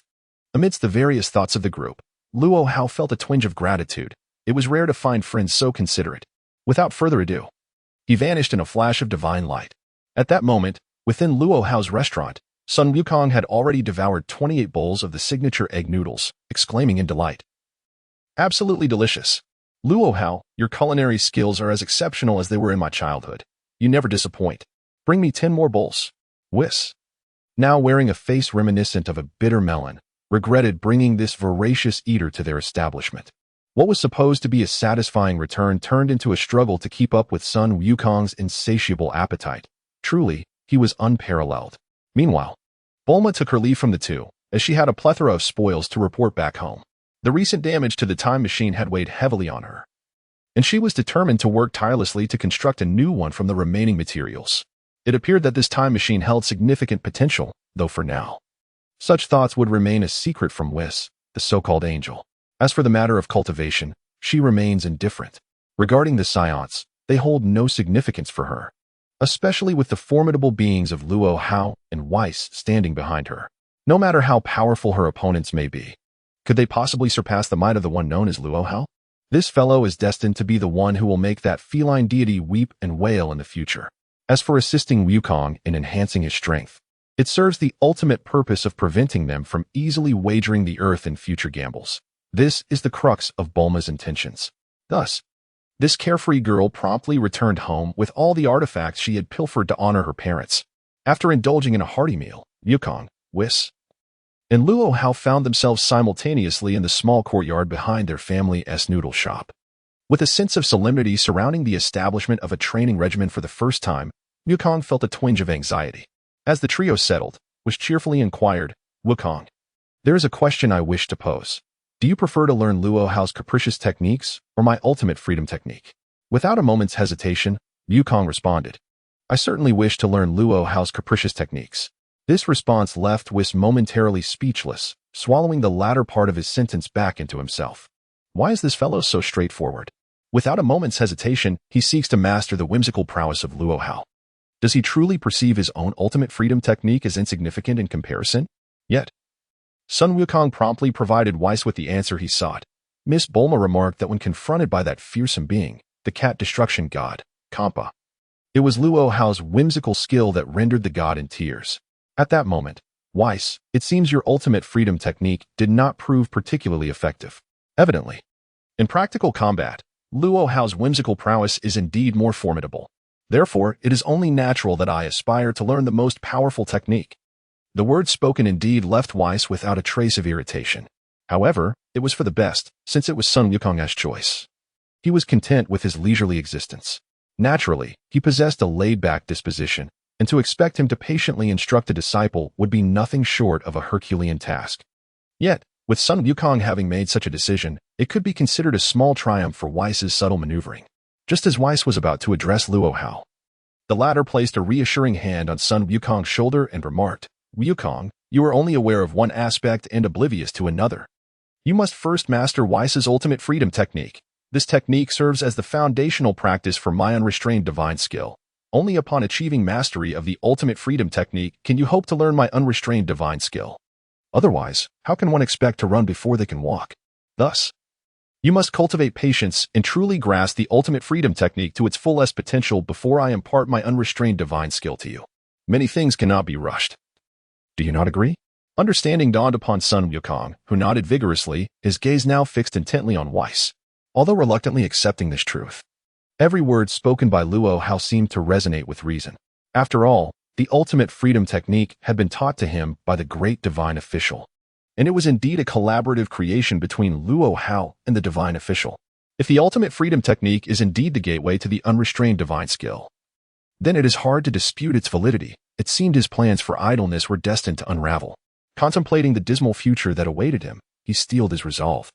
Thinking that teaching a disciple should not be an insurmountable challenge, Sun Wukong exhibited considerable aptitude, and having gathered his thoughts, Whis said, "So, Wukong, over this period, how have you come to comprehend the unrestrained divine skill and the ultimate freedom technique that Luo Hao and I have imparted to you? How have you been training to shine so brilliantly in battles against the Scions?" This struck a sensitive chord with Sun Wukong, who immediately donned a grim expression and remarked, "Indeed, the techniques you have imparted to me are formidable. However, after all this time spent in training, I have only managed to demonstrate their efficacy once. And that was amidst an unforeseen incident during the battle against Raditz. In previous contests, be it the World Martial Arts Tournament or my decisive clash with Piccolo, I have not succeeded, which leaves me rather vexed. Is there perhaps a flaw in your teachings? They are undoubtedly powerful, yet they often result in inexplicable injuries when I attempt to employ your ultra instinct." Chapter 67. Whis. Let Sun Wukong seek the Kai for instruction. Whis, taken aback, responded, "How can this be? What I have taught is indeed the ultra instinct, a unique technique of the angels. You dare to suggest that my ultra instinct is lacking? Pray tell, how have you approached your training? Have you not followed my guidance to perceive the earth, to commune with nature?" Upon hearing Whis' words, Wukong's displeasure was evident as he stepped back, resting one hand against the wall. "I have genuinely endeavored to attune myself to nature and all that exists," he retorted. "Just as you advised, I often lean against the wall to sense the earth's pulse or embrace trees to absorb the essence of life. Yet, each time I do so, I inexplicably drift into slumber. Truly, it seems quite challenging to grasp anything meaningful." At that moment, Whis, with one hand on his forehead and an expression of exasperation. Silently lamented, I was referring to understanding nature and the laws of existence, not merely dozing off while leaning against walls or clutching trees. Given this, it is a miracle you can even wield the ultra instinct at all. Observing Whis's troubled demeanor, Luo Hao interjected, "Ah, did you not mention having trained in the gravity chamber created by Miss Bulma? How was your experience there?" This time, Sun Wukong excitedly nodded, "Of course. I am now capable of adapting to nearly 20 times the gravitational force. However, that gravity chamber is truly remarkable. A brief period of training within it yields a significant enhancement in my strength, far more reliable than the ultra instinct technique that was taught me. It genuinely elevates my capabilities."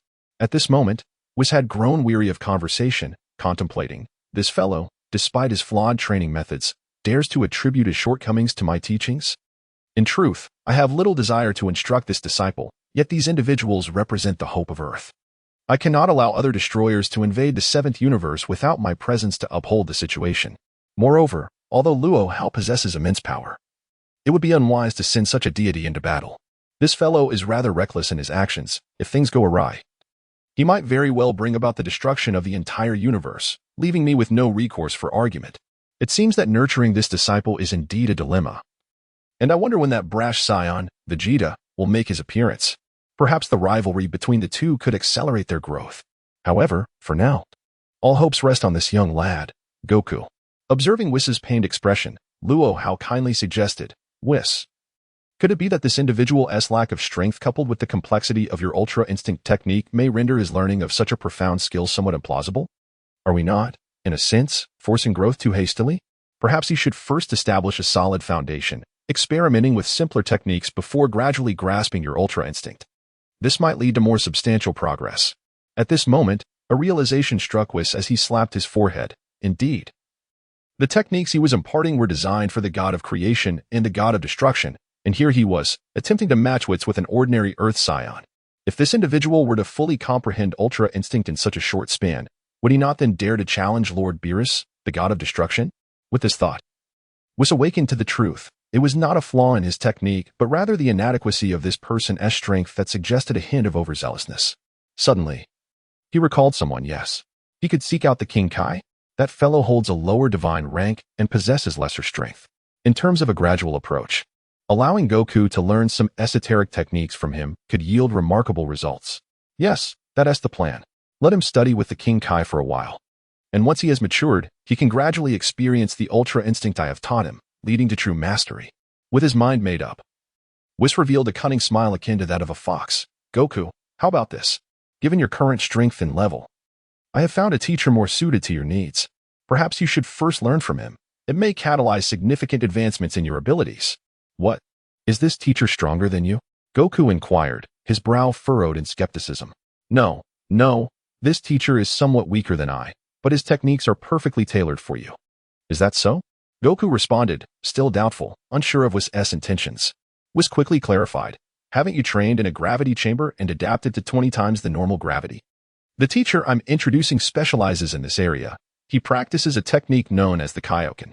In simple terms, it involves harmonizing your body's energy and coordination to achieve perfect alignment, utilizing increased physical strain to accumulate power. With your current physical prowess, it is entirely plausible that you could instantaneously double your combat strength. This technique seems to be the most suitable for you at present. What do you think, Yukong?" The prospect of enhancing one's power twofold in an instant is indeed a formidable notion. Sun Wukong immediately became exhilarated. "If that is the case, I am most certainly willing. Where might this esteemed king of the realm be? I wish to learn the King Fist at once." At this moment, it seemed that the scheme had succeeded. And Whis exhaled deeply, casting a glance at Luo Hao. However, Luo Hao regarded Whis with a teasing gaze, remarking, "It appears that not only am I indolent, but you, my dear fellow, are even more so. You intend to pass your disciple, Sun Wukong, onto the King of the Worlds, claiming that his strength is merely a shade inferior to yours. If Sun Wukong were to discover the vast chasm between the divine power of the king and your celestial prowess, he would surely berate you mercilessly. Nevertheless, Whis, perhaps this time you have made a judicious choice. Given his current abilities, it would indeed be an undue burden for Sun Wukong to master the ultra instinct." Well then, Luo Hao shrugged and continued, "Whis, Why not accompany Wukong on his journey? Let him learn the King's fist and hasten his training to enhance his strength. Whis raised an eyebrow, glanced at the bewildered son Wukong before him, and then at the staff in his hand, inquiring, right here? At this very moment? It was now Luo Hao's turn to look perplexed. What? Do we need to choose a specific time to learn the techniques from the king of the realm? However, Whis shrugged innocently and replied, as a neutral angel, I am not skilled in matters of killing. Chapter 68.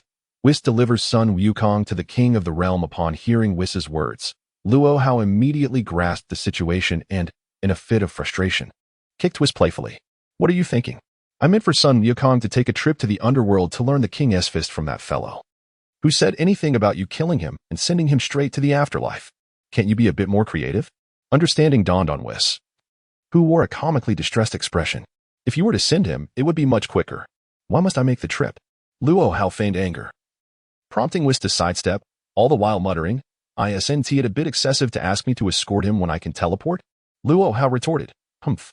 It's because my new coffee machine is about to arrive.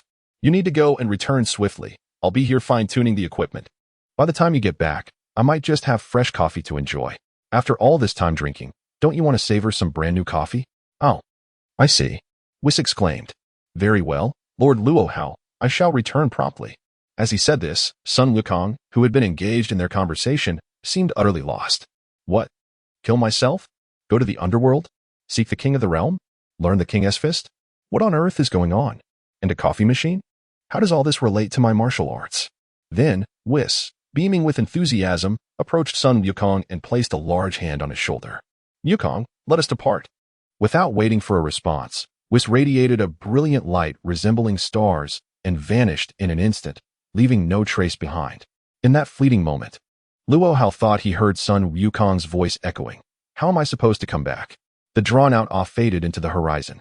In the backyard, Luo Hao gazed at the distant flash of golden light, reflecting on Whis's efficiency. It seems that as long as there is food to motivate him, he is far more diligent than I had imagined. Perhaps I should provide him with more delicacies in the future. It might encourage him to work even harder. Meanwhile, suspended in midair, Whis sneezed suddenly. Who is it this time that dares to speak ill of me? In the underworld, at the end of the serpent path, the king of the realm was enjoying hot pot and singing to himself. Today is yet another splendid day. A loud bang echoed from outside. Who dares to interrupt my meal?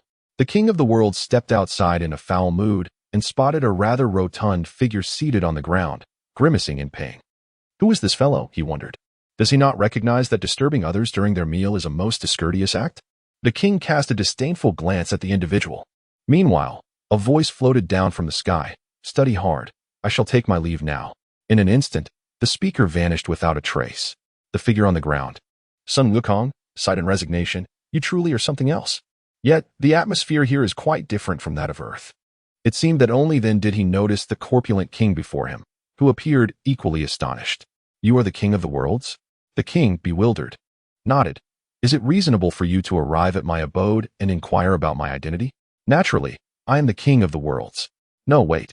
You must refer to me as your excellency, the king. Such a rude fellow you are. Son Wukong, rubbing his sore backside, sprang to his feet with newfound enthusiasm. Wonderful. Your excellency, I am delighted to finally meet you. I hail from Earth, and in a year's time, we will be besieged by fearsome Psyots. I have come to— Wait. The king interrupted, cutting off son Wukong's lengthy exposition. You claim to be from Earth? Someone intends to attack your planet? And you came here? Son Wukong, displaying no sense of formality, sniffed the air. Ah, your excellency, what is that delightful aroma? It smells marvelous. The king, exasperated, retorted, I was about to dine. Speak quickly if you have something to say.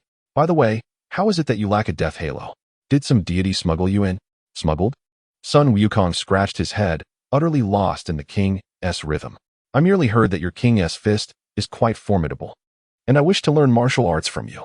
Ah, I see. The king exclaimed, realization dawning upon him. If you wish to learn my martial arts, it is quite simple. I have but one rule. You must tell me a joke, and if it amuses me, then I shall teach you. Upon hearing this, son Wukong's expression turned sour, and he sighed deeply, reflecting on the unexpected and peculiar requirement for studying martial arts in this realm. It indeed posed a challenge for him. Over the years, aside from engaging in battles, it appears that son Wukong possesses little aptitude for witty banter. Moreover, to amuse the seasoned king of the realm seems an insurmountable challenge. As Sun Wukong ponders deeply, the king secretly revels in his amusement. Ha! I utterly detest those who rely on underhanded tactics. Humph! If you cannot make me laugh, do not even think about me teaching you martial skills. I care not who you are or whose disciple you claim to be. No matter your stature, attempting to gain favor here is futile. While the king basks in his own self-satisfaction, he suddenly finds Sun Wukong pointing emphatically at his nose, followed by an exuberant thumbs up. With fervor, Wukong exclaims, "Oh, esteemed king! I have heard that your king fist is unrivaled across the realms." The king, as if struck by lightning, reacts in disbelief. What did this rascal just say? My king fist is unparalleled? Who would believe such nonsense? He burst into laughter. You wretched imp, your flattery lacks any finesse. To declare my king fist supreme in this universe is simply preposterous. Just as he revels in his mirth, he suddenly pauses, gazing at the smug Sun Wukong, and says, "Ah, esteemed king, you are laughing. It seems you are indeed willing to impart your martial knowledge to me. So, this scoundrel has been biding his time? The king of wit, outmaneuvered by this foolish lad? Truly outrageous. Nevertheless, as the king, he must uphold his word. A promise is a promise." With a huff, the king replies, "Very well. Since you are so sincere, I shall accept you. You wish to learn martial arts from me, coming from Earth. Do you not find the gravity here somewhat overwhelming?" Sun Wukong stretches his ankles. Indeed, it is quite heavy. Precisely. The gravity here is tenfold that of Earth. To live and train properly here, you must first acclimatize to this weight. Henceforth, come back to me once you have adjusted. Suddenly, a portly gorilla appears before the king. He gestures towards Sun Wukong. "This is Baburus, my pet.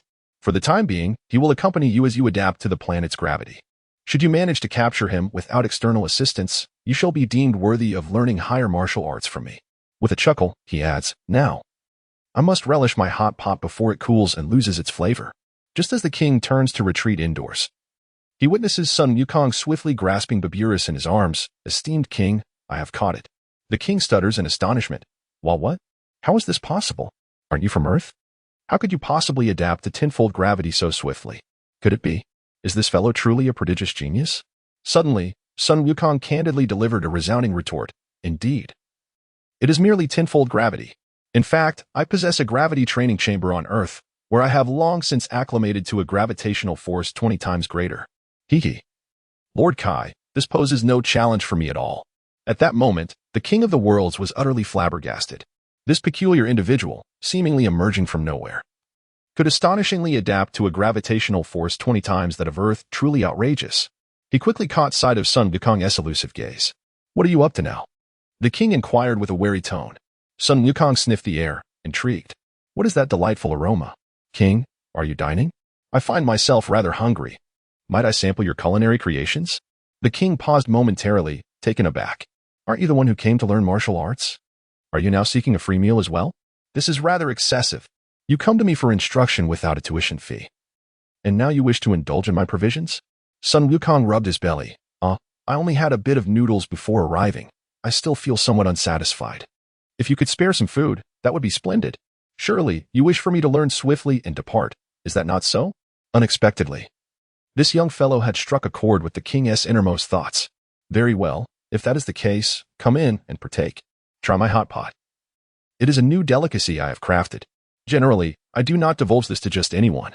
With that, Sun Wukong dashed into the king's chamber, where a lavish array of dishes lay spread before him. His appetite surged. "I shall not hold back, king." In a flurry of movement, the king observed Sun Wukong's remarkable aptitude for dining. It appeared that this individual was not only a prodigious talent in martial arts, but also a veritable genius in the realm of gastronomy. The table, laden with hot pot ingredients, seemed untouched by the king, yet in the blink of an eye, it had been entirely devoured by this extraordinary being. This is indeed a rare occasion for the king of hell to remember his status and present some offerings. Alas, it seems that all the benefits have fallen to that rascal, Sun Wukong. Humph, how outrageous. Wait a moment, what on earth are you doing? I saw Sun Wukong already embracing the hot pot base, gulping it down with abandon, disregarding its scalding heat and tantalizing spiciness, pouring it all into his belly. Thereupon, Sun Wukong patted his swollen stomach, proclaiming that the taste was inconsequential, for he was satisfied, expressing his gratitude for the hospitality of the king of the realm. This fellow truly knows no bounds. Alas, a rare occasion for hot pot has been disrupted by this impudent rascal. Very well. I shall swiftly impart to you the knowledge you seek. allowing you to depart and freeing me from this burden. Thus, the king of the worlds chose not to dwell on the matter with Sun Wukong. Come, do you not wish to learn the King's Fist? Step outside with me to the courtyard, and I shall teach you the King's Fist at once. Not only will I instruct you in the King's Fist, but I shall also share with you my ultimate technique, the Spirit Bomb. Haha, once you have mastered it, be on your way. And so, 3 days later, Sun Wukong hurled the Spirit Bomb he had mastered towards a distant boulder, which exploded with a resounding bang, leaving not a trace of dust. The king of the worlds marveled, your martial prowess and your appetite are equally formidable. You truly are an extraordinary being. Who would have thought that in such a brief span of 3 days, you would not only master my King's Fist, but also perfect the Spirit Bomb to an exceptional degree? Very well, I have nothing more to teach you. You may return whence you came. Our meeting must be deemed fate. May you depart freely. At this moment, Sun Wukong gazed at the power in his hands and expressed his sincerest gratitude to the king. Thank you, dear king. I believe I shall not linger here much longer. But it has been an honor to make your acquaintance. Once more, I extend my heartfelt thanks. The young lad surprisingly exhibited a semblance of politeness, which brought a modicum of balance to the king of the universe's heart. However, he soon discovered that Sun Wukong had seated himself on the ground, showing no inclination to depart. Aren't you the one who intended to leave? Just moments ago, you bid me farewell with such heartfelt emotion. What does your sitting here signify? Yet, the king of the universe hesitated to expel him, for they had shared a bond over this period, and a certain affection had developed. Furthermore, the remarkable speed and innate talent with which this individual absorbed martial arts had stirred within the king a sense of appreciation for such giftedness.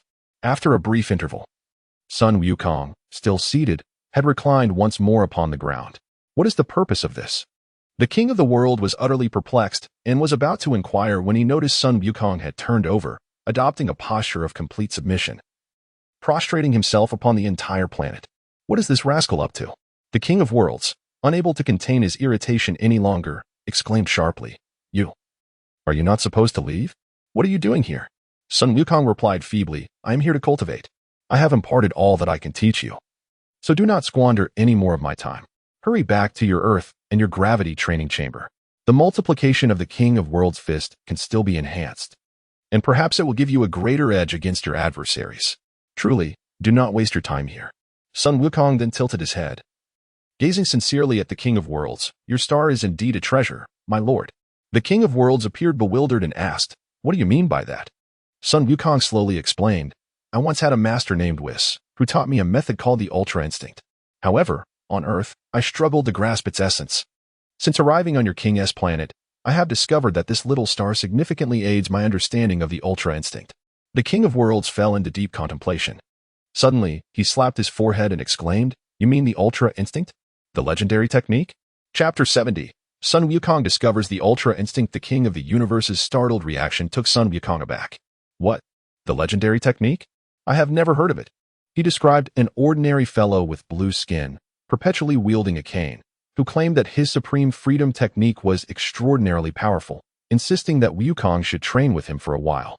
Yet, despite the time spent learning, the results were sporadic, lacking any remarkable prowess.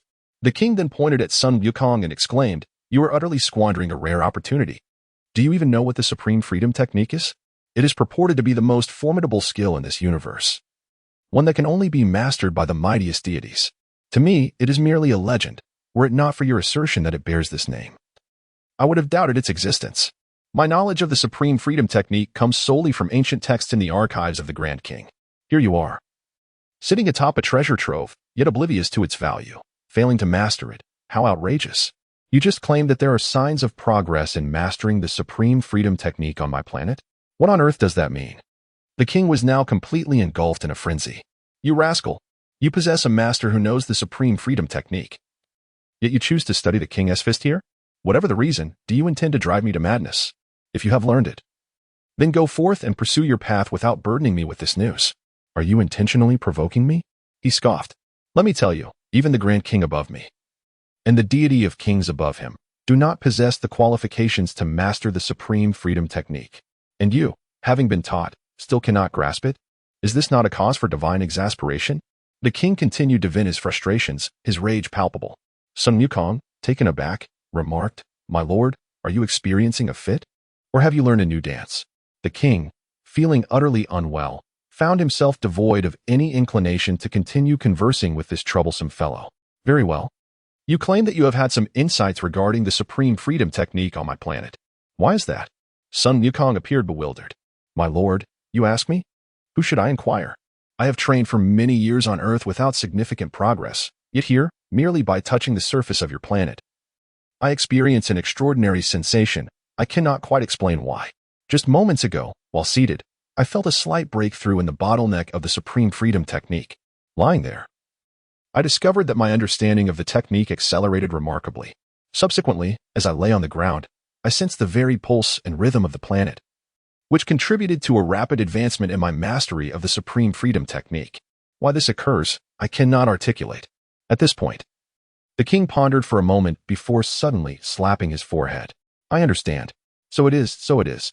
Observing the enlightened expression on the face of the King of Worlds, Sun Wukong inquired with a hint of curiosity, My lord, what have you comprehended?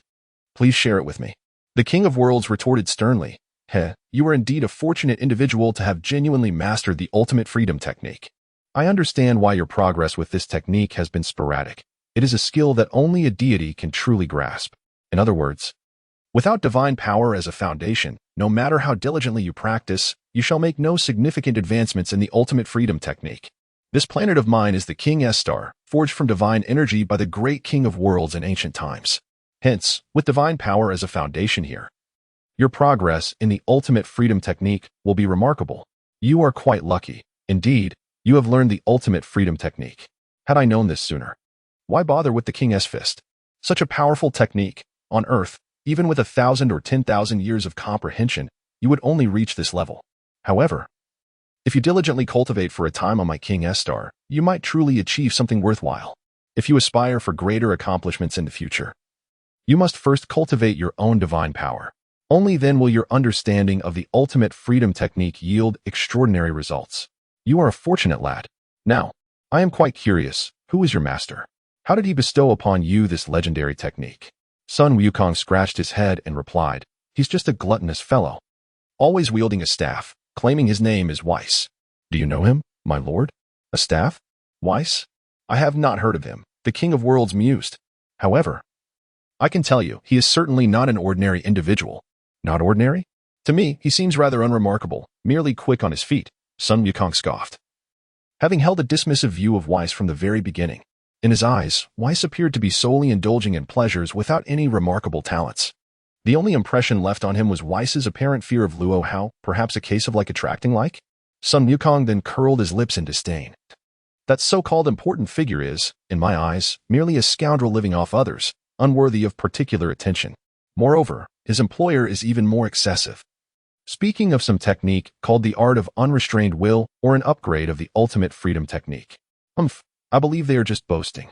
I don't see anything impressive about them. In any case, when it comes to fighting, I'll be the one to step up. One of them bakes bread. The other enjoys coffee. At this point, the King of Worlds was sweating profusely. All right, enough. I do not wish to attract misfortune here, regardless of their identities. It seems they are beyond my reach given my divine status. Very well, Wukong, you may remain here to cultivate diligently, and I shall provide you with the finest nourishment. My goodness, who is this? They have delivered such an esteemed figure. I had presumed them to be a mere minor character, perhaps someone who gained entry through dubious means. It appears that this individual's master may possess divine powers surpassing even those of the King of the Universe. Within my realm of knowledge, the King of the Universe is already the most exalted minister in this cosmos. However, it seems that even the esteemed king does not possess the qualifications to study the art of ultimate freedom. This individual's background is indeed quite formidable. Therefore, it would be wise to refrain from provoking him. Although this young man may be somewhat foolish, he possesses a genuinely kind heart. Perhaps the discerning eyes of the powerful are drawn to such peculiarities. Since I have imparted all the knowledge he wished to acquire, he may linger here for as long as he desires. Alas, it is wise to cherish life and steer clear of these formidable figures. For with but a sneeze from them, I and my realm may cease to exist. Chapter 71. Beerus awoken by a nightmare. Speaking of sneezing, a certain individual is currently beset by great distress over this very issue. This person is none other than Lord Beerus, the god of destruction of the seventh universe, residing on the planet Beerus. The weather on Beerus planet remains dark and gloomy, a perfect day for slumber. Lord Beerus is soundly asleep in his castle's chamber, snoring peacefully. Suddenly, two peculiar figures materialize atop Beerus' castle. Unbeknownst to the sleeping deity, these beings have inexplicably positioned themselves at the foot of his bed, gazing at the greatest god of destruction in the seventh universe with chilling eyes. As Beerus, still drowsy, senses an unusual presence, he slowly opens his eyes. Upon focus, he is utterly terrified, for standing before him are the Grand Minister and the Omni King, both observing him with an enigmatic gaze. When did these two figures arrive at Beerus' planet? Beerus himself was quite perplexed. However, the mere presence of these two esteemed individuals swiftly banished his morning grumpiness and all his petty grievances. At that moment, Beerus, clad in an adorably whimsical pajama set, stood respectfully before them, bowing at a perfect 90 degrees. Inquiring of the Grand King and the Grand Priest, "Might I ask what brings you here, esteemed sirs?" Yet, the Grand King and the Grand Priest, standing opposite Beerus, paid no heed to his behavior. Instead, they engaged in conversation. The Grand King asked, "Esteemed Grand Priest, what is the current comprehensive rating index of the seventh universe?" The Grand Priest coldly replied, "Your Majesty, it has regrettably fallen to a mere 3.5. So low?" The Grand King queried, "Should we not consider implementing some measures?" The Grand Priest responded with a chilling smile, "That is entirely at your discretion, Your Majesty." "Very well, since the comprehensive rating has plummeted to 3.5. It seems they have no further purpose," the Grand King concluded. With a flash of light from his hand, Beerus observed the Grand King's delicate hand wave. Utilizing his divine power to investigate, it appeared that, aside from Beerus' realm of destruction, the seventh universe had been entirely obliterated, seemingly erased by the Grand King's erasure technique. Fear gripped Beerus, leaving him utterly bewildered. At this moment, he dared not confront the two formidable figures before him. Instead, he fervently whispered in his mind, "Whis, where on earth are you? The seventh universe has been obliterated by the Grand Zeno, and are you merely standing by, relishing the spectacle? Hurry up and assist me." He then caught sight of the Grand Zeno, who had erased the seventh universe, regarding him with an enigmatic gaze, though he continuously called for Whis within his thoughts. He maintained a facade of utmost respect, for he was in the presence of the most terrifying being imaginable. Suddenly, a chilling voice resonated before him as the Grand Priest calmly stated, "Given that the overall index has plummeted to 3.5, and the universe no longer exists, does this realm still require a god of destruction?" The Grand Zeno seemed to grasp the gravity of the situation, responding, "Indeed, if the universe has ceased to exist, what need have we for a god of destruction? Let us eliminate everything in one fell swoop." In an instant, a flash of white light enveloped him, and Beerus felt an overwhelming darkness consume him. What? Is everything gone? Has it truly ended? Abruptly, Beerus awoke with a start on his grand bed, drenched in cold sweat. Gasping for breath, he realized that he had just experienced a nightmarish vision. How terrifying it was that the dream felt so vivid. Glancing around his chamber, surveying his castle, and absorbing the ambience of the seventh universe, he sighed in relief. Thankfully, it was merely a nightmare, and all that the Grand Zeno had erased seemed to remain intact. Though Beerus typically awoke with a foul mood, this time he had completely shed his usual irritability. Suddenly, he felt an itch in his nose. Turning towards the window, he unleashed two tremendous sneezes, indifferent to the havoc wrought upon the planets outside. The sensation of awakening from such a dreadful dream was profound. Did this forebode ominous events to come? Why had the nightmare felt so alarmingly real? The Grand Priest and the Grand Zeno had both appeared, directly erasing him and the seventh universe. Could it be that the seventh universe's score had indeed fallen below 3.5, inciting the ire of these two powerful entities and placing him in jeopardy? Although it was merely a dream, it had instilled considerable fear in Beerus. After all, if the universe's overall score dipped below 3.5, the probability of erasure was significantly heightened. As he rubbed his nose in contemplation, a sudden realization struck him. There he sat in his pajamas, calling out loudly, "Whis, Whis, you rascal, why don't you hurry up and show yourself? I have urgent matters to discuss." Under the cacophonous echoes of Lord Beerus's irritable voice, it seemed that there was no corner of Beerus's planet that escaped his reach. Yet, after calling out for an extended period, there was no response. Could it be that Whis, that rascal, had sneaked out to frolic while Beerus was asleep? How utterly outrageous. This angel truly lacks reliability. In this moment, Beerus remained oblivious to the fact that he had not fulfilled his duties as a god of destruction, spending his days in slumber and now blaming those around him. Perhaps this exemplifies the rather peculiar nature of Lord Beerus? Just as he was on the verge of unleashing his wrath, a feeble voice emerged from the entrance to his chamber. There stood the oracle fish, weakly propping itself against the door frame, letting out a resigned sigh. Lord Beerus, you finally awoke. It's the oracle fish. What has happened to you? You appear quite frail. How did this come to be? The oracle fish rolled its eyes in exasperation. And you dare to inquire. Look at you two keeping pets? I must have been cursed for 8 lifetimes to be caught up in the affairs of the god of destruction of your 7th universe. One god of destruction spends all day napping, while the other angel has vanished without a trace. You both ought to consider the feelings of your pet. How many years has it been since you last fed me fish food? I am starving. Seeing the oracle fish in such a state of near collapse from hunger, Beerus too began to feel a pang of hunger. He turned to the creature and said, You haven't eaten in years? How is that possible? Chapter 72. The oracle fish starved to skin and bones suddenly. Beerus smacked his forehead, as if recalling something vital. By the way, where has that scoundrel Whis gone? Why is there not a single response? The oracle fish retorted, You want to know? Whis was summoned by the Grand Minister a few years ago for some special task. And since then, he has been utterly unreachable, never to return to the realm of the gods of destruction. What? This revelation jolted Beerus to his core. It turned out that Whis had not merely sneaked off for amusement, but had been executing a highly classified mission from the Grand Minister, and he had been gone for many years. How could such a situation arise in my own 7th universe? Why was there no prior greeting before departure? Observing Beerus's expression, the oracle fish discerned his unspoken thoughts and retorted with irritation. Humph, Lord Beerus, who would dare to engage with you while you're still in slumber? Given your foul mood upon waking, you might end up dragging Whis into some unforeseen trouble. Moreover, this mission is a top-secret assignment orchestrated by the Grand Priest. Must we really rouse you just to reiterate that? It seemed there was some truth in the oracle fish's words. At least he had learned that Whis was undertaking a specific task, which somewhat alleviated his concerns. This mission must pertain to something of significance. However, the prolonged absence only deepened Beerus's suspicions. Well, now was hardly the time to fret about Whis, especially with the threat of annihilation looming over the universe and himself. Why bother with tasks and secrets when existence itself was at stake? Thus, he promptly addressed the oracle fish. What brings you here? Did my restless slumber summon you? The oracle fish replied with a hint of annoyance, And you, after sleeping for over a decade, finally awake and show no concern for your pet. Look at me. I'm so famished I can hardly fly. Beerus retorted, You, of all creatures, are here picking and choosing. Don't you know where the kitchen is? I left a plethora of exquisite delicacies there, intended for my enjoyment upon awakening. How could you possibly starve to such an extent without so much as a visit to the kitchen? At this, the oracle fish felt a twinge of indignation. How can you even say that? Whis took all the prepared delicacies with him when he left.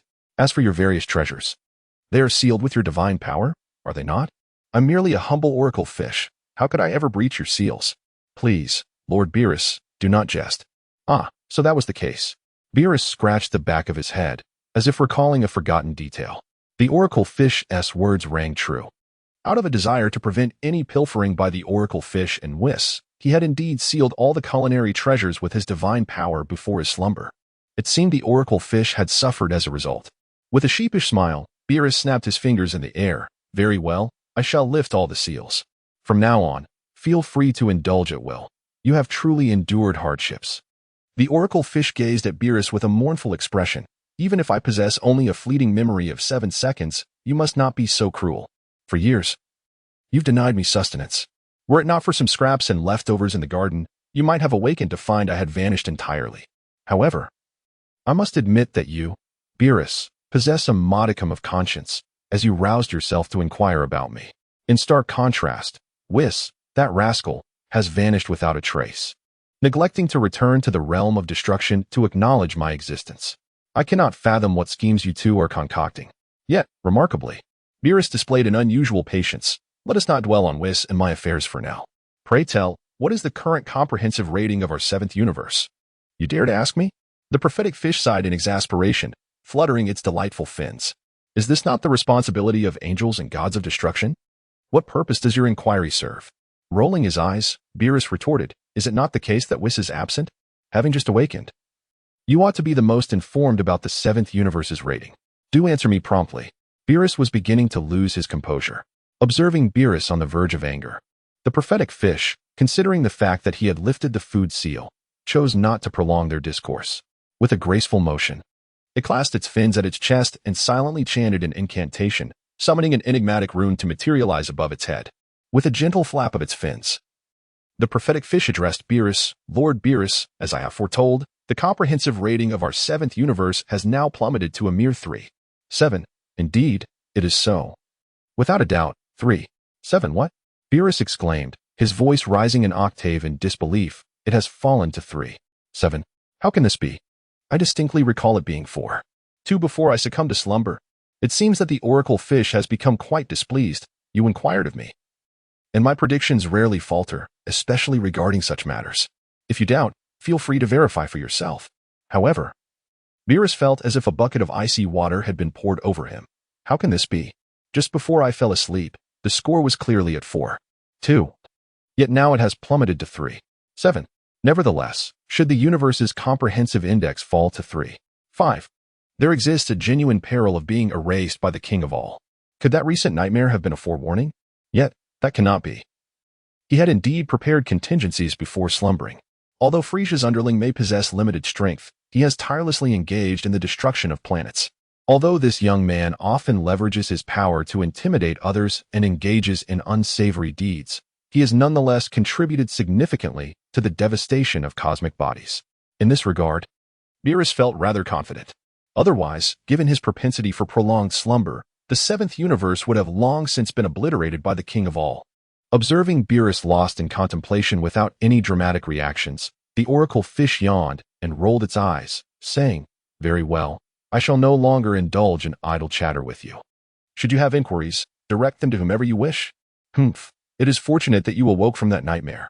Otherwise, I might very well have been the first pet oracle fish to perish from hunger in the realm of destruction. What a lamentable fate indeed." Subsequently, the oracle fish fluttered into the air, its famished belly leading it slowly toward the kitchen. Oracle fish, you truly have a carefree spirit, always preoccupied with food.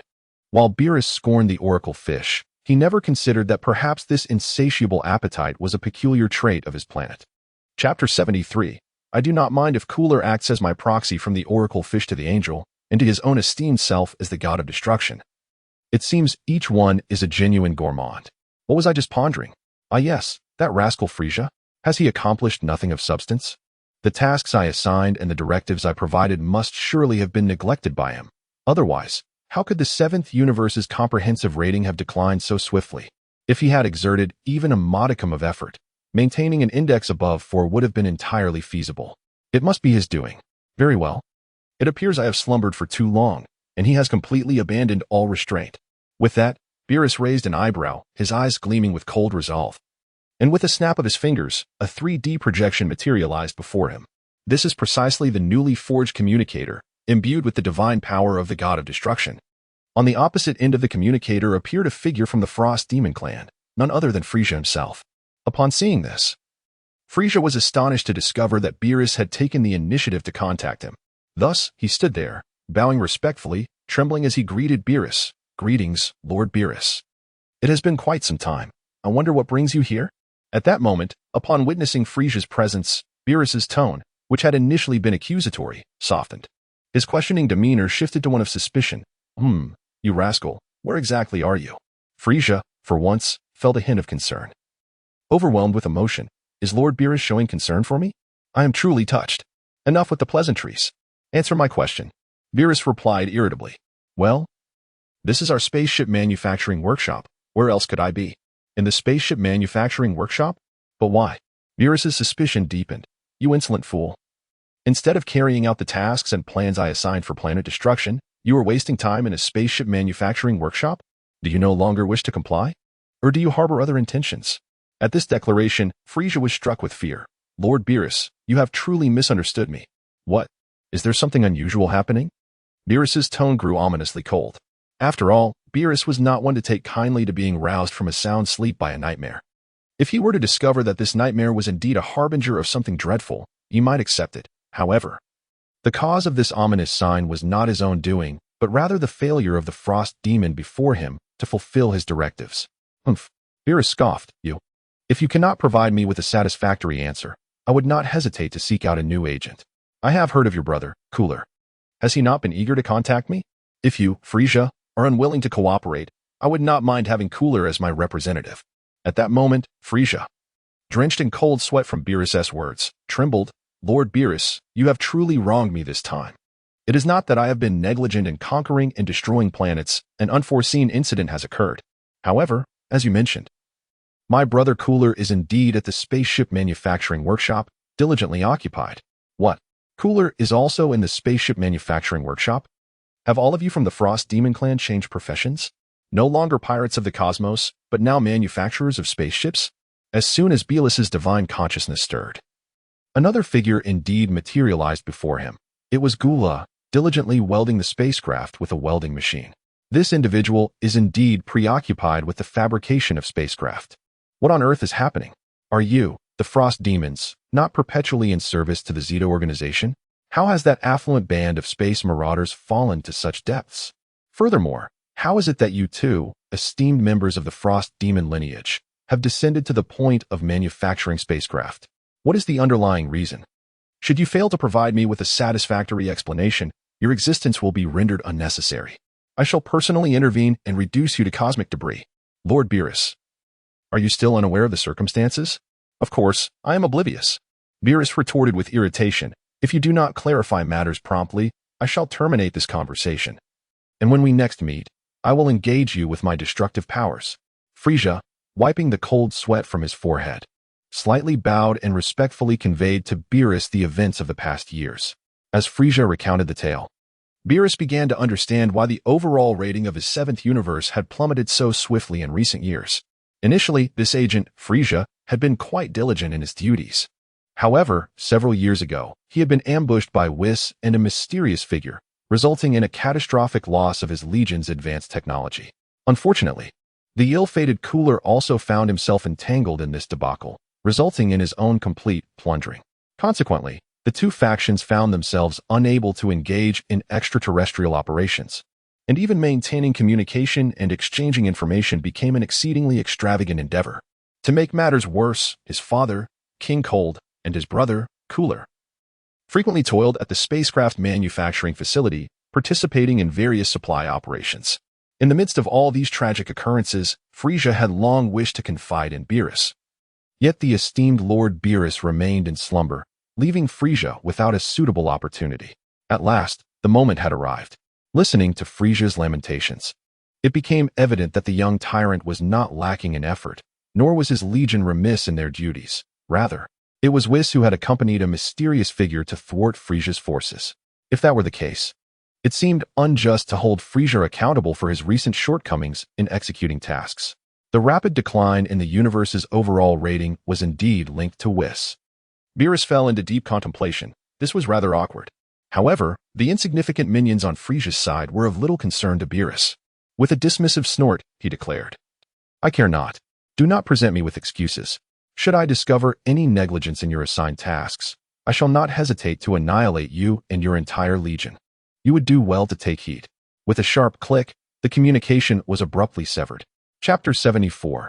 Beerus, soon I shall no longer be your subordinate. Moments ago, Frisia had been deferential, yet a sinister expression now crept across his face. Humph, Lord Beerus. It is merely because I am currently unable to best you that I address you as Lord. While this may be the truth, I have already learned of the Dragon Balls. And soon you shall see. Once I use the Dragon Balls to wish for immortality, what will a destroyer god amount to? At that point, we, the Frost Demons, shall trample you underfoot. You may revel in your arrogance for now, but before I fulfill my wish, you still have some time to continue your role as a destroyer god. Dodoria, how many days until our new fleet can set sail? Dodoria replied with utmost respect. Lord Frisia, our new fleet will be ready to embark in 3 days. Do you have any orders? Frisia pondered briefly. Very well. Instruct the Jinyu force to prepare for battle. Assemble all fleets and commence our previous plan to obliterate the stars. Yes, the star destruction plan. A full-scale assault to annihilate the designated planets is our utmost priority. Executed immediately. Dodoria promptly performed a standard respectful bow and departed the command chamber with Frisia's orders. Meanwhile, Zarbin interjected, Lord Frisia, did you not receive the intelligence from Raditz? Is it not more pressing to seek the Dragon Balls first? Why send the Jinyu force to execute the star destruction plan? That matter can wait. What is the urgency? Observing this loyal subordinate, Frisia sighed softly. Cursing inwardly, were it not for Beerus meddling and urging, would there be any need for a star destruction plan? I could simply seek the Dragon Balls, make my wish, and return to vanquish Beerus, ensuring everything would be splendid. However, now that Beerus has awakened, Frisia pondered for a moment before deciding to carry out Lord Beerus's orders. Otherwise, he might be obliterated by Beerus himself before he could gather the Dragon Balls to attain immortality. It would be more prudent to proceed methodically, allowing the Jinyu force to execute the mission of annihilating the designated planets as planned by Beerus. Without providing the explanation that Zebon sought, Frisia inquired, by the way, when can we expect the delivery of the new batch of detectors I ordered? Zebon checked the device in his hands and respectfully replied, Lord Frisia, that set of detectors has already departed from Lord Cold, but it was intercepted by Cooler S forces along the way. As for the arrival time of the new detectors, it is estimated to take another year. Frisia immediately cursed, Cooler, you scoundrel. At such a critical moment, you are hindering my progress. Without the detectors, how could they venture to Namek? They would find nothing. On such a vast planet, how could their small force hope to succeed? He urged his father, King Cold, to expedite the shipment, striving to acquire the latest batch of detectors. Without them, accomplishing anything was indeed frustrating. However, he then contemplated with a smirk, nevertheless. Leaving behind a few scion offspring was indeed a wise decision. Otherwise, without the information relayed by that fool Raditz, how could we have learned about the Dragon Balls? He chuckled, it's a pity that Vegeta, that imbecile, has set his sights on that insignificant place called Earth, unaware that the true homeland of the Dragon Balls lies on Namek. Very well, Zebon, I entrust this matter entirely to you. You should have prepared enough small spacecraft by now. Reserve sufficient troops, and once the new detectors arrive, we shall immediately embark for Namek to seek the Dragon Balls. I will credit you with this accomplishment. As for Dodoria, relay my orders to him. Once they set out, inform him to hasten the production of the fleet. It's absurd that my technology here can only construct spaceships and mini spacecraft, while my father King Cold possesses the technology for detectors. This is exasperating. Being constrained by others is truly unpleasant. I wonder what that scoundrel Cooler is up to. Frisia mumbled to himself, seemingly recalling something. Well then, let us hope this year passes swiftly. Beerus, soon I shall no longer be your subordinate. Amidst his sinister laughter, Frisia exuded an air of vigor that Zebon couldn't help but feel. Was this merely an illusion? Meanwhile, Beerus, having ended his communication with Frisia and Cooler, sat at his dining table, looking utterly perplexed. What on earth is going on? Whis, you scoundrel, how dare you bring an enigmatic individual to rob my subordinates? Seizing all their spacecraft and advanced technology? What on earth is going on? Does the High Priest truly expect you to engage in such mischief as part of your assignment? This is utterly preposterous. My delightful dreams are now shattered. It is profoundly frustrating. What exactly is Whis up to? Why can't I reach him? No, I must locate Whis. Otherwise, nothing will make sense. At this moment, Beerus had completely regained his composure from the previous nightmare, and it became evident that all the issues stemmed from Whis. He promptly snapped his fingers in midair and exclaimed, Whis, you scoundrel, connect the communication at once. What on earth are you occupied with? How dare you ignore my calls? Even if you are undertaking some covert mission, you ought to inform me of your whereabouts or activities. Time swiftly ticked by, and Beerus's patience waned little by little. After a full 5 minutes, the call still showed as unanswered. Whis, you rascal, what are you up to? How dare you disregard my communication?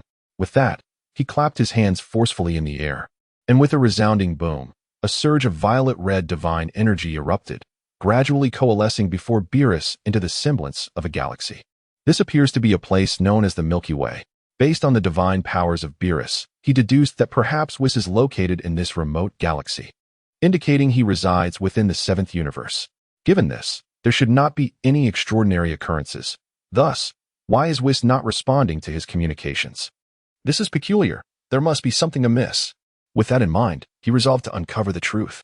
Determined, Beerus's divine energy surged forth relentlessly, and the scene before him became increasingly vivid. Chapter 75. To Beerus's surprise, he felt sleepy again as images of the Milky Way, the solar system, and Earth gradually unfolded before Beerus. A small noodle shop in a city on Earth materialized. In an instant, Whis's figure appeared clearly in front of Beerus. The sight left Beerus momentarily stunned. Could this truly be his angel, Whis? In the image, Whis, donned in a hotel staff uniform, looked at the projection of Beerus's face and was momentarily taken aback. "Oh, it's Lord Beerus. What brings you here?" "Ah, we can discuss matters later. The shop is quite busy at the moment, and I have no time for idle chatter. By the way, you should get some rest and not disturb my work." "Well then, I must hang up now." With that, Whis's image vanished completely from Beerus's view. What is going on here? Beerus was filled with rage. What on earth is this fellow thinking? Does he believe that the customers in the shop are too preoccupied to engage in conversation with him? After all, he is a formidable god of destruction. How could this individual possibly have anything of such significance that he dares to abruptly terminate both his communication and video? Does he not comprehend the immense divine energy required for a god of destruction to pursue the whereabouts of an angel, especially across such vast distances? This fellow actually left me in the lurch without a single explanation. It is utterly outrageous. At that moment, Beerus sensed his temper flaring. This was absolutely intolerable. This individual must be up to something. Regardless, I must ascertain the truth. Could it be that I need to journey to that remote planet over such a trivial matter? It hardly seems worthwhile. Very well, I shall attempt to contact him once more to uncover what sort of nonsense he is engaged in. With that, Beerus forcefully summoned his divine power, re-establishing a mental connection with Whis. However, this communication presented no visual images before Whis. Instead, he tersely remarked, "Lord Beerus, what on earth do you want? I am quite busy here. What could possibly be more pressing than my call?" Beerus restrained his ire and coldly inquired, "You vanished for years. What have you been up to?" At this juncture, Whis was momentarily taken aback. "Did the oracle fish not inform you?" "The oracle fish did mention something, yet it failed to disclose that you were serving as a hotel attendant on a remote planet. What is the meaning of this?" Whis let out a resigned sigh. "Well, it is not without reason. The high priest assigned me a mysterious task that I must carry out." Then Whis asked, "Lord Beerus, what is it that has you so urgently seeking me?" "To be brief, I am currently engaged in a highly classified mission, and I cannot afford any negligence. Do you comprehend the gravity of the consequences?" This statement plunged Beerus into silence. Since this matter involved the high priest, it must indeed be of utmost importance. It seemed Whis had his own burdens to bear. Given this, he resolved not to linger on the issue. Consequently, Beerus recounted the troubling nightmare he had experienced. "So, that is how it is. Your subordinate, a certain Frisia, we encountered last year and had a few minor issues. However, the submission of those devices and advanced technology was voluntary on Frisia and Cooler's part. We did not coerce them. Why then am I being held responsible? Moreover, I was engaged in a classified mission. How could I possibly partake in such trivialities? Consider our statuses. How could we possibly mismanage our relations with someone from the Frisia clan? It is truly absurd. Enough of this unnecessary explanation. Lord Beerus, please keep a vigilant eye on your subordinates. Attend to your rest and other matters. The task I am undertaking is of immense significance, not merely for our seventh universe, but potentially for all universes, which may be plunged into great peril. This is the limit of what I can divulge to you. As for any matters that may arise, you may directly consult the esteemed Grand Priest." "Very well. Let us leave it at that for now." With that, Whis once again terminated the communication with Beerus. Left bewildered and utterly confounded, Beerus pondered, what on earth is going on? It seems to carry a considerable weight of seriousness. Could Whis's mission truly be of such grave importance? It appears not only the seventh universe, but all universes may plunge into profound turmoil. Indeed, this could be a momentous event. Furthermore, Whis's remarks did not seem overly alarming, as those capable of joining him in such endeavors are likely to be beings of comparable stature to angels or destroyers. After all, who else could possibly be worthy of Whis, orchestrating such an air of mystery? The very notion seemed illogical, even among those of their standing, particularly with Whis present. Would they truly resort to robbing Frisia and Cooler? Yet, based on his own investigations, Frisia and Cooler had no apparent reason to deceive him. However, the extent of their losses was indeed significant. Could there be some other hidden truth behind this? After a prolonged moment of contemplation, Beerus began to comprehend the entirety of the situation. He realized that knowing too much might not be advantageous for him, as it could lead to dire consequences, potentially resulting in his demise at the hands of others, a fate that had not been unheard of in the past. Given this, as long as he maintained the universe's rating above 4, ensuring that the seventh universe would not be arbitrarily erased by the Grand Zeno, he could continue to enjoy his slumber in peace. Suddenly, Beerus stifled a yawn as fatigue began to overtake him. In his haste to locate Whis, He had seemingly exhausted his destructive powers, and now, drowsiness surged once more towards his mind. To his astonishment, he found himself once again succumbing to sleepiness. As weariness washed over him, Beerus reassured himself that allowing Frisia and Cooler S forces to carry on with their plans of universal destruction would not significantly impact the comprehensive score of the universe. Moreover, with Whis stationed in the universe, he believed that no significant complications would arise. It appeared that the more one knew, the more one could err. Therefore, it seemed more prudent for him to return to his peaceful slumber, aligning with his true desires. Consequently, Beerus left a message for Frisia, indicating that he could reach out to him should anything extraordinary arise, and he would attend to it in due course.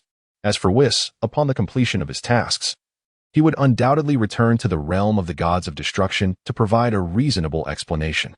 Having unraveled the intricacies of the situation, Beerus yawned once more, neglecting to greet the prophetic fish, and retreated to his chamber. He lay upon his bed, quickly drifting back into the realm of dreams. Chapter 76, Naba and Vegeta set course for Earth. It must be said that Beerus possesses a rather expansive heart. However, his slumber would bring challenges to his subordinate, Frisia. By the time Beerus awoke once more, he might discover a mysterious gift awaiting him. Yet, at this moment, Beerus had no inkling of the enigmatic nature surrounding Whis. And when the veil of these secrets was finally lifted, it would undoubtedly present a tremendous surprise for him. Of course, all of this would unfold in due time, despite Frisia currently having his own plans and schemes. Nevertheless, on a grand scale, his forces were still operating under Beerus's directives, destroying planets as ordered and engaging in battles as necessary. The main contingent had already been dispatched, and it was unlikely to cause significant disruptions to the Seventh Universe's overall score. At least, during this period, it ensured that Beerus would not encounter any unusual incidents. However, Frisia's subordinates were suffering, as the current equipment and spacecraft had become exceedingly scarce. What once was readily available had now transformed into a coveted commodity, particularly for Naba and Vegeta, who were grappling with these challenges on an unknown planet. Sitting cross-legged on the ground, Vegeta carefully disabled the communication function on the detector and then sharply commanded Naba beside him, "Naba, prepare yourself, we are departing." As Nappa, who had just settled down for a brief respite, experienced a moment of bewilderment, he inquired, "What is the matter, Vegeta? Are we not proceeding to conquer this planet?" Vegeta retorted with a sharp tone, "Did you not hear my words? Prepare yourselves, we shall depart immediately. Our objective is Earth." Nappa, taken aback, questioned, "Why are we heading to Earth? After conquering this planet, wouldn't we be able to receive a fresh supply of equipment?" Vegeta scoffed disdainfully. "It's all that fool Raditz' fault. He was slain by a creature on Earth with a power level below 3,000. Nappa chuckled, "In that remote place there are actually beings with power levels reaching 3,000? Remarkable. However, Raditz was indeed unfortunate. He went there with a precious scouter, only to meet such a fate. Could he not have fled?" Vegeta coldly remarked, "That useless fool couldn't he even escape, losing both himself and the ship along with the scouter. What a waste. Now we must make another journey." Nappa sighed, "Indeed, that guy has squandered both a ship and a scouter. Those resources are exceedingly valuable. I currently have no scouter at my disposal, and I am uncertain when the next batch will arrive at our headquarters. Otherwise, this predicament is quite troublesome. These people scurry about like field mice, and without a scouter, it is immensely challenging to pinpoint their location. It's utterly vexing. Otherwise, why would we waste so much time exerting ourselves on this remote planet?" Vegeta coldly interjected, "Enough of your prattle, Nappa.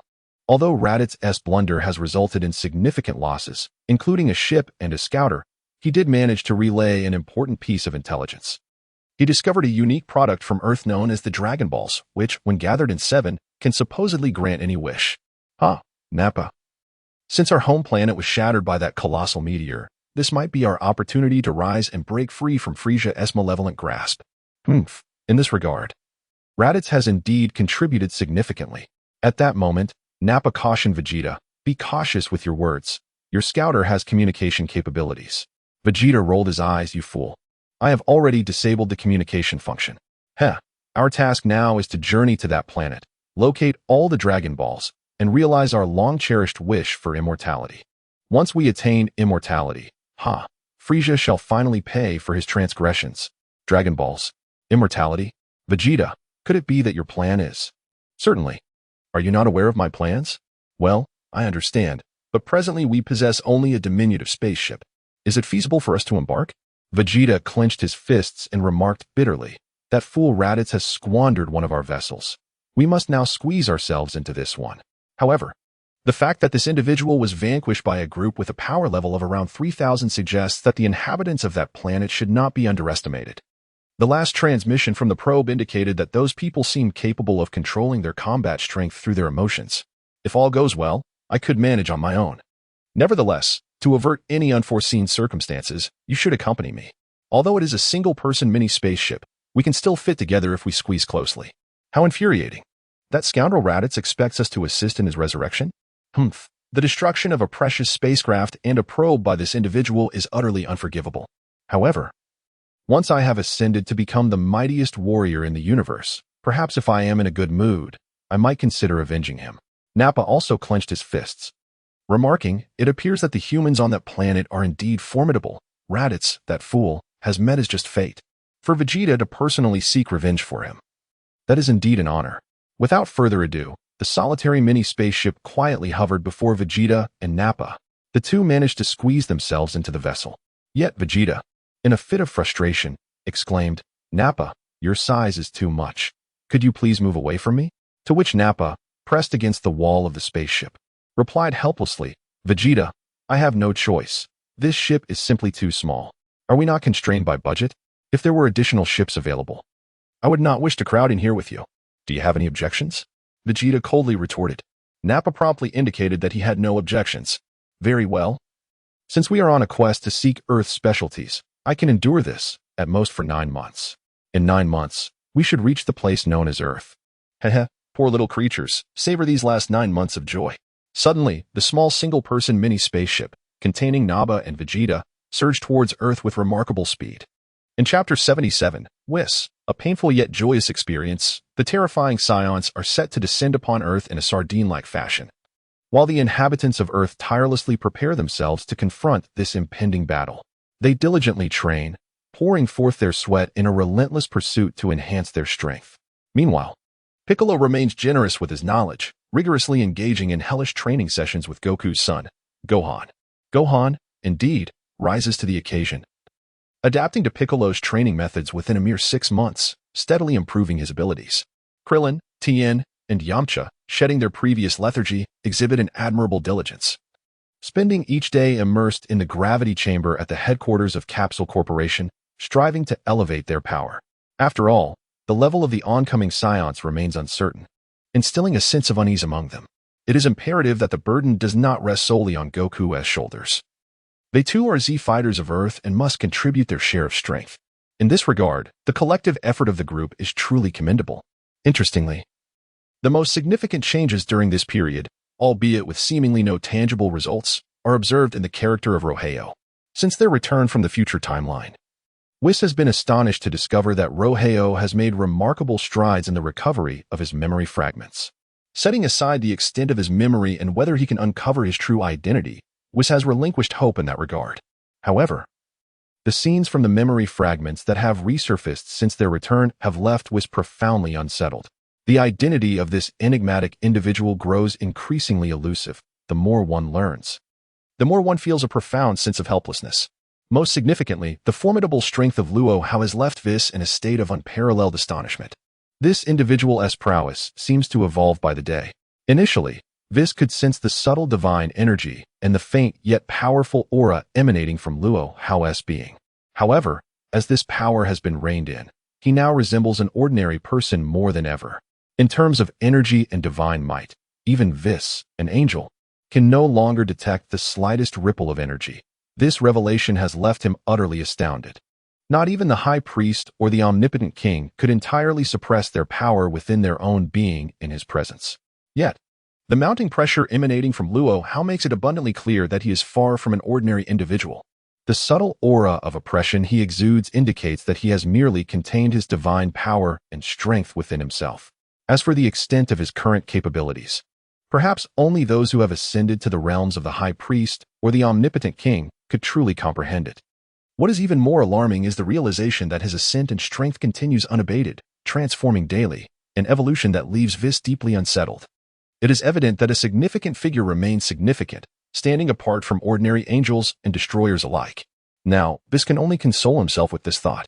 Despite Luo Hao's seemingly limitless growth and power, what astonishes Whis most is the apparent absence of a ceiling to this growth. Each day brings forth new changes.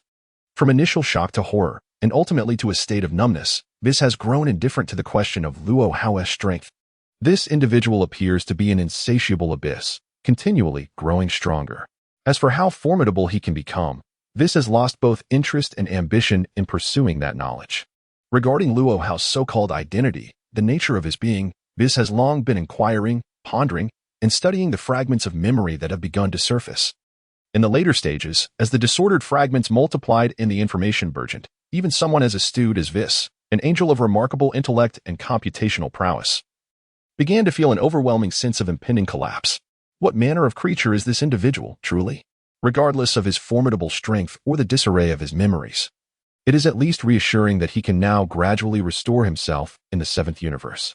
This, at the very least, is a positive sign, and Whis can only comfort himself with this thought.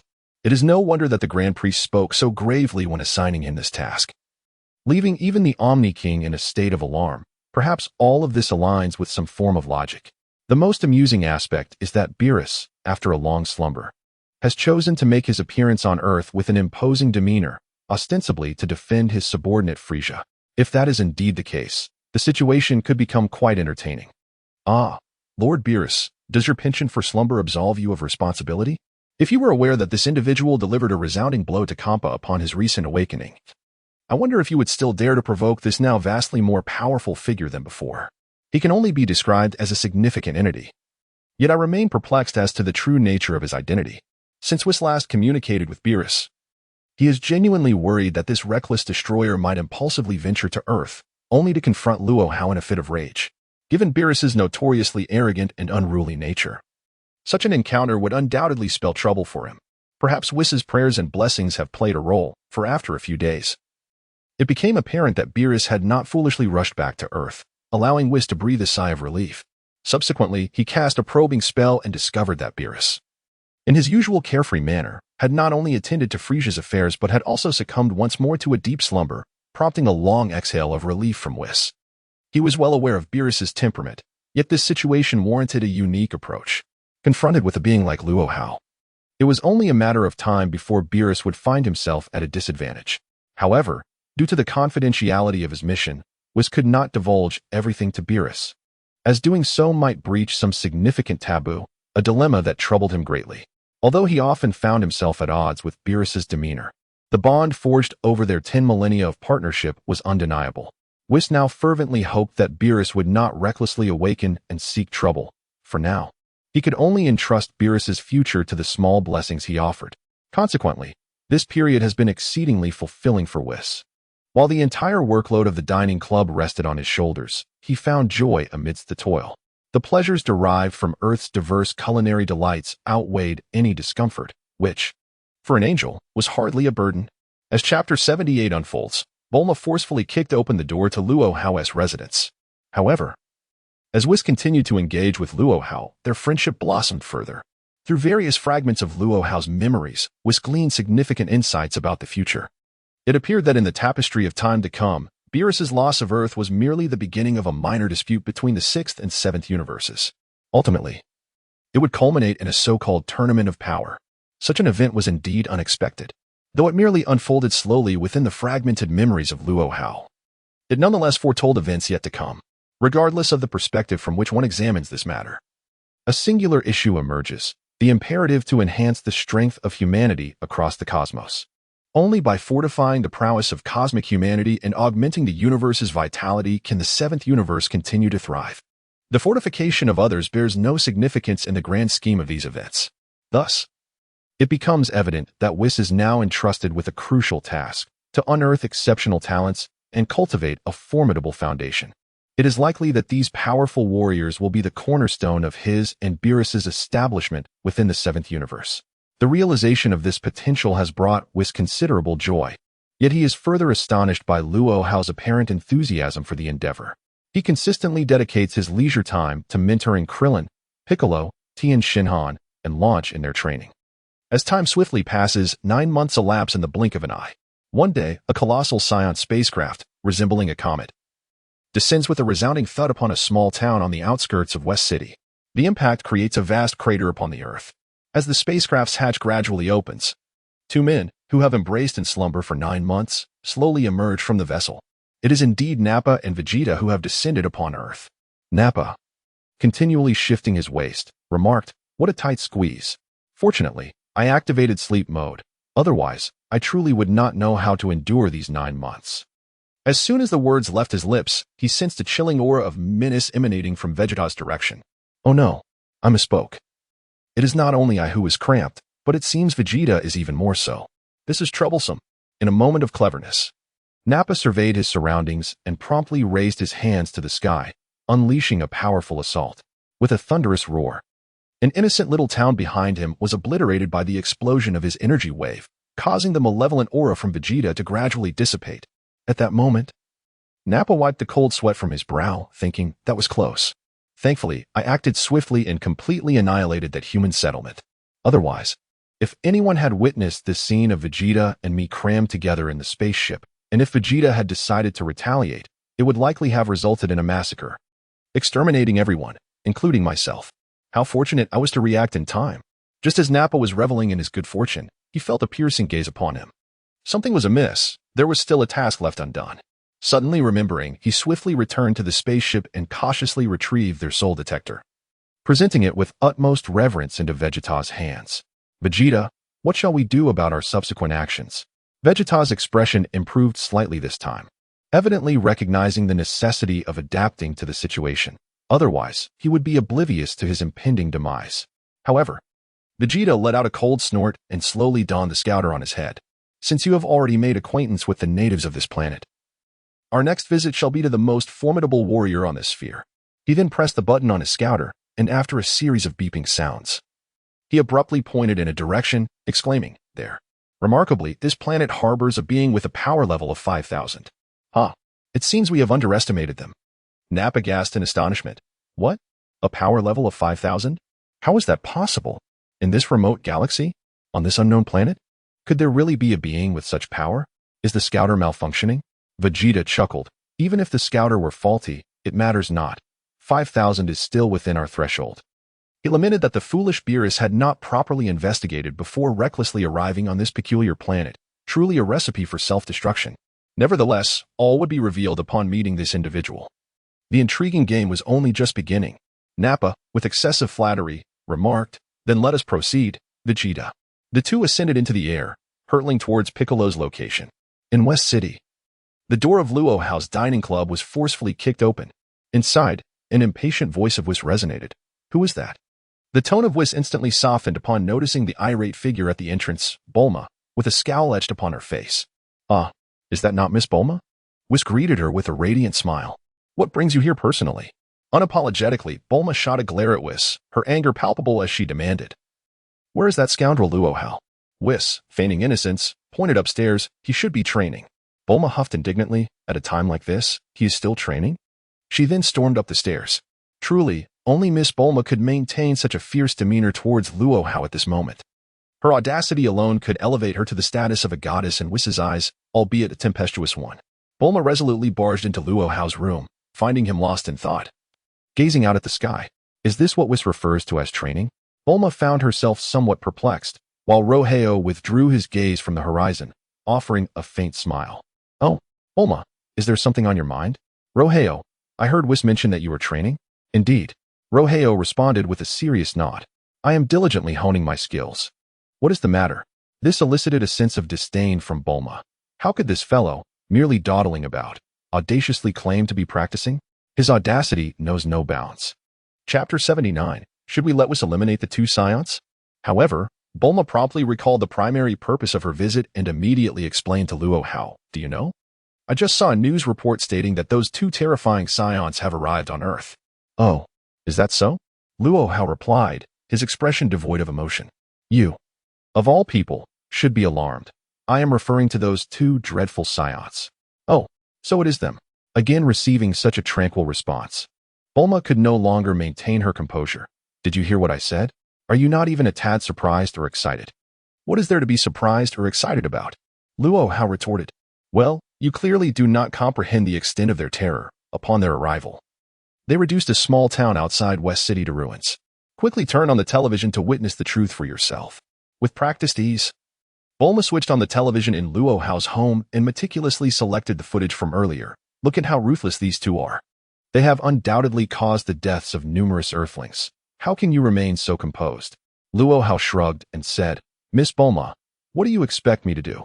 Quickly contact your friends to prevent them from wreaking further havoc on Earth. Is that not the duty of a protector of this planet? After all, Whis has always proclaimed your strength. What now? Are you retreating in the face of these two formidable scions? Luo Hao sighed slightly. Very well. If my intervention is truly required, perhaps it would do me good to stretch my limbs. However, should we not first observe the situation? Observing was indeed a prudent course of action, Bulma suddenly recalled. After all, we still have Goku, Piccolo, and Krillin with us. Their presence is equally significant. Assisting them from a distance might yield even greater results. Bulma then retrieved the footage of the devastation wrought upon the town and pointed emphatically, Look how despicable these scions are. By the way, this is problematic. It seems they have already destroyed the transmission systems in that area.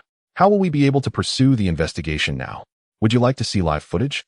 It was now Luo Hao's turn to inquire of Bulma. Bulma nodded eagerly, akin to a chick pecking at grain. Of course I want to see. I am exceedingly curious about what is unfolding there. It is unfortunate that all audio-visual systems are currently inoperative. Perhaps we should venture to the scene ourselves? Yet Luo Hao merely smiled subtly. With Whis present, is there any need to go to the site? We can observe what transpires there at any time and from anywhere. Suddenly, with a subtle gesture, Luo Hao summoned forth a reaction from Whis, who was helplessly smiling while attempting to repair the lock in the lobby on the first floor. Here we go again? You truly are something else. My angelic scepter is swiftly becoming your own. As you effortlessly reach for it without so much as inquiring about my consent. This scepter, lacking in will, responds to your beckoning with a mere flick of your wrist. As if I have wasted my efforts in vain. However, in this matter, Whis could only indulge in his grievances. He possessed no other inclination. He had previously exerted himself in a futile attempt to assert control over the scepter. Yet, despite his earnest endeavors, Whis was met with disappointment. When he simultaneously issued commands to the angelic scepter alongside Luo Hao, it inexplicably obeyed Luo Hao's summons entirely, disregarding its rightful master. No matter how much angelic power he infused into it, the scepter appeared indifferent to his influence, soaring away towards Luo Hao with an unrestrained fervor. This left Whis with an overwhelming sense of powerlessness. Well, I am merely a bystander, and I have resigned myself to my fate. Just as Whis became lost in reminiscence. The staff inexplicably vanished before him once more. Once again, is it a matter of borrowing without asking? After repairing the door lock, Whis ascended to the second floor, where he encountered two individuals gazing intently at a 3D holographic projection while holding the angel's scepter. These two individuals truly underestimate the immense value of the treasured artifact, astonishingly. They have ceased even watching television and have resorted to using my precious relic as a projector. What are these two individuals observing? Suddenly, from the projection of the staff, two figures clad in scion armor were seen soaring through the air incessantly. Is this truly what they refer to as a scion? At this moment, Bulma, brimming with excitement, pointed at the screen. Oh, Whis' staff is indeed impressive. It allows one to see whatever one desires. I am beginning to believe that your powers are genuinely formidable. Why not do this? Send Whis to eliminate these two scions. As Whis approached the door, he stumbled slightly, saying, You certainly hold me in high regard. Expecting a celestial being such as myself to contend with two mere scions. Then Bulma muttered to herself, I wonder if Whis' slight frame can match the strength of that burly bald man. If necessary, perhaps you could lend a hand. The two of you together might impart a significant lesson to these scions. Are you not reputed to be true masters? Perhaps we still harbor hope for victory. Otherwise, At this point, Whis was utterly speechless. Am I, an illustrious angel and childhood friend of the Grand Priest, to require a team to confront two ordinary scions? It was indeed Bulma's uniquely whimsical thought process that left Whis in a state of bewilderment. Meanwhile, Bulma paid no heed to Whis and Luo Hao's musings. Intently observing the aerial maneuvers of the two scions, casually inquiring of Luo Hao, Oh, where are they headed? Luo Hao replied with a gentle smile, They are likely seeking Piccolo. After all, with Goku absent from our Earth, they must be heading towards the strongest being on the planet. So, Piccolo is currently the mightiest on Earth? I had assumed it was you and Whis. Whis, at a loss for further explanation, watched with a detached amusement. Very well. It appears I have been compared to a mere mortal, which is quite unprecedented. All right, considering your perspective as an ordinary earthling, I shall overlook this. Humph. Who asked me to be magnanimous? Suddenly, Bulma recalled something. Goku is not on Earth? Where have you sent him? Luo Hao shrugged. This was to prepare for the arrival of these two Saiyots. Whis has arranged for Goku to train in a special location. He likely has not received the news yet. Whis added, we should soon receive word of the Saiyans' arrival. I trust Goku will return swiftly.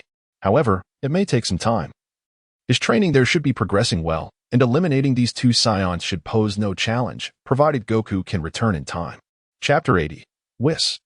Please take me back to Earth. The two exchanged glances, each discerning a playful essence in the other's eyes.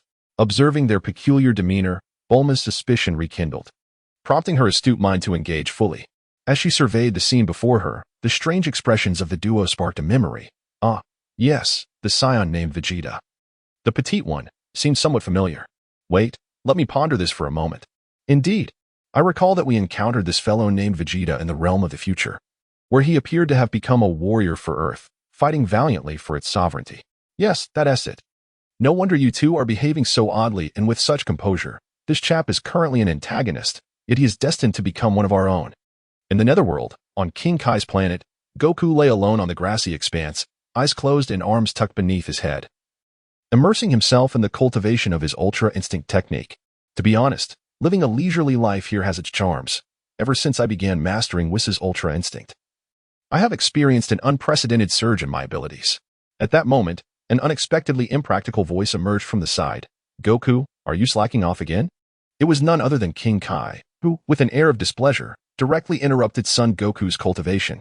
Goku immediately flipped over and sat up, a look of discontent on his face as he replied, My Lord King Kai, what do you mean by slacking off? I am diligently practicing the Ultra Instinct technique here. Did you not see? Well, you always have an excuse, King Kai retorted, but there is an important matter I must convey to you.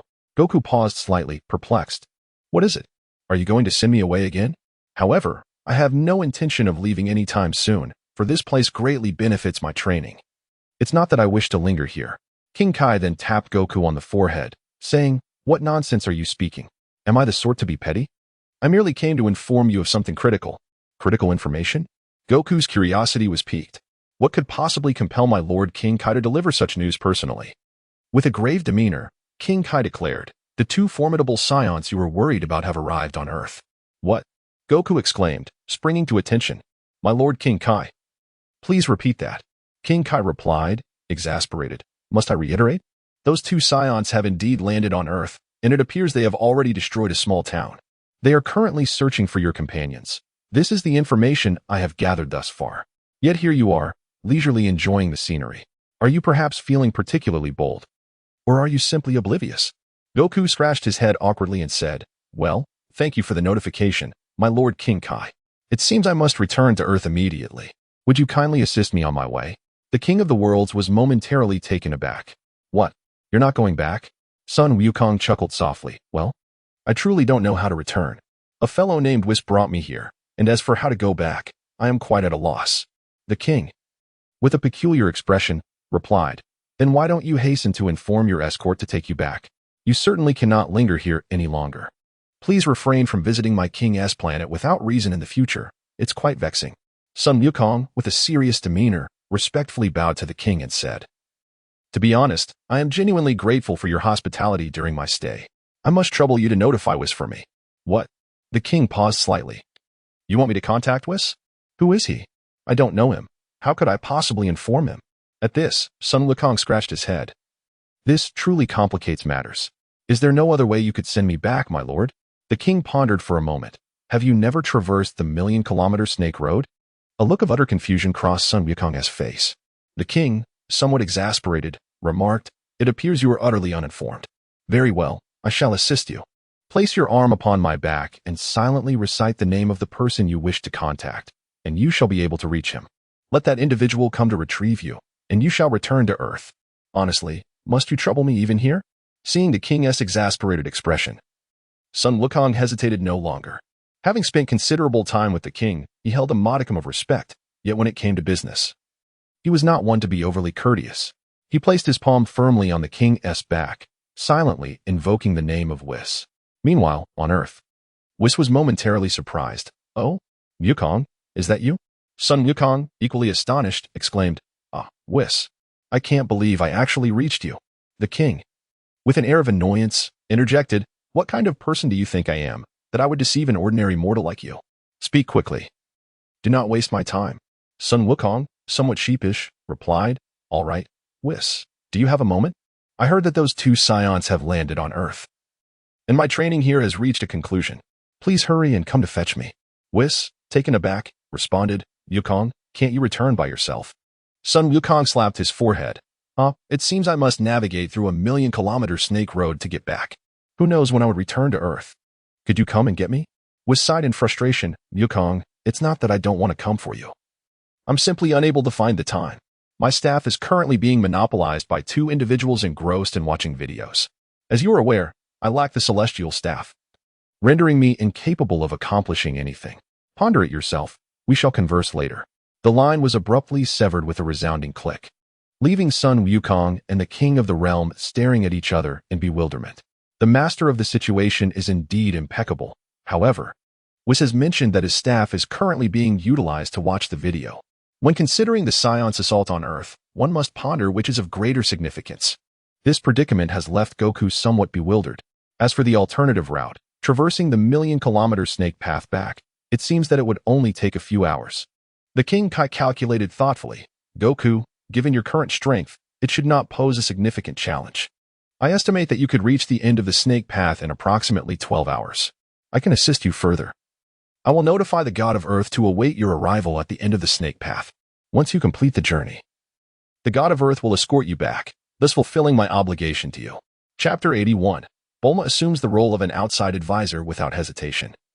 Goku greeted King Kai and immediately took flight, swiftly escaping the gravitational pull of King Kai's planet, landing upon the snake path stretching for 1,000,000 kilometers. Wow, so this is the snake path, he exclaimed, realizing that he had been entirely oblivious to it when Whis first brought him to King Kai's planet. Now, he was determined to embark on this journey with all his might, otherwise he might miss the chance to confront the two scions on Earth. He could only wonder about the strength of these adversaries. The mere thought of battling true masters sent a thrill coursing through his body. In that moment, Goku had pushed his speed to its utmost limits, maneuvering deftly as he raced along the snake path. This sensation is truly exhilarating. I never expected this to be the location of King Kai's planet. I hope the God of Earth successfully retrieves me. Alas, what a hassle. Suddenly, King Kai's voice echoed in his ears. Goku, have you set off? Goku, racing at full speed, replied, Yes, what is the matter, King Kai? With a resigned sigh. King Kai cautioned, You should hasten your pace. I observed earlier that the power of those two scions is exceptionally formidable. It appears that your allies on Earth may not be a match for them and could be in grave danger. I merely offer this as a friendly warning. The rest is up to you. The God of Earth should be waiting for you at the end of the snake path. Whether you can reach him in time depends on your efforts. Indeed, it appears that the Earth is truly facing a crisis. However, with Whis and Rohan present, Sun Wukong remains relatively untroubled. Yet, upon hearing the King Kai's earnest admonition, he knows that this individual would not casually misreport the state of affairs. Should any harm befall his companions on Earth, it is a scenario Sun Wukong would prefer to avoid at all costs. From another perspective, the statuses of Whis and Rohan on Earth are exceedingly elevated, far beyond the reach of the King Kai's comprehension. He perceives merely the superficial threats. Had he been aware of the peculiar existence of Whis and Rohan, he would not have harbored any concerns regarding potential dangers to Earth. Nor would he have felt compelled to caution Sun Wukong. Nevertheless, this well-intentioned warning invigorated Sun Wukong, prompting him to unleash the King Kai fist he had learned from the King Kai himself, drastically multiplying his speed. After reveling in this newfound velocity for a while, Sun Wukong pondered, what if he returned too late and those two scions were defeated by Piccolo and his allies? That would render his return rather uneventful. Thus, in the midst of his flight, Sun Wukong bellowed, double King Kai fist. Once again, his speed surged exponentially as he raced furiously towards the end of Snake Way. At that moment, he experienced an exhilarating sensation. Utilizing the double King Kai fist, although taxing on his physical stamina, was still entirely manageable. The sensation of this power surging is indeed exhilarating. Accompanied by Sun Wukong's hearty laughter resonating in the air, even the golden clouds below were disturbed. creating a series of immense ripples in response to his energy fluctuations. As Sun Wukong made his way, Nappa and Vegeta successfully reached the frozen plateau where Piccolo resided. Suddenly, Piccolo turned abruptly and admonished the group with a stern voice. "Are you all ready yet? The opponents are nearly upon us, and you are still dawdling." Behind him were Son Gohan, Krillin, Tien, Lu Ping, and Dumpling, all preoccupied with donning various armors and battle suits, which bore an uncanny resemblance to the attire of the Saiyans. Son Gohan complained, "Uncle Krillin, could you possibly find me a smaller size? This armor is still a bit too large." Krillin sighed in response, "Gohan, just make do. This is already the smallest size available. Look at Dumpling. He can't even fit into his." "Dumpling, that's merely a scouter. Just wear it, even if you don't know how to use it. At least it will serve as a decent fade." He then turned to Lu Ping and Tien. "Are you two ready? Piccolo mentioned that our adversaries are almost here. Hurry up and don't make us a laughingstock." Lu Ping, with a cheerful demeanor, remarked, "Krillin, you truly have a talent. Where did you acquire these peculiar gadgets? The material of this armor is quite impressive." Krillin, with a sheepish grin, replied, "Oh, I just happened to raid Bulma's little storage before departing from the Capsule Corporation headquarters, and I stumbled upon quite a treasure trove." He continued, "Although the styles of these armors may seem somewhat outdated, their defensive capabilities are quite comparable to the gear we usually train with. Since we are preparing to engage the Saiyans, we might as well equip ourselves with decent gear." Tien held up a larger set of armor and inquired of Piccolo, "Are you truly not going to wear a set?" Piccolo coldly scoffed, "You fools, rest assured. I would rather perish than don such bizarre attire. I must say, seeing you all dressed this way is quite an eye-opener." He then glanced up at the two dark figures in the sky. "They are here." Krillin, with a sudden realization, instructed, "Everyone, put on your scouters. These are high-tech devices designed by Miss Bulma, capable of detecting the strength of our opponents." He added, "However, for us, they might be somewhat redundant, as we can sense the energy levels and presence of our foes through our key sensing techniques. Still, as a communication device, it is rather beneficial." At that moment, a disgruntled voice emanated from the scouter. "Krillin, you rascal, you cleared out my storage. Just wait until I settle the score with you." The crowd hesitated momentarily, as they all heard the voice of Miss Bulma. Krillin weakly inquired, "Miss Bulma, can you see our situation?" "Of course, who do you think I am? You lot better fight well and not waste my armor and detector, or you'll be in for it," she retorted, particularly addressing Gohan. "You little rascal.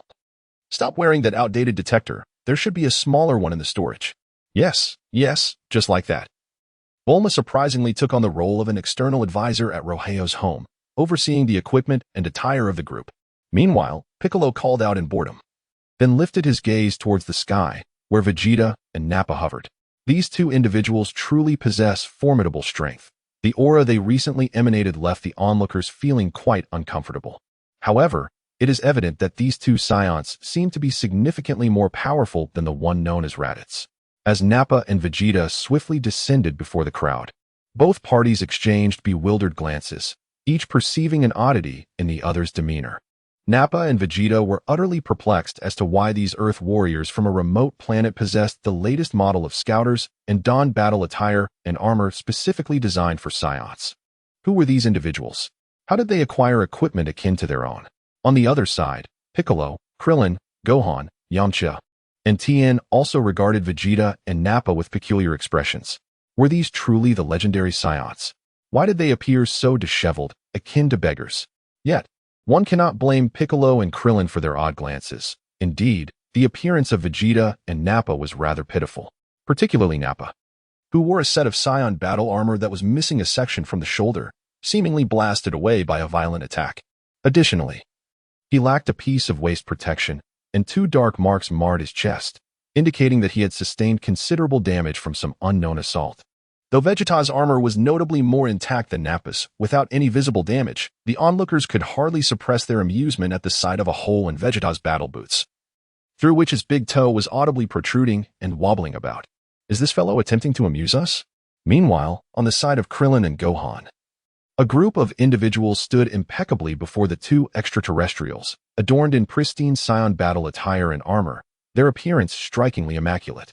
Each one possessed a detector that gleamed brilliantly, polished to a high sheen, radiating a fresh metallic luster, indicative of superior craftsmanship. In stark contrast, Vegeta and Nappa shared a single detector, which emitted faint sparks. as if it were on the verge of malfunctioning. One could hardly discern which party embodied the cosmic marauders, as the roles seemed entirely reversed. At this moment, Vegeta and Nappa locked gazes with Gohan and Piccolo for a full 3 minutes. Yet the carefully crafted words Vegeta had prepared remained unspoken. It was Gohan who unexpectedly shattered the tension, gently tugging at Piccolo's cloak and inquiring, "Uncle Piccolo, are these two beggars?" The words struck Vegeta and Nappa like a thunderbolt, rendering their bodies rigid. They had journeyed to this remote planet in search of Dragon Balls, only to be mistaken for beggars by a mere child. This was utterly intolerable. Vegeta, possessing a greater composure than Nappa, clenched his fists and let out a cold snort as Nappa was on the verge of exploding. "You insolent brat. What do you know?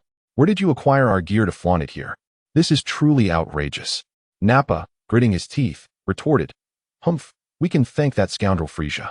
I wonder how he managed it, but it seems all our supplies have been cut off this past year. Their equipment is sharper than ours. And thinking about it makes me quite bitter." Vegeta snorted dismissively. "Do not engage them in trivial banter. Our purpose here is to find the Dragon Balls." He pressed a button on his sparking scouter, a grin spreading across his face. "I knew there had to be someone with a power level exceeding 5,000. It turns out to be a Namekian. Humph, this is good. The presence of a Namekian confirms the existence of the Dragon Balls. Nappa, you handle these disdainful fools first. As for the Namekian, leave him be for now. Once our wish is fulfilled, I shall personally eliminate him. However, it seems Kakarot is not among them. I wonder, does he know we are coming and has hidden away?" Nappa chuckled darkly. "Very well, Vegeta, as you wish. Do they dare look down upon me? Humph. Once I vanquish them, I shall take all their equipment back.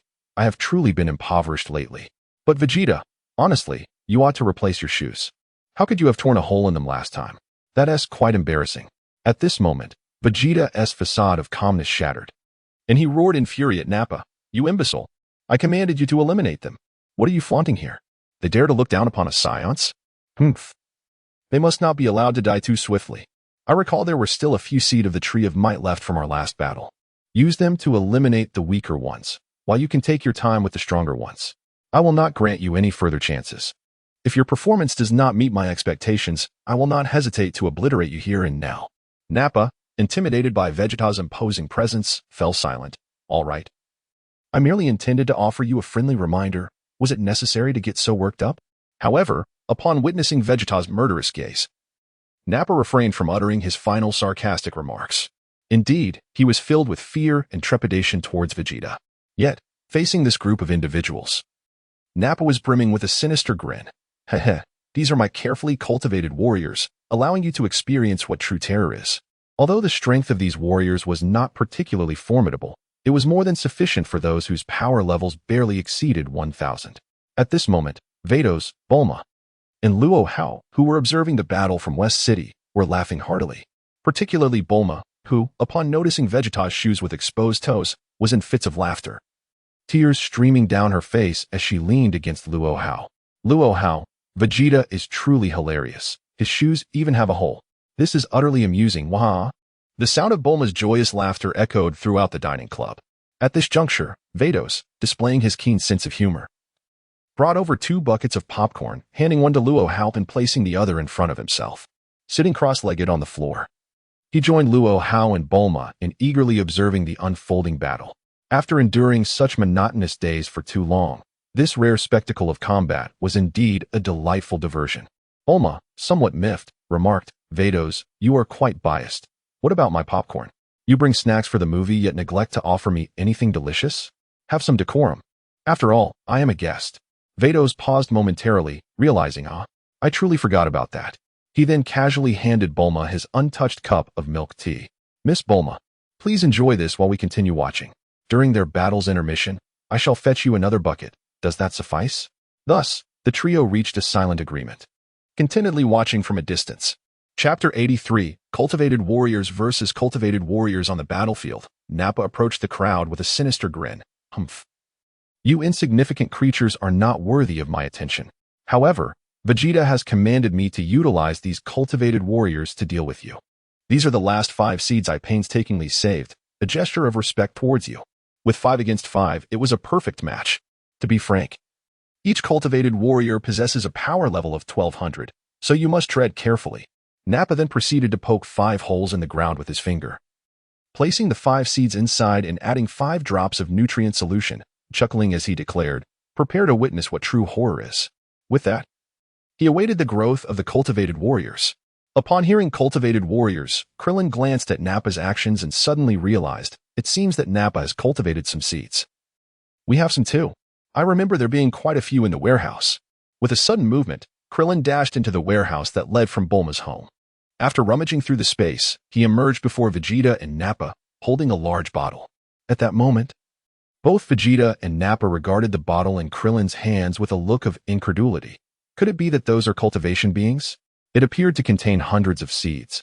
How could that be possible? "Earthling, are you certain that what you hold is indeed a cultivation being? Do not jest. Such a weapon is exceedingly rare." Yet, Krillin casually extracted 5 seeds from the bottle and planted them in the ground with a flourish.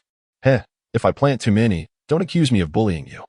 You seem to come from the countryside, looking rather impoverished, I must say," Krillin remarked, turning to Gohan. "That fellow's bottle of cultivation fluid seems rather sparse. And have you noticed? The beings he cultivates appear to be underdeveloped. Just look at them, and then look at mine." With that, Krillin placed the bottle of cultivation beings behind him and produced a bottle of nutrient solution. As he dripped the nutrient liquid onto the 5 seeds, they rapidly flourished into robust cultivation beings. Meanwhile, Nappa's pupils constricted in astonishment. Indeed, he was cultivating beings. But from where did he acquire such a large bottle of nutrient solution? Nevertheless, it was evident that the beings he cultivated were considerably more robust than his own. Could it truly be that the scarcity of his nutrient solution was causing his soldiers to suffer from malnutrition? Vegeta, however, interjected with a sharp command, "Nappa, be cautious. The strength of these cultivation beings should not be underestimated. It appears that our adversary possesses our equipment." A smirk crept onto his face. "Perhaps we have truly stumbled upon a treasure this time. Not only could we find the Dragon Balls to fulfill our wishes, but we might also receive a significant boost in our equipment." Indeed, it seemed that Earth had proven to be a fortuitous destination. One could only wonder where these ruffians had procured such gear. Yet, none of it posed a problem. Once we eliminate them, we shall interrogate them thoroughly, and all answers shall be revealed. Show no mercy. Let us proceed with haste." Nappa replied with a sinister grin. "Very well, just a few cultivation beings. I shall not regard them as a threat. Watch me." With a sudden gesture forward, the cultivators of Naba charged ahead with fervor. Without the slightest hesitation, Klin commanded his own more resilient cultivators to launch a counter-assault against Naba's forces. Amidst a flurry of fists, kicks, and explosions, it became evident that Naba's cultivators were no match for Klin's. They were swiftly toppled to the ground. The cacophony of 5 successive explosions inflicted significant losses on Klin's side, leaving only 2 severely injured cultivators still standing amidst the chaos. At that moment, Klin, wide-eyed and astounded, murmured to himself, "This fellow is truly ruthless. He can even self-detonate." Indeed, our understanding of this high-tech creation is woefully inadequate. However, recognizing the value of such formidable assets, he waved his hand decisively, sending the remaining 2 cultivators hurtling toward Naba. In the fleeting moment before Naba could react, 2 resounding blasts echoed, marking the self-detonation of Klin's last 2 cultivators.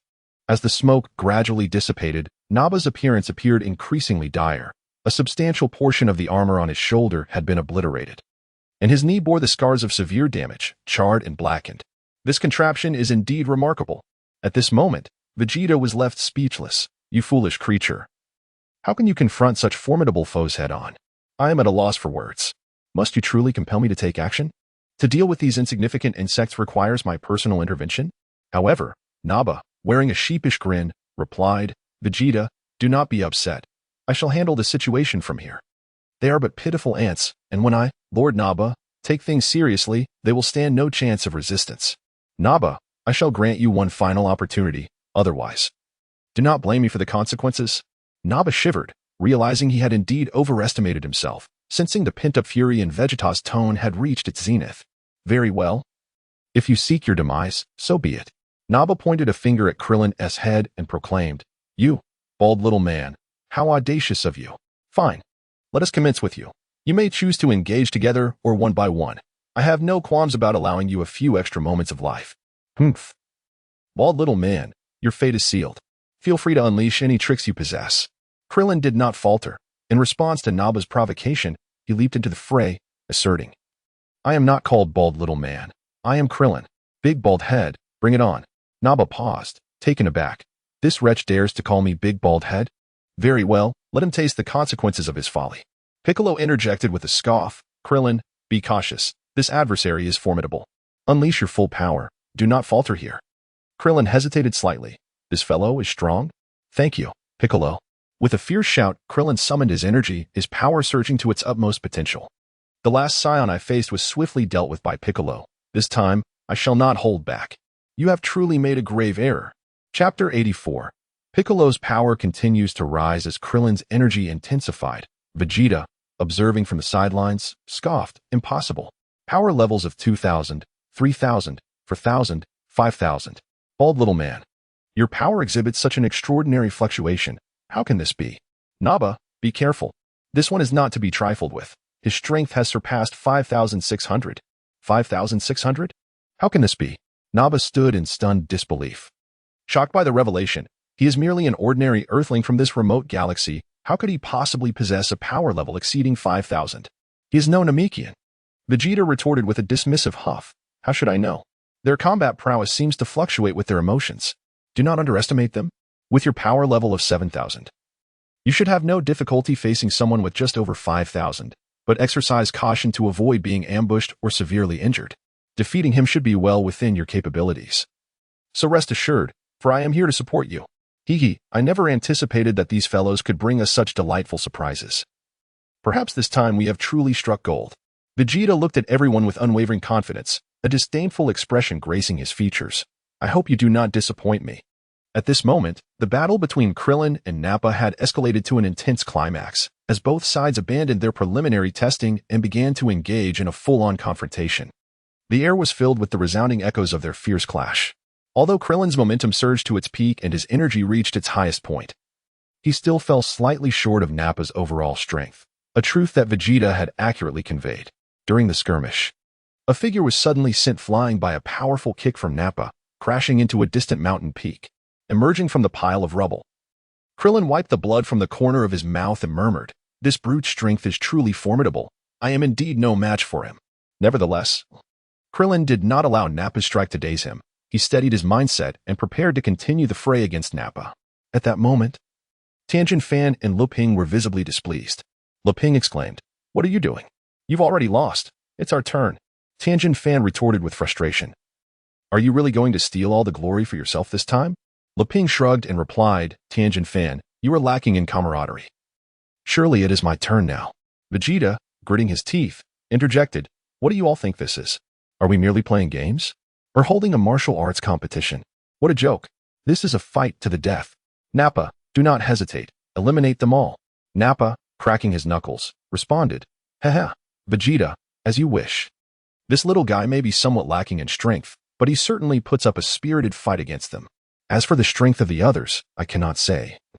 But I have no qualms about annihilating them one by one right here." At this moment, Piccolo decisively interrupted the quarrel between Tien and Yamcha with a cold snort, declaring, "You two fools, cease your bickering. Neither of you stands a chance against him. Instead, focus on me." He then removed the weighted cloak and helmet from his body, discarding them with a loud clatter onto the ground. Vegeta, taken aback, thought to himself, "This fellow still wears weighted training gear? No wonder his combat power has increased. This Namekian is no ordinary opponent." Turning his gaze towards Vegeta's scouter, Piccolo challenged, "Utilize your device and assess our true battle powers. With your band of scions, do you dare invade my Earth? Such arrogance." Clenching his fists, Piccolo unleashed a series of roars, amplifying his energy to its zenith. The readings on Vegeta's scouter fluctuated rapidly. 5, 600, 6, 000, 6, 500, 7, 000. Astonishingly, the numbers continued to rise. 8, 000, 8, 380. Nappa, return. You are no match for this Namekian. Nappa hesitated, incredulous. Is this Namekian truly formidable? Vegeta, is your scouter malfunctioning? Vegeta scoffed, "You imbecile. This being's energy is entirely distinct from that of the previous crowd. You are unquestionably outmatched. Watch and learn." I never anticipated that this remote planet would harbor such a skilled warrior. They can indeed manipulate their battle power through emotion. Truly a formidable challenge. With a faint smile, Piccolo taunted, "What is the matter? Are you frightened? Aren't he the fearsome scions? Is this the extent of your courage? He continued, Hey, big guy, I assure you. You are no match for me. And you, little one, stop merely talking. Do you only possess the ability to boast? He warned them, if Goku were here, our combined strength would prevent you from even leaving this planet. Enjoy these fleeting moments, for soon, you shall have no further opportunities. Vegeta, momentarily stunned, inquired, Goku, are you referring to Kakarot? Wait, I suddenly recall, where has that scoundrel gone? Is he at B Station? Or what? Tell me, where is that traitor? Meanwhile, Goku remained in the netherworld, traversing the Snake Way. He had ceased his frantic pace, standing at the edge of the path, supporting himself on his legs, gasping for breath and wiping the sweat from his brow. Indeed, this was exhausting. Relying on the Kaioken to travel felt like a foolish strategy. If he did not hasten, he would truly be late. The burden and exhaustion that the Kaioken places upon one's body is indeed terrifying. While it may be feasible for fleeting battles, utilizing it for prolonged flight proves to be taxing on the body. Goku helplessly glanced at his trembling legs and hands, suddenly struck by a thought. Of course. Why have I relied solely on the Kaioken? Have I forgotten the mastery of the Ultra Instinct I cultivated over the past 6 months on King Kai's planet? Yes, I am indeed capable of Ultra Instinct. With this realization, Goku slowly closed his eyes. The Ultra Instinct that was taught me should manifest like this. In an instant, Goku's form vanished without a trace, as if he had employed instantaneous movement. The next moment, at the end of Snake Way, the anxious Earth Kai sensed a sudden presence beside him. Goku, is that you? How did you arrive so swiftly? The Kai blinked in astonishment, staring at Goku in disbelief. Chapter 85. The corpse of Baba Goku, equally bewildered, gazed at the Kai. Is this Ultra Instinct? I never anticipated it would possess such miraculous transformative abilities. In that fleeting moment, the remaining distance of 23 Snake Way was traversed in the blink of an eye. Truly unexpected strength. Whis and Luo Hao are indeed masters among legends. However, lamenting now serves no purpose. The unpredictability of Ultra Instinct leaves me quite helpless. Shaking off his confusion, Goku inquired, Kai, how do I return to Earth? The Kai wiped the cold sweat from his brow. You really do talk too much. Those two scions have been on Earth for quite a while now. If you don't hurry back, you might just end up collecting their remains. Quickly, place your arm on my back, and I will take you back to Earth. Goku complied, and in an instant, they returned to the Kai's temple. At that moment, Goku opened his eyes. Wow, we've arrived at the temple. That's impressive. He squinted slightly. It seems a bit distant, but it should still be manageable. Goku leaped from the Kai's palace, and, as he passed by the Korin Tower, the Korin sage tossed out 2 senzu beans. Goku, restore your strength before heading back. There should be no immediate danger on their end. Goku accepted the senzu beans and soared towards the battlefield of Piccolo and Krillin with determination. Just as he set off, he popped a senzu bean into his mouth and chewed vigorously. With a resounding snap, his energy and stamina were fully replenished. Senzu beans are truly remarkable. Goku's confidence soared to its peak, and with a furious shout, he exclaimed, Kaioken, with a surge that doubled his strength and speed.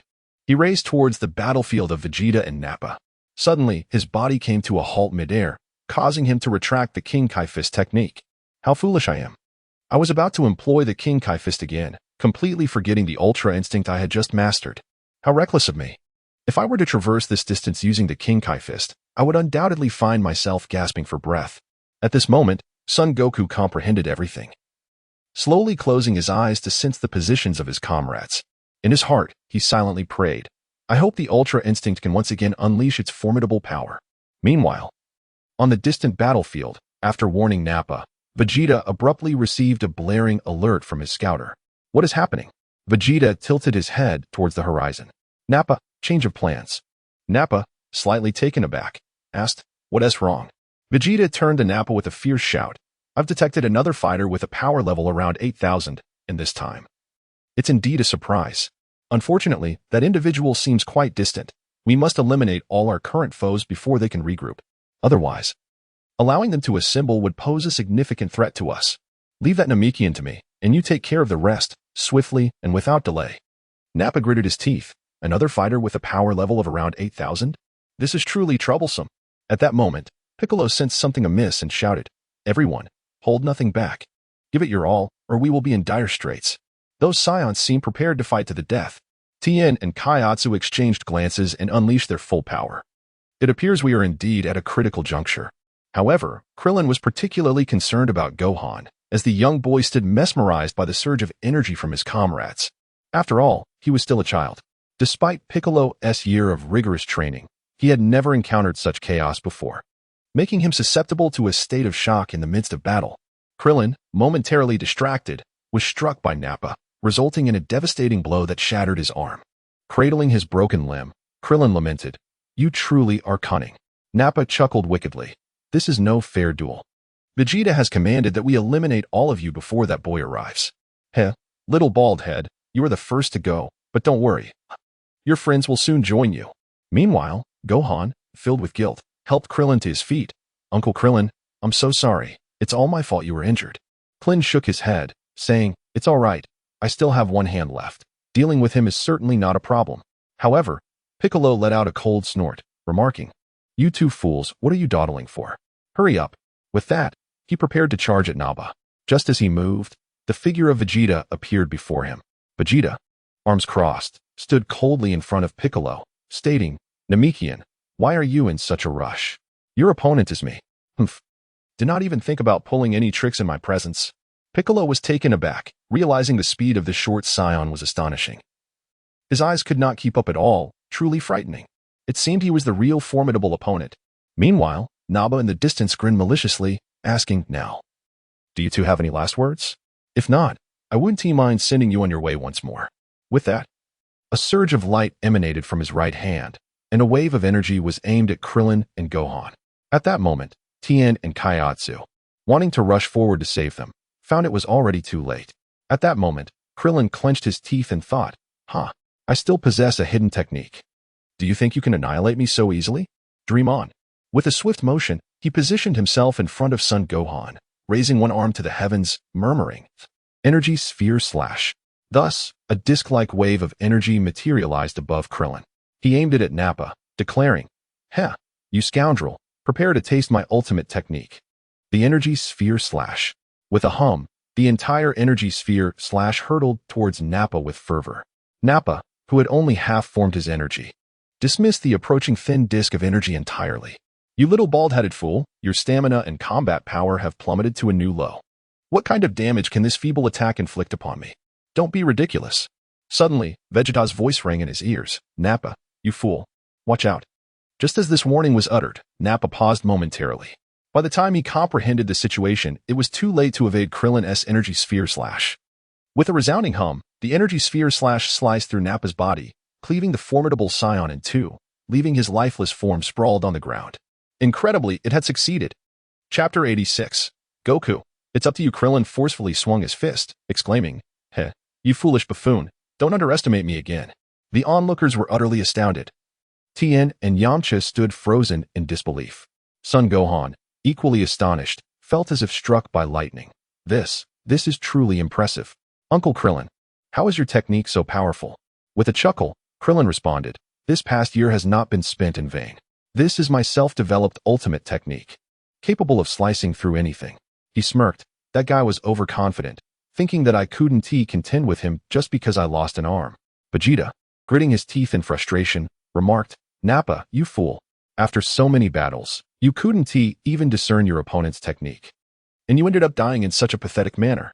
But Namekian, it seems you are not much stronger than Nappa." At that moment, Piccolo was still reeling from Nappa's demise, remaining in a state of shock. While observing Krillin's display, he suddenly felt a sharp pain in his abdomen. Vegeta had ambushed him, displaying a complete lack of martial ethics for daring to attack him. Yet, Piccolo's consciousness began to wane. That punch from Vegeta was both heavy and powerful. With a resounding blow, Vegeta withdrew his devastating punch aimed at Piccolo. "Heh, Namekian, don't speak of Nappa's foolishness. You are not significantly superior to him." Vegeta sneered. "First, I shall deal with you, a mere warrior with a power level of 8,000. By the time Kakarot arrives, he will not stand a chance against me. You underestimate us, Scions, far too much." Suddenly, Vegeta concentrated a more formidable energy blast in his right hand and pressed it directly against Piccolo's chest, exclaiming, "Heh, Namekian. You can rest assured and embrace death. I initially intended to save you for last, but it seems the timing does not permit. However, that matters little. As long as I acquire the information regarding your Namekian kin, that suffices." As for the Dragon Balls and wishes, once I arrive on Namek, everything will be resolved. Your life or death holds no significance for me now. You shall die." With that, Vegeta prepared to unleash the energy from his palm. Suddenly, an unexpected voice erupted from behind Vegeta, roaring, "Kaioken." A flash of crimson light illuminated the scene as Vegeta felt a jolt akin to a thunderstrike at his waist. In an instant, he was ambushed, two fists striking him squarely in the side and sending the formidable Scion soaring into the air. The energy blast he had conjured narrowly grazed Piccolo's shoulder before veering off course. "That was close," muttered Goku, the one who had executed the ambush. Piccolo almost met his end at the hands of this guy. This Scion's power is truly terrifying.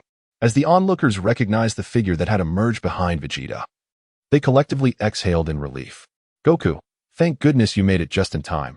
It was so close." Piccolo, however, coldly scoffed, "Goku, why did you save me? If it weren't for that Scion sneak attack, I wouldn't have found myself in this predicament." Stubborn as ever, Goku replied, glancing at the still wobbly Piccolo. "Enough with the bravado. What purpose does it serve?" He then retrieved a Senzu bean from his belt, splitting it in two, tossing one half to Piccolo and the other to Krillin. "You both are gravely injured, but fear not.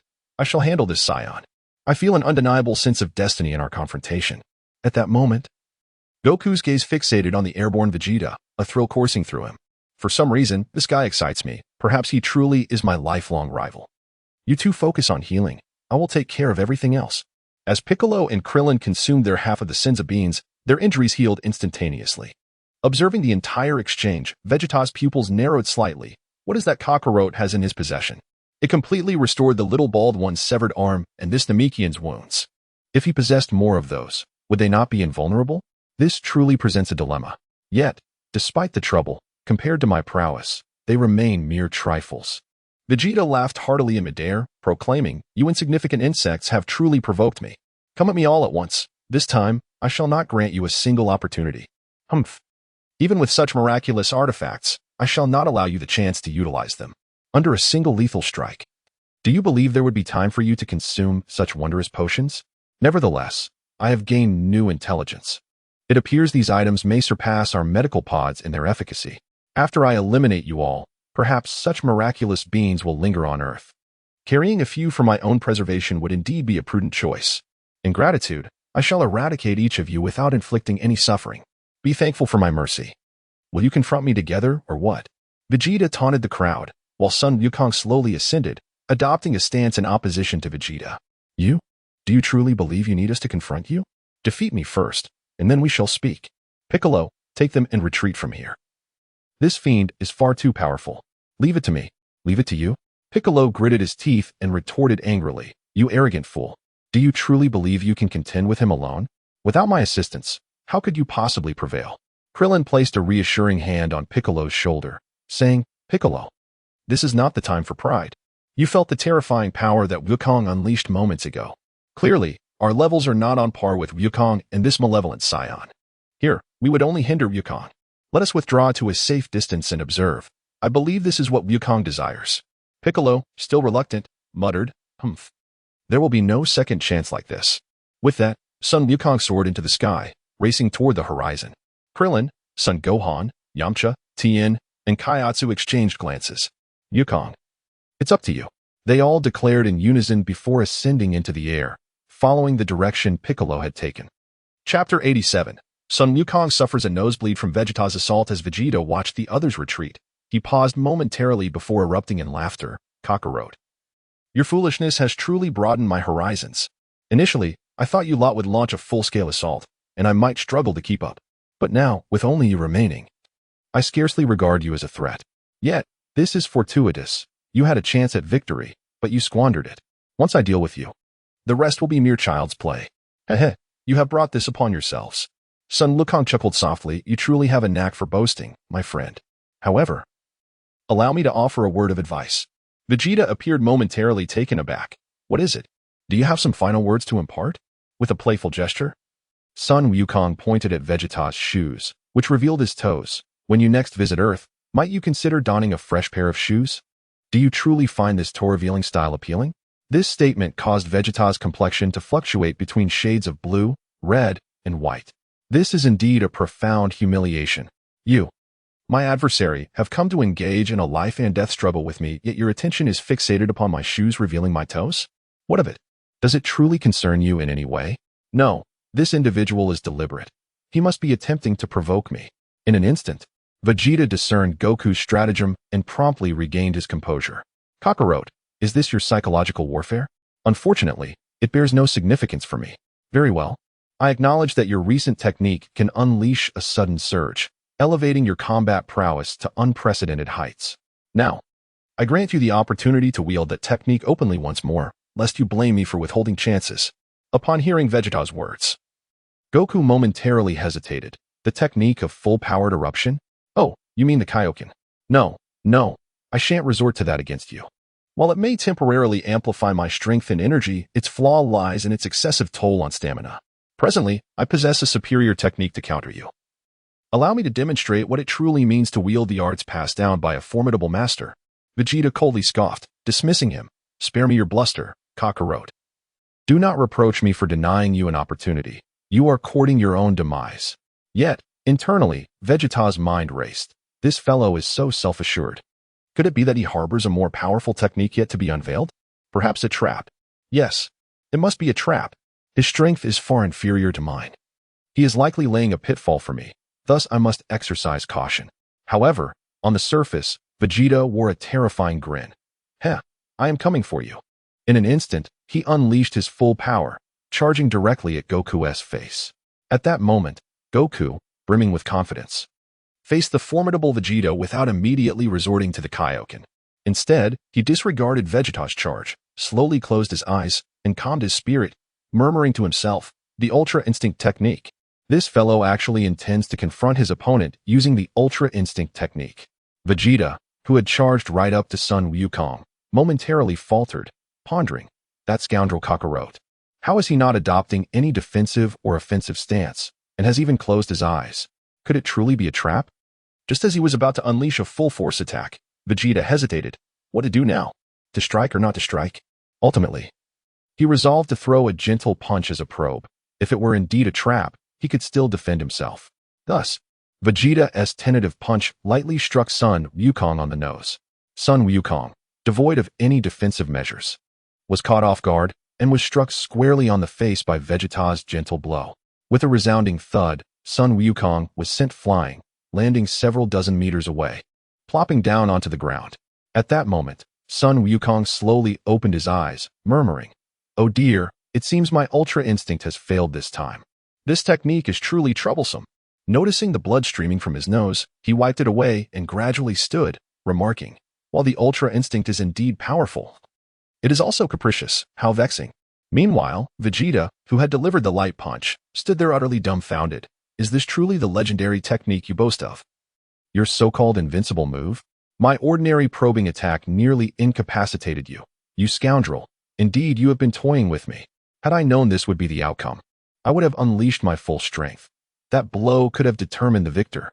At this moment, Vegeta felt an overwhelming regret, completely deceived by Kakarot's showy antics. I am the proud Prince Vegeta, yet I have been played with by a lowly warrior. This is an utter disgrace. However, the most aggrieved at this moment were not Vegeta, but the three watching from the sidelines at the Luo family residence. Bulma, gazing at the bloodied Sun Wukong, stood there in shock. What on earth is happening? Turning to Whis, she noticed him covering his face with both hands, seemingly unable to show his face. Muttering, "You cannot see me. You cannot see me." Observing Whis in such a state, Bulma burst into laughter, asking Luo Hao, "Is this what you call Whis's proud technique? It seems rather ineffective. Look, Wukong is still bleeding." Luo Hao offered Bulma an explanation, which also served to provide Whis with a way out. One could only say that Whis's technique is indeed profound and intricate. However, Wukong's realm is too low to fully comprehend it, hence its erratic nature. Yet, if wielded correctly, this Vegeta would be no match for Wukong, would he? Whis? At this moment, Whis revealed a grateful glance through his fingers, remarking, "Well, that's the only explanation I can offer." However, he couldn't help but admire Goku's audacity. Daring to confront an opponent using the Ultra Instinct technique right from the outset was indeed commendable. Perhaps during his time with the King of the Otherworld, Goku had achieved a remarkable breakthrough in this ability, yet applying it in actual combat still seemed somewhat forced. Whis, having adjusted his mood, sighed helplessly. Bulma, perplexed by the conversation, pointed at Vegeta's tattered armor and inquired, "Why does this guy's equipment look so familiar? Did you borrow this gear from his lair on your last visit?" Whis paused slightly, then fell into contemplation. "It appears we did not pilfer from them. No. It was not theft, but a borrowing indeed. We are esteemed figures. How could we possibly rob mere minor characters? Right, Luo Hao?" Chapter 88. Vegeta wiped the blood from the corner of his mouth, while Luo Hao rubbed his stiff face, struggling to suppress a grin, and stated with conviction, "The individual we sought was named Frieza and Cooler, who seem entirely unrelated to this Vegeta. However, I've heard that Vegeta and the recently deceased Babidi are subordinates of Frieza. Perhaps our extensive borrowing from Whis has hampered their logistics. Indeed, retrieving such a vast array of equipment might leave them ill-supplied for years, particularly since these items are consumables for combat. All right, let us not concern ourselves with others' troubles. After all, he is the invader on Earth, while we are its defenders. As for the ragged attire he wears, so be it. Yet, what of your little stockpile that Krillin has pilfered? Do you have no objections to him?" Bulma exclaimed in annoyance, "That Krillin will surely face my wrath. These items are part of my cherished collection, and he has distributed them as if they were mere handouts. Though it matters little, we are engaged in battle, contributing to Earth's welfare. Thankfully, he didn't steal my spaceship. Otherwise, I would truly have unfinished business with him." Then, as if a thought struck her, she added, "It seems Goku may not be a match for this Vegeta. Should we not lend a hand? What if Goku can't prevail? Wouldn't that endanger Earth?" Luo Hao offered her a reassuring look. "Miss Bulma, your concern is causing you distress. Have we not visited the future? In that timeline, you witnessed Goku and Vegeta, both of whom are thriving and have even become good friends. This is merely their initial encounter. Perhaps through this clash, they will forge a bond of mutual respect. Let us refrain from interfering this time.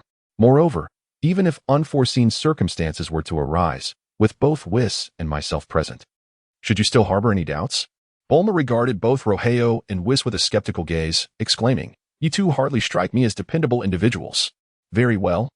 Let us cease this discussion and focus on the spectacle. Goku is about to unleash his full potential, so let us rally our support for him." Bulma, ever carefree, appeared unfazed by the prospect of Goku's potential failure, reassured by her familiarity with the future timelines where Earth thrived. Thus, she chose not to burden herself with such concerns. Meanwhile, on the periphery of the battlefield, Krillin, Tien, Yamcha, and Gohan furrowed their brows in worry. What on earth is Goku doing? How could he be knocked down by a single blow, and bleeding at that? Piccolo scoffed from above. That old fool. Once again, he is putting on an act. That technique he has learned, the Ultra Instinct, is evidently unreliable, a laughable endeavor. To dare close his eyes against a formidable foe without any defensive posture. I cannot fathom his thought process. Krillin interjected. However, when Goku first returned, he did possess a move that could amplify his power and speed exponentially. Perhaps that is his trump card? Was that last maneuver intended to deceive this fellow named Vegeta? He may not appear overly intelligent, yet he possesses considerable combat experience, making him a formidable adversary. It seems none of us here can match him. Gohan, filled with concern, asked, "Is Dad going to be all right?" Piccolo offered a reassuring glance. "You ought to pay close attention, young man. After a year of training with me, you have yet to seize a single opportunity to strike. You must practice diligently. The energy within you far surpasses that of your father. Is that so?" Gohan felt a wave of confusion wash over him. Indeed, during the recent battle against Bu, Gohan had been utterly stunned, unable to make a move. After a year of camaraderie, he held considerable faith in Piccolo's strength. With Uncle Piccolo's assurance, he felt confident that everything would be fine. Perhaps through future battles and training, he would evolve into a competent warrior. Krillin hesitated before speaking. Gohan, after this incident concludes, "You should return home promptly. Your mother must be beside herself with worry. Is that so?" Gohan lowered his head deeply. In truth, his aspiration was not to be a martial artist, but rather a dedicated scholar. Yet, with Earth consistently facing peril, he felt compelled to fight. Nevertheless, he couldn't help but feel a twinge of homesickness after a year of intense training. On the battlefield, Goku wiped the blood from his nose, letting out a resigned sigh. "Very well, I had hoped to avoid such energy-draining techniques, but it appears I have no choice. It seems the ordinary me is unable to prevail against you." Vegeta, seething with indignation, exclaimed, "You scoundrel! You have caused me to squander such a splendid opportunity. But mark my words, your streak of good fortune has come to an end. Now, brace yourself for the wrath of Vegeta. With a sudden burst of energy, Vegeta surged forward once more, launching himself at Goku with all his might. This time, it was a genuine display of unreserved effort. Should any delay arise due to Sun Wukong's peculiar techniques, Vegeta would truly feel unworthy of his esteemed title as a remarkable warrior. Without further hesitation, Sun Wukong activated the double Kaioken technique. The clash was relentless. A succession of blows exchanged with unyielding ferocity. Fists met fists, feet met feet.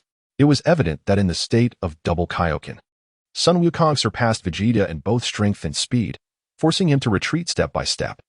Vegeta was inwardly astonished. This fellow's power had evidently surged significantly since their last encounter. Is this the technique he claimed to be incredibly taxing on stamina? However, trading endurance for augmented attack and speed is a formidable skill indeed. To think that Kakarot possesses such a unique mastery, I must remain vigilant and not underestimate him. Just as this thought crossed his mind, he unwittingly exposed a flaw, which Sun Wukong seized upon with alacrity, launching a series of fierce assaults that landed 3 more blows. Vegeta was consumed with fury. He had just been presented with an excellent opportunity, yet he had failed to seize it, allowing that rascal Kakarot to evade danger. Now, taking advantage of his momentary lapse, the opponent had aggressively gained the upper hand, plunging him into a predicament. With the onslaught continuing unabated, Vegeta found himself powerless to counter. Forced to endure the punishment, a sense of profound frustration welled up within him as he was ultimately propelled into the sky by a fierce kick from Sun Wukong. Gritting his teeth against the searing pain, he finally managed to distance himself from the relentless assault. Wiping the blood that trickled from the corner of his mouth, he thought, "This scoundrel truly knows no mercy." Chapter 89, The Clash of Sun Wukong and Vegeta. Meanwhile, Sun Wukong, having executed a series of attacks, took a moment to catch his breath. The burden of the double Kaioken was indeed considerable, yet he felt no immediate repercussions. The formidable Vegeta truly demonstrates his strength. I have exerted myself to the utmost, activating the double Kaioken state. Despite my relentless assault, this opponent has only sustained minor injuries. His power should not be underestimated. Fortunately, my current stamina is still within acceptable limits, but prolonged engagement would indeed pose a significant challenge. A swift resolution is imperative. Goku clenched his teeth, gazing at Vegeta suspended in midair. Meanwhile, Vegeta seethed with anger, recognizing that this adversary had completely surpassed him in both speed and strength. It appears that engaging him in close combat would yield no advantage. Thus, he resolved to unveil his ultimate attack, the final flash. With that, Vegeta assumed a stance. Arms poised backward, and bellowed at Goku, "Kakarot, I concede that you are formidable in close quarters, but can you withstand my long-range energy attack? Experience my ultimate technique." The final flash. Goku, eager to conclude the battle promptly, was taken aback by Vegeta's intent to engage him in a beam struggle. Throughout his life, he had never been bested in such confrontations. If that is the case, then let one decisive move determine the outcome. Goku quickly adopted the Kamehameha stance, and both warriors began to charge their energy, unleashing a fierce assault simultaneously. In the air, Vegeta unleashed his final flash, while Goku met it head-on with the Kamehameha. The two blasts collided with a thunderous explosion, each force pushing against the other. Remarkably, their energies seemed evenly matched, neither gaining the upper hand. Goku gritted his teeth. Vegeta's final flash was indeed impressive. Yet, the Kamehameha was no trifling matter. With Goku utilizing the double Kaioken, his power level was slightly superior to Vegeta's. Yet, the Kamehameha was visibly consuming ground, inching closer to Vegeta. Vegeta, fueled by rage, felt his blood boil, his veins protruding, and the muscles on his forehead twitching in agitation. That bastard Kakarot! How dare he possess such a powerful technique? But as a proud prince, I shall not be defeated. In a remarkable display of prowess, Vegeta channeled his fury to amplify the final flash, revealing his innate genius for combat, a claim he had not exaggerated. In the brief time since arriving on Earth, he had learned to harness his emotions to control his power. Now, his strength had clearly surpassed the ordinary 18,000, approaching 20,000. Following this fierce battle, it is anticipated that Vegeta's power may ascend to over 50,000, a feat that reflects not mere talent, but the true prowess of the most exceptional prince among the Saiyans. In terms of combat experience and the innate ability to grow stronger, he indeed possesses remarkable attributes. In this moment, Vegeta grits his teeth, channeling the fury within him, and his power continues to steadily rise. Meanwhile, Goku, utilizing the Kaioken technique at double its strength, had just managed to secure a slight advantage, only to find himself matched by Vegeta. Worry grips Goku's heart, having activated the double Kaioken mode. He fears that if the battle remains unresolved much longer, it will be his own stamina and physical resilience that falter. Realizing this, he understands that decisive action must be taken, otherwise, chaos will ensue. With a fierce shout, Goku's muscles swell dramatically, and a vibrant pink aura surges forth. He exclaims with intensity, "Triple Kaioken." With a resounding crash, his energy expands substantially once again. In this moment, the Kamehameha unleashed by Sun Wukong completely overpowered the energy blast fired by Vegeta, sending it spiraling back. Vegeta, witnessing the Kamehameha rushing towards him, bared his teeth, his eyes bloodshot with rage, and shouted no. He was then engulfed by Sun Wukong's Kamehameha, along with his energy blast, soaring into the sky. After unleashing the attack, Sun Wukong gasped for breath, reflecting on the immense strain of the Kaioken technique.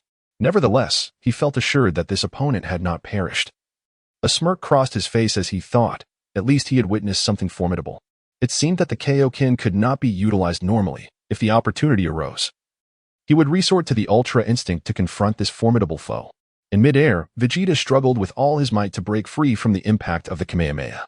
At that moment, his appearance was more glorious than ever. The armor, once precariously intact, had been reduced to mere fragments hanging from his tattered battle suit. While the spark-emitting scouter had long since disintegrated into cosmic dust during their clash, a sense of helplessness washed over Vegeta, despite his fury. He let out a low growl. "Kakarot, how can a lowly warrior possess such formidable power? In both close combat and energy clashes, this scoundrel has completely overwhelmed me. I am the finest warrior among the Saiyans. When I was born, my battle power was 1200, while Kakarot's was merely 2. Yet now I find myself unable to defeat him. No, there must be some mistake." As his strength gradually restored, Vegeta suddenly regained his composure. Indeed, regardless of the fortuitous events or special circumstances surrounding him, this individual had mentioned that his technique was immensely taxing on stamina. With this in mind, Vegeta resolved to employ his ultimate move. "Kakarot, you must now regret not having your tail. It is your greatest weakness." With this thought, Vegeta shook off his earlier despondency, reassembled his attire, and charged towards the ground, determined to demonstrate what it truly meant to be a Saiyan. Meanwhile, on the ground, Sun Wukong gazed up at Vegeta suspended in the air, pondering whether the warrior would descend. He was indeed a formidable adversary. The burden of the Kaioken had been immense, and the fact that Vegeta remained unvanquished was a terrifying prospect. This situation was becoming increasingly troublesome. However, if Vegeta dared to descend, he would surely have even more powerful cards to play. Well then, in a narrow path, the valiant shall prevail. I must muster every last ounce of strength to protect the earth. As Vegeta hovered in the air, observing Sun Wukong, who was panting and wiping the cold sweat from his brow, a chill ran down his spine. Could this be the side effect of the technique he mentioned? No. Kakarot is digging a pit for me again. I must remain vigilant. Humph. Regardless of the postures you assume, I shall neither launch a reckless assault nor relinquish the opportunity to strike. Vegeta sneered. You, a lowly warrior, have managed to engage me to this extent. You should take pride in that. However, your good fortune has reached its end, Kakarot. Surrender now and cease your struggles, this time. You shall witness the folly of existing without a tail. Although creating an artificial moon would deplete a significant portion of my power, it will be worth the effort. Now, suffer in despair. Chapter 90. Sun Wukong was struck into the mountains by Vegeta's palm. What is this chaos? Sun Wukong gazed in bewilderment at the triumphant Vegeta, saying, Whatever techniques you possess, bring them forth. Do not utter words that elude my comprehension. Vegeta retorted bitterly. Are you still feigning ignorance? If so, I shall not hold back. Clearly, you remain unaware of the dire situation you face. Do you not know that we Saiyans can transform into great apes? Suddenly, Vegeta paused, recalling something unexpected. Indeed. How could you, a lowly warrior, possibly know? When transformed into a great ape, one inevitably loses consciousness and rationality, but you are not like me. I am of royal Saiyan lineage, coursing with noble blood. As a member of the royal family, even in my great ape form, I shall retain my reason. You shall writhe in anguish and fear. Kakarot, brace yourself. Vegeta then raised a hand to the heavens, fervently gathering his energy. Sun Wukong, sensing the impending threat. Adopted a defensive stance. Is this fool gathering another energy blast? The previous one was already his utmost effort.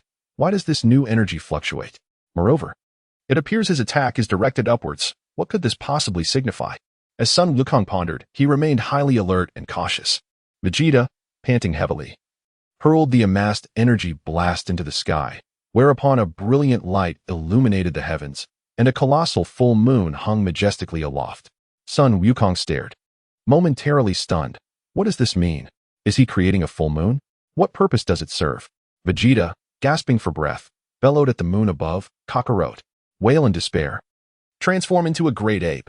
As Vegeta's furious cry echoed, his own body began to change, swelling dramatically. His dark fur, face, arms, and legs morphed, transforming him into a gargantuan ape. At this moment, Sun Wukong was utterly bewildered. This fellow has truly transformed into a fearsome giant ape. What on earth is happening? The onlookers, Krillin, Tien, Yamcha, Piccolo, and Gohan, stand in astonishment. This individual can metamorphose into a terrifying giant ape. Suddenly, Krillin jolts as if electrified. Right. Goku used to transform into a giant ape as well, but was the moon destroyed by Piccolo? He cast a puzzled glance at Piccolo, who merely rolls his eyes in response. What are you looking at me for? That scion clearly conjured another moon using his own energy to facilitate his transformation. Unfortunately, Goku's tail has yet to regrow. This could spell trouble. What shall we do, Piccolo? Piccolo grins mischievously. No worries. If Goku truly cannot contend with him, there remains a solution. I shall destroy that moon, rendering the scion devoid of his abilities. Let us observe for now. Perhaps Goku possesses some means to confront him. However, I believe it will be quite challenging to find a countermeasure for this monstrosity. Krillin expresses his profound lack of confidence. Tien hesitantly suggests, should we not destroy the moon he has created? Piccolo shakes his head. It is not yet the time. At present, the scion's focus is entirely on Goku. If we were to obliterate his moon, he might become enraged and unleash all his power upon the Earth. Even if we can withstand it, the planet cannot. Should the planet explode, it would be the end of everything. I fear this individual might resort to self-destruction, taking us down with him, which would be utterly futile. Upon hearing Piccolo's words, a chill runs through the hearts of the others. Indeed, this proud scion might very well commit such a mad act. Very well, let us continue to observe. Goku had just been locked in a standoff with the giant ape-form Vegeta when, in a sudden motion, Vegeta lunges forward with astonishing speed, appearing before Goku in an instant. With Goku entirely unprepared and unable to defend himself, Vegeta delivers a resounding slap, sending Goku flying like a mere fly into the distant mountains. A thunderous crash resounds as Goku's impact reduces the mountain to a pile of rubble and debris, struggling to emerge from the wreckage. Goku reflects inwardly. This fellow is indeed powerful. The force bestowed by this transformation is astonishingly overwhelming. Despite having unleashed the full extent of his double Kaioken, he was still sent sprawling by a single blow. Clearly, Vegeta has no intention of finishing him off just yet. This giant ape transformation is truly terrifying. Is this the pinnacle of scion power? Meanwhile, Vegeta, dissatisfied with his recent strike, sneers coldly. Kakarot, do you still believe this is my true full strength? This is merely a tantalizing appetizer. Yet you, my friend, have managed to provoke my ire. Allow me to be candid. Our scion great ape transformation is not a mere enhancement of tenfold strength. Rather, it encompasses a comprehensive upgrade in both defense and speed. Prepare to witness the true essence of terror. Initially, I had intended to relish in your demise slowly, but congratulations, you have compelled me to alter my course. I now intend to obliterate you in a single, decisive strike, granting you no opportunity for retaliation. Kakarot, brace yourself for my judgment. In an instant, Vegeta's crimson eyes glimmered with a chilling light as he opened his mouth wide and unleashed a formidable, terrifying energy blast directed at Goku. This is indeed the thunderous roar of Vegeta's great ape. As this strike was unleashed, Sun Wukong's pupils dilated in shock. The sheer power and speed were astoundingly formidable, far beyond what he could withstand or endure at present. At this moment, all Sun Wukong could contemplate was evasion. Should he fail to dodge, he would undoubtedly be obliterated by Vegeta on the spot. The velocity of this energy projectile is astonishingly rapid, exerting an inexplicable and formidable pressure upon Sun Wukong. He accelerated to the utmost limits of his agility, yet could not evade it. With a fierce roar, Sun Wukong declared, "Fivefold King Kai Fist." This time, He has made a remarkable breakthrough into an entirely new realm. Under the influence of the five-fold Kaioken, Sun Wukong narrowly evaded Vegeta's fierce giant ape roar. A formidable energy blast emitted by Vegeta grazed Goku's shoulder, hurtling past him like a shooting star. At that moment, Goku beheld the trail left by the energy projectile in the distance, and the astonishment within him surged like tumultuous waves, refusing to subside. Chapter 91. Goku slowly closed his eyes. The speed and energy of this individual are utterly terrifying, far beyond what I could possibly contend with. Just moments ago, I pushed my Kaioken to its utmost limit, barely managing to evade a fatal blow. My body was merely grazed by his energy blast. Yet it resulted in my left arm being rendered severely injured. This fellow truly embodies terror. However, upon hearing the roar of the great ape, Vegeta was momentarily taken aback. "Ah, Kakarot, you indeed possess a hidden card, managing to evade my lethal strike. I underestimated you." Yet, this realization only fueled his excitement. "Well, it seems I've changed my mind about granting you a swift end. Haha, I have decided to savor the pleasure of tormenting you. With such an entertaining adversary, I shall not forfeit this opportunity for amusement." With heavy footsteps, he advanced towards Son Goku. The oppressive aura and despair filling Vegeta with an exhilarating desire to annihilate his opponent. Goku, meanwhile, supported his severely injured left arm with one hand. Gasping for breath, his entire body had reached its limit, not merely his arm. In that fleeting moment, though he had unleashed the full force of the five-fold Kaioken, the strain on his body was overwhelming. Pain coursed through him, rendering him almost unrecognizable. This was the most despairing aspect of his predicament. The side effects of the Kaioken had become apparent. What could he possibly do? The strength of his opponent surpassed all expectations. A stark contrast to the non-transformed Vegeta he had faced earlier. Was it truly as this scion claimed, that the great ape transformation was their ultimate weapon? If so, the situation he now confronted was unprecedented in its severity. No, it was not merely a predicament. It was utter despair. As he beheld the grinning visage of the great ape Vegeta drawing closer, Son Goku realized he had little recourse against this enhanced being, whose defenses, strength, and speed had all multiplied tenfold. With the Kaioken proving ineffective, what could he possibly do? As Vegeta stood before him, Goku, in a moment of despair, closed his eyes. The once formidable scion, a premier protagonist of the Dragon Ball universe, gradually closed his eyes. Indeed, in the face of this terrifying great ape, even the Kaioken technique proved ineffective, leaving Goku at a loss for a more effective strategy to confront this colossal foe head-on. Behind him lay Earth, a sanctuary he was sworn to protect and defend. Before him stood Vegeta, grinning maliciously, his fist raised high. "Humph, Kakarot, aren't you the one adept at evasion? What is this? No more dodging? You've even resigned yourself to despair with your eyes shut. Fear not, for even with your eyes closed, I shall show you no mercy. Prepare to meet a brutal demise before me." With that, the great ape Vegeta unleashed a devastating punch towards the defenseless Goku. Meanwhile, in the distance, Piccolo, Krillin, and others watched in stunned silence, utterly taken aback by this unforeseen turn of events. Goku seemed devoid of any capacity to resist. What could be done now? "Piccolo, hurry and destroy the moon," Krillin urged. Yet Piccolo muttered to himself, "It's too late to destroy the moon now." Goku's stamina appears to have plummeted to its limits. Even without the transformation, he stands no chance against Vegeta. This is dire indeed. In the distance, three observers wielding a staff were momentarily taken aback. Vegeta's transformation into a great ape is truly terrifying. I initially thought it merely amplified his strength, but the enhancements in speed and energy attacks are monumental. Goku is truly in a precarious situation. Bulma gently covered her mouth with her hand. "This is bad. Luo Hao, hurry to save Goku." As Vegeta's colossal fist descended, Bulma gasped and tightly closed her eyes, unable to bear the thought of Goku being pulverized into a pulp by such a blow. However, the subsequent sound prompted her to cautiously reopen her beautiful eyes. Instead of witnessing Goku's demise, she found Vegeta standing there, utterly bewildered. Looking around, Bulma noticed Whis and Luo Hao quietly observing the unfolding battle. To the astonishment of all, these two individuals exhibited neither anxiety nor surprise. What on earth transpired? Meanwhile, the most bewildered among them was the transformed giant ape, Vegeta. With a tremendous punch, he struck downwards, only to realize that he had hit nothing. His anticipated blow had seemingly missed its target, merely creating a vast crater in the ground. Where had that scoundrel Kakarot vanished to? After searching high and low, he found no trace of Goku. which left the giant ape Vegeta quite astonished. Suddenly, Vegeta felt an inexplicable sensation, prompting him to gaze upwards at a 45-degree angle towards the sky. There, he beheld Goku, suspended in midair, eyes closed, quietly floating. Kakarot. You rascal! How on earth did you manage that? Do you possess enough energy to evade my attack? Yet, in your current state, how could you possibly escape from my lethal strike? As Vegeta pondered this, Goku slowly opened his eyes, momentarily taken aback. Indeed, just moments ago, he had despaired and closed his eyes. How had he evaded this fatal blow? However, he soon found solace in the realization. As I mentioned earlier, my ultimate technique is called the Ultra Instinct. You truly lack understanding.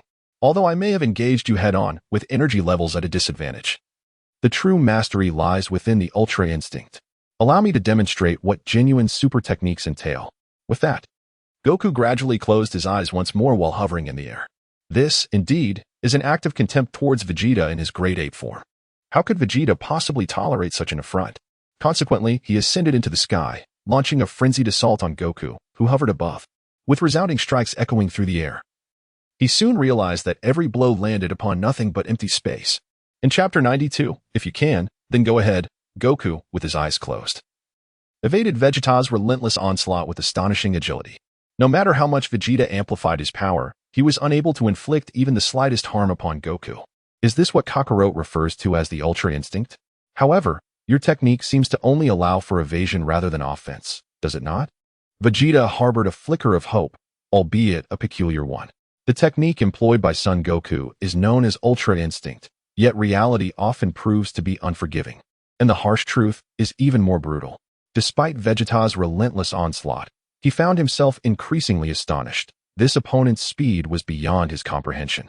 Moreover, there was an elusive energy emanating from within Goku, causing Vegeta's pupils to constrict. Is this the essence of Ultra Instinct? Why does his body radiate a power reminiscent of the vast cosmos? What rhythm is this?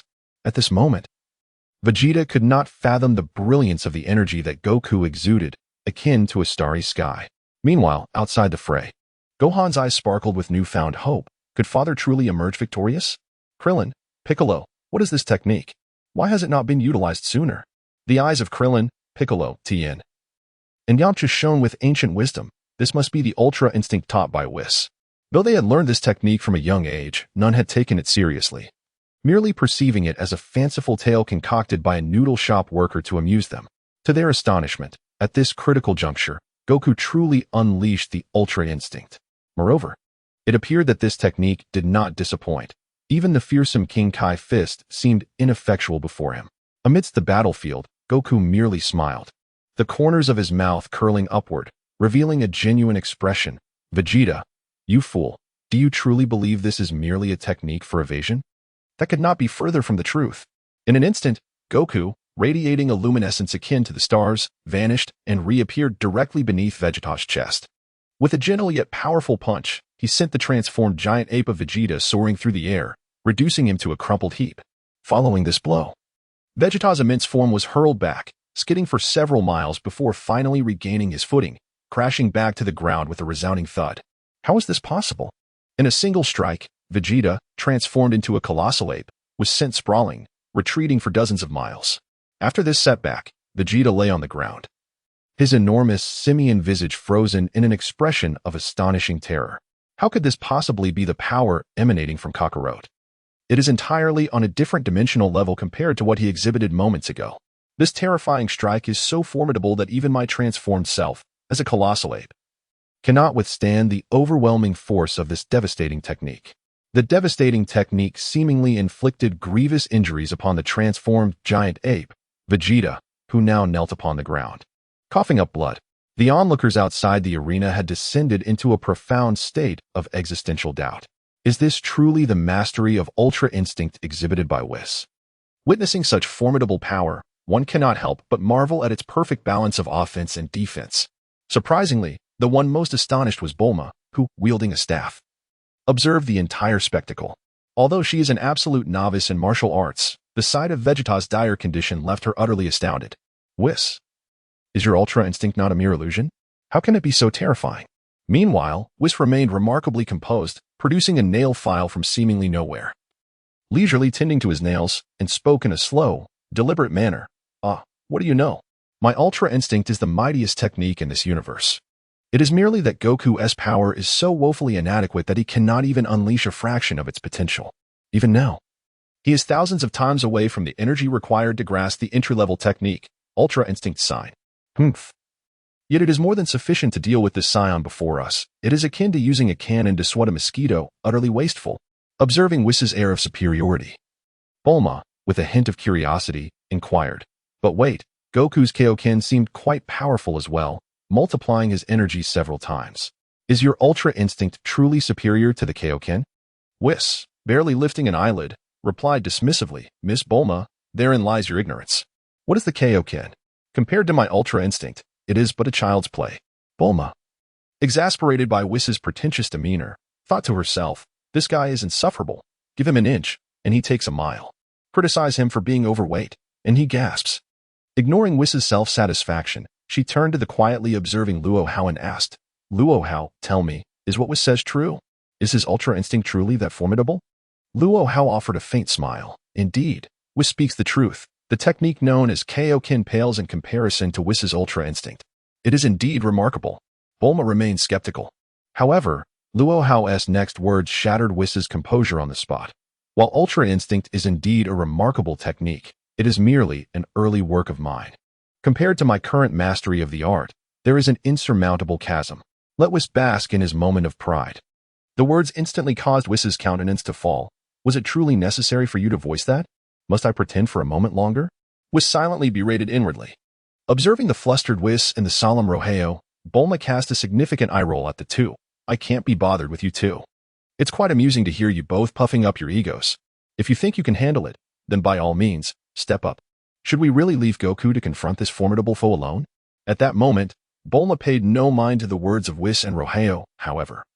The two had no inclination to argue with an ordinary Earth girl, for her understanding was far removed from the realms of deities and angels. Chapter 93, Goku unleashes the Spirit Bomb. Surprisingly, Goku managed to successfully execute the Ultra Instinct technique in the midst of battle, which was a significant surprise to Whis.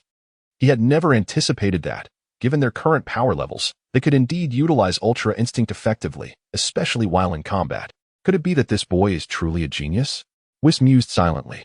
In the years spent on Earth, he had unconsciously imparted the principles of Ultra Instinct to all those he could teach, including Krillin, Tien, Yamcha, and Piccolo, all of whom had learned from Whis. Even Master Roshi had the fortune to hear Whis's exposition on Ultra Instinct. However, it was unexpected that none of them regarded Whis as a master or an angel, but merely as Luo Hao's subordinate. In this respect, their understanding of the profundity and power of Ultra Instinct was utterly lacking, and they had not considered utilizing their spare time to practice it. Nevertheless, even if they diligently trained and studied, their current capabilities made it impossible to grasp the intricacies of Ultra Instinct. Even Beerus, after years of being by Whis's side and through his teachings, had only scratched the surface of Ultra Instinct. However, Goku's actual application of Ultra Instinct in combat indeed suggested that this boy might possess some innate talent for its mastery. Yet, the subsequent battle sequences caused 3 dark lines to appear on Whis's forehead, slowly sliding down. On the battlefield, the transformed giant ape, Vegeta, lay on the ground, coughing up blood. Although Vegeta was engulfed in tumultuous emotions, his years of battle experience kept him on high alert for Goku's relentless attacks or ambushes. Kakarot would not be so merciful as to deliver a heavy blow without following up with more. How could this be? Gradually regaining his composure, Vegeta diligently surveyed his surroundings, his mind rife with skepticism. Could it be that Kakarot is concocting yet another scheme? Why is he not pressed forward with a relentless assault or pursued to deliver a finishing blow? Such behavior is utterly inconsistent with the principles of a true warrior. Only after confirming that no imminent danger lurked nearby did Vegeta slowly raise his formidable head, his crimson eyes fixed upon the distant figure of Son Goku, who astonishingly remained suspended in midair, exhibiting no intent to pursue. What is this young man up to now? Not only is Vegeta perplexed, but even Piccolo and Krillin are utterly bewildered.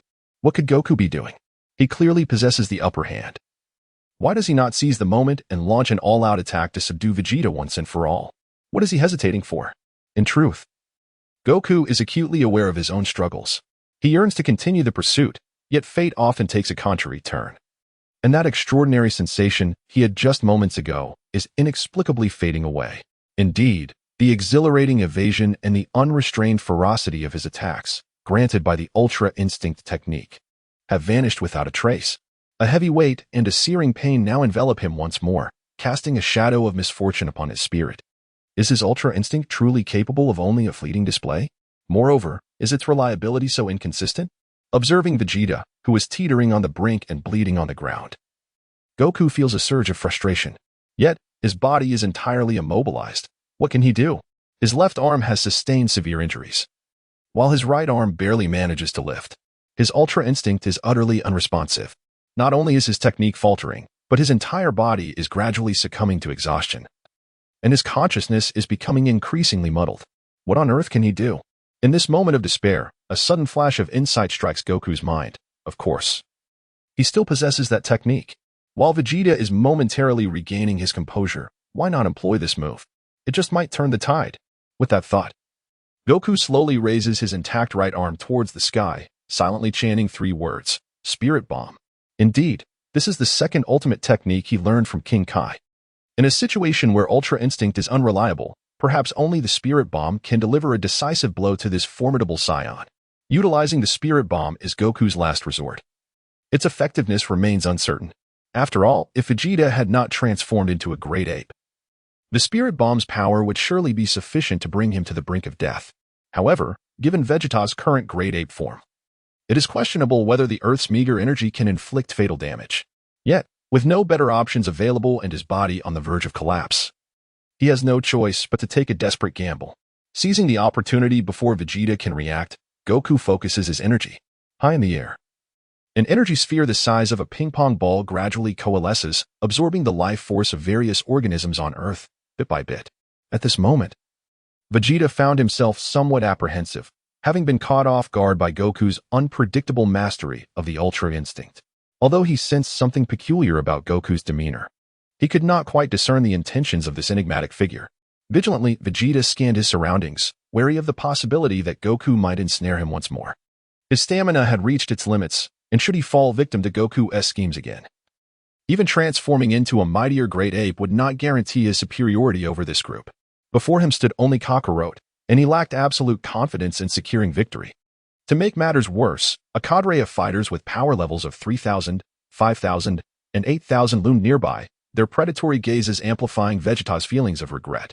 He lamented that he should have eradicated these adversaries before Kakarot's return. Alas, a single misstep could lead to eternal remorse, and there was no remedy for such folly.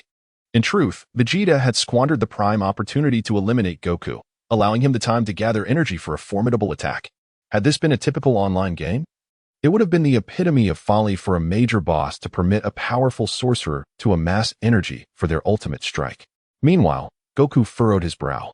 Although Vegeta had afforded him ample time to condense the Spirit Bomb, now swollen to the size of a desk, it seemed insufficient to confront the colossal beast before him.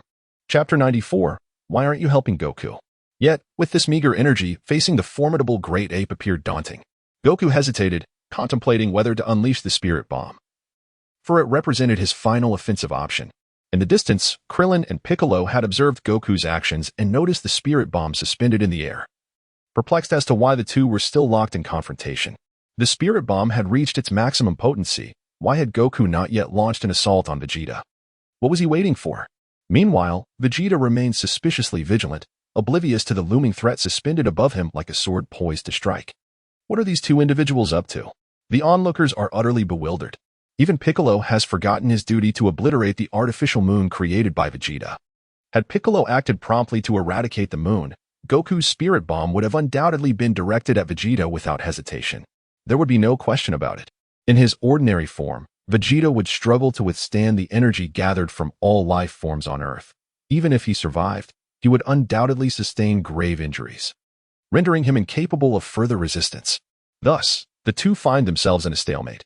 Meanwhile, we observe a visibly frustrated Whis, who realizes that although Goku is indeed a prodigy, his Ultra Instinct appears to be faltering once more. What does this fellow have to boast about? His most esteemed technique has, in his hands, become rather trivial. Are his expectations too lofty? Yet, observing the gathering energy sphere suspended in midair, although Whis and Luo Hao remained silent, Bulma was in a state of anxious urgency. her voice rising in a sharp reprimand. Goku, what are you dawdling for? That little rascal Vegeta clearly has noticed your energy sphere. Hasten and let it descend, strike him with it. At that moment, Luo Hao shot Bulma an exasperated glance. What do you know, girl? Goku is acutely aware that this energy sphere lacks the potency to vanquish the foe before him. This is his last resort. Indeed, Vegeta stood there, momentarily bewildered. Instead of wasting time shouting, you might as well reach for the sky, which could provide Goku's energy sphere with a modicum of assistance. His strength draws from the collective energy of all of us. Otherwise, do you think Goku has been standing here idly for so long? Bulma, mimicking the gesture, raised her palms skyward, and in an instant, her entire being experienced a peculiar transformation, as if an elusive energy had been mysteriously siphoned away. So that is how it works. This is the essence of Goku's energy sphere. Now Bulma comprehended its significance. Yet she turned her gaze skeptically towards Luo Hao and Whis. Why are you two not assisting Goku? Just spectating? I have contributed my share. At that moment, Whis offered a wry smile. Miss Bulma, are you certain you wish for us to contribute even a fraction of our strength? If so, Goku's energy sphere might not only obliterate that transformed giant ape scion, but potentially devastate the entire solar system. Whis explained with a rueful expression. But Bulma dismissively scoffed. You're just trying to frighten me. Since the day I met you, you've been full of bluster, and I don't believe you. Luo Hao, lend me a hand, and in turn, assist Goku. After all, he is our friend. What do you say? Luo Hao found himself in a quandary. Whis speaks the truth, however. After such extensive training and memory recovery, his mastery over power is significantly greater than when he faced Frieza. Although it feels somewhat perilous, I suppose I shall lend my aid. Very well, this is Goku's final gambit, and if I can assist, I shall. Immediately, Whis grasped the implication and was about to raise his hand to the heavens, only to be reprimanded by Luo Hao. Whis, what are you doing? Whis sighed in resignation. I shall contribute a trace of angelic power to Goku. Perhaps he might truly defeat Vegeta in one fell swoop. I shall endeavor to contribute as little as possible. However, Luo Hao helplessly tapped his forehead and said, Whis, perhaps you should refrain from this. It is not that I doubt your strength. Rather, your power is indeed formidable. If you fail to control it properly, it could lead to catastrophic consequences. Allow me to handle this. Over this extended period, I have refined my control over power to an unprecedented level. And I shall not repeat the errors made during the incident involving Frieza's equipment. At this juncture, Bulma, growing increasingly impatient, interjected, You two fellows. Is there nothing beyond mutual flattery and boasting that you can engage in? Hurry up. It is quite possible that the great ape will soon notice the spirit bomb in the sky, and the repercussions of that would be unimaginable. Very well, let us commence. With that, Luo Hao extended his palm toward the heavens, only to retract it in an instant. A wisp of milky white divine energy dissipated into the air. In the following moment, a shocking spectacle unfolded before the onlookers. The spirit bomb, which had ceased to grow, suddenly surged with renewed vigor. Expanding from the size of a desk to that of a small mountain, standing aloft like a supernova in the sky. The energy this time is undeniably immense and overwhelmingly powerful. As Vegeta surveys his surroundings, he also detects the anomaly in the air. Suddenly, he looks up and exclaims, What in the world is that? It is so gigantic, so magnificent, so boundless. Could it be that Kakarot, that rascal, has secretly amassed such terrifying energy? Impossible. The energy contained within this energy sphere is so formidable that even Vegeta, transformed into a colossal ape, feels utterly unable to withstand it. Where, pray tell, did this come from? From whence has Kakarot gathered this energy? Could this truly be his trump card? How terrifying. The beings on this planet are exceedingly formidable, each one more powerful than the last. Moreover, Kakarot seems to have acquired an array of extraordinary techniques from an unknown source. Though their efficacy may vary, each move elicits a profound sense of dread within Vegeta, resonating deep in his bones. This place is perilous. If I can evade this attack, I must swiftly depart from this planet and never return. What do Dragon Balls matter? Nothing is more important than my own life. Chapter 95. Is my spirit bomb truly this formidable? At this moment, Vegeta harbors an intense disdain for that scoundrel Raditz. Having met his demise, he still conveys unreliable information, completely disregarding the battle prowess of Earth's natives, which fills Vegeta with regret over this undertaking. However, regret aside, Goku finds himself unable to control the immense spirit bomb suspended in midair. With a sharp exclamation, he gestures downward with one arm, and the massive spirit bomb, infused with a trace of Luo Hao's divine power, hurtles towards the transformed giant ape Vegeta with ferocious intensity. In that moment, Vegeta's eyes nearly bulged from their sockets. This fellow had truly hurled that colossal sphere of energy directly at him. How could he possibly withstand such a force? Yet, retreat was no longer an option, as he had already been ensnared by the enormous energy blast. Just as the spirit bomb was about to strike, Vegeta, in a desperate bid for survival, exclaimed, "Kakarot, do you wish for this planet to be annihilated along with me?" This statement jolted Sun Wukong with a sudden shock. Indeed, how could the energy sphere, which moments ago was barely alive, suddenly transform into such a formidable and terrifying force? If this energy sphere were to explode, the ensuing shockwaves could potentially reduce the entire Earth to cosmic dust. Such a fate was not beyond the realm of possibility. However, with the arrow already knocked, it could not be retracted. Despite his desire to do so, it was beyond Sun Wukong's capabilities. Witnessing this predicament, Bulma stood frozen in disbelief. What shall we do? Is the Earth destined for destruction? Are we doomed? I am still so young, so beautiful. Whis, Luo Hao, please devise a solution. Are you not deities? Are you not invincible beings? Can you truly stand idly by as the Earth meets its demise? Whis, however, merely smiled faintly. If destruction is to occur, then so be it. I am powerless to intervene. Haha. Determined to ignore this insufferably arrogant individual, Bulma turned, her eyes brimming with tears as she gazed at Luo Hao, letting out a resigned sigh. Well, I suppose this predicament is of my own making, and I have no recourse for complaint. Initially, she had believed her control over her divine powers was sufficiently adept to prevent any such mishap, yet Luo Hao had underestimated the energy absorption capacity of the energy sphere, resulting in this unforeseen consequence. Nevertheless, should it come to destruction, it would be inconsequential, for with Whis present, a mere time rewind could rectify the situation. Yet, this was the Earth that had given him life, his cherished galaxy. The thought of inadvertently causing the annihilation of all life within the galaxy and every human on Earth due to a minor error weighed heavily on his conscience. With this reflection, he felt relieved that he could rectify his own blunder. Observing Whis' smug expression, Luo Hao dared not unleash his frustration. You, my friend, will have your comeuppance. He then refrained from further entanglements, his form flickering before vanishing, utilizing instantaneous movement to arrive at the battlefield where Sun Wukong and Vegeta clashed. At that moment, Vegeta found himself facing an unstoppable surge of energy hurtling toward him, his heart racing in a state of sheer terror. Though he could not comprehend the source of this power, the overwhelming pressure it exerted instilled a profound fear deep within his very soul. Suddenly, an unfamiliar figure materialized before him. Who was this person? How had they come to be here? The next moment rendered the dazed Vegeta utterly stagnant, as the individual before him turned and bestowed upon him a reassuring smile. With a sweeping gesture, this formidable energy sphere was effortlessly propelled into the sky by the lad, vanishing in a flash of light, as if nothing had transpired. Is it resolved? Has it truly been resolved? Vegeta was still reeling, the harrowing scene still vivid in his mind. How terrifying. This place, Earth, is utterly fearsome. And that rascal Kakarot. What divine assistance did he receive to unleash such a dreadful attack? It is likely that for a considerable time, Vegeta will be haunted by the psychological impact of Goku's energy sphere. Perhaps the extent of this psychological shadow has surpassed what Vegeta could ever fathom. Yet, at this moment, Goku too was in a state of bewilderment. Is that Luo Hao? How did you end up here? Where did that energy sphere go? Luo Hao clapped his hands, letting out a resigned sigh. Well, I acknowledge that casually discarding energy blasts is quite uncivilized, but it was unavoidable. Fear not, my dear friend. Someone will eventually take care of that energy sphere. There is no need for us to worry about it further. Humph, these fellows are always scheming. I suppose I have gifted them a grand surprise. Goku, let go of these concerns. How are you feeling? Are your injuries severe? Goku remained in a daze. What is happening? I can't comprehend any of this. And how could my energy sphere be so terrifying? What on earth is going on?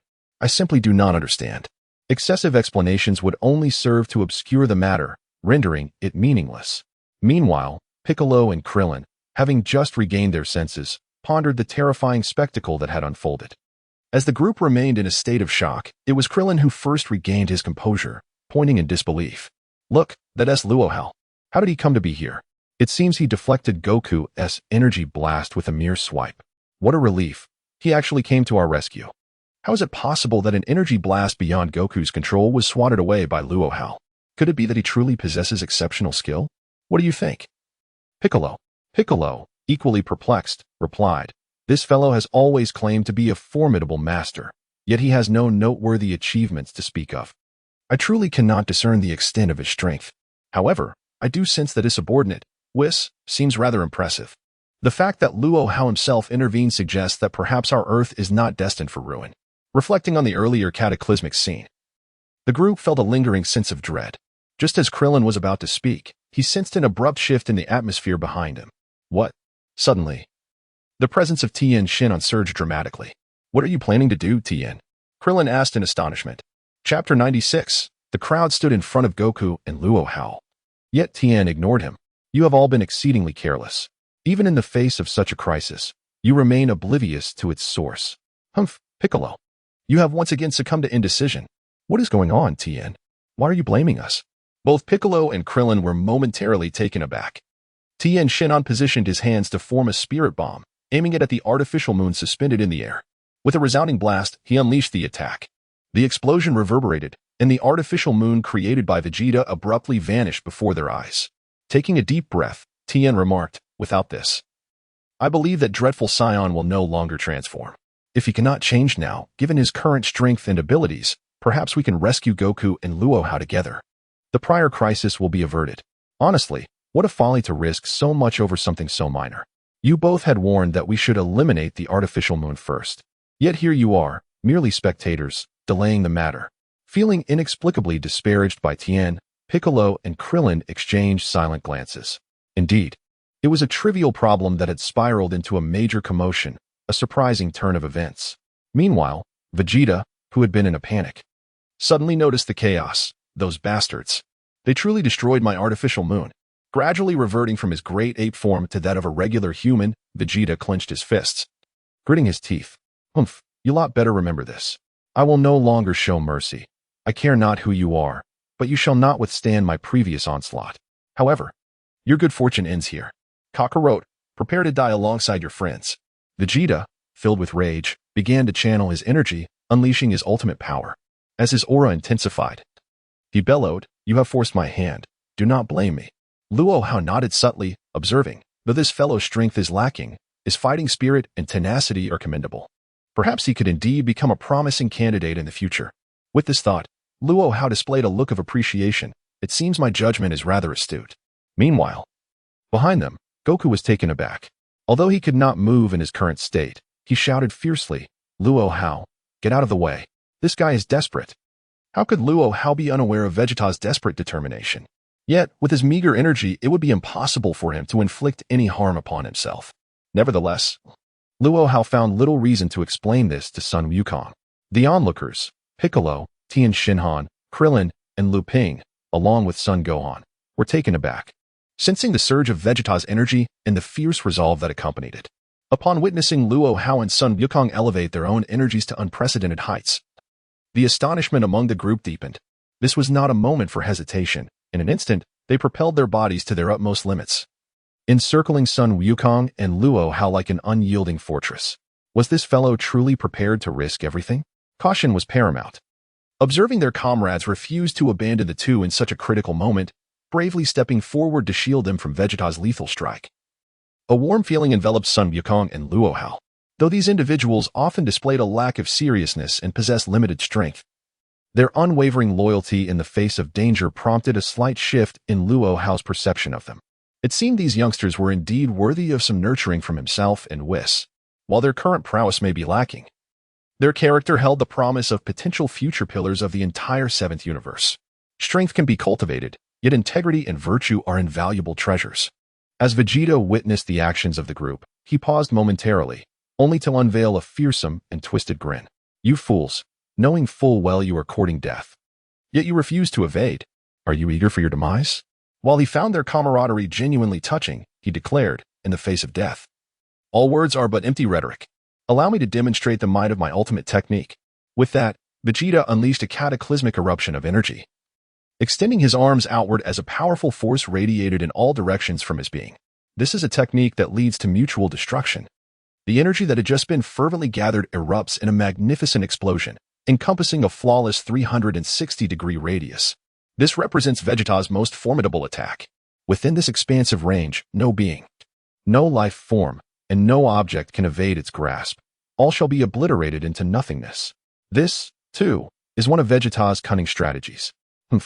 Relying solely on this move to annihilate a cockroach or the individual currently deflecting energy blasts would only inflict limited damage upon the onlookers. There exists a genuine possibility that he may perish on this remote planet called Earth.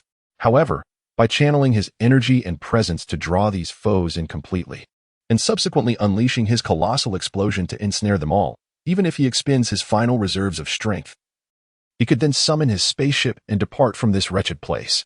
Upon returning to planet Frisia 79 for recuperation and restoration of his vigor, he could then return anew, by which time his adversaries would have met their demise. With no formidable opponents left on Earth, he could pursue the Dragon Balls to fulfill his wish for immortality. The entire plan remains exquisitely flawless. These foolish beings, utterly oblivious to the art of evasion, choose instead to accompany cockroach to their doom, truly the epitome of ignorance among Earthlings. Vegeta, filled with self-satisfaction at the success of his scheme, relentlessly expels energy as if it were of no consequence. In this moment, he truly held nothing back, casting aside his very life and potential into the void. The unstoppable momentum surged forth, akin to a wild dog unleashed, furiously expressing his grief and discontent. Meanwhile, the likes of Piccolo and Krillin elevated their powers to the utmost, engaging in comprehensive defense. Whether they could execute this crucial strike depended solely on their capability and resolve. At this instant, however, Luo Hao, positioned closest to Vegeta, paid no heed to Vegeta's maneuver. Instead, his gaze was directed towards the vast expanse of the night sky, and with a resigned sigh, he mused, "I hope this time they will acknowledge our presence." Chapter 97. The target of the spirit bomb is the Omni King's palace, though the others could not comprehend his words. Luo Hao's nonchalance instilled a sense of unease among them. The most anxious of all was Son Goku, who shouted, "Luo Hao, be careful." Yet, Luo Hao's thoughts soared alongside the colossal spirit bomb he had sent hurtling into the depths of the universe. Upon departing from the Earth's atmosphere, this extraordinary energy orb transformed into the first cosmic velocity, traversing the vast expanse of the seventh universe with unparalleled vigor. Originally devoid of such energy, it was the forceful strike from Luo Hao that propelled this orb to achieve speeds rivaling those of the swiftest celestial beings, hurtling through the cosmos in a frenzy. Whether by chance or fate, this remarkable energy orb encountered no obstacles from any planets or star systems, sailing through the universe unimpeded, leaving no trace of destruction upon any celestial body within the seventh universe. In a swift motion, it soared beyond the confines of the seventh universe into the realm of nothingness. After a period of flight, it remained unchanged within this void. Eventually, the energy-laden orb pierced through the enigmatic mist enveloping the realm of nothingness. Its destination appeared to be a colossal jellyfish suspended in midair, atop which lay the grand palace of the Omni King. Could it be that this energy orb's aim is the palace of the Omni King? How is this possible? Surely, it must be mere coincidence. Perhaps it truly is a coincidence. In the vast plaza atop the colossal jellyfish, the high priest stands solemnly at the entrance of the All-King Temple, while before him, two figures bow in deference. One is the angel Conic from the fourth universe, paying his respects, and the other is Lord Katra, the god of destruction from the fourth universe, kneeling on one knee. At that very moment, these two individuals arrived at the temple of the Omni King, presenting their report on the fourth universe to the esteemed Grand Priest. As the Grand Priest listened intently to their account, he suddenly raised an eyebrow, his gaze narrowing sharply as he focused intently on a distant point. Could it be that presence belongs to that fellow? No, how could Whis allow this? Wasn't it stated that he should not leave the seventh universe? How could he fail at such a trivial task? After a careful assessment, the Grand Priest's expression gradually softened.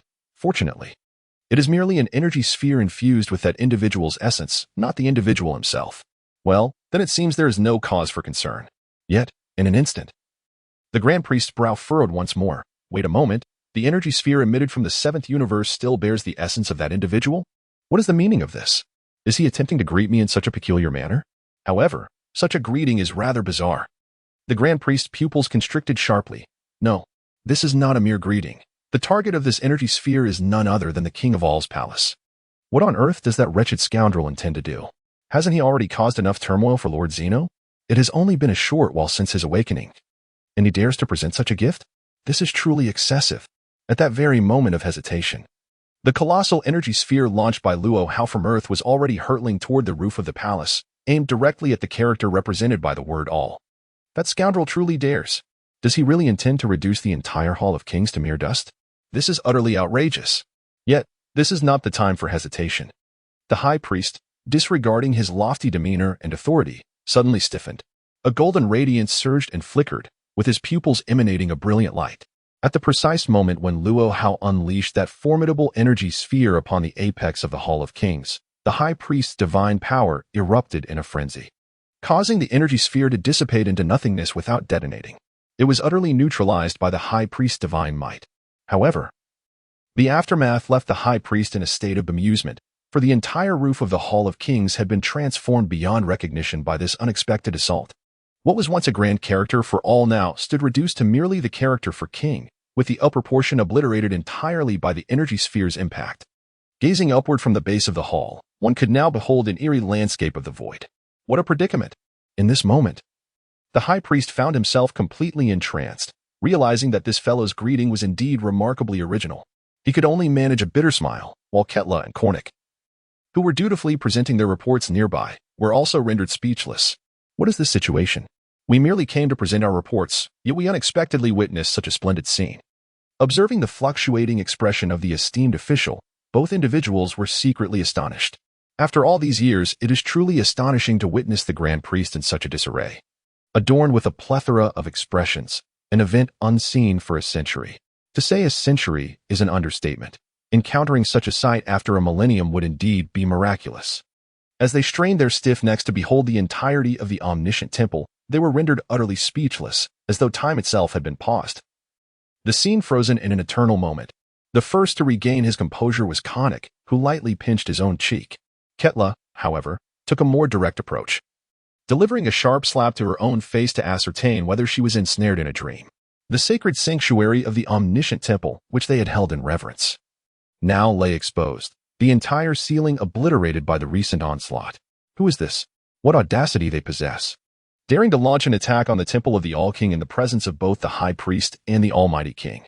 Casting a glance back at the High Priest, one could observe a faint smile of irony gracing his features, devoid of any signs of anger or indignation. This is a blatant provocation. The two individuals soon realized that their trip for the report was indeed worthwhile, as they witnessed such a horrifying scene. However, it was Kornik who first reacted, promptly sending a message to Kara. Lord Kara, should we not make a hasty exit? Kara paused momentarily, casting a questioning glance.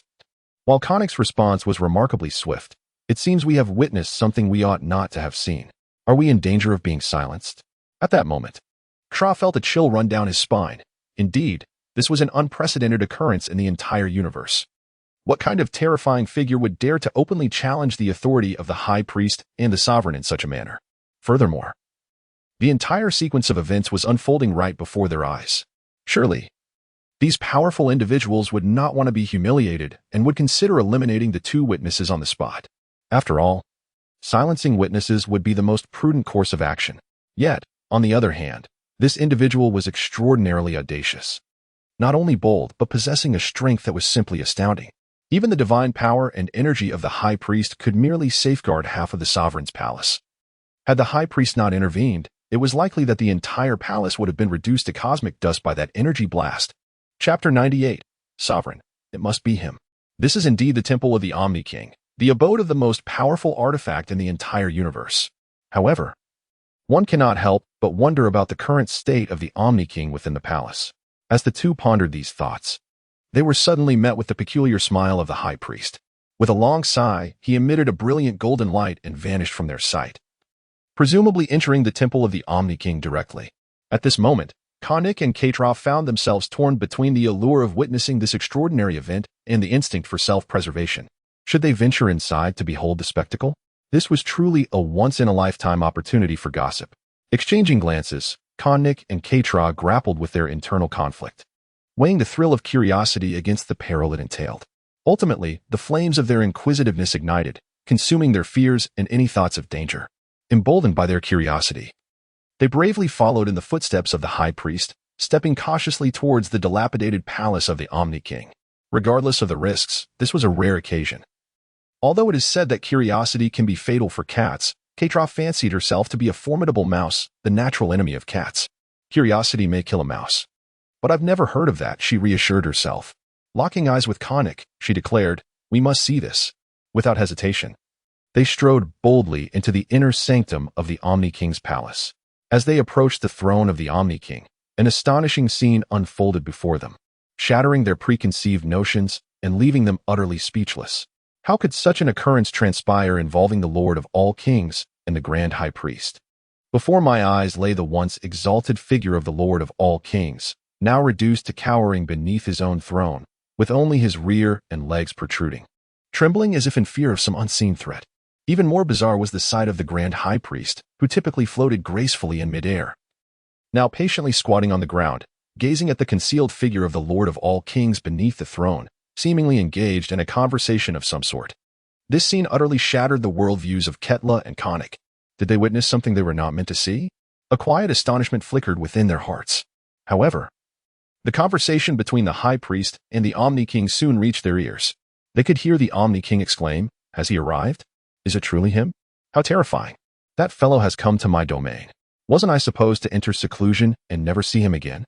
The High Priest, patiently crouched nearby, responded, "Do not be afraid.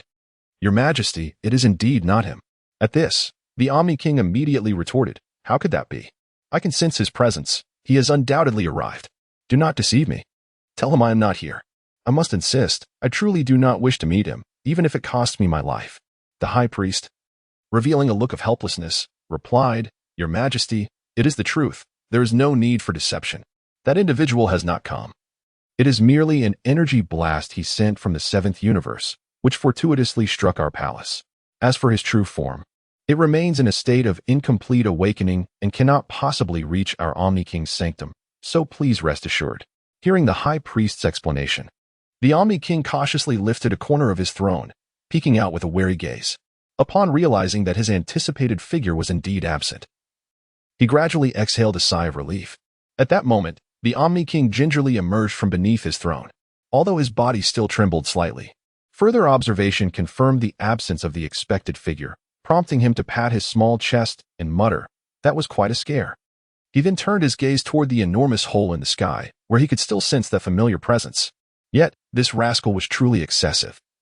Knowing full well how terrified he made him, he dared to hurl such an energy blast to frighten him. If there were any means to deal with him, the Omni King would gladly obliterate both him and the seventh universe in an instant. However, given the existence of that scoundrel, the plan to erase the seventh universe bore little difference from courting death. Observing the now calm demeanor of the Omni King, the High Priest secretly breathed a sigh of relief. This individual was truly outrageous, causing chaos without reason and launching a terrifying energy blast that had obliterated the roof of the Omni King's palace. What could he possibly be plotting? How did Whis even manage to fulfill his task? It was infuriating. A single miscommunication had led to such an uproar. Thankfully, the Omni King showed no inclination to hold a grudge. Yet, judging by the expression on his face, it seemed more a matter of fear than unwillingness to confront the situation. Upon witnessing the restoration of normalcy, the Grand Minister let out a sigh of relief. However, the two guards flanking the king knelt tremblingly beside him, expressing their apologies. "We are deeply sorry, Your Majesty, for our inadequate protection that has caused you distress." At that moment, the king, emboldened, thought to himself, "As long as that individual does not appear, who in this universe could possibly instill fear in me?" He waved his hand dismissively, saying, "This matter does not concern you. It is beyond your capacity to handle." His gaze then fell upon the onlookers, Konik and Ketra. "What brings you two here?" Alarmed by the king's cold and menacing glare, Konik and Ketra shivered in fear, realizing that the embarrassing scene might have been witnessed by them. Would they face dire consequences for this? At that moment, neither could muster a single word in jest. It was the Grand Minister who stepped forward to alleviate their predicament. The fourth universe has recently shown commendable performance. Konik and Ketra have been dispatched to report to me. They merely wish to protect Your Majesty upon hearing of this incident, and I hope you can find it in your heart to forgive them." The king responded with a frosty huff. "Very well, I shall deal with you two later." Turning his attention back to the Grand Minister, he inquired, "By the way, Grand Minister, did you not send Whis to undertake that secret mission? How could such an incident occur? What transpired?" The Grand Minister sighed softly. "Indeed, it falls upon me for a moment's negligence that led to this unforeseen event. Rest assured, Your Majesty, I shall provide you with an explanation. Chapter 99. The conflict on Earth captivates the king's attention. The king, however, was immediately displeased. Wait for later? No. I require an explanation now. I demand to know what is happening immediately. Otherwise, I cannot find peace or rest. That individual carelessly launched an energy blast that obliterated my palace. Should another incident arise, and that rogue appears in our realm, the entire universe would surely descend into chaos. I was once merely a subordinate to him. Must I again be reduced to such a role? At this juncture, the king's words abruptly ceased as he noticed not only the Grand Minister's peculiar gaze, but also the astonished expressions of Katra and Konik. What kind of formidable personage had emerged in the seventh universe? And the notion that the king would have to attend to him was staggering. The sheer magnitude of this individual's terrifying power left the king trembling, revealing that the implications were indeed overwhelming. The two individuals have now completely shed any semblance of fear, igniting the flames of gossip to their utmost limit. Observing their expressions, the Grand Zeno remarked with a hint of irritation, "Humph. You two have indeed stumbled upon quite the fortune, overhearing matters that should remain concealed. I trust you understand the implications. Lest I consider replacing the angel and destroyer of Universe 4 with new entities." At the sound of the Grand Zeno's cold words, Konik and Ketla nodded vigorously like chicks pecking at grains, indicating their comprehension and promising to remain tight-lipped. Pleased by their demeanor, the Grand Zeno acknowledged their fortuitous acquisition of knowledge that was never meant for them. Yet, he mused, if even a whisper of this information were to escape, it would likely lead to a change in leadership within Universe 4. The Grand Priest, sensing an unsettling atmosphere, noted that the Grand Zeno appeared somewhat shaken and was now speaking in a disjointed manner. To alleviate the awkwardness, the Grand Priest promptly summoned his long-neglected angel staff, striking it sharply against the air, which conjured a vivid 3D projection before the Grand Zeno, Konik, and Ketla. In the projection, Whis was seen leisurely embracing his staff, sipping tea, and indulging in snacks resembling popcorn. Witnessing Whis's nonchalant demeanor, the Grand Priest's irritation flared. "Whis, you rascal, living quite comfortably, are we? Do you have any notion of the chaos your assignment has incited? Indulging in food and drink while your responsibilities languish. Have my tasks fallen upon deaf ears?" Yet, the Grand Priest felt a twinge of helplessness. After all, Whis had committed no wrongdoing. His task was merely to monitor the individual named Luo Hao. And as long as that individual remained within Universe 7, Whis's mission could not be deemed failure. It was his own oversight for not articulating the task clearly. Next time, he must emphasize the necessity of staying close to Luo Hao, for any further mishaps would leave him with no explanation to provide to the Grand Zeno. As the Grand Priest's staff shimmered, the figures of Sun Wukong and Vegeta began to materialize. It appeared these two were the original instigators behind the energy blast that had just been unleashed. Could it truly be these two insignificant beings, weaker than mere ants, who were responsible for such a formidable attack? The image flickered once more, revealing Luo Hao, marking the first time the Grand Priest had fully regarded Luo Hao's appearance since his rebirth. Upon seeing Luo Hao, the Grand Priest felt little. Yet the Grand Zeno beside him was utterly shaken. His eyes widened in shock, and he began to tremble. It is he. Indeed, I would recognize that figure even in ashes. The Grand Priest, observing the king of all on the verge of losing composure, could not help but let out a bitter smile and explained, "Your Excellency, since you are aware of his identity, why remain anxious? He is still in the seventh universe. After all, he has not ventured into our realm of nothingness, nor has he graced the king's palace with his presence. Shall we not allow this matter to rest?" To the Grand Priest's surprise, the king of all retorted with irritation, "Umph, am I not aware of your relationship? Since childhood, he has always shielded and cared for you. However, he has never extended the same courtesy to me. How many misdeeds has he committed? It has always been I who had to clean up after him." At this juncture, the king felt an overwhelming sense of indignation. It appeared his own image had suffered a slight fracture. Regaining his composure, he continued, "Did you not send Whis to assist Luo Hao? Where is that mischievous lad now? Are we to allow Luo Hao to recklessly hurl energy blasts? Look at the situation now. Even my palace has suffered damage to its roof. If this continues unchecked, the consequences could be dire. I can only pray that Whis fulfills his duties diligently." Once more, the Grand Priest raised his hands in a gesture of calm, addressing the king. "Remain tranquil. There is no need for haste. Rest assured, Whis is reliable in his endeavors. So you need not worry." As the Grand Priest offered his reassurance, the projection before them shifted to reveal Whis. Meanwhile, on Earth, Whis was indulging in popcorn and sipping milk tea, seemingly at ease, though internally he reveled in amusement. This fellow named Vegeta truly possesses an air of arrogance. He has managed to provoke Luo Hao. Hiki, I wonder what chaos Luo Hao will unleash. Just as he was relishing the moment, a nebulous figure suddenly materialized in midair, leaving Whis utterly astonished. This is actually Lord Zeno and the Grand Minister. Together, they emanate the projection of a deity. What on earth is happening? Meanwhile, Bulma in the room remains completely oblivious to the unfolding events, her focus solely on the projection emitted by Whis' staff. Yet Whis feels an inexplicable and overwhelming pressure. What could this mean? How could this conflict on Earth draw the attention of Lord Zeno and the Grand Minister? Moreover, they appear quite formidable.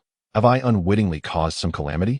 No, I have executed my duties impeccably, merely indulging in popcorn, sipping tea, and singing, without committing any wrongdoing.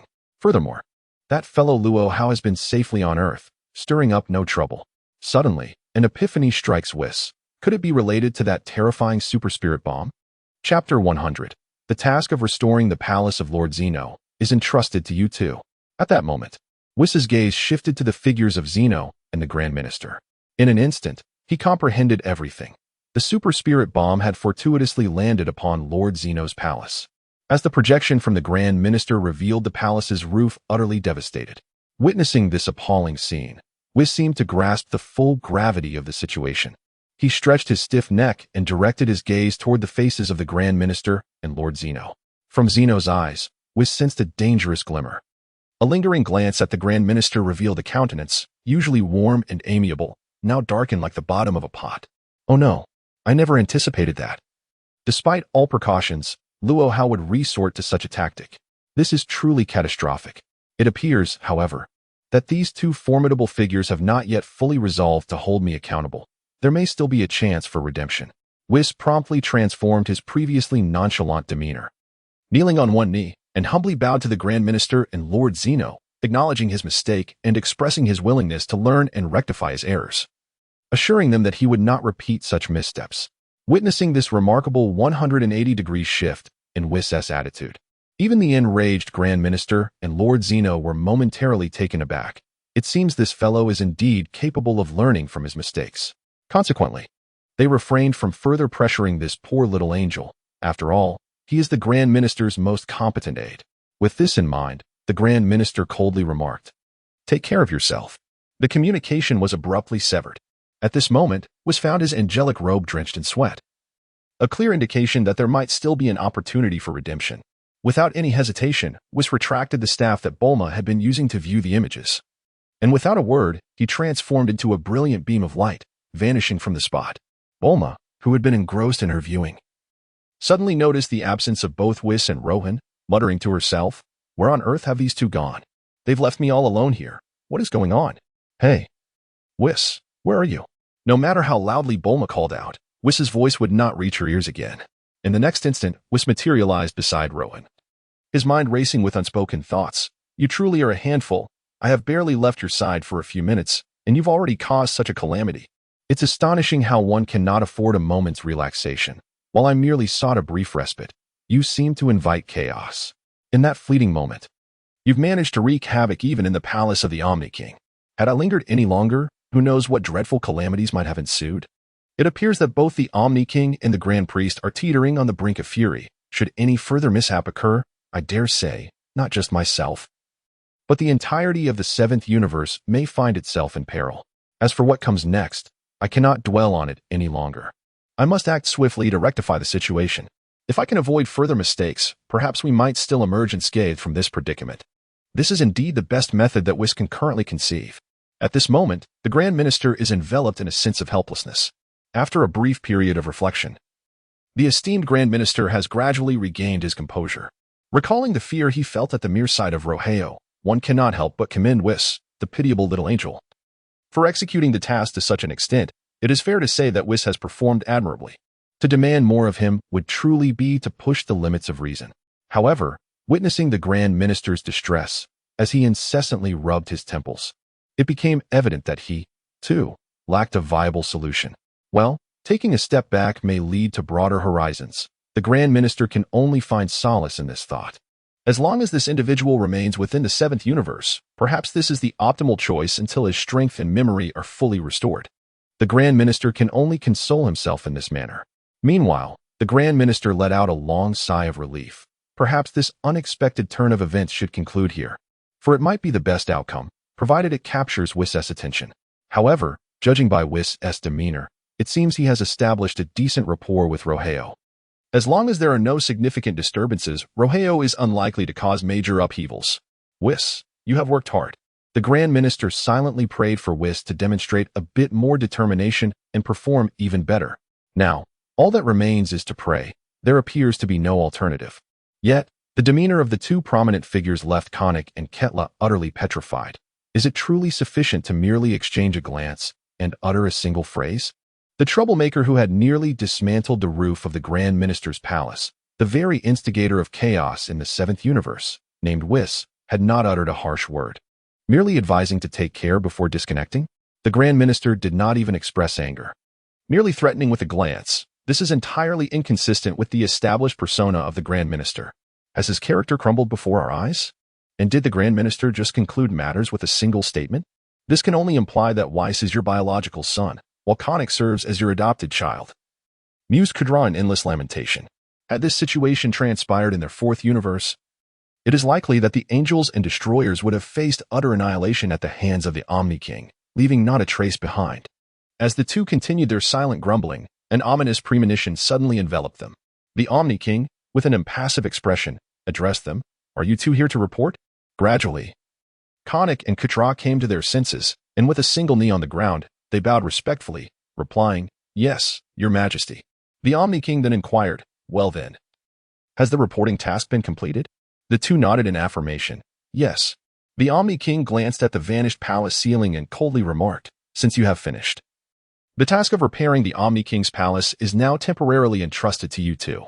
You have 3 days, should you fail to complete it. I shall not hesitate to erase you both on the spot. What is this? It is nothing short of an unexpected calamity. Upon hearing the edict issued by the sovereign, Konik and Ketla were left utterly bewildered in that very moment. This is not our doing. Why must we be the ones to rectify it? And why should we bear the blame?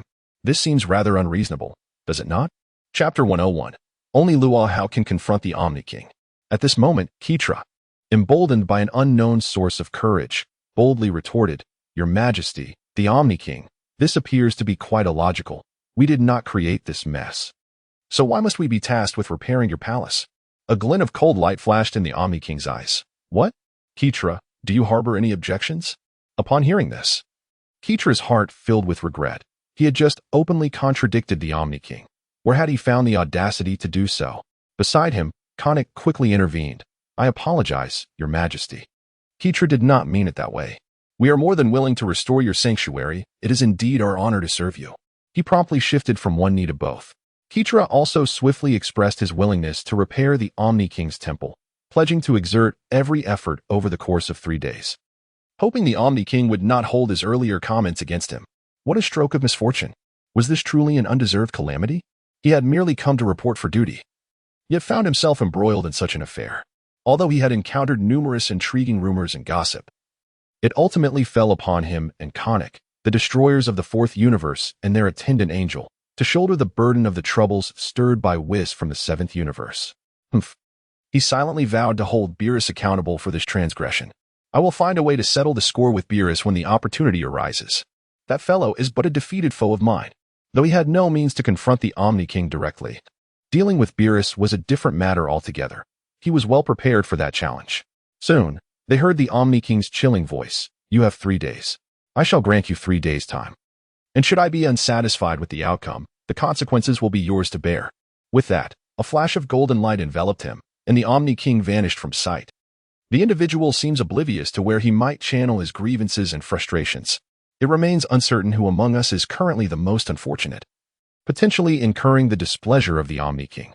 At present, the only solace lies in the fact that although Quaitra and Konik are tasked with the restoration of the palace, they are spared from any unforeseen calamities.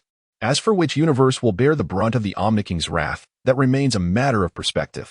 The High Priest, with a resigned sigh, remarked, Well, you lot, of all the beings to provoke, why must it be the Omni King, this harbinger of calamity? Though this lad may appear harmless and endearing in his demeanor, his fury is not something mere mortals can withstand. It is likely only Luo Hao can truly manage this little tyrant. With a sense of anticipation, the high priest hoped for Luo Hao's complete maturation and restoration of memories, believing he might even rectify the Omniking's peculiar quirks and flaws. For now, observing the two unfortunate souls, the high priest resignedly said, "All right, you should commence at once. 3 days is indeed quite a tight timeline."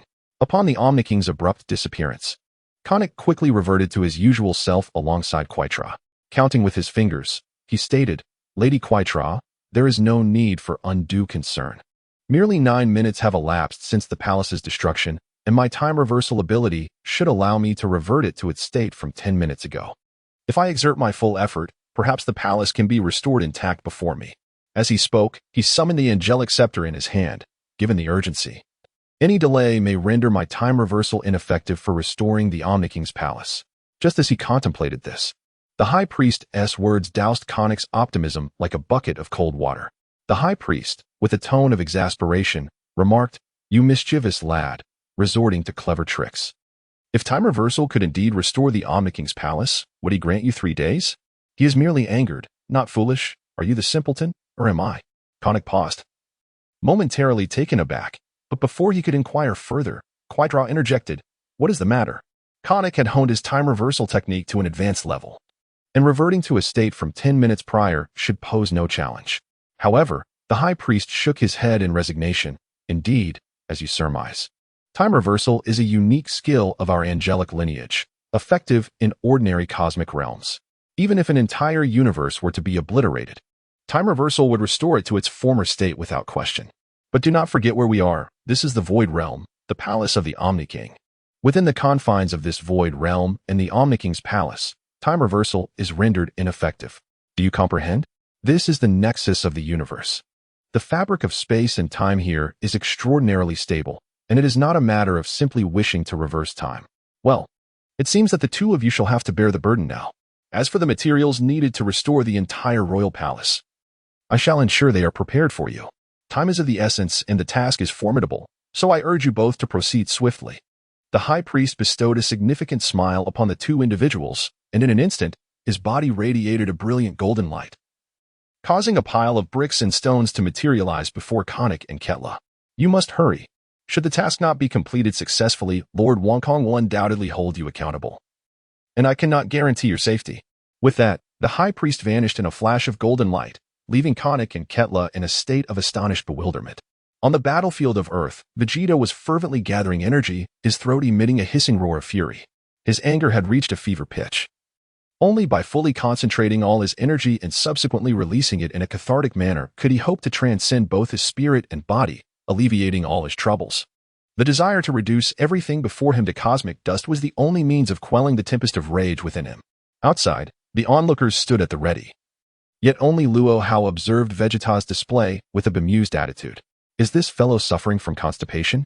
At Luo Hao's remark, a wave of incredulity washed over the crowd. What is this man's train of thought? Clearly, the one called Vegeta is preparing for a grand move. How could he possibly compare it to constipation? Yet, in truth, his struggle did resemble that of someone in discomfort. Just as the crowd was caught between laughter and exasperation, a streak of light flashed across the sky. Whis, hurtling towards them like a resplendent star, landed gracefully before the assembly. Observing their tense demeanor, Whis furrowed his brow slightly. These individuals are still engaged in such antics. It is truly vexing. Witnessing Luo Hao's playful attitude towards Vegeta's performance, coupled with the latter's hissing roars, pushed Whis's patience to its limits. Chapter 102. Whis, look at what you've done. With a gentle wave of his staff, Whis conjured an invisible energy barrier resembling an empty bowl, abruptly encasing the still hissing and furious Vegeta within its confines.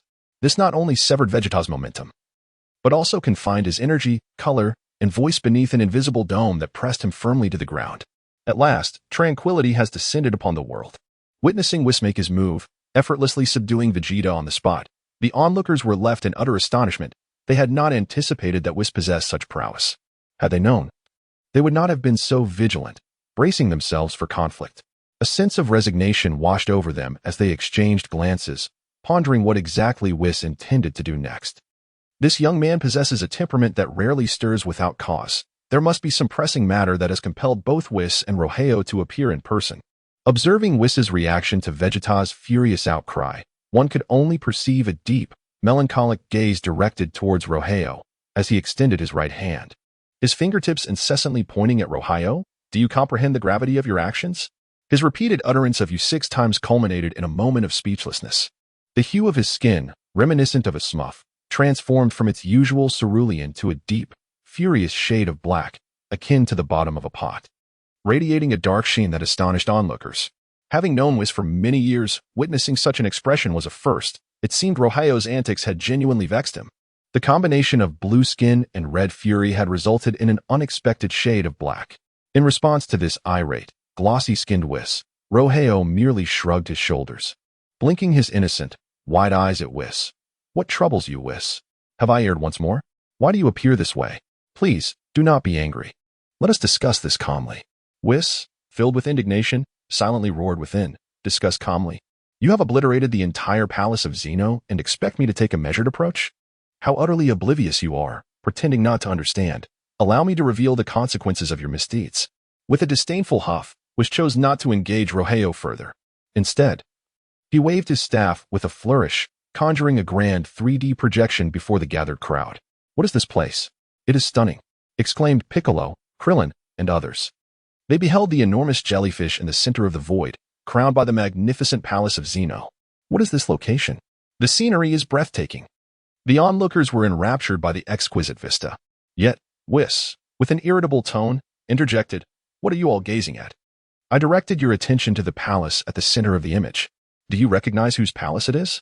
It belongs to Lord Zeno, personally guarded by the Grand Priest. Now, observe what has become of that palace. Krillin, perplexed, inquired, Lord Zeno? Grand Priest? What are these titles? It seems we are unfamiliar with them. Nevertheless, their palace is stunning.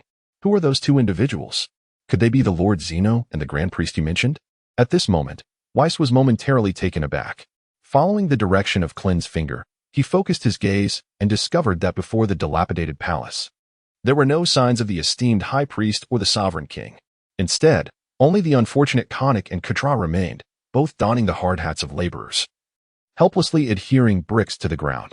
Moreover, Konik's plight was even more dire than Quitra's. He was perched on one leg against the wall of the Sovereign King's palace, utilizing his angelic powers to meticulously lay the bricks handed to him by Katra, one by one. Indeed, this was no scene of the Sovereign King and the High Priest. It was evidently 2 masons laboring to repair the Sovereign King's palace. This left was utterly bewildered. What on earth is happening? His prying had also elicited a reaction from Konik and Katra, whose eyes radiated a fiery intensity directed towards the camera. Katra glared at Whis, exclaiming, Whis, you scoundrel! What mischief have you wrought? How is it that I, the esteemed god of destruction of the 4th universe, am here constructing a palace for the Omni King? Look at my waist. I've grown thin from exhaustion. My destructive powers are being squandered on chiseling bricks. Whis, what shall we do about this? Should I seek out Beerus and settle the score for this calamity? Meanwhile, Konik, who was tirelessly laying bricks in midair, bellowed in fury, Whis, you better provide a reasonable explanation. All the angelic power I've cultivated over the years has been spent on erecting this temple for the Omni King. You are well aware that this is a supreme artifact. Ordinary bricks and stones are utterly ineffective. Each brick requires the utmost exertion of my divine energy to restore it to its original form. Moreover, the Grand Priest and the Omni King have only granted us 3 days. And if we fail to complete this task, our 4th universe will be mercilessly erased. You are the architect of this chaos. Whis, what have you done? Amidst their accusations and roars, Whis felt a wave of guilt wash over him. It seemed he had not only offended the Omni King and the Grand Priest, but had also inadvertently implicated 2 unfortunate souls who seemed to be bearing the brunt of his blunder alongside Beerus. As Whis contemplated an explanation, he gestured to the figures behind him, Piccolo, Goku, and others, awkwardly saying, Actually, this was not my doing. It was their fault. He then pointed at Goku. That energy blast was created by him. This revelation only served to intensify Katra and Konek's ire. Whis, you are regressing with each passing day. Who are these people behind you? We are not blind. They are merely ordinary earthlings. Even if they possess some strength, could they possibly unleash such a terrifying energy to topple the roof of the Omni King's temple? Do not be absurd. Even if you wish to evade responsibility, resorting to such childish tactics is beneath you. Katra, now thoroughly enraged, declared, "Humph. If time were not of the essence, I would drag Beerus from his slumber and demand answers. Although there have been past grievances with Beerus, it is hardly just to exact personal revenge in this manner. During our official visit to the Omni King's temple, you create such a ruckus and expect Konnek and me to take the blame? Whis. Do you not think you have gone too far?" Whis found himself in a dire predicament, feeling wronged as he protested, "I assure you, this is not my fault. I am also a victim in this affair." Chapter 103. A misunderstanding as he observed Ketral relentlessly wielding his destructive powers to carve into the building materials on the ground. Emitting furious growls with each strike, it became evident that Ketral was indeed quite agitated. Meanwhile, in midair, Konnek had grown weary of addressing Whis and ultimately delivered a sharp retort. "Very well, Lord Ketral, we find ourselves under the same roof, compelled to lower our heads. One day, I shall exact vengeance for this affront. Humph, Whis, mark my words. Once I am free to join forces with Lord Ketral, I shall personally pay a visit to your 7th universe, and you and Beerus will face the true consequences of your actions. Do not think that just because you are the son of the Grand Minister, and I am but his godson, you can bully me so easily." With a cold snicker, he terminated the video call with Whis. On the other end, Whis gazed at the screen filled with static snowflakes and teasingly remarked, "Gentlemen, I wonder if you believe this to be a misunderstanding?" He continued to stare blankly at the snowy display, lost in a state of bewilderment. At this moment, it appeared that considerable trouble was indeed brewing. Beside him, Luo Hao, oblivious to the gravity of the situation, patted Whis on the shoulder and asked, "Hey, Whis, what is the matter? Is the opponent formidable? No worries, if they dare to cause trouble, I'm here for you. By the way, where are the High Priest and Lord Zeno you mentioned? I haven't seen them around. However, I must admit, after all these years without seeing them, I do miss them a bit." Whis, stretching his stiff neck, slowly turned his head, forcing a smile that was more painful than tears, and teased, "Luo Hao. This time the predicament is quite serious." Observing Whis' woeful demeanor, Luo Hao shrugged and replied, "It's nothing. If it's the High Priest or that Zeno brat who dares to trouble you, rest assured, I've got your back. Humph. Those two won't stir up any trouble while I'm around." Indeed, with such reassurances, Whis felt an even greater pang of despair. True, those influential figures may not have a means to deal with you, but they possess countless ways to make my life unbearable. After all, this is my task. And even if the two esteemed ones know that you are behind this chaos, they may not hold it against a mere angel like me. Yet, as you can see, that Konnek and Ketra seem intent on devouring me whole. This uproar is truly monumental. While the powerful may not pursue you, the lesser ones can be an unbearable nuisance. Moreover, Konnek and Ketra are known for their vindictive nature among gods of destruction and angels alike. Entangling with them is akin to grappling with two pieces of stubborn taffy, impossible to shake off. Humph, it seems that soon my days alongside Lord Beerus will be nothing short of miserable. Alas, what can be done? It was indeed a moment of carelessness that led me to provoke such a cataclysmic disaster. Reflecting on the situation, I wondered, Ketra and Konnek, you unfortunate souls, why must you appear now? Are you not aware of the terrifying entity that exists in our 7th universe? I truly have no recourse. Had I possessed even a modicum of a solution, such dire consequences would not have ensued. The blame cannot be laid at the feet of myself and Lord Beerus. It rests solely upon you. Turning my thoughts back to Beerus, I felt a surge of resentment. You wretched god of destruction. Where were you when I needed you to shoulder the burden? Now, I, a mere angel, must bear the brunt of this calamity. I can only declare that I cannot, truly cannot, shoulder such a heavy load. As Whis wallowed in his boundless grievances, Vegeta, fervently gathering energy, appeared to have reached the zenith of his might. Unbeknownst to him, he was enveloped entirely by an invisible force. With eyes closed, he unleashed a roar filled with indignation and fury. Channeling all his anger and strength into a cataclysmic explosion, a 360-degree onslaught of unparalleled intensity. Humph, you wretched fools. I shall leave not a single soul alive. Victory is undoubtedly mine this time. How dare you disrupt my transformation into a colossal ape and brazenly disregard my formidable attack? You lot deserve nothing but death. After a passionate outburst, Vegeta, his weary body on the verge of collapse, slowly opened his eyes, only to be rendered utterly speechless by the scene before him. His full-force assault, his unbridled eruption of power, and relentless attacks had failed to leave even the slightest mark on the surrounding terrain. To his astonishment, Kakarot, that blue-skinned figure, along with the one named Luo Hao and that Namekian, were casually engaged in conversation, seemingly oblivious to the presence of the so-called Prince of the Saiyans. It appeared that his terrifying strike had not affected them in the slightest. Glancing upwards, he noticed that even the clouds above remained undisturbed by his overwhelming force. Could it be that his earlier display was not a full-throttle explosion of power, but merely a trivial puff of air? At this moment, Vegeta began to question the very essence of his existence. What on earth is happening? Clearly, his strength and energy had reached a critical threshold. Even the slightest movement of his arms or legs should generate immense force. Upon his return to Earth, the overwhelming impact of his experiences was unlike anything he had encountered since his birth, filled with an array of astonishing events. Yet, everything unfolded like a nightmare before him. Observing his adversaries, exuding an air of invincibility, Vegeta found himself in a state of helplessness. It seemed nearly impossible for him to even utter a word, let alone launch an attack. He clenched his teeth, surveying the group before him, each one brimming with formidable energy, clearly at a disadvantage. Vegeta's mind was singularly focused on escaping this terrifying planet, seeking to heal his wounds, rally reinforcements, and devise a strategy to annihilate all humanity inhabiting this world. How could he endure such a disgrace? To provoke or fight back now would be futile, risking his life without any guarantee of a favorable outcome. With a cold scoff, Vegeta remarked, "You shall regret this, you lot. However, this prince shall no longer indulge you. We shall meet again." He then retrieved a remote control for a spaceship from the crevices of his battered armor, pressing the button lightly as he stood there trembling, awaiting the arrival of the vessel. In this instance, Vegeta finds himself engulfed in despair, acutely aware of his lack of prospects yet exhibiting a remarkable sense of pragmatism. In Chapter 104, Vegeta feels as if he has been struck by lightning. His sole thought is to hastily depart from this dreadful planet and return to planet Frieza 79, where he can recuperate and contemplate future strategies.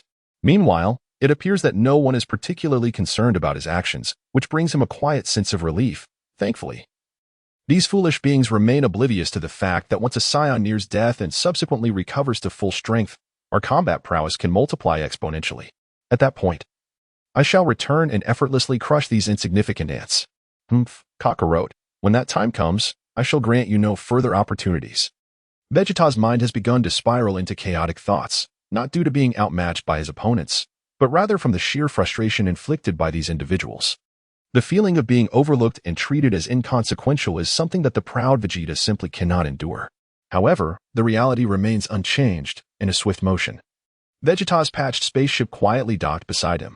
The hatch of the spacecraft swung open forcefully, revealing the tattered vessel adorned with a conspicuous patch, which filled Vegeta with a sense of bitter resignation. Glancing down at his combat boots, he noticed one of his toes protruding, rendering him momentarily speechless. Originally, he had intended to profit handsomely during his visit to Earth, yet it now appeared that he had not only incurred losses but had also suffered a significant defeat. With that fool Baba meeting his demise in this very place, adding to Vegeta's own humiliation, it was best to vacate this nightmarish locale as swiftly as possible. That was the paramount concern. In truth, the fact that Vegeta was regarded as insignificant by others is not entirely their fault. After all, during the release of his ultimate technique, he was ensnared by Whis within a peculiar energy barrier. Moreover, the aftermath of his attack failed to convey any sense of threat to outsiders. It was akin to shouting in a soundproof room, leaving him unnoticed upon his exit. Naturally, why would anyone pay heed to a Saiyan who had exhausted his energy and posed no threat? The primary factor, however, was that Whis and Luo Hao were fervently engaged in a heated debate regarding Goku's future training. As a bona fide angel, Whis quickly analyzed the events that had transpired that day, ultimately tracing them back to a singular issue: Goku's use of the Spirit Bomb. Had he not employed the Spirit Bomb, Luo Hao's minuscule energy would not have been absorbed. Without that trace energy from Luo Hao, the terrifying Spirit Bomb would never have manifested. If that dread Spirit Bomb had not materialized, it would not have inexplicably soared to the King of All's palace, resulting in the catastrophic collapse of its roof. The crux of all these issues lies with the Spirit Bomb. Otherwise, no matter how potent Goku's energy might be, his energy wave would never reach the King of All's palace in the void. Although there is a temptation to blame Luo Hao for meddling, it is crucial to acknowledge that this is a being even the Grand Minister and the King of All dare not provoke. Indeed, all of this is the fault of that accursed Spirit Bomb. Thus, Whis remained steadfast in his belief in the training regimen, firmly directing Goku towards the mastery of Ultra Instinct. Goku, henceforth, you must channel all your energy into mastering my Ultra Instinct.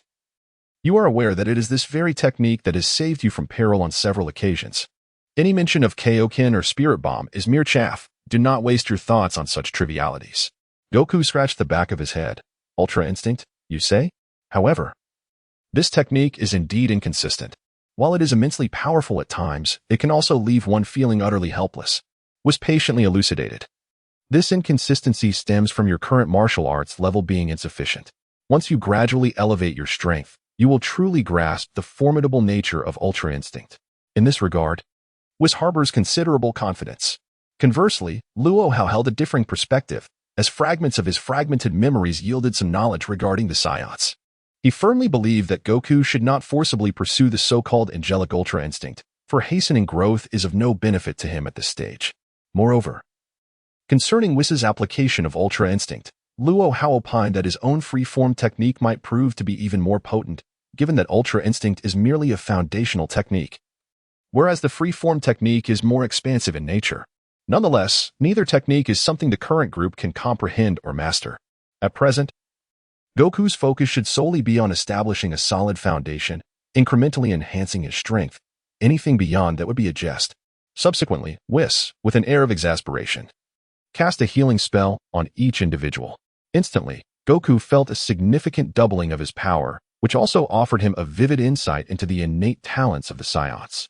No wonder he has always been considerably stronger than others throughout his life. It is a consequence of the Scion's unique physiology.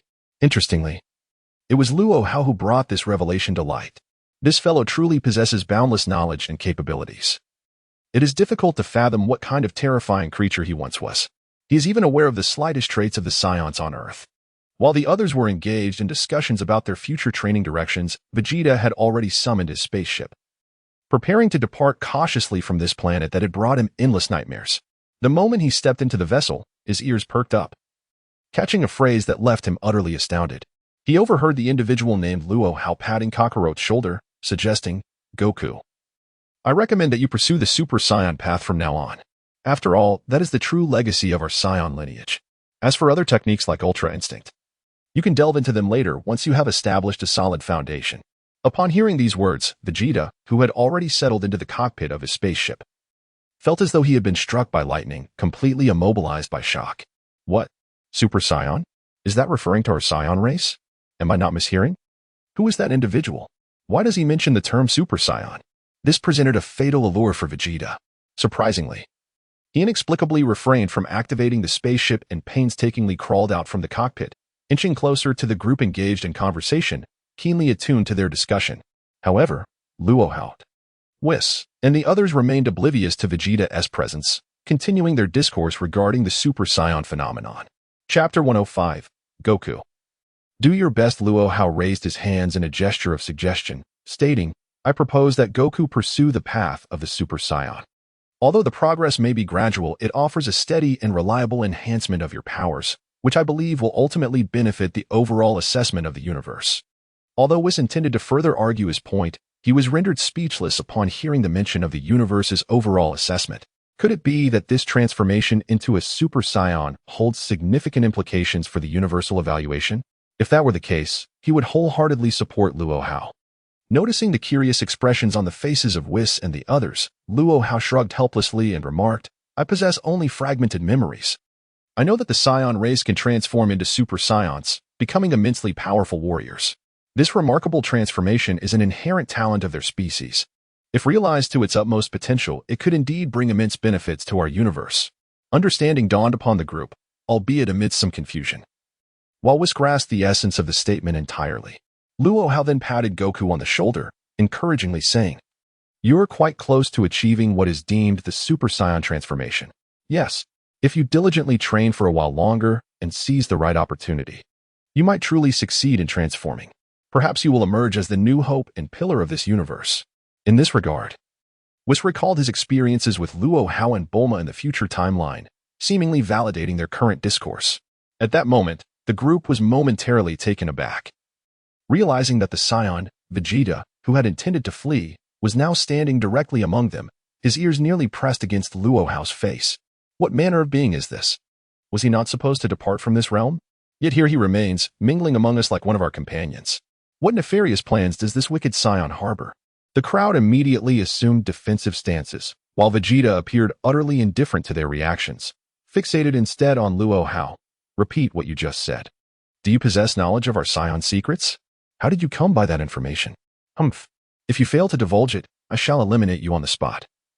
Regardless of your identity, to know the profound secrets of our Scion lineage means I cannot allow you to live. As Vegeta raged, he suddenly sensed an odd atmosphere surrounding him.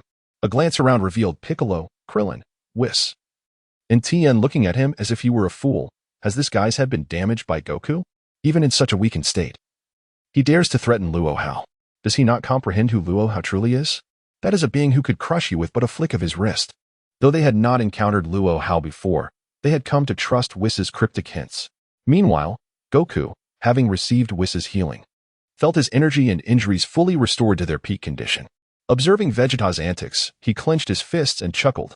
Vegeta, in your current condition, you stand no chance against me. Are you still here boasting? Yet Vegeta remained undeterred by the precarious situation, disdainfully snorting. Kakarot, what do you know? This is an absolute secret of our Scion race. Who is this individual? How does he know of the Super Scion? I cannot clarify that now. But once I regain my strength, I shall return to deal with you. You merely acquired a healing method that has amplified your energy after suffering severe injuries. But no matter how much your energy increases, you are still a lowly warrior. Once I recover and transform into a Super Scion, you shall witness true terror. Oh. And about the question I asked you earlier, you have yet to answer. Luo Hao returned Vegeta's inquiry with a roll of his eyes. Who do you think you are? Just because you ask, should I be obliged to answer? How ridiculous. Thus, the scene remained tense, with the effects of Vegeta's last attack gradually fading. His strength slowly began to return, restoring a modicum of confidence. Suddenly, a glint of sharp determination flickered in Vegeta's eyes. You fools are truly Navi. Very well. Since this boy knows the secret of the Super Scion, I must take him with me for further interrogation. If I can extract the truth about the Super Scion, then this entire universe will undoubtedly fall under my dominion. What nonsense about Frieza and the Ginyu Force. All of it is but a fleeting illusion. The true path lies in action. One must seize the opportunity to abduct this individual named Luo Hao before these fools comprehend what is transpiring.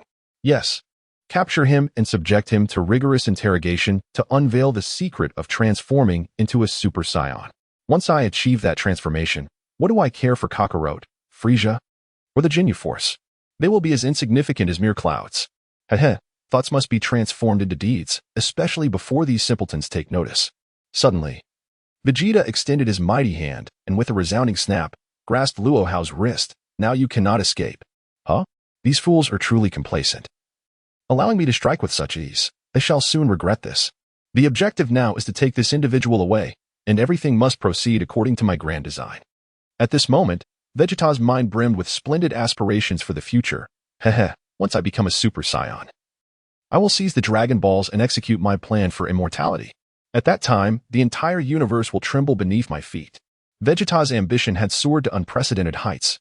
But as he surveyed his surroundings, he was met with a bewildering sight. The Z fighters, including Piccolo, Krillin, Goku, and Tien Shinhan, were staring at him with a look of utter disbelief, save for Whis. The fellow is still there, muttering to himself, though it is unclear what he is saying. How could these individuals regard him with such an idiotic gaze? Should they not be chastising themselves for their inadequate protection? Allowing this opportunity for him to transform into a Super Saiyan? Why did their expressions appear so peculiar? Chapter 106. Vegeta is rendered a level 2 disability. Well, never mind their thoughts, for the true priority lies in achieving his own modest goals. The spacecraft is nearby, and he has the individual in his grasp. Once he departs from this planet, he could easily seek a location to exert pressure and interrogate, and everything would be resolved effortlessly. Although his physical condition has reached a critical point, abducting a few individuals remains entirely feasible. Even a small spacecraft can accommodate 2 people. Even that bulky fellow can be squeezed in, let alone this ordinary Earthling. The entire plan is impeccably orchestrated. Just as Vegeta was enthusiastically preparing to set his plans into motion, an unforeseen event silently transpired. He discovered that the wrist of the individual he held, Luo Hao, was as unyielding as a steel tower. No matter how much strength he exerted, he could not budge him in the slightest. Moreover, the other party regarded him with a most unusual gaze, sending a chill down Vegeta's spine.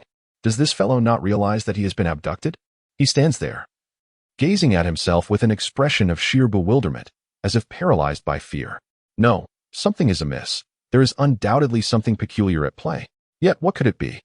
Vegeta finds himself momentarily at a loss. The subsequent consequences, however, leave him seething with disbelief, utterly unable to comprehend the scene before him.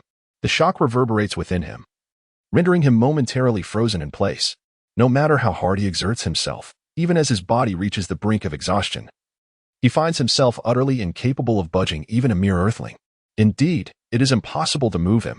Regardless of the angles he attempts to shift or the strength he summons, his opponent's wrist remains as immovable as if it were forged from steel, betraying not a hint of tremor. How could this be?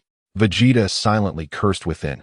Even if you truly are a being of iron, with my strength, I could drag you away effortlessly. At this moment, Vegeta's resolve intensified as he gritted his teeth.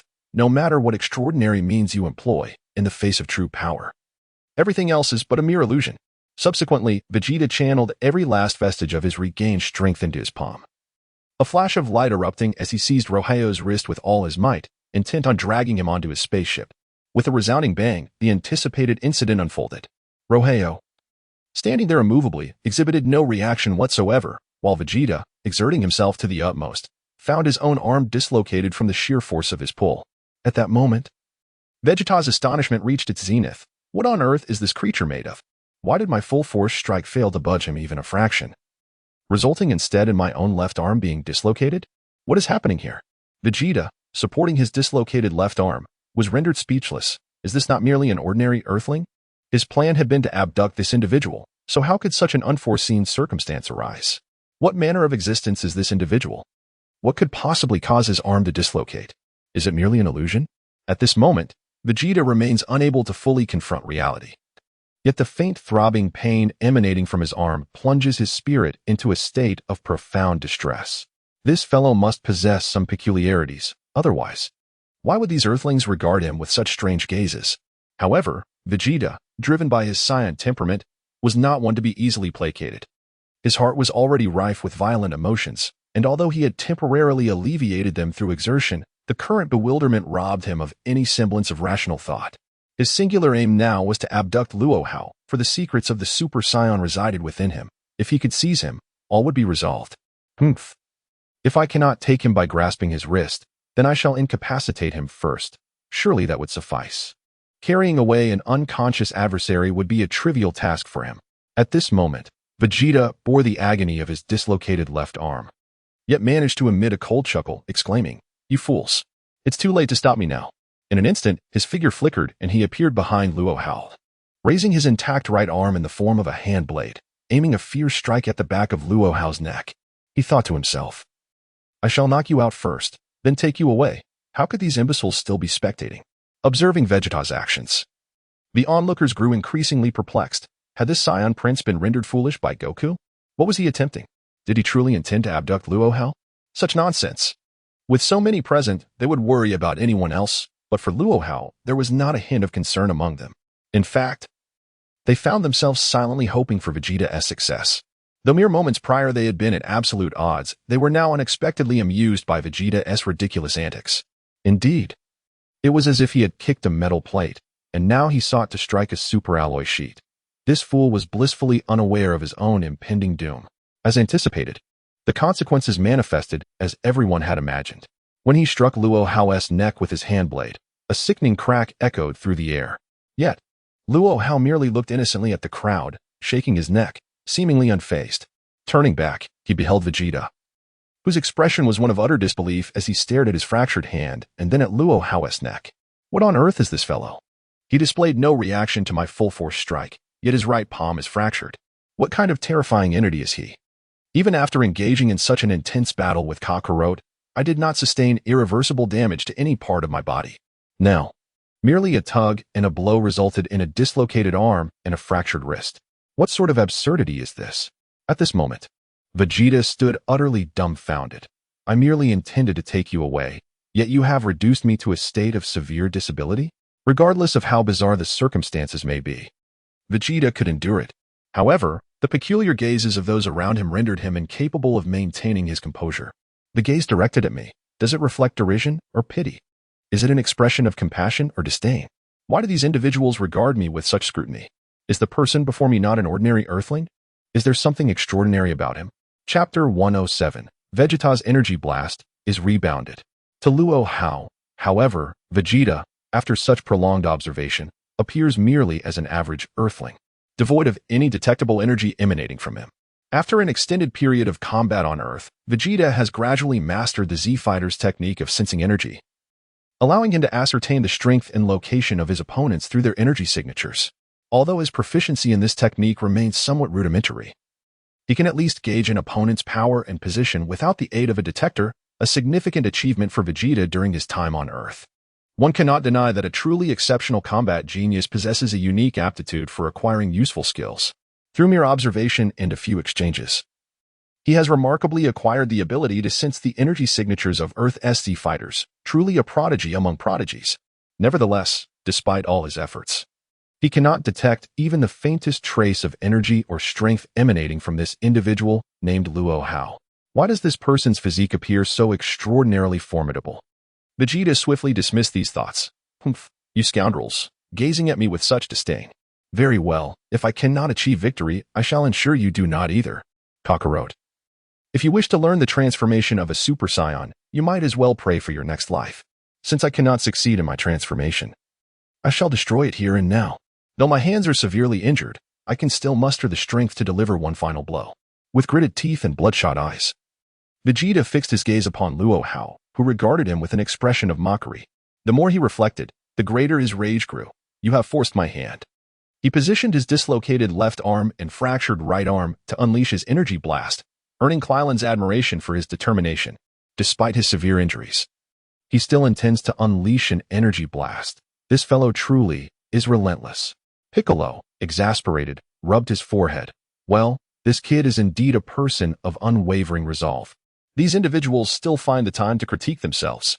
Vegeta is already seething with anger, while Goku beside him extends a hand towards Vegeta and implores, "No, Kakarot. Is it now that you realize the futility of attempting to deter me? Alas, it is too late.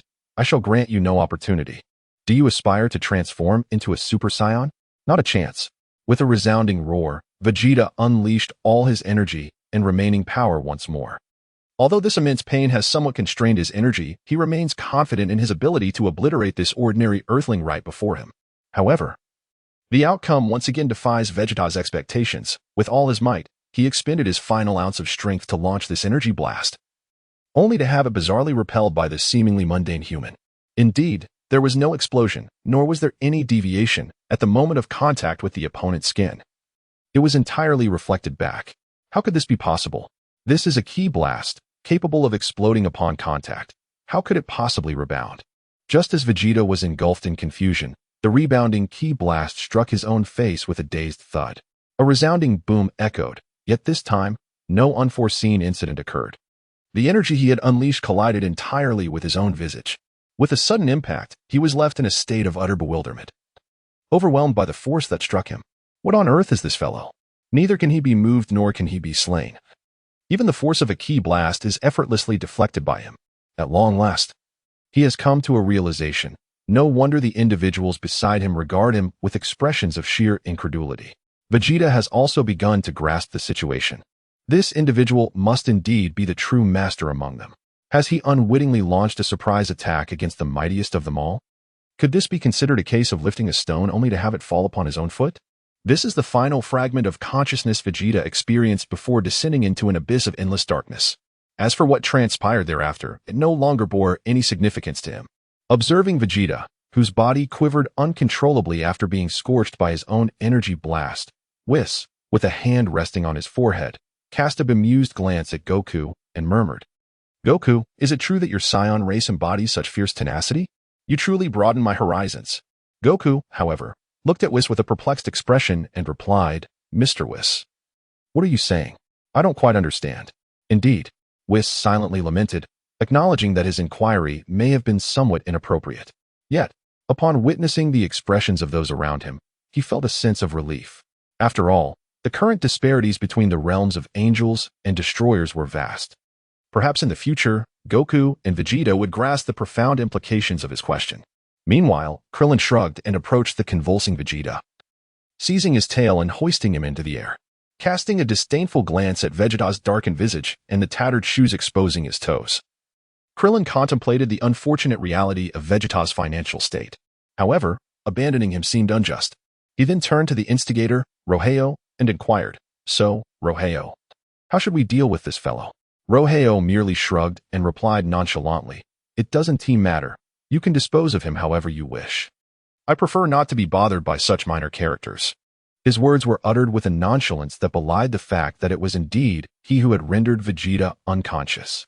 Despite his seemingly harmless demeanor, Luo Hao always exuded an unsettling air. Krillin redirected his gaze to Goku, who raised an eyebrow and said, "Let him go. I have a feeling there will be an opportunity for a fair fight with him in the future. To relinquish such a formidable opponent seems rather unwise." "Please forgive my impulsiveness, Krillin."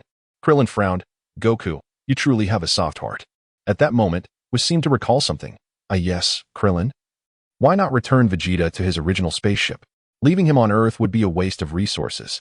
However, considering Vegeta's apparent poverty, Whis mused that even on Earth he would likely not provide any benefit. Perhaps it would be better to set him free.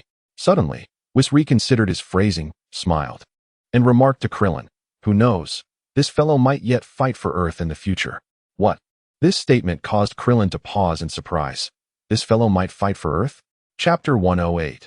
Vegeta finally leaves Earth upon witnessing Whis's calm demeanor, which seemed devoid of jest. Krillin pondered for a moment. Perhaps this individual had indeed traversed the temporal realm of the future, and it was conceivable that the Vegeta of that era had encountered remarkable adventures.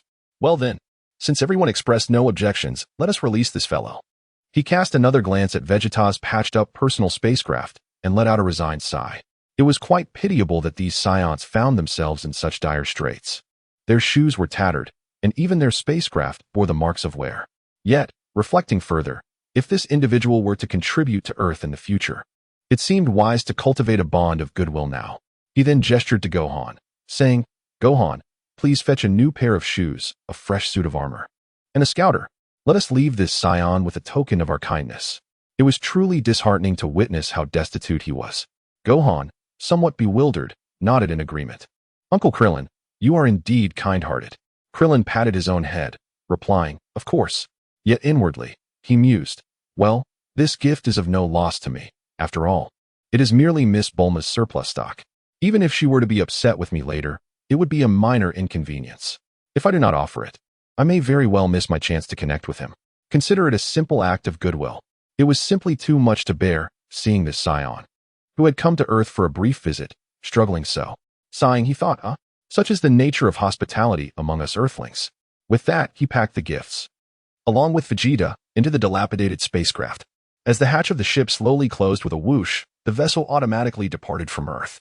The tale comes to a pause, and everyone returns to their respective homes, each seeking their own familial comforts and attending to their individual affairs. The sole source of torment for the group is Son Gohan, who is in a state of indecision about whether to return home directly. After all, he has been away for over a year, accumulating an overwhelming amount of unfinished assignments and obligations, and he finds himself at a loss on how to explain this to Chi-Chi. Sun Wukong quickly perceives Gohan's concerns and expresses his own trepidation about confronting the wrath of Chi-Chi, unsure of how to account for his absence. Meanwhile, Piccolo and the others are occupied with their own tasks, seemingly indifferent to Wukong's worries. Only Krillin breathes a sigh of relief, remarking that as long as the two of them return home, things might be a bit easier for Mr. Goten. One can only wonder how the past year of Gohan's training with Piccolo has fared, and whether Wukong has also dedicated himself to training during this time. Chi-Chi has nearly dismantled Master Roshi's turtle house in her frustration. Let us hope that all will resolve smoothly. Before departing, Whis leaves them with a benevolent warning. You are all aware of the terrifying strength of this scion. To be candid, he faces even more formidable foes behind the scenes. So it is prudent to prepare for the worst. I am offering you an opportunity. I shall be establishing a brand new martial arts school in collaboration with Luo Hao. Should you wish to partake in our training program, do not hesitate to enroll. We will enhance your abilities, and if inclined, feel free to contact Miss Bulma. With that, he vanishes in a dazzling flash, akin to a star, alongside Luo Hao, who is hastily making his way to a restaurant, perplexed and questioning. Whis, what are you doing? Are you seeking trouble? Running this restaurant is perfectly fine. Why open a martial arts school and training program? Whis chuckles softly. It's nothing significant. I merely wish to elevate their capabilities in preparation for future cosmic evaluations. However, in his mind, he is internally lamenting, "Humph, this is all for you. If that fool Son Goku unleashes the spirit bomb once more, I shall be compelled to expend divine energy yet again. I am uncertain how to manage the current situation. To ensure that Goku and this group embark on a proper path of training and to mitigate any unnecessary calamities and troubles in the future, enhancing their strength is indeed the wisest choice." Luo Hao, indifferent to Whis' musings, has already resolved the issues at hand, while Bulma, back at home, is likely in a state of furious agitation. Soothing the furious Bulma has become the paramount concern for Luo Hao. 15 days later, on planet Frisia number 79, the green button outside the medical chamber pulsated with a vibrant glow, signifying the conclusion of the medical procedures. As the healing liquid within the chamber gradually receded, Vegeta abruptly opened his eyes. To his astonishment, he had regained consciousness once more. What a stroke of fortune. However, prior to this moment, he thought to himself, "Those wretched beings can brace themselves. I shall soon return to make them aware of the wrath of a scion." At this moment, Vegeta, gritting his teeth, slowly emerged from the healing pod, while the sycophantic attendant, who had been assisting him, approached with a fawning demeanor. In a tone of utmost deference, he remarked, "Esteemed Lord Vegeta, your medical expenses have depleted all of your credit points within the Frisia planetary system. Should you require any further services, you currently lack sufficient credit to cover the costs." Vegeta scoffed in response, "Understood. Spare me your needless chatter. Truly, you pick the most inopportune moments to speak." This has struck a chord with Vegeta, as he is utterly impoverished at present. However, he suddenly perceives a glimmer of hope. Although this individual had previously claimed to have completely exhausted all his credit points, why then does he stand before a brand new combat suit and armor? The design may be somewhat peculiar, yet it is undeniably a pristine product. How can this be? He is well aware of his financial destitution. Why is this new equipment presented before him? The obsequious subordinate immediately replied with utmost respect, "Lord Vegeta, this set of equipment is not provided by Planet 79. It is something you brought back yourself. I am quite astonished that such luxurious gear found its way into your spacecraft." Vegeta was momentarily taken aback. How could this be possible? He had returned from that impoverished corner of Earth. Could it be that this was a charitable gift from those Earthlings? Outrageous. Absolutely outrageous. This is nothing short of ostentation. Chapter 109. Vegeta aims to thwart Frisia suddenly. It dawned on him that when he and Nappa first arrived on Earth, it appeared that these individuals had indeed opened a warehouse filled with an abundance of resources. Not only battle armor, but even rare strategic resources seemed to be in ample supply. Moreover, it appeared that each of them possessed a brand new model of a detector. This is a profound humiliation. Has he truly descended to the point of accepting charity from Earthlings? Nevertheless, Vegeta quickly regained his composure. All of this can be disregarded. Regardless of the Earthling's intentions, this equipment is now in his possession. It is certainly preferable to the embarrassing sandals he had been wearing. Perhaps during his next visit to Earth, he could express his gratitude by delivering them a swift demise. Initially, he had considered tormenting those detestable beings, but now, with his powers significantly amplified, he could simply obliterate them on the spot, sparing them considerable suffering. A form of mercy, indeed. As Vegeta contemplated this with a sinister grin, he suddenly realized something and looked up at the fawning subordinate, asking, "What about the equipment I discarded?" The subordinate helplessly shrugged. "Lord Vegeta, are you referring to that tattered set?" Seeing the displeasure on Vegeta's face, the subordinate quickly adjusted his tone. "Ah, Lord Vegeta, the set you replaced has been utilized as payment for repairs on your spacecraft, and I wonder if you have any further questions?" It seems he is indeed destitute. Without the battle suit and armor graciously gifted by the Earthlings, he might have been forced to fight in the nude next time. Vegeta now felt an overwhelming sense of desolation. When did he find himself in such a wretched state within Frisia's army, relying on a remote and impoverished planet for sustenance? Very well, all of this shall pass. Let us consider it merely a nightmare. With that, Vegeta donned his new armor, meticulously adjusting himself. Indeed, the material and design were quite suitable for his physique. These Earthlings proved to be rather considerate in this regard. He glanced at his pristine boots, feeling a wave of resigned melancholy. Finally, he was free from the confines of those toe-revealing shoes. Nevertheless, the Dragon Balls of Earth, along with the secrets of the Super Scions, were treasures I must acquire. You believe such trifles will persuade me to spare this planet? Do not jest. With a determined expression, Vegeta strode purposefully towards his spaceship. Meanwhile, the obsequious subordinate called out from behind, "Lord Vegeta, you forgot your scouter." Vegeta, without looking back, replied dismissively, "Humph, such devices are no longer of use to me. I shall be audacious. I shall be formidable." The subordinate stood there, dumbfounded. "Lord Vegeta, are you not aware that this is a brand new scouter? It costs a considerable sum of Frieza credits." However, witnessing Vegeta's unwavering demeanor, he pondered, could it be that this fellow has encountered some wealthy benefactor? As he turned a corner in the corridor, Vegeta unexpectedly encountered the one person he least wished to see, his arch-rival, Chui. Chui regarded the resplendent Vegeta with a mocking expression, and with a sardonic tone, he remarked, "Ah, I thought it was someone important. Turns out it is our esteemed Prince of Science. Quite impressive. It seems you have had quite the adventure to be adorned in such finery. Yet, the materials and style do not appear to be from our Frieza planet. Have you perhaps charmed some affluent woman?" "Humph, as if you could." Vegeta retorted coldly, "Chui, you scoundrel, do not obstruct my path. I have no time for your nonsense. Step aside at once." Chui snickered derisively, "Foolish wretch, let me enlighten you. Had it not been for Lord Frieza's magnanimity, you would have been obliterated without a trace long ago." Vegeta's pupils constricted sharply. "What of Frieza?" Chui continued, "Humph, without your conversation with Raditz, Lord Frieza would remain oblivious to the secrets of the Dragon Balls. He has already mobilized his forces towards Namek, and once Lord Frieza fulfills his desire for immortality, your scion lot will face the end of your arrogance." "What? Such a turn of events? This is quite unfortunate. I truly failed to notice that I had revealed such crucial information. This could spell disaster. I must urgently reach that planet before Frieza, locate the Dragon Balls, and fulfill my wish for immortality. The next step will be to journey to Earth to uncover the secrets of the Super Science and search for the Dragon Balls there. Yes, the plan must be altered. I must thwart Frieza." Vegeta, demonstrating quick wit, immediately turned back to his bewildered subordinate, snatched the scouter from the young man's hands, and donned it on his face.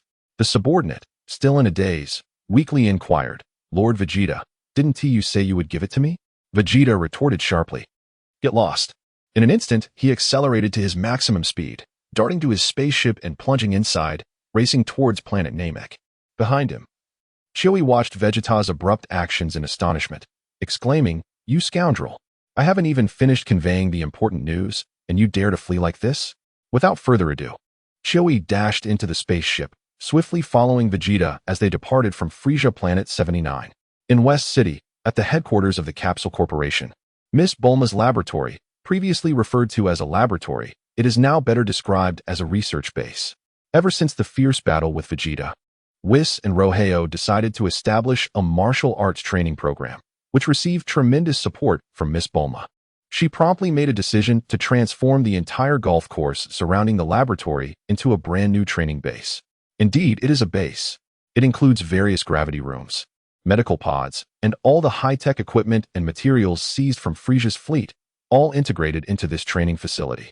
This has proven to be a significant contribution from Bulma for Whis and Luo Hao's training program.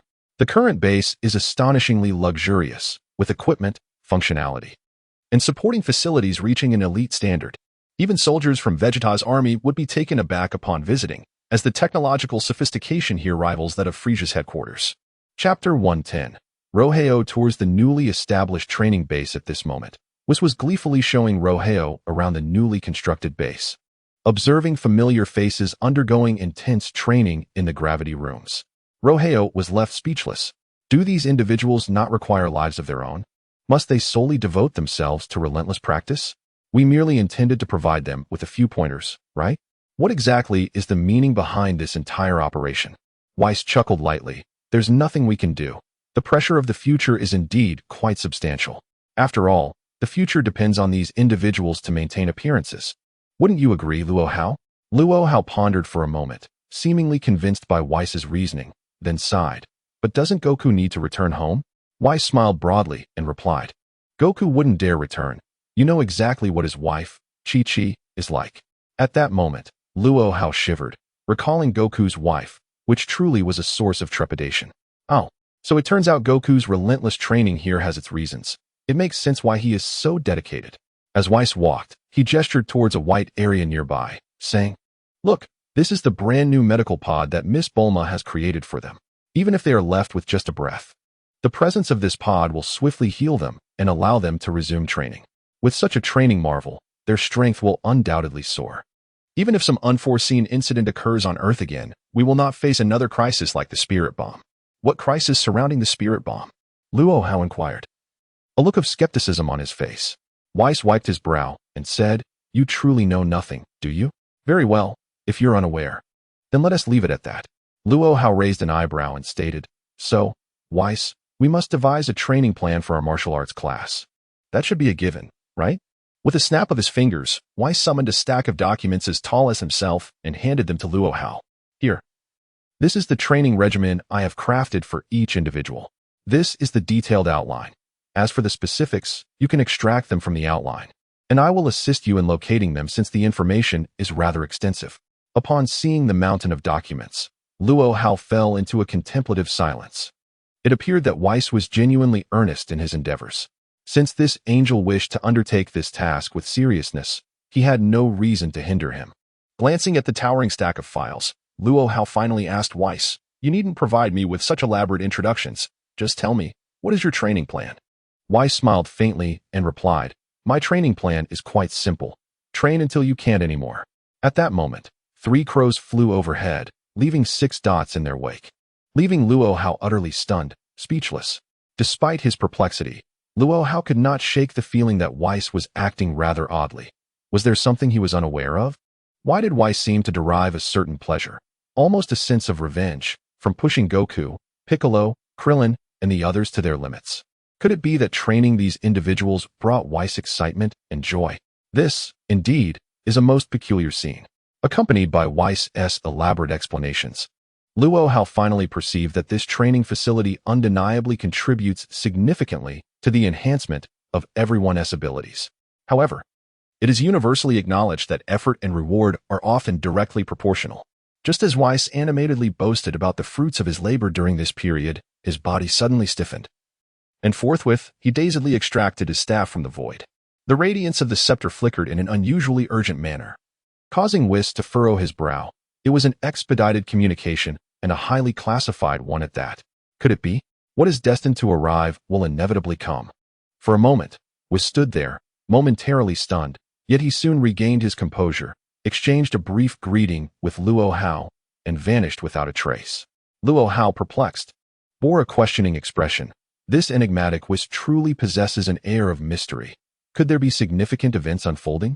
Well, it's not as if this fellow could cause any real trouble on Earth, so let him be. Observing Sun Wukong, Krillin, Piccolo, Tien Shin'an, and Liping vigorously training in the gravity chamber, he couldn't help but privately marvel. Indeed, this is a realm devoted to cultivation. Perhaps allowing them a modicum of tranquility would lay a solid foundation for the future. It appears Whis' reasoning was quite astute, regardless of Luo Hao's thoughts. Whis hastened to a concealed chamber. Upon entering, he wiped the cold sweat from his forehead, hoping he was not too late. With a flick of his scepter, he established dozens of layers of barriers around the room. Once the barriers were set, Whis let out a long sigh of relief. Gazing at the incessant notifications urging the connection, he managed to suppress the tumultuous thoughts swirling within him. What is fated to come will indeed arrive, and one must face it with courage. Whis, you are a valiant angel. Do not cower before authority, nor be daunted by frightening messages. At most, you may face reassignment. After all, apprentice angels have endured such trials. One can always rise from the level of mire step by step. What is there to fear? What is fated to come will come. Whether one extends their neck or withdraws it, the outcome remains the same. With a mindset of noble sacrifice, Whis proceeded to connect to this urgent, classified communication. As anticipated, the elegant figure of the Grand Priest appeared on the other end. Whis, maintaining a serene demeanor, bowed respectfully before the Grand Priest. Before the Grand Priest could utter a word, Whis spoke first. Esteemed Grand Priest, may I inquire what directives you have? I acknowledge my previous error. It was indeed a misjudgment on my part, and I am prepared to accept full responsibility for that incident. I implore you to administer punishment as deemed appropriate. Unexpectedly, at this moment, Whis maintained an unexpectedly positive mindset, devoid of any inclination to shirk responsibility or concoct excuses. He stood there, respectfully bracing himself to receive the divine wrath of the high priest and the subsequent consequences that would ensue. In his mind, the worst-case scenario would merely involve his demotion to an apprentice angel, starting anew. However, the high priest's demeanor plunged Whis into a state of utter bewilderment. Chapter 111. The high priest entrusts Whis with a secret task. The high priest, typically stern, now regarded Whis with a gentle gaze. His voice a melodious whisper that floated into Whis's ears. Whis, let bygones be bygones. Do not dwell on the past. It is of no consequence. I am not here to chastise you. Hearing such amiable words from the high priest left Whis in a state of complete astonishment. He had prepared himself for a psychological battle, ready to confront the high priest's thunderous indignation. To his surprise, the high priest offered him solace with such warmth. Could it be that he was experiencing hallucinations or auditory delusions? Observing Whis's bewildered expression, the high priest let out a resigned sigh and continued gently. Whis, I understand that this mishap was unintentional on your part. Since it has already occurred, just be mindful in the future. I shall bear the consequences for you. So do not burden yourself with psychological stress. Simply focus on executing your tasks. Could it be that things were truly this way? Whis stood there, utterly dumbfounded. This was entirely inconsistent with the high priest's usual demeanor. Noticing that Whis remained in a state of shock, the high priest cleared his throat once more. Well, let us not dwell on other matters. Although this incident has caused significant loss and adverse effects, look behind me. With that, the high priest swiftly shifted his form, revealing the newly restored divine palace, standing majestically before Whis. He blinked in disbelief. High priest, this has been restored just like that? Without any lingering consequences? The materials used for constructing the divine palace are exceedingly rare and far beyond my current financial means. How was this accomplished? The high priest chuckled lightly. I told you not to feel any pressure. You see, the materials for the restoration of the divine palace were provided by me, your father. So let the past remain in the past. As for the labor costs in the restoration work, it was carried out by Konik and Ketla. They happened to be here for their reports, so I took advantage of their energy by supplying the materials for them to work with. Therefore, you need not worry about anything further. Indeed, if the Supreme King was able to overcome this challenge, then it may not be regarded as a significant matter. Suddenly, Whis recalled a pressing concern. Great High Priest, what did you say? Are you suggesting that Ketra and Konik have completed the renovations of the Supreme King's palace? If so, won't those two loathe me for eternity? The Great High Priest gently waved his hand. No need for concern. I have issued a strict gag order to both of them. Rest assured, they will not disclose a word, even if they harbor a modicum of resentment towards you. Time will inevitably dull all grievances. In due course, you may have the opportunity to offer them some form of compensation. Let us not dwell on trivial matters any longer. I now have an important task to assign to you. Upon hearing of this significant mission, Whis thought, so all this groundwork was merely a prelude to the main event. However, he soon came to terms with it. For the calamity he had caused was indeed considerable. He had bombarded the Supreme King's palace, tearing the very roof asunder. What a grave transgression. Now, the Great High Priest had casually brushed it aside, shouldering all the blame himself. It seemed entirely reasonable for him to now assign Whis some clandestine task. In an instant, Whis' demeanor shifted to one of calm resolve. He earnestly stated, Thank you, Great High Priest, for your protection and care. Please instruct me regarding the arrangements. With a gaze resolute, he appeared ready to face any peril. The Great High Priest cleared his throat, a faint blush gracing his aged visage. It's nothing of great consequence, merely a minor task that I believe you can manage without difficulty. A small task that can be accomplished effortlessly? Whis felt a wave of skepticism wash over him. If he were to believe the High Priestess' words, he would no longer be the angel Whis. Yet, he maintained a respectful demeanor, concealing any hint of disdain or doubt, and said, I humbly request the Great High Priest to clarify the nature of this task. The Great High Priest, now adopting a more serious expression, replied, You have been getting along well with that fellow, Luo Hao, haven't you? Whis nodded vigorously. Indeed, this individual is not only formidable in strength, but also possesses an exceptionally gentle temperament, devoid of any air of superiority. I have found our interactions to be quite pleasant. Is it that the Great High Priest wishes to meet him? Upon these words, Whis distinctly perceived the Great High Priest's body stiffen momentarily, followed by a barely perceptible shiver. The High Priest's expression grew earnest. No, No, I have no intention of meeting him. I am merely conveying a directive from the Supreme King. Why has this conversation turned to Lord Quanwang? Whis inquired with a look of skepticism. Great High Priest, if there is something you wish to convey, please do so plainly. There is no need for such ambiguity. It is rather unsatisfactory. The Great High Priest's face flushed with embarrassment. Very well, I shall be direct. Since you have a good rapport with that fellow, Luo Hao, I will speak frankly. Recently, Lord Quanwang, feeling rather bored due to the destruction of the palace, has expressed a desire to peruse Luo Hao's unfettered mastery. Do you grasp my meaning? In an instant, Whis comprehended everything. His father was indeed coveting Luo Hao's unfettered mastery. How enlightening! Whis's mind became as clear as crystal, and he immediately suppressed his turbulent emotions. Responding in a mechanical tone, "Is this an instruction from Lord Quanwang?" The Great High Priest's face reddened further, and he cleared his throat. Yes. It is Lord Quanwang who wishes to borrow it. He merely intends to take a look. There are no ulterior motives. Should you have the opportunity, casually mention to Luo Hao that Lord Quanwang wishes to borrow his unfettered mastery. If it is inconvenient, then let it be. Do not press the matter. Remember, do not press. However, Whis could not help but scoff internally. How ridiculous. If you wish to learn someone else's mastery, just say so directly. Why use Lord Quanwang as an excuse? Merely a casual borrowing? It is nothing short of an attempt to steal knowledge. How absurd, to be so disingenuous with me.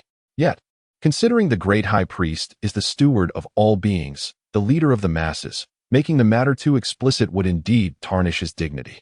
Chapter 112. I guarantee the safety of the seventh universe with that. Whis immediately spoke earnestly to the Great High Priest. Very well. I assure you I will accomplish this task. I shall exert all my capabilities to acquire the unfettered mastery for you. Is there anything else Lord Quanwang wishes to convey? The Great High Priest pondered for a moment before responding. Confidentiality. Yes, that is it. This matter must not be disclosed to anyone. It is of the utmost secrecy, understood? Whis. Yet, Whis inwardly scoffed. What secrecy? It is merely to avoid the embarrassment when I confront Lord Quanwang about this matter, revealing the truth. Does my father truly need to resort to such furtiveness over a mere technique? Nevertheless, since the Great High Priest has addressed this with such seriousness, I cannot brazenly unveil this secret before him. Understood. I will do my utmost to complete this task. Great High Priest, is this acceptable? The Grand Priest was exceedingly pleased with Whis's performance and responses. Well done. You truly are the promising young man I have always believed you to be. However, do not be so formal with me. In the presence of others, you may address me as Grand Priest, but in private, you may simply call me Father. Why maintain such distance between us? Whis harbored a deeper disdain within, thinking, Humph, Father, you are rather contradictory. Is this a mere slap followed by a sweet date?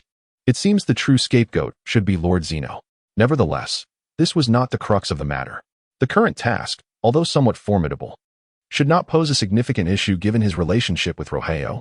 Suddenly, as if recalling something important, Whis pressed on, Father, there is another matter I wish to report. The Grand Priest raised an eyebrow. What is it, Whis? Your Universe 7 is thriving, and yet you are not on Earth fulfilling your duties. What could possibly require my attention? Whis shrugged, displaying a look of helplessness. I find myself at a loss. Some time ago, after Lord Beerus awakened, he mentioned being haunted by a nightmare. He claimed that due to a decline in our universe's overall rating, both Lord Zeno and yourself are considering the complete erasure of Universe 7. Is there any truth to this? This matter has been troubling me for quite some time and has indeed hindered my ability to perform my tasks. I humbly seek your clear response. The Grand Priest inwardly cursed the audacity of the young man for seizing an opportunity. He then replied with a serious demeanor, Very well, I understand. Universe 7 will be handled as it should. I assure you, until you complete these two tasks, Universe 7 will remain safe. Is that satisfactory? With the Grand Priest's assurance, Whis felt a sense of contentment. With such a promise from Father, he would have something to convey should Lord Beerus inquire again. Sparing himself from the burden of this slumbering figure, casting all responsibility onto him. After all, if this covert mission on Earth were to indeed lead to a decline in Universe 7's overall rating, then Lord Beerus would not be able to unjustly blame Whis. At least not to the extent of being eradicated by Lord Zeno while lost in slumber. This could indeed be considered as one's way of living up to Beerus. Upon this thought, Whis smiled gently. Very well, Great Priest. No, Father, please await good news. I shall fulfill your request promptly. The great priest responded with a slight smile. Enough of the pleasantries, Whis. To be frank, the king was quite alarmed by the recent events. I must go and soothe his majesty now. Farewell. With that, he abruptly ended the call. After the call, Whis couldn't help but pout in frustration. What is this nonsense? It seemed he truly found himself in a dilemma. No matter how absurd the tasks assigned above were, the chaos he had caused was undeniable, and yet he faced no punishment. The greater challenge lay in how to approach that fellow, Luo Hao. Although he typically presented himself as refined and composed, directly asking someone to reveal their ultimate techniques in front of them seemed rather inappropriate. How to broach the subject? This left Whis in quite a quandary. However, Whis was not the only one in a predicament. In the base, ever since Whis had departed, Luo Hao had been wandering aimlessly, observing the new facility. He felt a deep sense of reflection. Whis, when serious, truly was quite dependable. Just as Luo Hao meandered without purpose, a figure suddenly flashed before him, standing directly in his path with an expression of fury. It was Bulma. She had been absent for a considerable time, so it was quite surprising to find her blocking his way in the corridor of the base. Luo Hao wore a perplexed expression, yet upon seeing Bulma's furious demeanor, he inwardly recoiled. It was best not to provoke this young lady. He had no idea which unfortunate soul had caused Bulma to be in such a foul mood. The formidable and commanding female Zeno seized Luo Hao's arm with fervor, and without a backward glance, she sprinted away with unparalleled speed. Meanwhile, all those present were left in a state of astonished disbelief. What scene is being performed once again? What affliction has the young lady succumbed to today? Why has she set her sights on Mr. Luo Hao? Poor Luo Hao truly is unfortunate. Yet, he offers no resistance or action, allowing Bulma to manipulate him at will. What has gotten into this girl today? It is truly baffling. With a resounding thud, Bulma kicked open the door to her office, unceremoniously tossing Luo Hao inside, and then firmly shut the door behind her with another swift kick. This series of events took those present by surprise. Could it be that Miss Bulma has a penchant for this? It certainly seems unlikely, and one cannot help but feel sympathy for Luo Hao, who is left to ponder what fate awaits him. As Bulma ushered Luo Hao into the office, he cast a fleeting glance her way and inquired, "What is it? What troubles you to be in such haste? Let me assure you, I am not someone to be trifled with." Observing that Luo Hao still had the audacity to jest, Bulma shot him an exasperated look. "You have the nerve to joke at a moment like this? This is truly no time for levity. I am in serious trouble." "Serious trouble?" Luo Hao replied, momentarily taken aback. "What dilemma could possibly elude the capabilities of a genius like you? Pray do enlighten me." Chapter 113. Luo Hao agrees to Bulma's request. Noting that Luo Hao was unperturbed by her earlier behavior, Bulma adjusted her demeanor. She laid a multitude of experimental materials before him and sighed in resignation. "I had hoped to avoid discussing this, but it is simply too embarrassing to bear. Luo Hao, I implore you to help me devise a solution." Luo Hao glanced at the documents before him and asked, "Is this truly your significant dilemma?" Bulma replied with a hint of exasperation, "These are merely my experimental records." "Very well, I shall be forthright. Ever since the time machine we created self-destructed, I have, unfortunately, constructed 78 additional time machines, and regrettably, each one has met the same fate at the final stage of experimentation, all having inadvertently self-destructed." This revelation left Luo Hao momentarily taken aback. What? They all self-exposed? How could that happen? Now it was Bulma's turn to feel exasperated. Casting a forlorn glance at Luo Hao, "This is precisely why I sought you out. If I could ascertain the reason, why would I need to come to you?" Luo Hao fell into a brief contemplation. Could it be that there are issues with your design and improvement plan? This statement directly provoked Bulma's displeasure. Am I likely to encounter any issues with technological matters? Don't be absurd. Consider this. I successfully constructed the very first time machine. Surely, subsequent improved models will not present any unforeseen complications? There must be some unknown factors at play. Well then, what does your summoning me entail? Luo Hao inquired. Bulma took a deep breath and extended a hand towards Luo Hao. What does this signify? Luo Hao gazed at Bulma with a perplexed expression. What is going on with you lately? You're so cryptic, speaking only in fragments without clarity. Hurry up. If there's something to discuss, let us address it. If not, I must return to rest, as I have no time for your antics. Antics? Very well. Since you're so forthright, I shall be equally candid.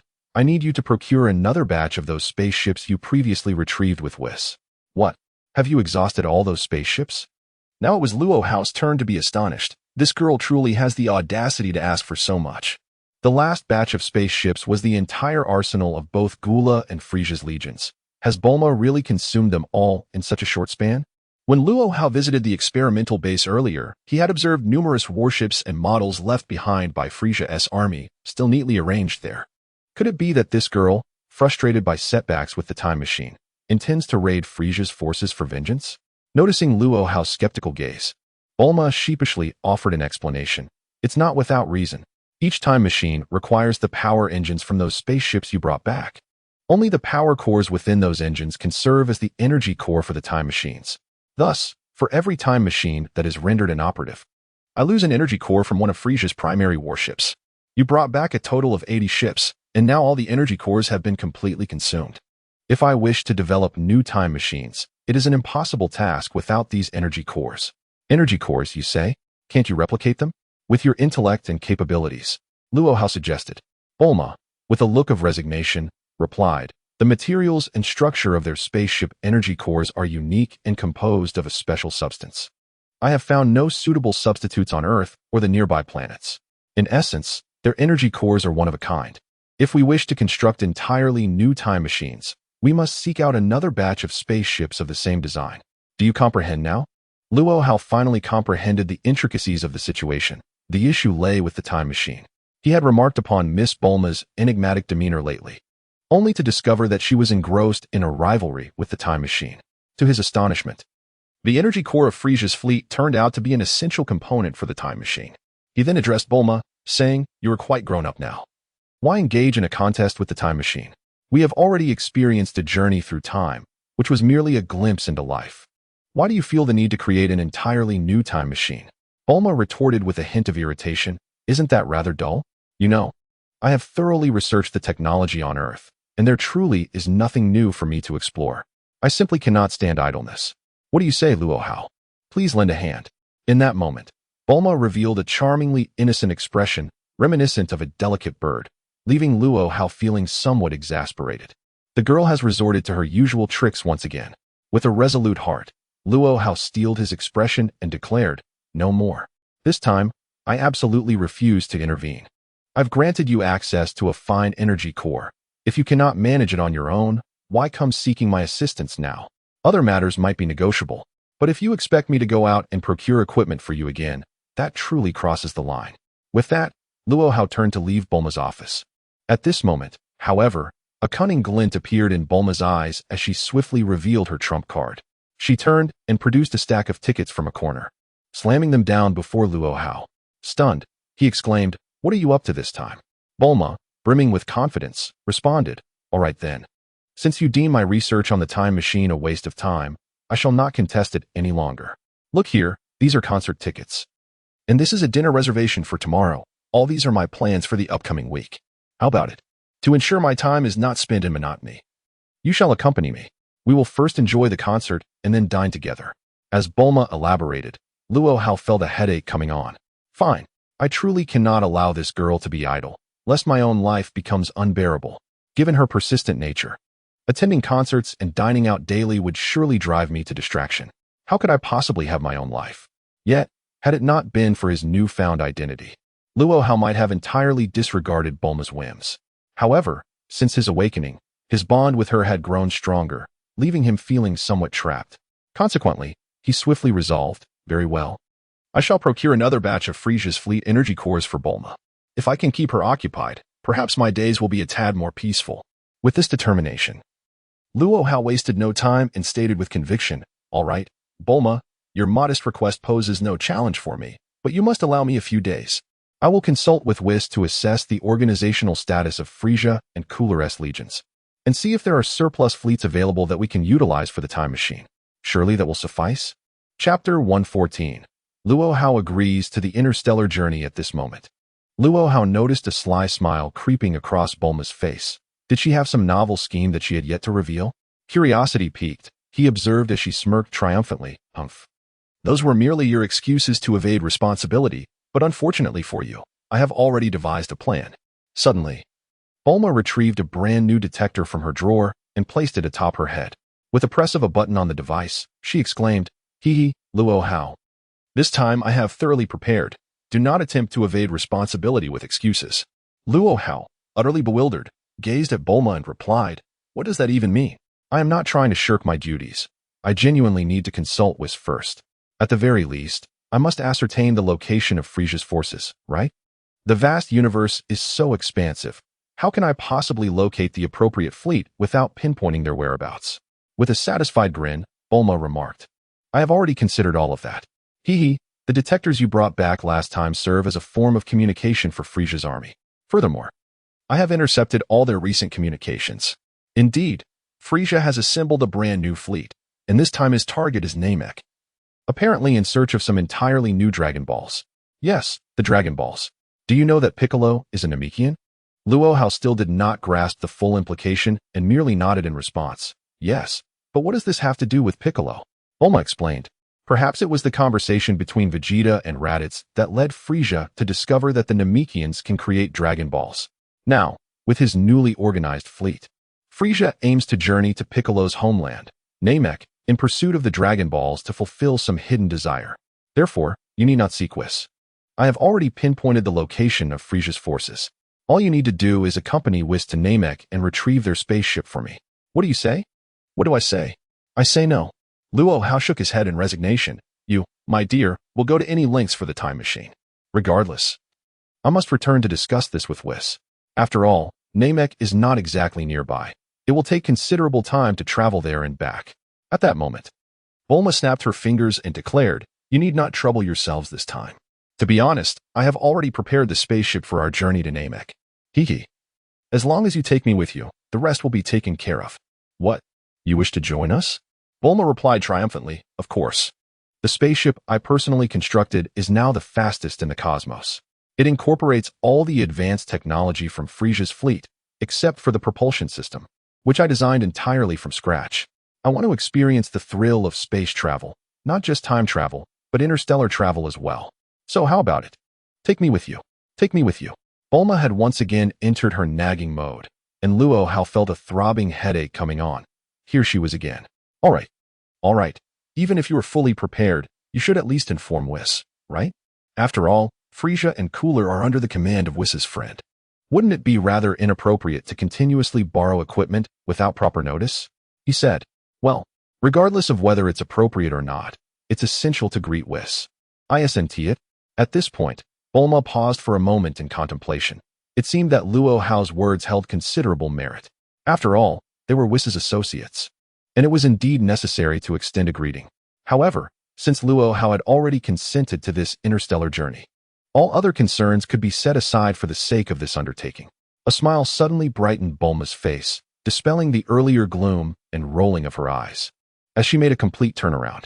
"All right, Luo Hao, I won't keep you any longer. Hurry back to discuss things with Whis. By the way, will it just be the three of us this time? Is there a possibility of bringing others along?" This time, Luo Hao found himself somewhat vexed. Why on earth must you drag the whole family along for an interstellar journey? However, Bulma responded with a bright smile. "Since we're heading to Namek, we must bring Piccolo along, right? He has never returned to his homeland either." Sighing, Luo Hao conceded, "Fine. I shall not concern myself with the details. You may bring whomever you wish. I shall inform Whis, and we'll discuss it later." With that, Luo Hao hastily departed Bulma's office. Upon exiting, a wave of dissatisfaction washed over him. Had he indeed spoiled Bulma too much? She had truly become accustomed to making such unreasonable requests, and to his surprise, he had acquiesced. Yet, upon further reflection, it seemed that his cultivation method played a role in this. The art of acting according to one's heart. It appeared to be as he had envisioned. To act on one's thoughts and feelings, responding to them as they arose. As long as he was not entirely resistant or unwilling, he could go along with whatever the other party requested. However, if he sensed an insurmountable reluctance within himself regarding a certain task, he would categorically refuse, adhering strictly to his own inclinations. It was evident that Bulma held a significant place in his heart. Very well, he would consider it as indulging her. Yet, Luo Hao soon found himself troubled. How should he approach Whis regarding this matter? After all, the last time they had plundered the fleets of Frisia and Cooler, it left him feeling somewhat guilty towards Whis. Now, they were poised to raid once more. Would the fleets have had time to recover in such a short span? Moreover, according to the information Bulma had provided, The adversary was heading to Namek. Was it to seek the Dragon Balls and restore their fleet's strength? Nevertheless, he swiftly cast these thoughts aside. Why should he burden himself with such worries? Suddenly, a flash of realization struck him. I've got it. I finally understand. He now comprehended why Bulma's time machine had consistently malfunctioned. It must be the mischief of Whis. Yes, ever since their last time travel, Bulma had cluttered Luo Hao's backyard with all manner of artifacts and junk looted from the Supreme Kai. Each time Whis laid eyes on that heap of pilfered items, he would mutter incessantly about the misdeeds and sins involved in such actions. Chapter 115. Whis unintentionally confesses time travel has always been a taboo in the universe, a privilege reserved solely for the Supreme Kai, strictly forbidden to all other deities and mortals. Moreover, time machines are inherently products of a bygone era, things that should not exist. Yet, Bulma had audaciously utilized the time machine to traverse through time not once, but twice, even plundering the Supreme Kai in the future. This, indeed, represents a monumental pit, one that perhaps in the future will necessitate Whis to gradually fill. Whis has been incessantly murmuring about this matter for an indeterminate length of time, to the extent that it has rendered Luo Hao's ears calloused. In retrospect, it appears that the failure of Bulma's time machine can be traced back to this fellow, Whis. There is no doubt about it. In order to avert any further destruction or disruption to the future timelines, this character, Whis, has resorted to some rather underhanded tactics. It must be this way. Contemplating this, Luo Hao has successfully connected all the dots. Whis, who typically presents a warm and gentle demeanor, is, in fact, rather mischievous. Very well, if that is the case. The pit you have dug now requires your own effort to fill. Do you truly believe that by dismantling all of Bulma's time machines, she would simply cease her endeavors? The girl has audaciously set her sights upon herself. Since her own circumstances are dire, she refuses to let Whis enjoy any ease. Yet, a peculiar feeling stirs within him. Perhaps this journey is destined, a call from the heavens, and his venture to Namek will align with his deepest desires. Thus, he resolves to seize the opportunity. He shall embark on this trip. However, as for Whis, does he think he can escape? Absolutely not. No matter the circumstances, this insufferable brat must accompany him. Humph, does he think I will take the fall? Not a chance. Just as this thought crossed his mind, he spotted Whis emerging from some shadowy corner, staff in hand, humming a tune, and striding towards him. Without any hesitation, Luo Hao stepped forward to obstruct Whis' path. The sight before him caused Whis to momentarily freeze, as he felt a twinge of guilt. After all, he had just been concocting schemes with the high priest on how to deal with Luo Hao's whimsically powerful techniques. Caught unprepared, he found himself confronted head-on by the very person he intended to outmaneuver. With a hint of unease, Whis stammered, "Luo Hao, what are you doing here? What brings you to this place?" Noting Whis' furtive demeanor, Luo Hao chose not to dwell on the boy's secretive nature. After all, every individual harbors their own hidden truths, and Luo Hao had little interest in probing further. However, observing Whis' suspicious behavior, he promptly relayed Bulma's request to him. Upon hearing it, Whis shook his head vehemently, as if it were a rattle. "Absolutely not. I refuse to go. Not for all the riches in the world. What do Namek and Frisia's fleet have to do with me?" "Humph, Luo Hao, please do not regard me with such a gaze."